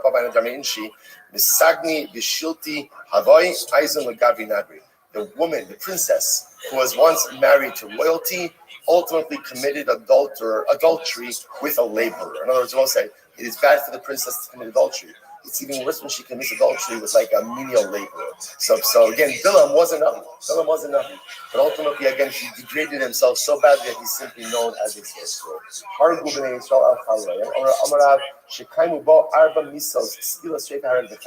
I must say, when the Jews killed Bilam, they killed him in a way that he suffered all 4 forms of execution. Skila, Sreifa, Hereg, Bechener. How did they do this? Rashi points out it was something amazing. They hanged him. Right? They hanged him. Right? So ultimately, I'm going to say, listen to this. So Rashi points out that they hanged him underneath the fire. So what happened? By hanging him, ultimately, again, that's Chenek. Then they decapitated him. That's Saif. Right? That's Hereg. That's right. That's Saif. That's the sword. Right? Then he falls down into the fire. That's Skila. Because Skila is pushing a person off a roof, and then they burn in the fire. That's Sreifa. They execute him with all 4 forms of Misa. How old is Bilam when he died? How old is he when he died? So Gemara says, so again, so interesting enough, Rabbi Chanina said, I don't know, but here's what I would surmise. Since the pasuk says, "Anshe dam mira," deceitful people, lo yechetzu yimehem, do not even live to half of their life. So we'll say general lifespan is 70 years. Half of that life would be 35, which means Rishon don't even live to 35. So Rabbi Chanina says, I would guess, Bar Tlashnin or Bar Tlashnin of Arba. He was either 33 or 34, some age right below 35. So I'm really shocked by the instead Rabbi Chanina Shkoyach. Shaber Kamed, Levi Chazli Pinkasei, I have Bilam's journal. I got a copy of his journal, and in the journal I saw because today, or a book about Bilam, and in it it's written that Bilam was killed by Pinchas at the age of 33 years old. So it says Bilam was 33 when he died. Ultimately, again, a little bit less than less. Our boss have to stop over here. We got Talmud days, right? Let's again. We move the goalposts every day. Right? Today we got Talmud days. Let's say, Shkoyach, everyone. Shkoyach, tremendous. Yeah. Hello, everyone. Another center. Again, I'm so sorry. We have to be respectful of our neighbors. We send out.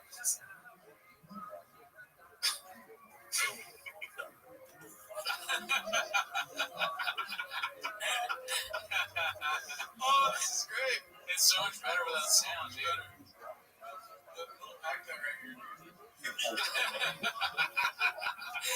And the white, the guy like. All right, Shabbat, good morning. Let us begin by thanking all of the sponsors for this morning cheer to thank our annual Talmud Torah sponsor, the Tafshin Pei, Josh Mishpach Haver Yisrael, for dedicating all the drop shows this year. As a host for the Solar Phobos for Am Yisrael. Our Kamatoni sponsors for the month of Nisan, allowing the Rabbi Paul Polish into a celebration of the Nisan birthdays of his wife, Kathy, and his granddaughter, Tikva Esther Power, Mazel Tov. Anonymous sponsorship in the Zehus of Simchas for all of our children, and for reason to be a month of Gulu L'Shtema for Klal Yisrael. And Avram and Shin become in memory of Avram's mother, Sarah Daina Bas Yoshua Eshel Zichron Livracha. Our week of learning sponsors, Paul and Kathy Pollack, in the mission of the Yosef and Paul's father, Shmuel ben Zechariah, and great grandmother Cyril Bas Rabdol Zichron Livracha. We also have the merit of our Talmud Torah, all of the Nisham Sagin Aliyah, the families in it, all of those who need a full Shabbat, and get a Kol Choli Yisrael.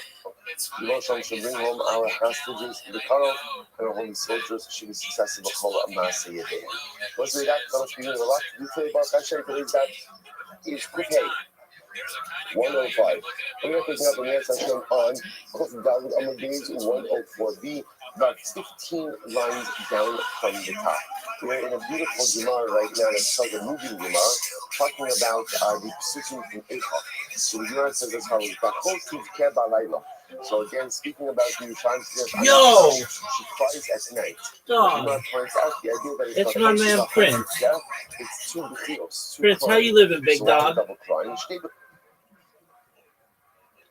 Prince, GM, baby.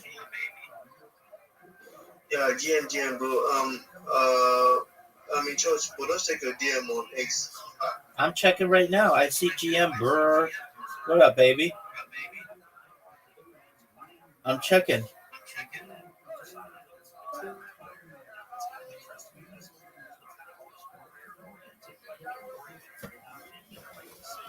Nobody knows what the fuck that was about. That was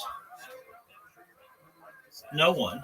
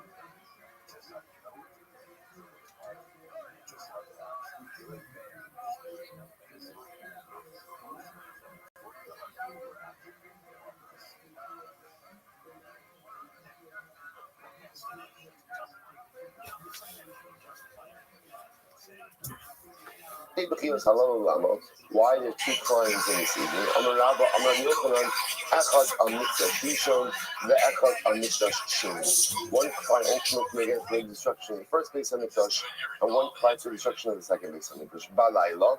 So why is crying at night? Al Iski Lailas. There's a deeper metaphor in this. What's the cry at night? For that which occurred at night. What is this a reference to?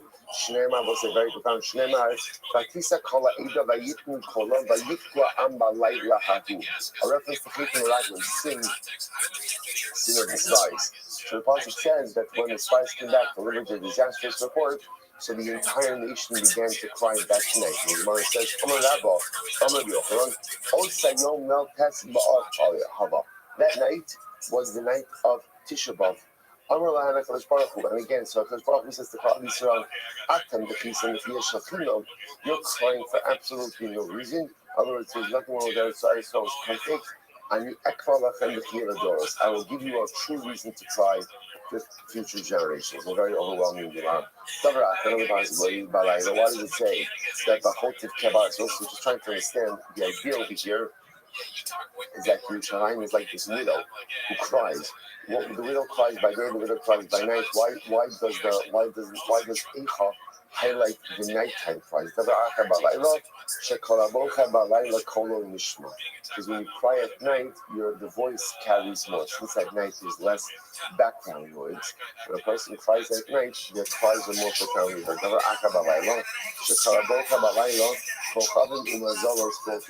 Furthermore, again, you cry at night, so to speak, that the stars and the constellations cry along with you. And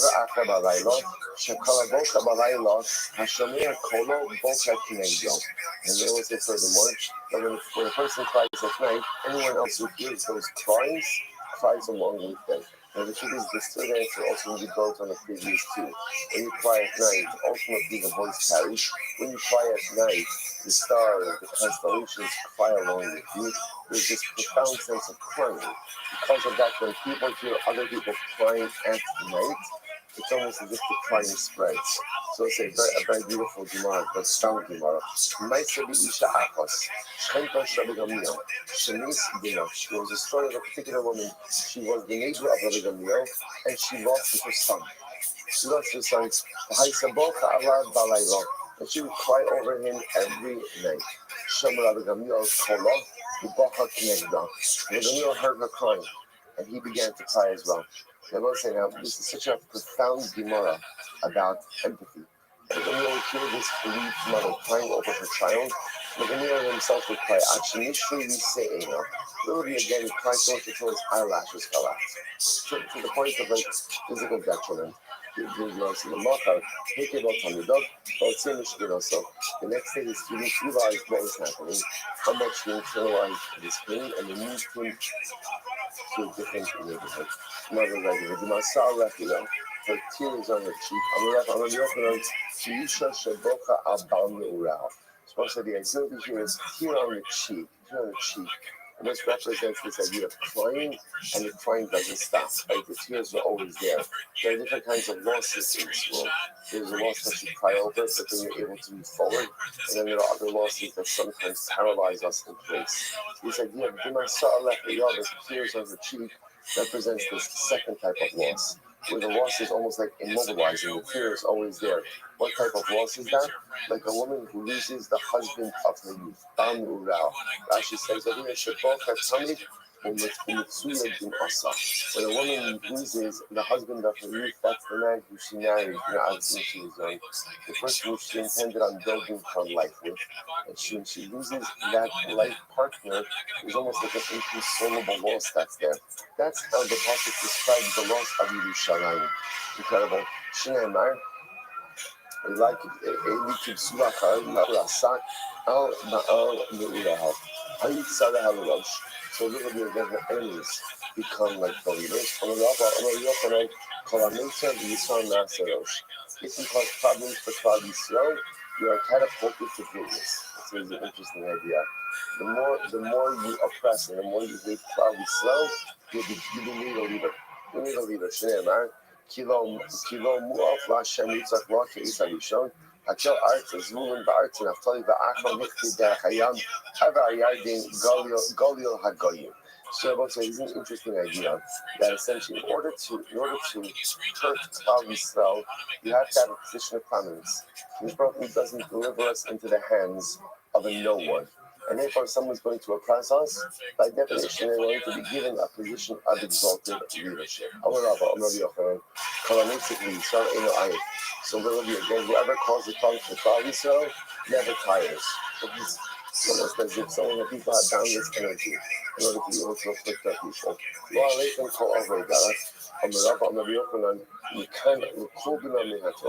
So what's this? Interestingly enough, is almost like saying these quarrels should not befall you. So the Gemara says, from here you see Kol Bina Min HaTorah. What's Kol Bina? So Rashi identifies that Kol Bina was an expression that meant that sometimes when something bad happened, a person would say, you should never experience this type of misfortune. That's called Kol Bina. So that's the pasuk is saying, what's happened to us shouldn't happen to anyone else. We'll see first the widest lines. Kol Over Derech, Amarav Asuni Kol Over Al Das. The evil bestone. So interesting also. So Baruch Hu treated Yerushalayim, right, the Jews of Yerushalayim, Israel, as if we were over Aldas, as if we transgressed the tenets of HaKadosh Baruch Hu's Torah house. So the stone ksiv, Hashem hinted al stone, right? By stone it says Hashem caused it to rain on fire on stone. The Yerushalayim ksiv, Mimalon Shalach Ish Bas Mosa Bayirgena. Ksiv, Vayigdal Avon Bas Amin Yuchatas stone. So ultimately, again, the pasuk says that he says that the actions of Klal Yisrael surpass the actions of stone. That he masupan yishpadavar. Amarav says Amarav neither Yisera Haisa Yishalayim or Haisa B'stone. So what says this is incredible. But as terrible as, unfortunately, the behavior of Yerushalayim had become, Yerushalayim still possessed one attribute beyond stone. What was the attribute beyond stone? So this is incredible.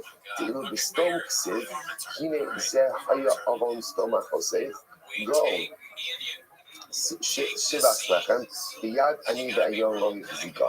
In stone, there was no sharing. Right? In stone, whatever you had, you kept for yourself. And again, nothing was ever shared with the other. Also, this is on the other hand, Yerushalayim Ksiv, Yudei Noshim Nachmanios, Bishlu Yalbrei. Yerushalayim, the hunger and starvation had become so acute that literally, again, one of the women ate their own children. And also, it's just like such a fascinating twist. Even when they cooked their own children, they invited their neighbors. In other words, they shared what they had with the others. Which of us is like such an overwhelming thing. So in stone, there was such depravity, and in the midst of all the depravity, there was also unwillingness to be able to be there and to help the other. Yerushalayim, even when things became most terrible, people were always willing to look out for one another. Incredible. So the word says, Sila Kalavira Hashem, Bikebi, Kadam Shalom Chaveros, Nifsila Matbeya Zu. Like a person who says to his friend, this currency, which was once worth so much, is now worth nothing. Why is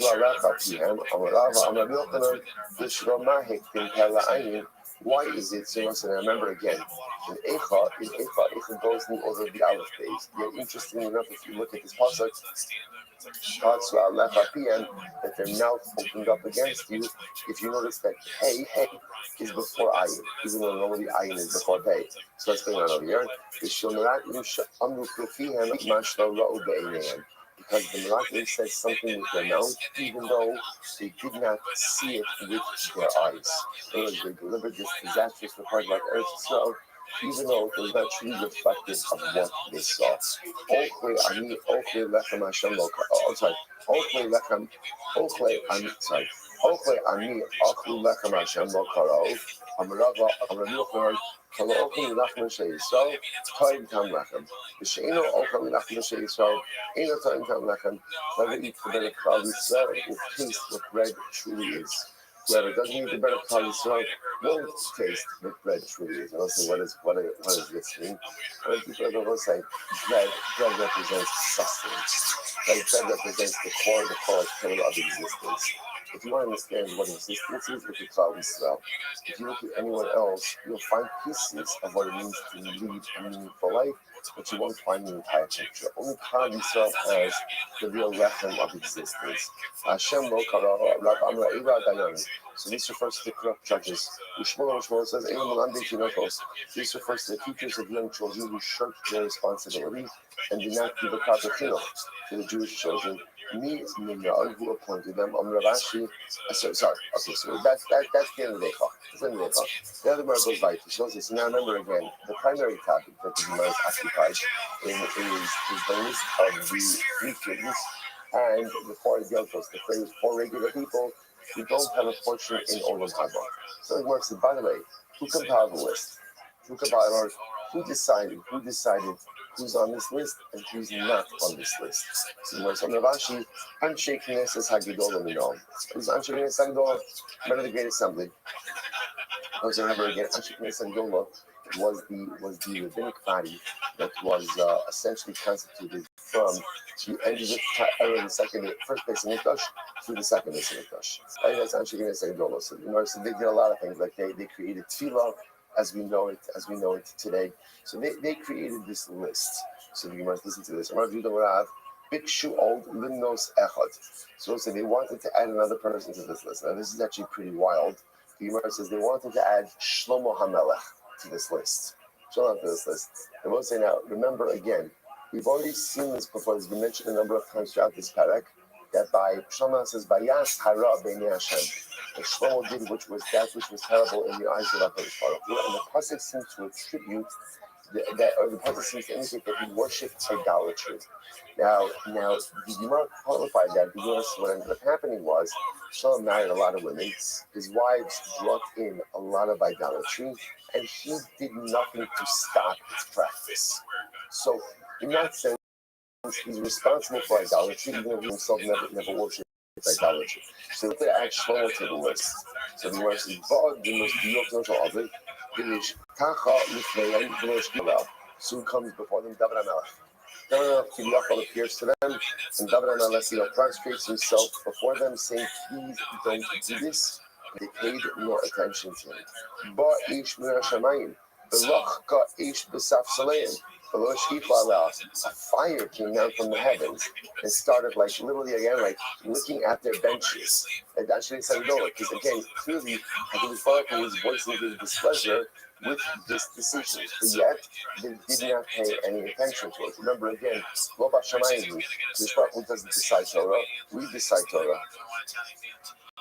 Yotza Baskov Amra Lohem Kodzis Ish Maher B'Malachto L'fnei Morim Yisyativ Ba'al Yisyativ L'fnei Chashukim Mishehiktim. So again, so then the Baskov comes out. And the Baskov says, ultimately again, have you seen a man who does his work quickly before kings he will be? What does this mean? So Kadosh Baruch Hu said, Baskov came out and said, Mishehiktim Beisi L'Beisel. So first of all, Shlomo built my house before his house. He built the Beis Hamikdash before he built his own house. Well, not only that, it took him 7 years to build my Beis Hamikdash and 13 years to build his own palace. The Gemara says, "L'fnei malachim yisyativ, ba'az yisar sevnei chashukim, v'lo shkiach ala." So again, this Rabbasco was saying, how could such a man be consigned to a fate without Olam Haba? He should dwell amongst the rest of the kings. Once again, v'lo shkiach ala. The Anshikos Hagdolah paid no attention to this Rabbasco. They just felt that it was incorrect. אז אנחנו יוצא באסקו באמרה, המאמינך תשמן כי מאסת כי אתה תבחר ולא אני. Finally, once I come to the Basco comes down to this is Hevra. Olam Haba is my career. It's not yours.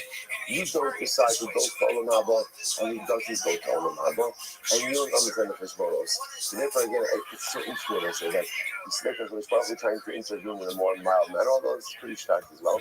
And at the end, essentially what he says is, yes, you're right. Torah belongs to you. Halacha belongs to you. Decision-making processes when it comes to the adjudication of law belongs to you.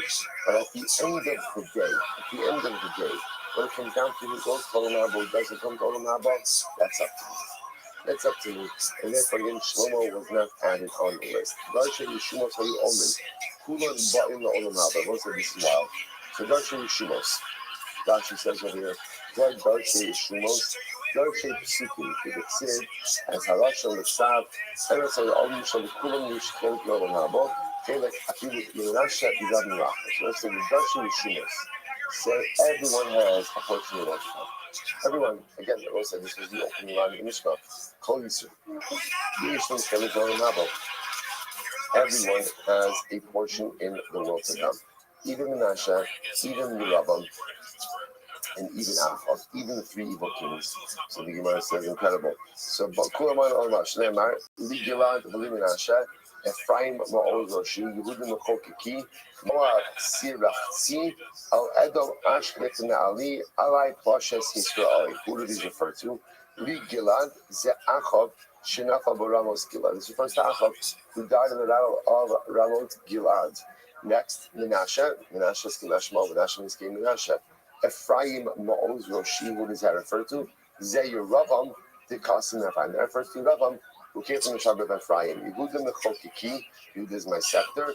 Ze Achitofel, that refers to Achitofel. David HaMelech, Shlomo's advisor, top of Kofei Bosai, the Ka'asim Yehuda, who came from the tribe of Yehuda. Sir Moab Sirachzi, what does that mean? Yo, what up, big dog?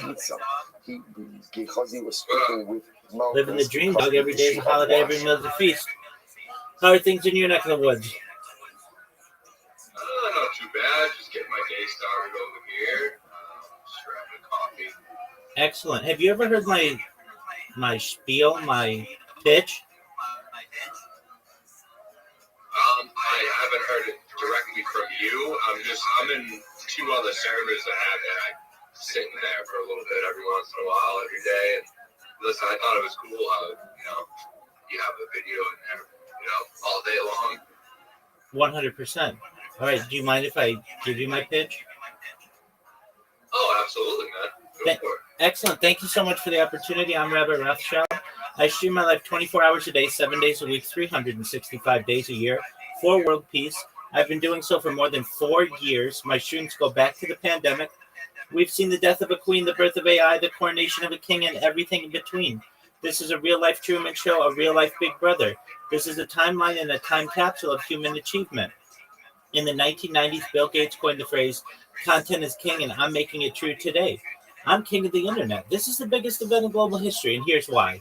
In 2018, The Economist magazine stated that data had overtaken petroleum as Earth's #1 resource.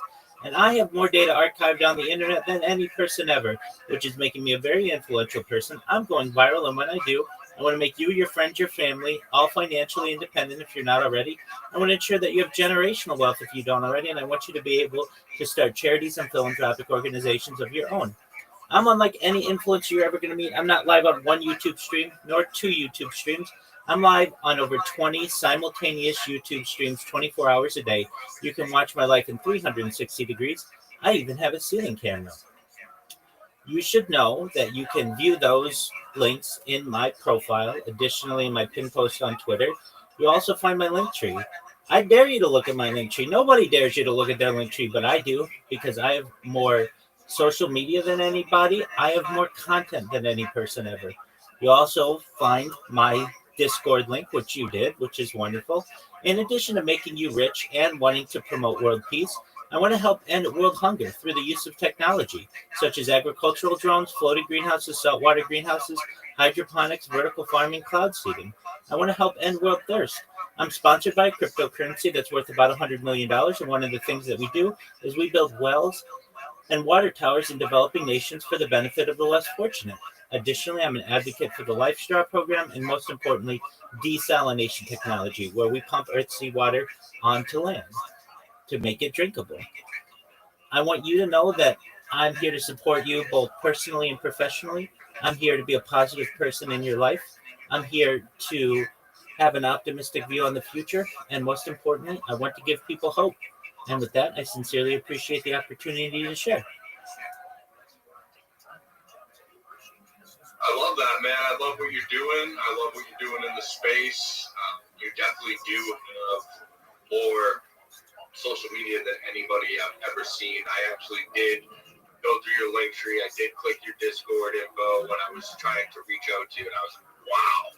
I mean, you really covered every single aspect of social media, and I love what your plan is. I love what you're doing, and I love the dedication to, your dream of fulfilling, what you want to do. Love it. I appreciate that. All right, so your Discord is the one in your profile, right? Correct. Excellent. Well, if you don't mind, I'll start streaming in there. We'll give it a week or so. We'll see if you like it, if the people in your Discord are receptive to it. And then if they are, we can continue, okay? Absolutely. Sounds like a plan. Excellent. Well, you know how to get a hold of me. If you want, I can have the audio on in your Discord if that's something that you want, or I could keep it muted. Which do you prefer? You can keep it muted for now, and then if people start clicking in and whatnot, we can change it to unmuted and then go from there. Excellent. Sounds like a plan, my man. All right. Well, I know what to do. Let me. If you ever have questions, just send me a DM or come in here, and we'll do whatever you need. Okay. I appreciate it, man. Thank you so much. Absolutely. Thank you for the opportunity. Take care.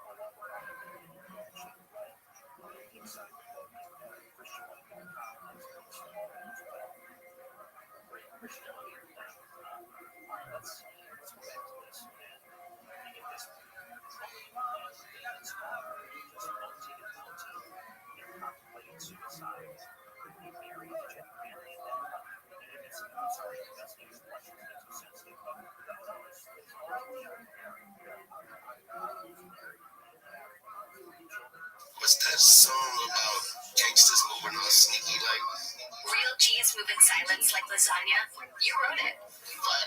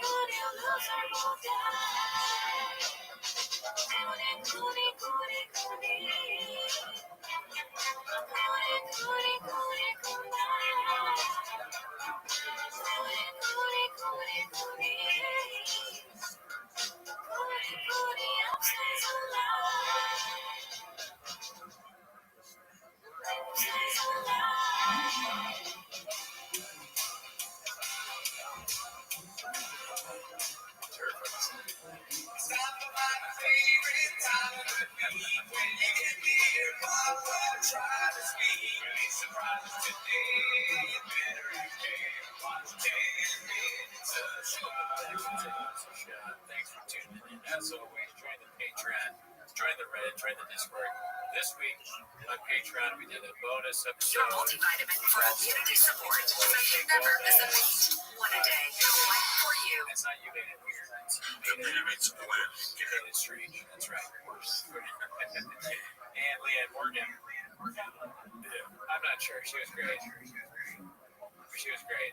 Anyways, that's not why they're here, right? It's been a jam-packed week. Check out Records. Jeff Dye Talk. A lot of Jeff Dye Talk. I'm sure there's going to be some of that on Reddit. Also, subscribe to the YouTube channel if you haven't done that, dude. Yeah, you gotta sub. That's what people are doing these days. Sub. So, anyways, that's not what you're going to sub. Not even like. Subscribe. Okay, you're here to watch 10 minutes of shop. So start the timer. Let it shoot. Alrighty, so my name is Gerardo. What's it called? This is going to be. I'm still looking for them. Okay, this is 14 days. We're looking for anything above 14 days. Okay, that makes sense. Same that. Make it about you. Yeah. Let me see that. Okay, Brian False God's Mom. Posted by an American Hero. What do you think this is going to be? I'm going to do a prediction first. I think this is going to be one of our guys. I think it's going to be a clip of American Hero. And I'm probably not going to. Oh, yeah. It's like, oh, too lazy to subscribe. The same page. It's going to get hit. I forgot. I'm dropping my special on Wednesday. Oh my God. Jesus. It'll be on YouTube. Rogan. Yeah, it'll be on YouTube. You never know. Oh, God. So, Is it Monday morning? No, Wednesday. Wednesday morning. Wednesday afternoon. Wednesday afternoon. Second quarter mile. Right from the factory. Motherfucker. That's what you need. That's what you need, Count. It's very your special. Kicks it. You start selling out giant theaters. Let's get a little more. That's right. Once I start selling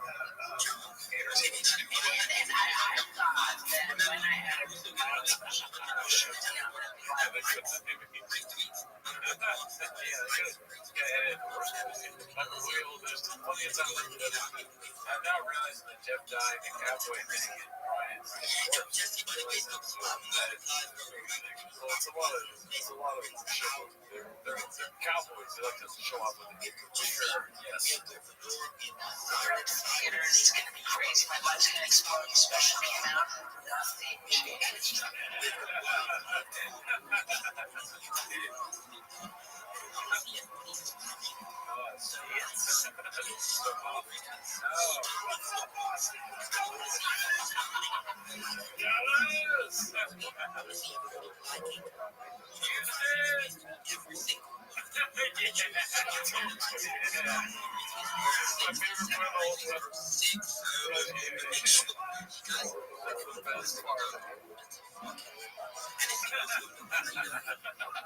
Yeah, ride that horse.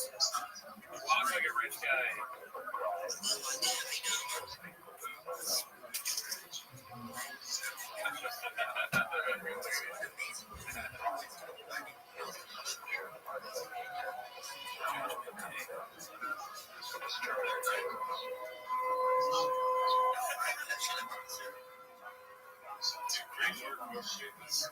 That's good.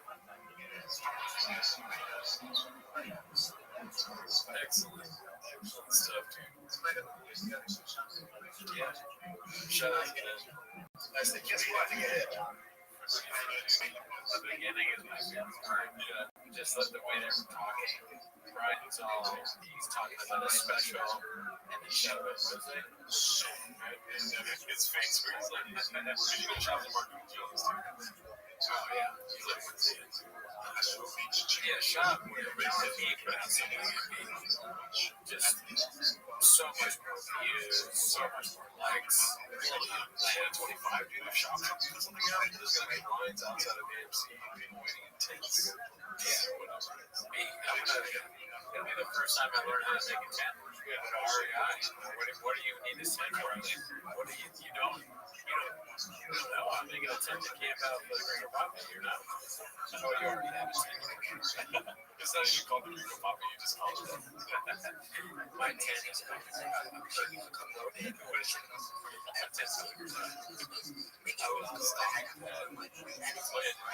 let's see here. To Riyadh. So that Sand on top? What's Dubai chocolate? Chocolate with sand on top? That's my time for y'all. I want to start doing just a conversation.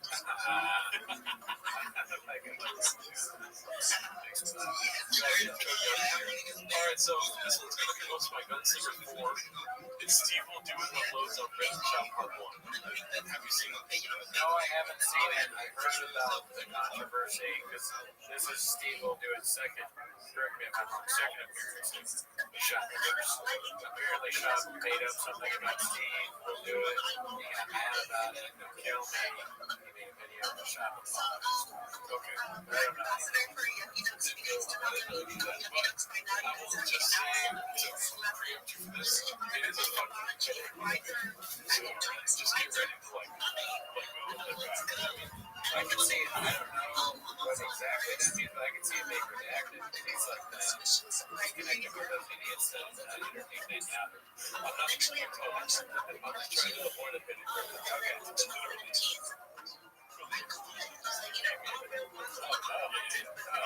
So just like let the graves take over and then just come back with stuff. I got some French grave that's never I wish I did. I don't know if you see the fucking little part here. 311. Yes. Yeah. Let me know going possible already. Yo, Brandon Chop. He goes on a podcast and he goes, Steve has gambled something to do with that. So for example, over under No, 100%. Look at the way he's watching on top of me. He's watching this morning show and he's like, if he wanted to spot it, what a gambler looks like, it's like driving simulation park. It's that gambling with So you're not a gambling addict, but you are wearing someone's inside at night. In Vegas with FanDuel on your phone.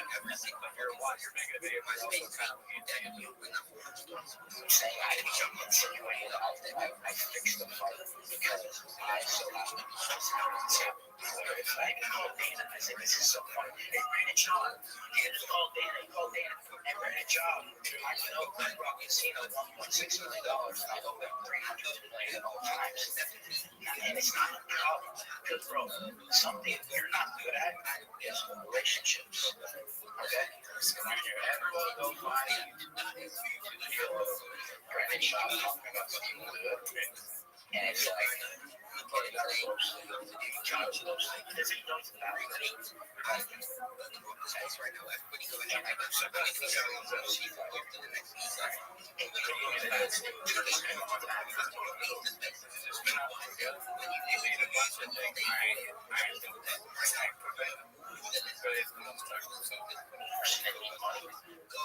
Brandon Shaw, I know you're going to do a cool meeting here. We'll fight like because I have no respect for you. Okay? So I'm not like Brandon Shaw, I have no respect for you. I made $7 million. You sound like a car switching just this is making me like shop. I'm going for it. Want to shop signs. Brandon Shop. It's hard to watch somebody do Brandon Shop.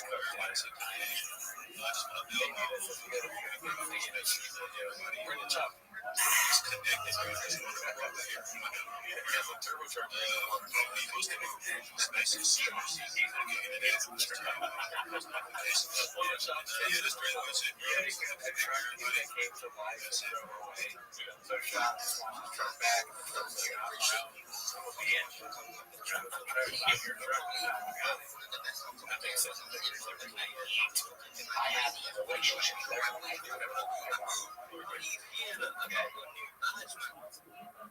And I do something good for the rest of you. And you don't know the facts that would turn this into a bad person and you want to Brandon Chubb.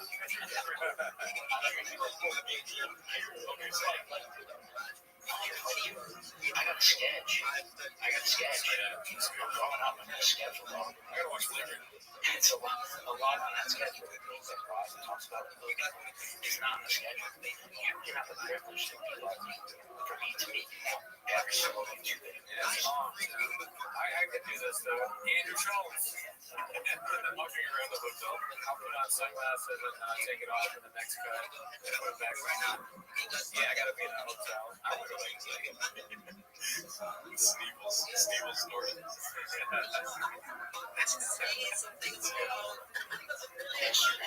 Every single time out.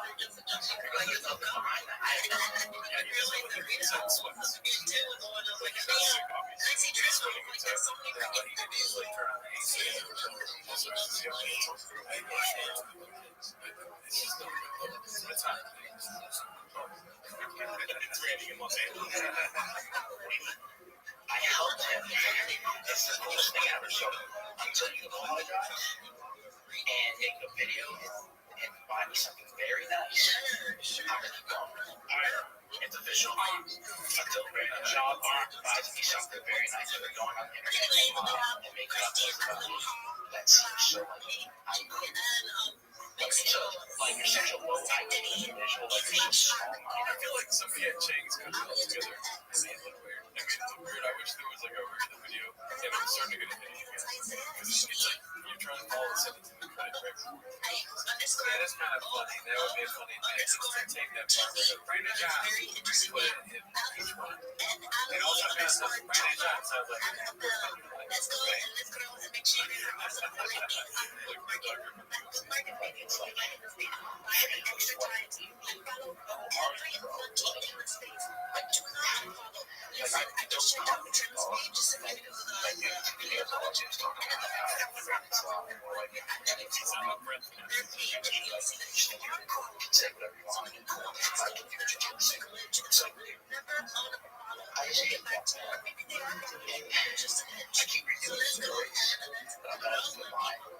I don't know if I emotionally put like I do a lot of fun things, bro. And like I don't think I'm like better at nonsense like before the guys like contained it. It does feel like forced content. Steve will do it. He has to make a certain amount of videos every week. And he says, I think, okay, I'll go in. I'm pretty child. He said, I bet I can't. First of all, I go $40 regularly in Red Rocks. Whatever he said. Yeah. You know those long tweets people put at the end? It's like, I'm not reading all that. Sorry. Yeah, well, that's how it is funny.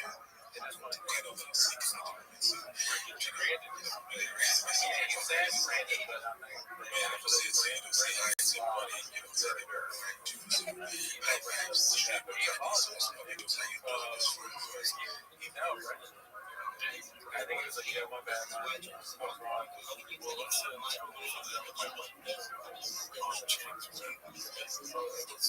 I've been out of the while here. Look at this.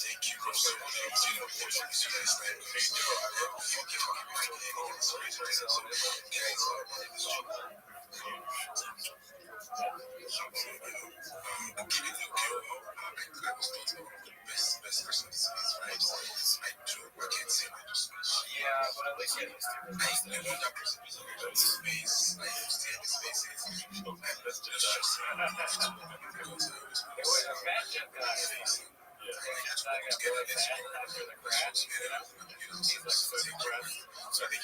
eating a lot, not eating enough, it becomes a whale. Fat. After that, Jeff died, being really fat. The whale just died.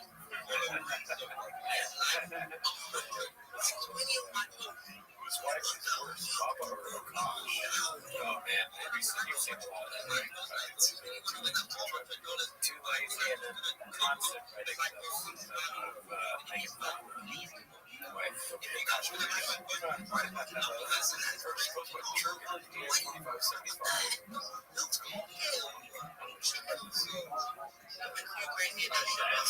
You're probably wondering how I ended up here. Also,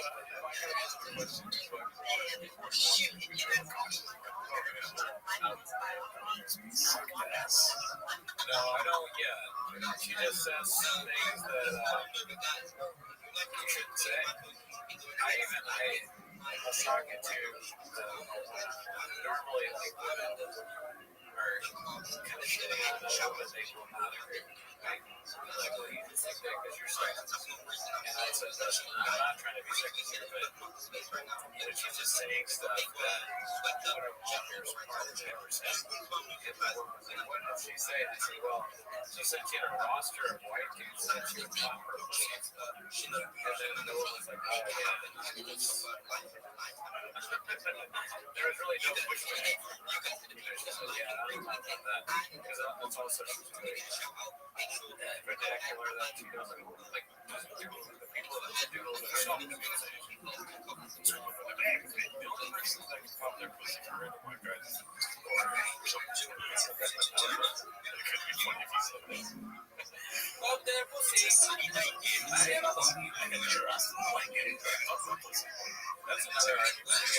I'm like a millennial, so I don't think I'll ever not think that my wife will say, my wife. When a guy got caught, and he used that as like a defense strategy. When someone's going, hey bro, your wife is, man, that must suck. My wife. And then then you're like, okay, all right, let's see what you did there. That's fun. My picture thing is here. I'm a random white guy. Where's this lady? Oh, okay, I see it. Horny. Horny, the chat stream after that SFW. Ego is watching it.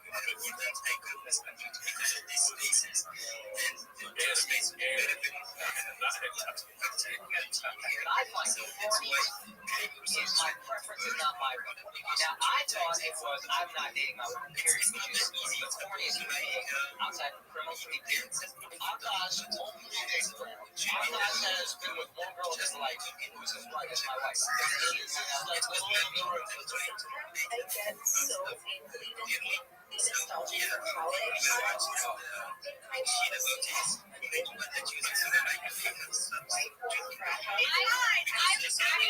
trying to have an orgy because if you haven't seen Nav yet, but wait till you fucking see him, his body goes crazy, his face part always lays every time. I don't care, you can talk about your husband.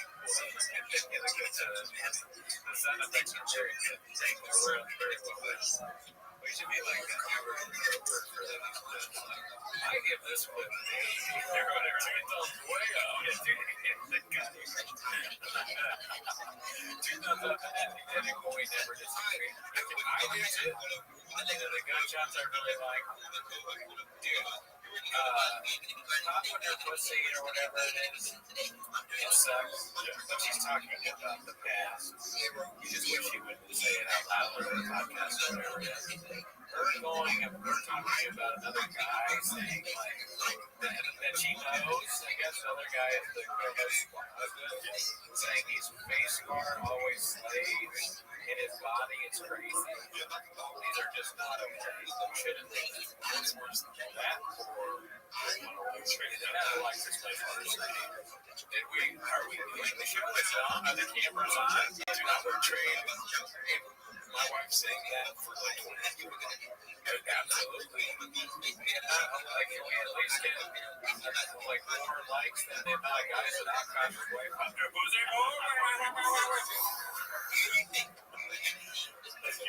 Was the wrong one. I'm sorry, I didn't mean to say her. Oh, you don't have a struggle? No, I mean, that would be so funny to do a dolphin thing every time Akash's wife came up. Sorry, dolphin bottle next time. Oh, he wants to see Bob says, General, we said that his mom's name is Earl. I was thinking his dad's name is Dinner. I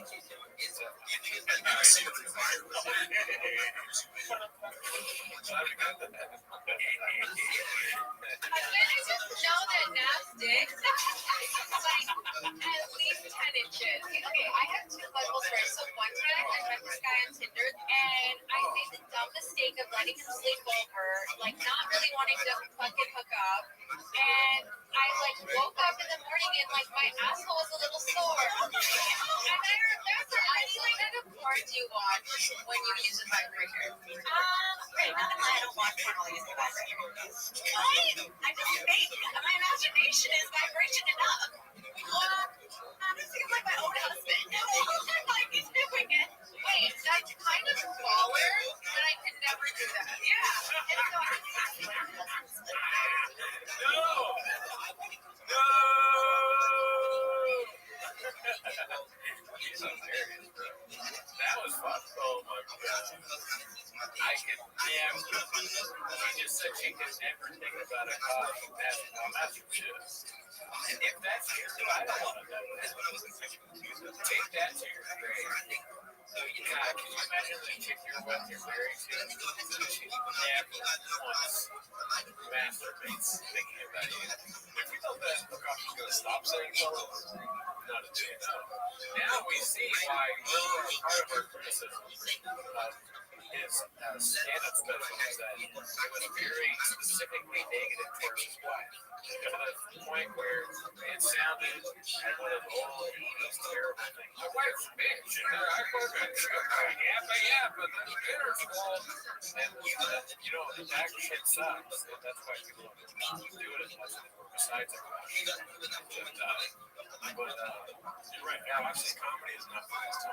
If it would have come out now, well, now I understand. Yeah, it's a direct, you know. Oh my God, he's responding. He's responding to trauma and hatred in a certain way. He's just trying to speak his piece. He's just not very good. That's sad. It's a sad one. I'm gonna be really fucking honest. I don't. We don't. First of all, that's a fucking red flag. I'm not like, no joke. I love you girls. If you want to work, all for that, whatever. But like any man that doesn't want to have a joint bank account or isn't being transparent with his account or has separate accounts, that's a fucking red flag.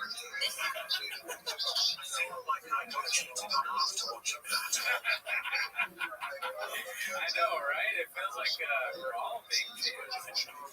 This is an eye into the world of neglected and mistreated God. Almost say she's one of the hottest red flags ever.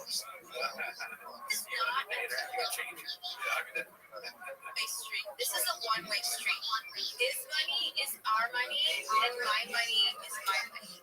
And look, have I only made $600 with content creating? Why not? But that's my money. Okay? I love it. I never watched that show, but like, she's on my podcast list. Oh yeah, Jason Crawford, Jacob Elordi, Jim Butler, and who else? I have like I think it's because my husband's never here. Okay. Jacob Elordi versus there should be a balloon show or not that singer. They always pop it. All the women pop it. He was 80s. You know, we're all criticizing. We're all criticizing. We have to keep in our minds that Akash Singh sucks cats. He's a fucking dated bitch that just laughs at the giggling dude whenever Andrew Schultz says one of his moronic jokes that make no sense. He's like me for you. I don't know. That's a compliment to me. I mean, Akash Singh is a genius, first of all. He knew things were going downhill. He told his wife, like, go home, but he's like that. Now they all naturally feel. That's true too. Man, you gotta let them think about it. You gotta get colors. The next person I'm shouting out then it's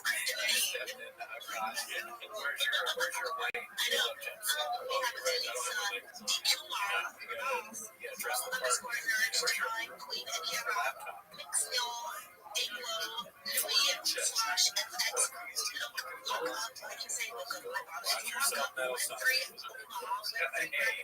Stop the narrative now. Okay. So I'm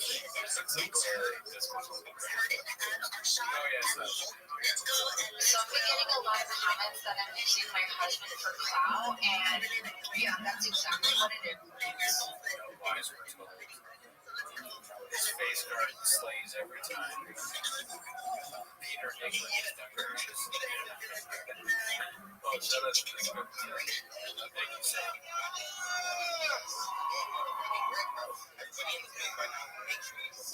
Do you guys think of the deer Probably. I am more offended by her Black Plan, which is since that's all it looks like. When it's that cringe, it's too cringe. I'm trying to do this. Sam Siscoli, thank you. Let's see here. What else do we got?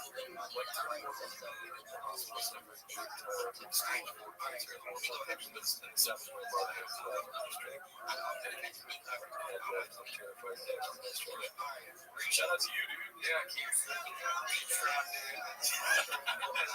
At least you're not very took on this way. I think this is way much better. Shit, you're fucking so guy. His wife stays amazing. Be cool, dude. What the fuck is this? Shout out to you. Thank you for the money.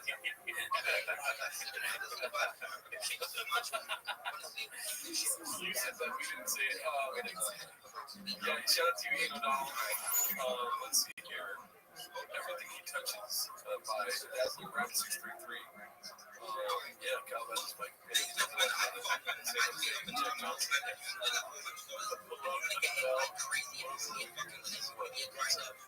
Pizza Hut Diary.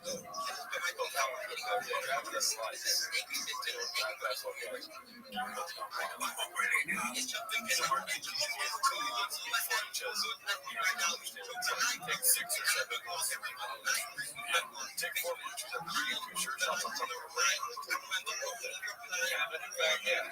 See, tell me where the book is at.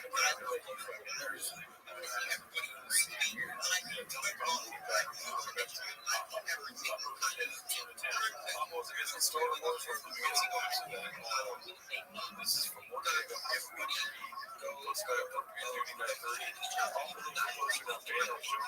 Today, we are making a decision to ban all political posts indefinitely after carefully consideration. Internal discussion and tons of external feedback. We have collectively decided that Joe Rogan is not making politics anymore. Tell me that was please.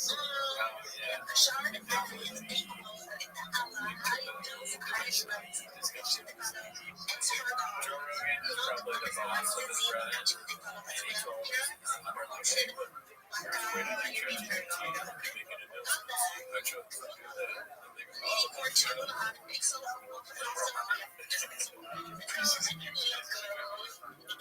that now? Joe Rogan is deal. No, I'm not. No, that's not the way. Yeah, there you go. Short of you're right.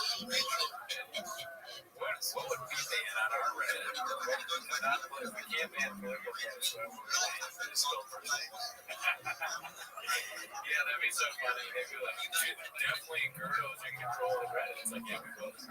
That's successful. This UT banning baseball talk weekends. Yeah, dude. Coach Chatters, like they said, probably was like do a poll here. Which is yeah, most of our stuff are advanced. So that way you get there. We just said, man, give me some options that you're happy to send out. Dolphin, I guess. Yeah, I've heard the dolphin stuff. Yeah, Jello seemed pretty happy about Jello. Small furniture.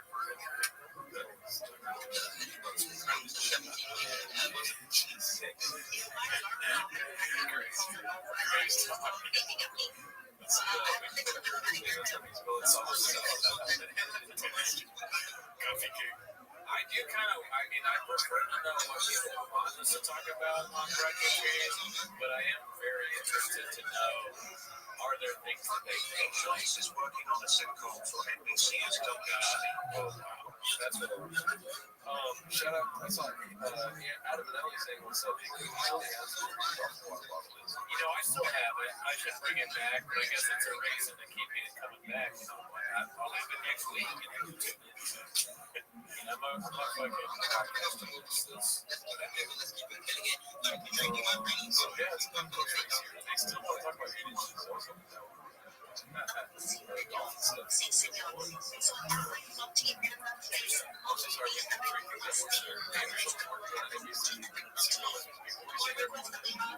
Schultz working on a ABC thing. You know how they always say that gatekeepers? Well, clearly not. They're letting Andrew Schultz have the sitcom. So fuck that. Keep it up. We don't need gatekeepers today. We need Too Lazy to Try, Elephant Graveyard, Successful Egg and Bendy, and this show. And that's it. Right? Don't kill me. Thank God. Right. Because maybe the hopeless oh, we're not hopeless gatekeepers. Like,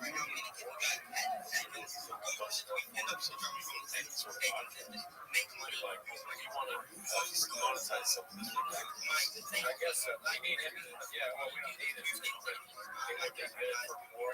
more terrible either show's content to be even more famous, and then we can make that right now. Hey, great question about the gatekeepers.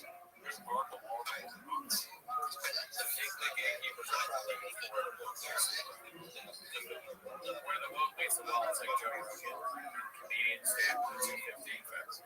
So the gatekeepers, so the wall's probably here, and woke is like it's a spectrum that goes in and out. The gatekeepers are probably here, and then he have changed. Like,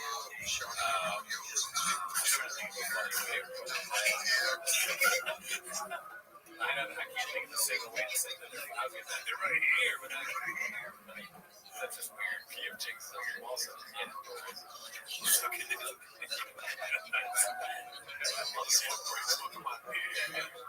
Let's see here. Logan's daughter, she might get posted by particular stable system. She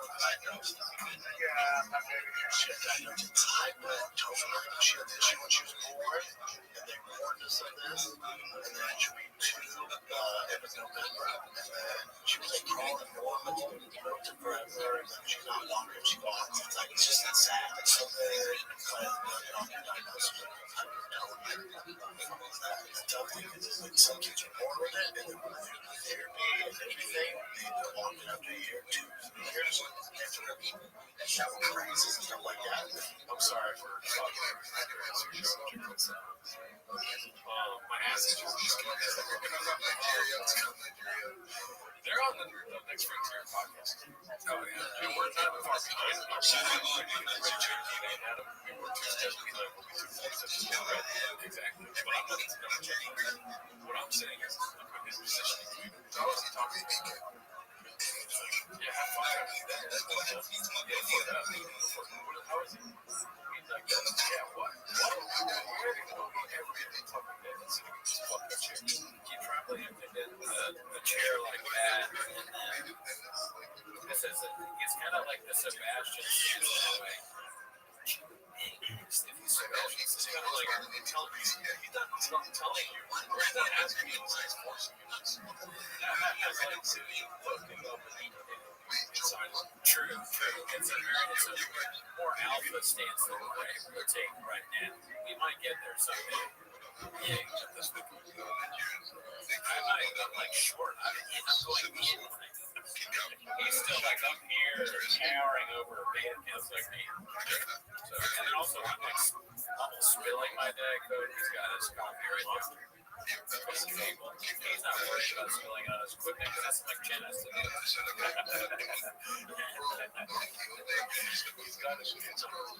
How many times do you think Shabbat spilled something on his equipment?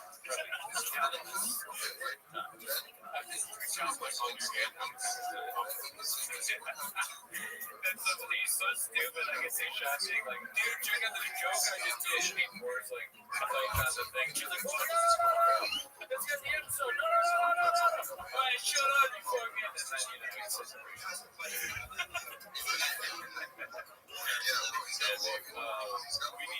do need chairs that we can sit on. That's what I'm seeing a lot of shops. So maybe we can do this.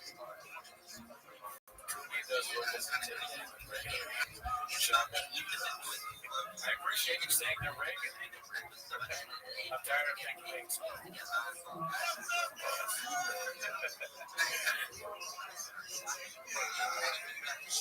When you pontificate and play the whole music, it leaves anything I can't turn myself away from its core. Yeah.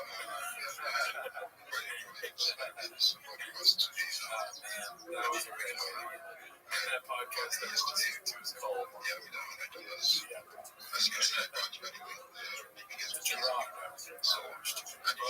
shout out to you, thank you. What things you doing at this expect? If Foodie has the memory of basically the company was capable of, next time I think that function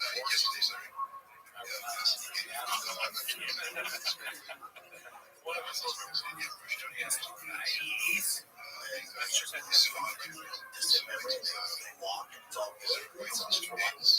Chairs, braces and stuff. Yeah, geez. So now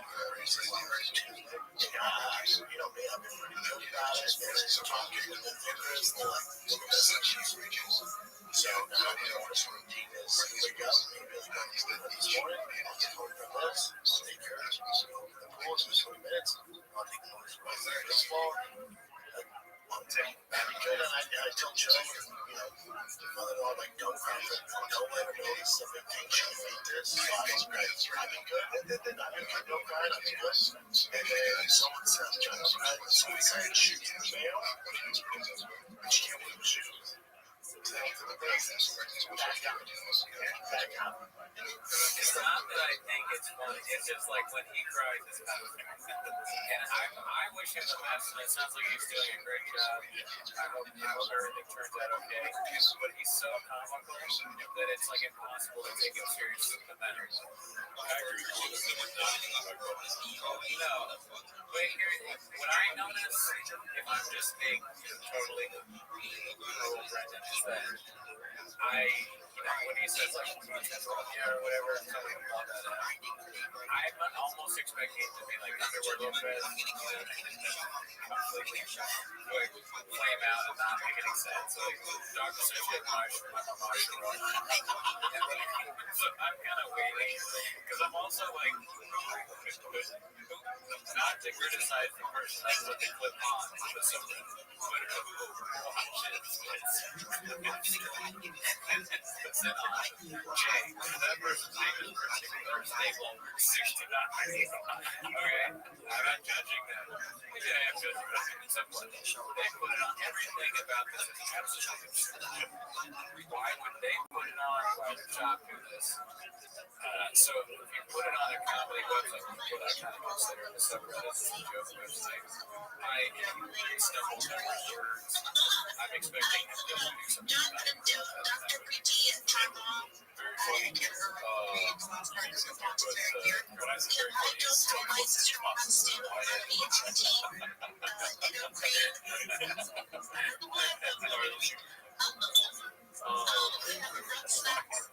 we get footage so we get banned from the Reddit.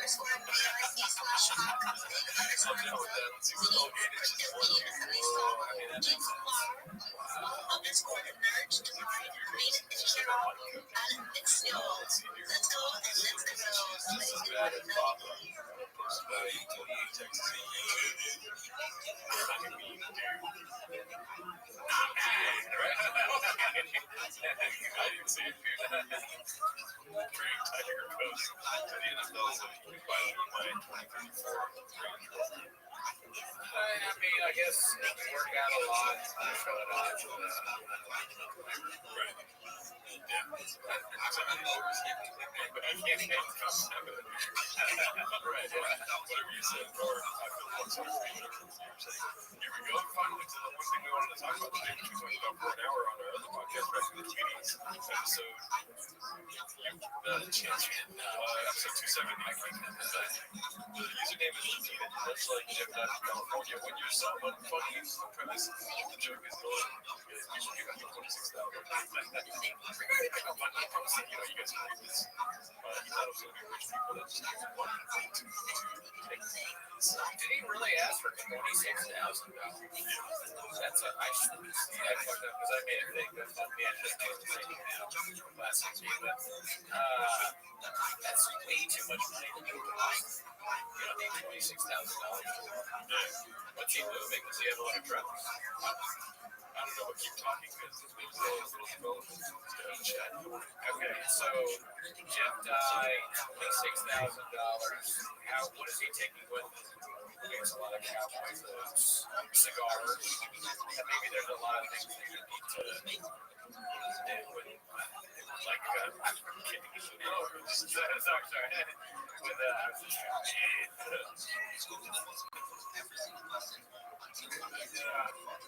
Sorry. With, cigars, you gotta have the thing that chops the cigars, but I think you really need a few of those. I imagine Jeff Dye, he does a lot of yoga, or an athlete, and he's a face tie. So maybe there's a lot of things that help them make vegan food, or he's a meal prepper, or you do yoga every day. Anyways, according to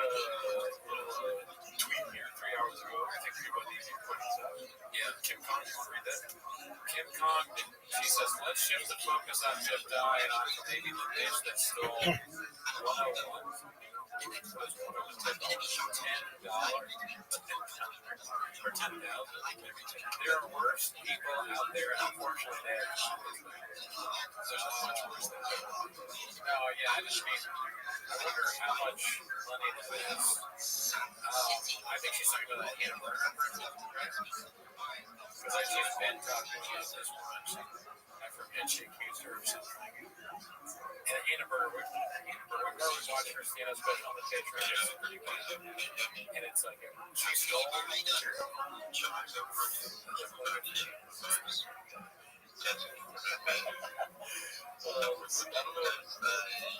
yeah, there's fucking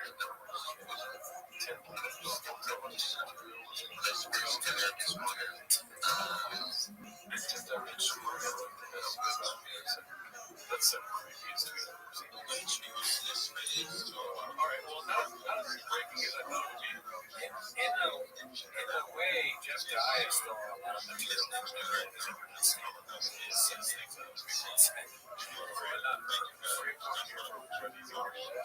Now redacted the OT to do Rogan and then do Rogan.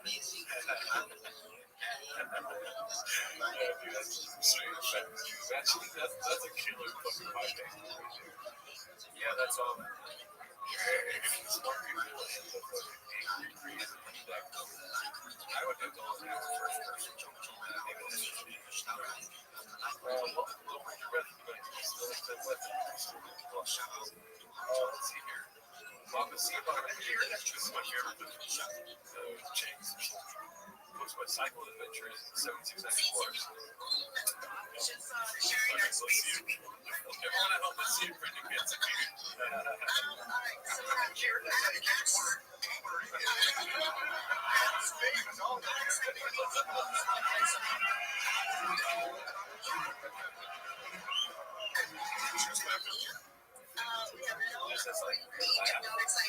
a strong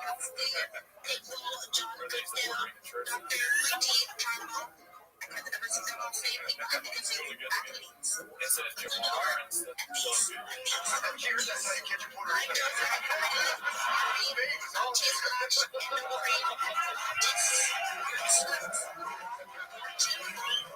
Let's go and let's build my people. He's guessing Jamar did something. Okay, so there's not a chance you're going to do it, but it's monkey see, monkey do, right? Baba see, Baba do.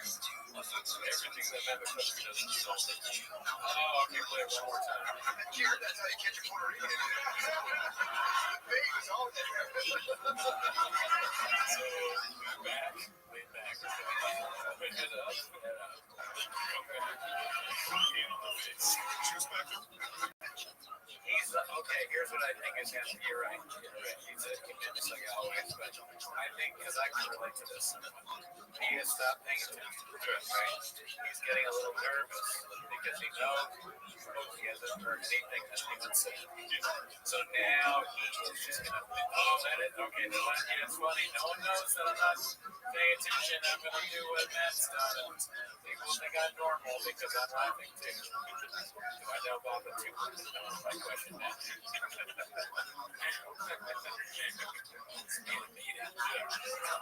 And also, if we were on a wide shot the whole show, you'd probably see me moving a lot of movie sections. You know, and making us.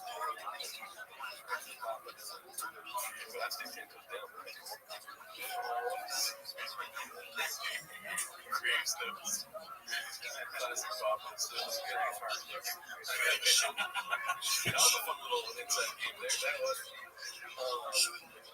Guess what I thought of that reference? It took me a while to get it all. Oh, no. Let's see. I thought about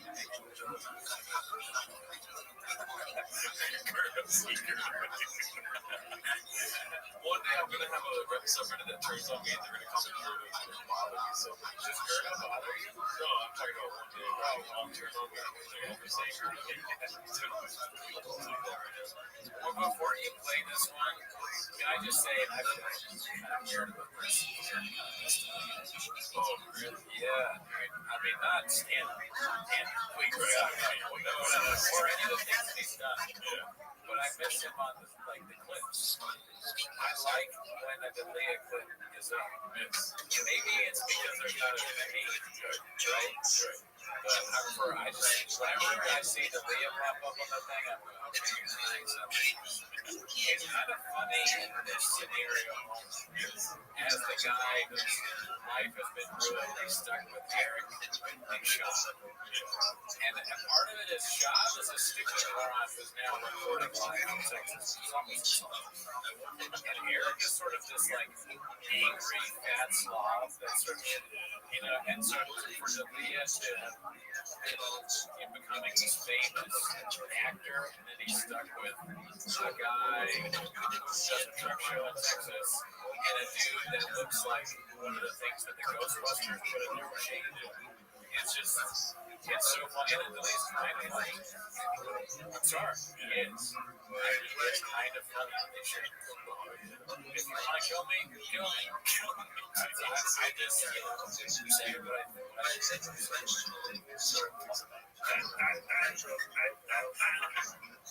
Don't get him started on craft services. Kind of change the subject. I'm sorry for going back. I'm sorry for moving some of my phone. Check this out, dude. That should be the name of the I'll have a McGurdo. I like it. Can I have it made by someone else? That's the McGriddle, right? At McDonald's. I think it looks good. Maybe don't. That's a McGriddle, though. It looks good. I need shit. It's a pancake up top. Got some jam in the middle, like a pear jam, like avocado. Bacon, egg, cheese, and maple syrup inside the lower end. I need a tater tot once a week, so I'll like a tater tot in there. That goes pretty good. There's syrup all over it. I can put syrup all over your hair. Let's see, is that still off? So to answer your question about if I like Gerdo, yeah, I like Gerdo. I made a big Gerdo.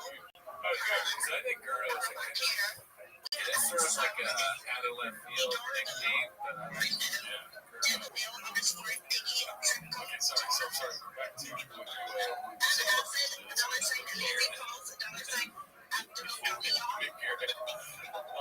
this one's called Inventing Joe Rogan Said No Before Publishing Kids Still Into Haters. Posted by our good friend Successful Day.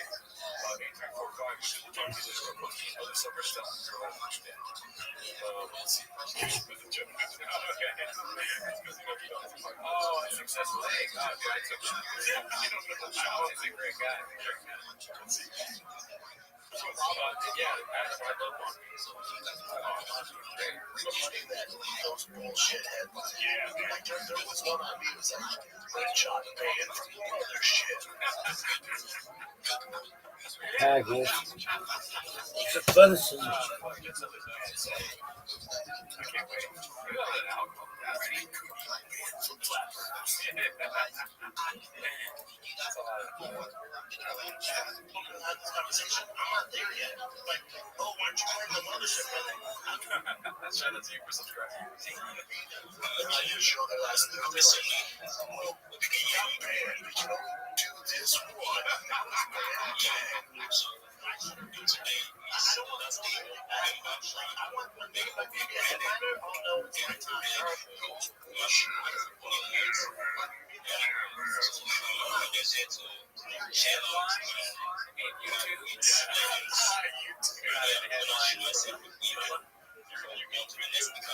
I wish the Oklahoma guy would talk to me again. Let me tell you something about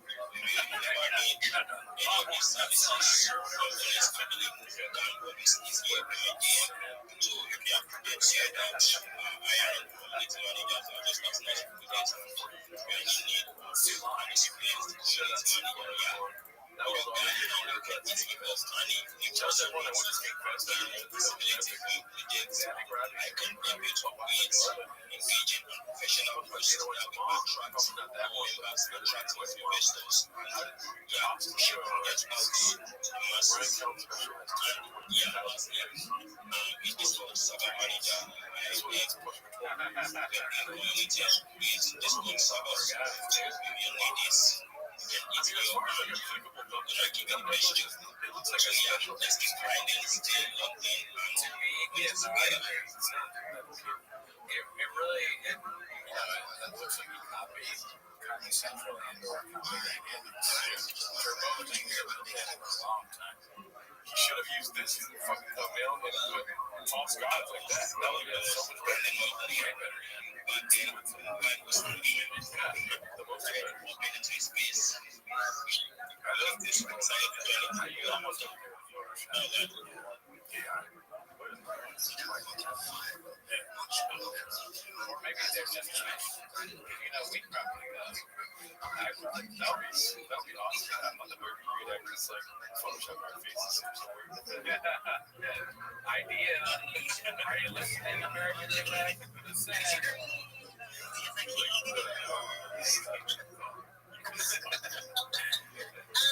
Oh shit.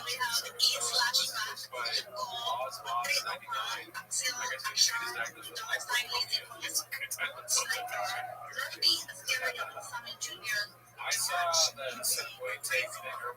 The Metro take show. Some other people said that their take was that Brendan Shaw's wife is sexual harassment. She said that she doesn't think people should post their kids and do the emoji thing. It's like post your kids or don't post your kids. And if I had a Metro card in my hand and I was that guy, I agree. Because I don't understand why you did this. It's weird, right? To put an emoji over your child's face. I don't know. That just to me, that's weirder than showing your ass. Okay, that's a book. Yeah, I don't think they're on the same plane. Because I appreciate some people showing their ass. Oh yeah, I don't. Yeah, no problem. Now, when you're sharing a picture of your kid while showing your ass and an emoji, now we got a problem. Yeah, I mean, we got a bunch of words. Yeah. Lose the kid, takes off the trip. No, I never got to. But he says she posts the kid's face 50 times.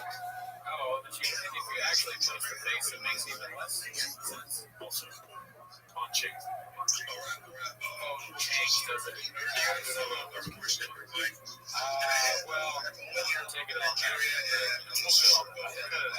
live, but I'm still right there with you, brother. Yeah, it makes sense though. Right? Yeah. I love acting, right? That's what I guess with Chang's, I'm glad that they did that. I'm not at all saying right. Let me be clear. They should not add some of the Reddit doesn't need to see. Right? We've all seen some of them get on Reddit. Not every chef is someone you want to hang out with. I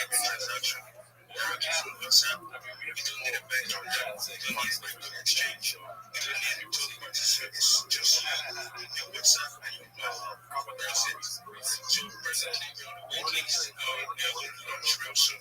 So you can charge him or I'm going to make sure you get a large step and you can also make use of the rewards. You can easy until you're able to take steps on your own. Thank you. Yes, sir. This is everyone. You can reach to key cards for you. You can key cards for you.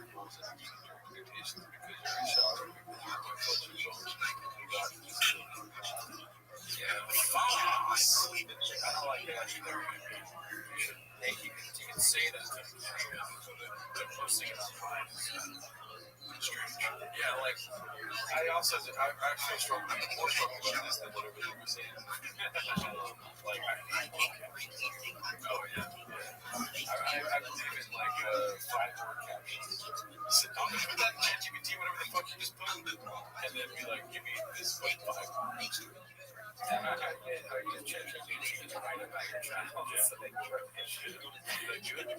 want to start doing long posts like this for you. Great chat and make sure they hear the best show.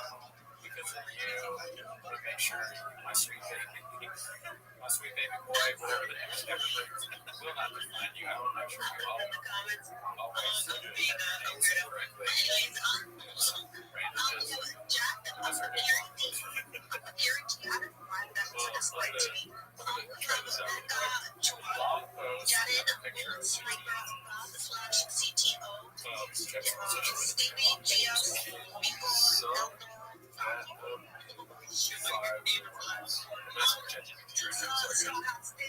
always with you, forever strong. See how much fucking punch you that is?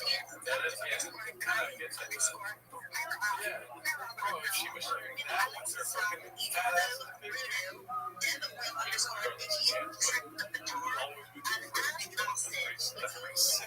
how funny, alright, you stay with me.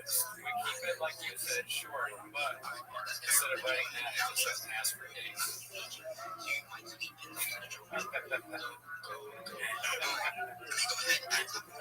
Or keep the lost keep the one casting at the end.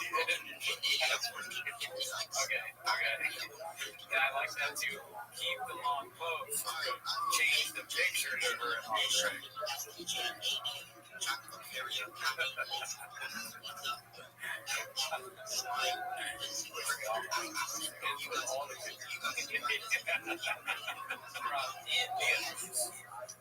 It's like,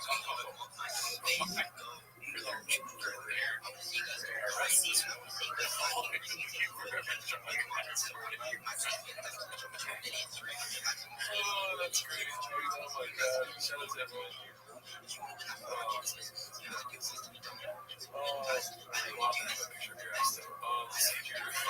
Long story short, all baseball players are being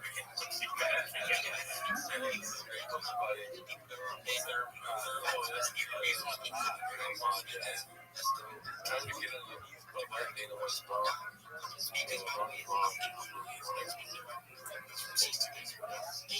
Brian was like, fuck Santa, what would be?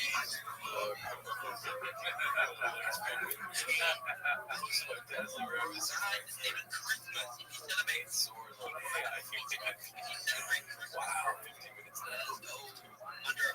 15 minutes under a month did you? That's a level of crash. That's did you use ChatGPT to find that grant? You could do it on your phone. I wish I could come up with ideas for these guys and stuff. For ideas for their show. Like Brian Callen and we're having coffee together. And Brian's like, I'm starting a podcast. And I go, oh, yes. Dude, they say you can never have too many times. He's like, all right, I know you're good at this. What's the name? I need something new. Say less bam. Are you ready? Write this down. You might not like it at first. But listen. Are you ready? Counts like I go. It's pretty good. I was like, well, it's been said something. No. Triggered is who knows more about it? People get triggered. This is gonna be big. I want to be careful. I'm sending you to Idaho.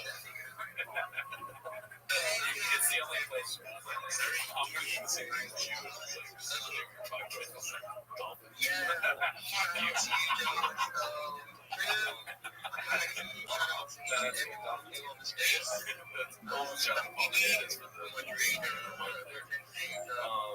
Do you want to see his podcast? I'll hold it up now with you. This podcast, I want to see it, of course. I thought you were going to shoot me out of it. But I want to see it, yeah, definitely. This age-old question of why do bad things? This is going to be a really bad person because It's awesome. It's live. It's a retired monster. Let me tell you, Brian Callen, about my dad. This guy, my dad, he's so exclusive. My dad, so that is what I get you around.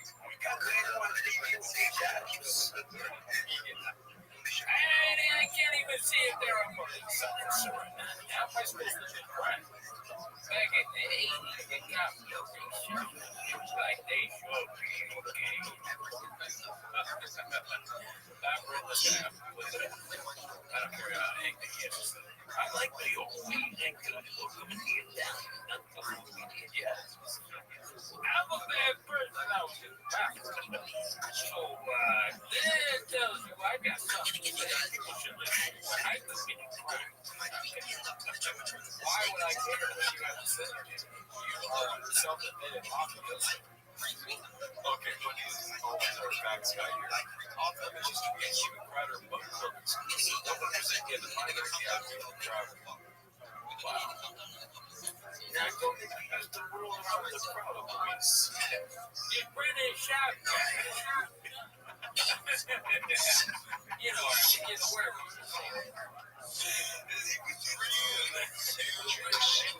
so great.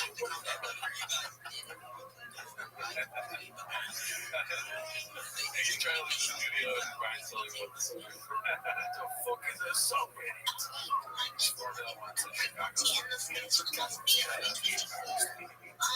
And they've done bad things. When you take it off, you say, hey, I got to abide by the rules. If I don't abide by the rules, I can pay for it in my life. So the justification is, hey, my truck's first. I got to tell you how to do. Doesn't make it right, but that's how you justify God.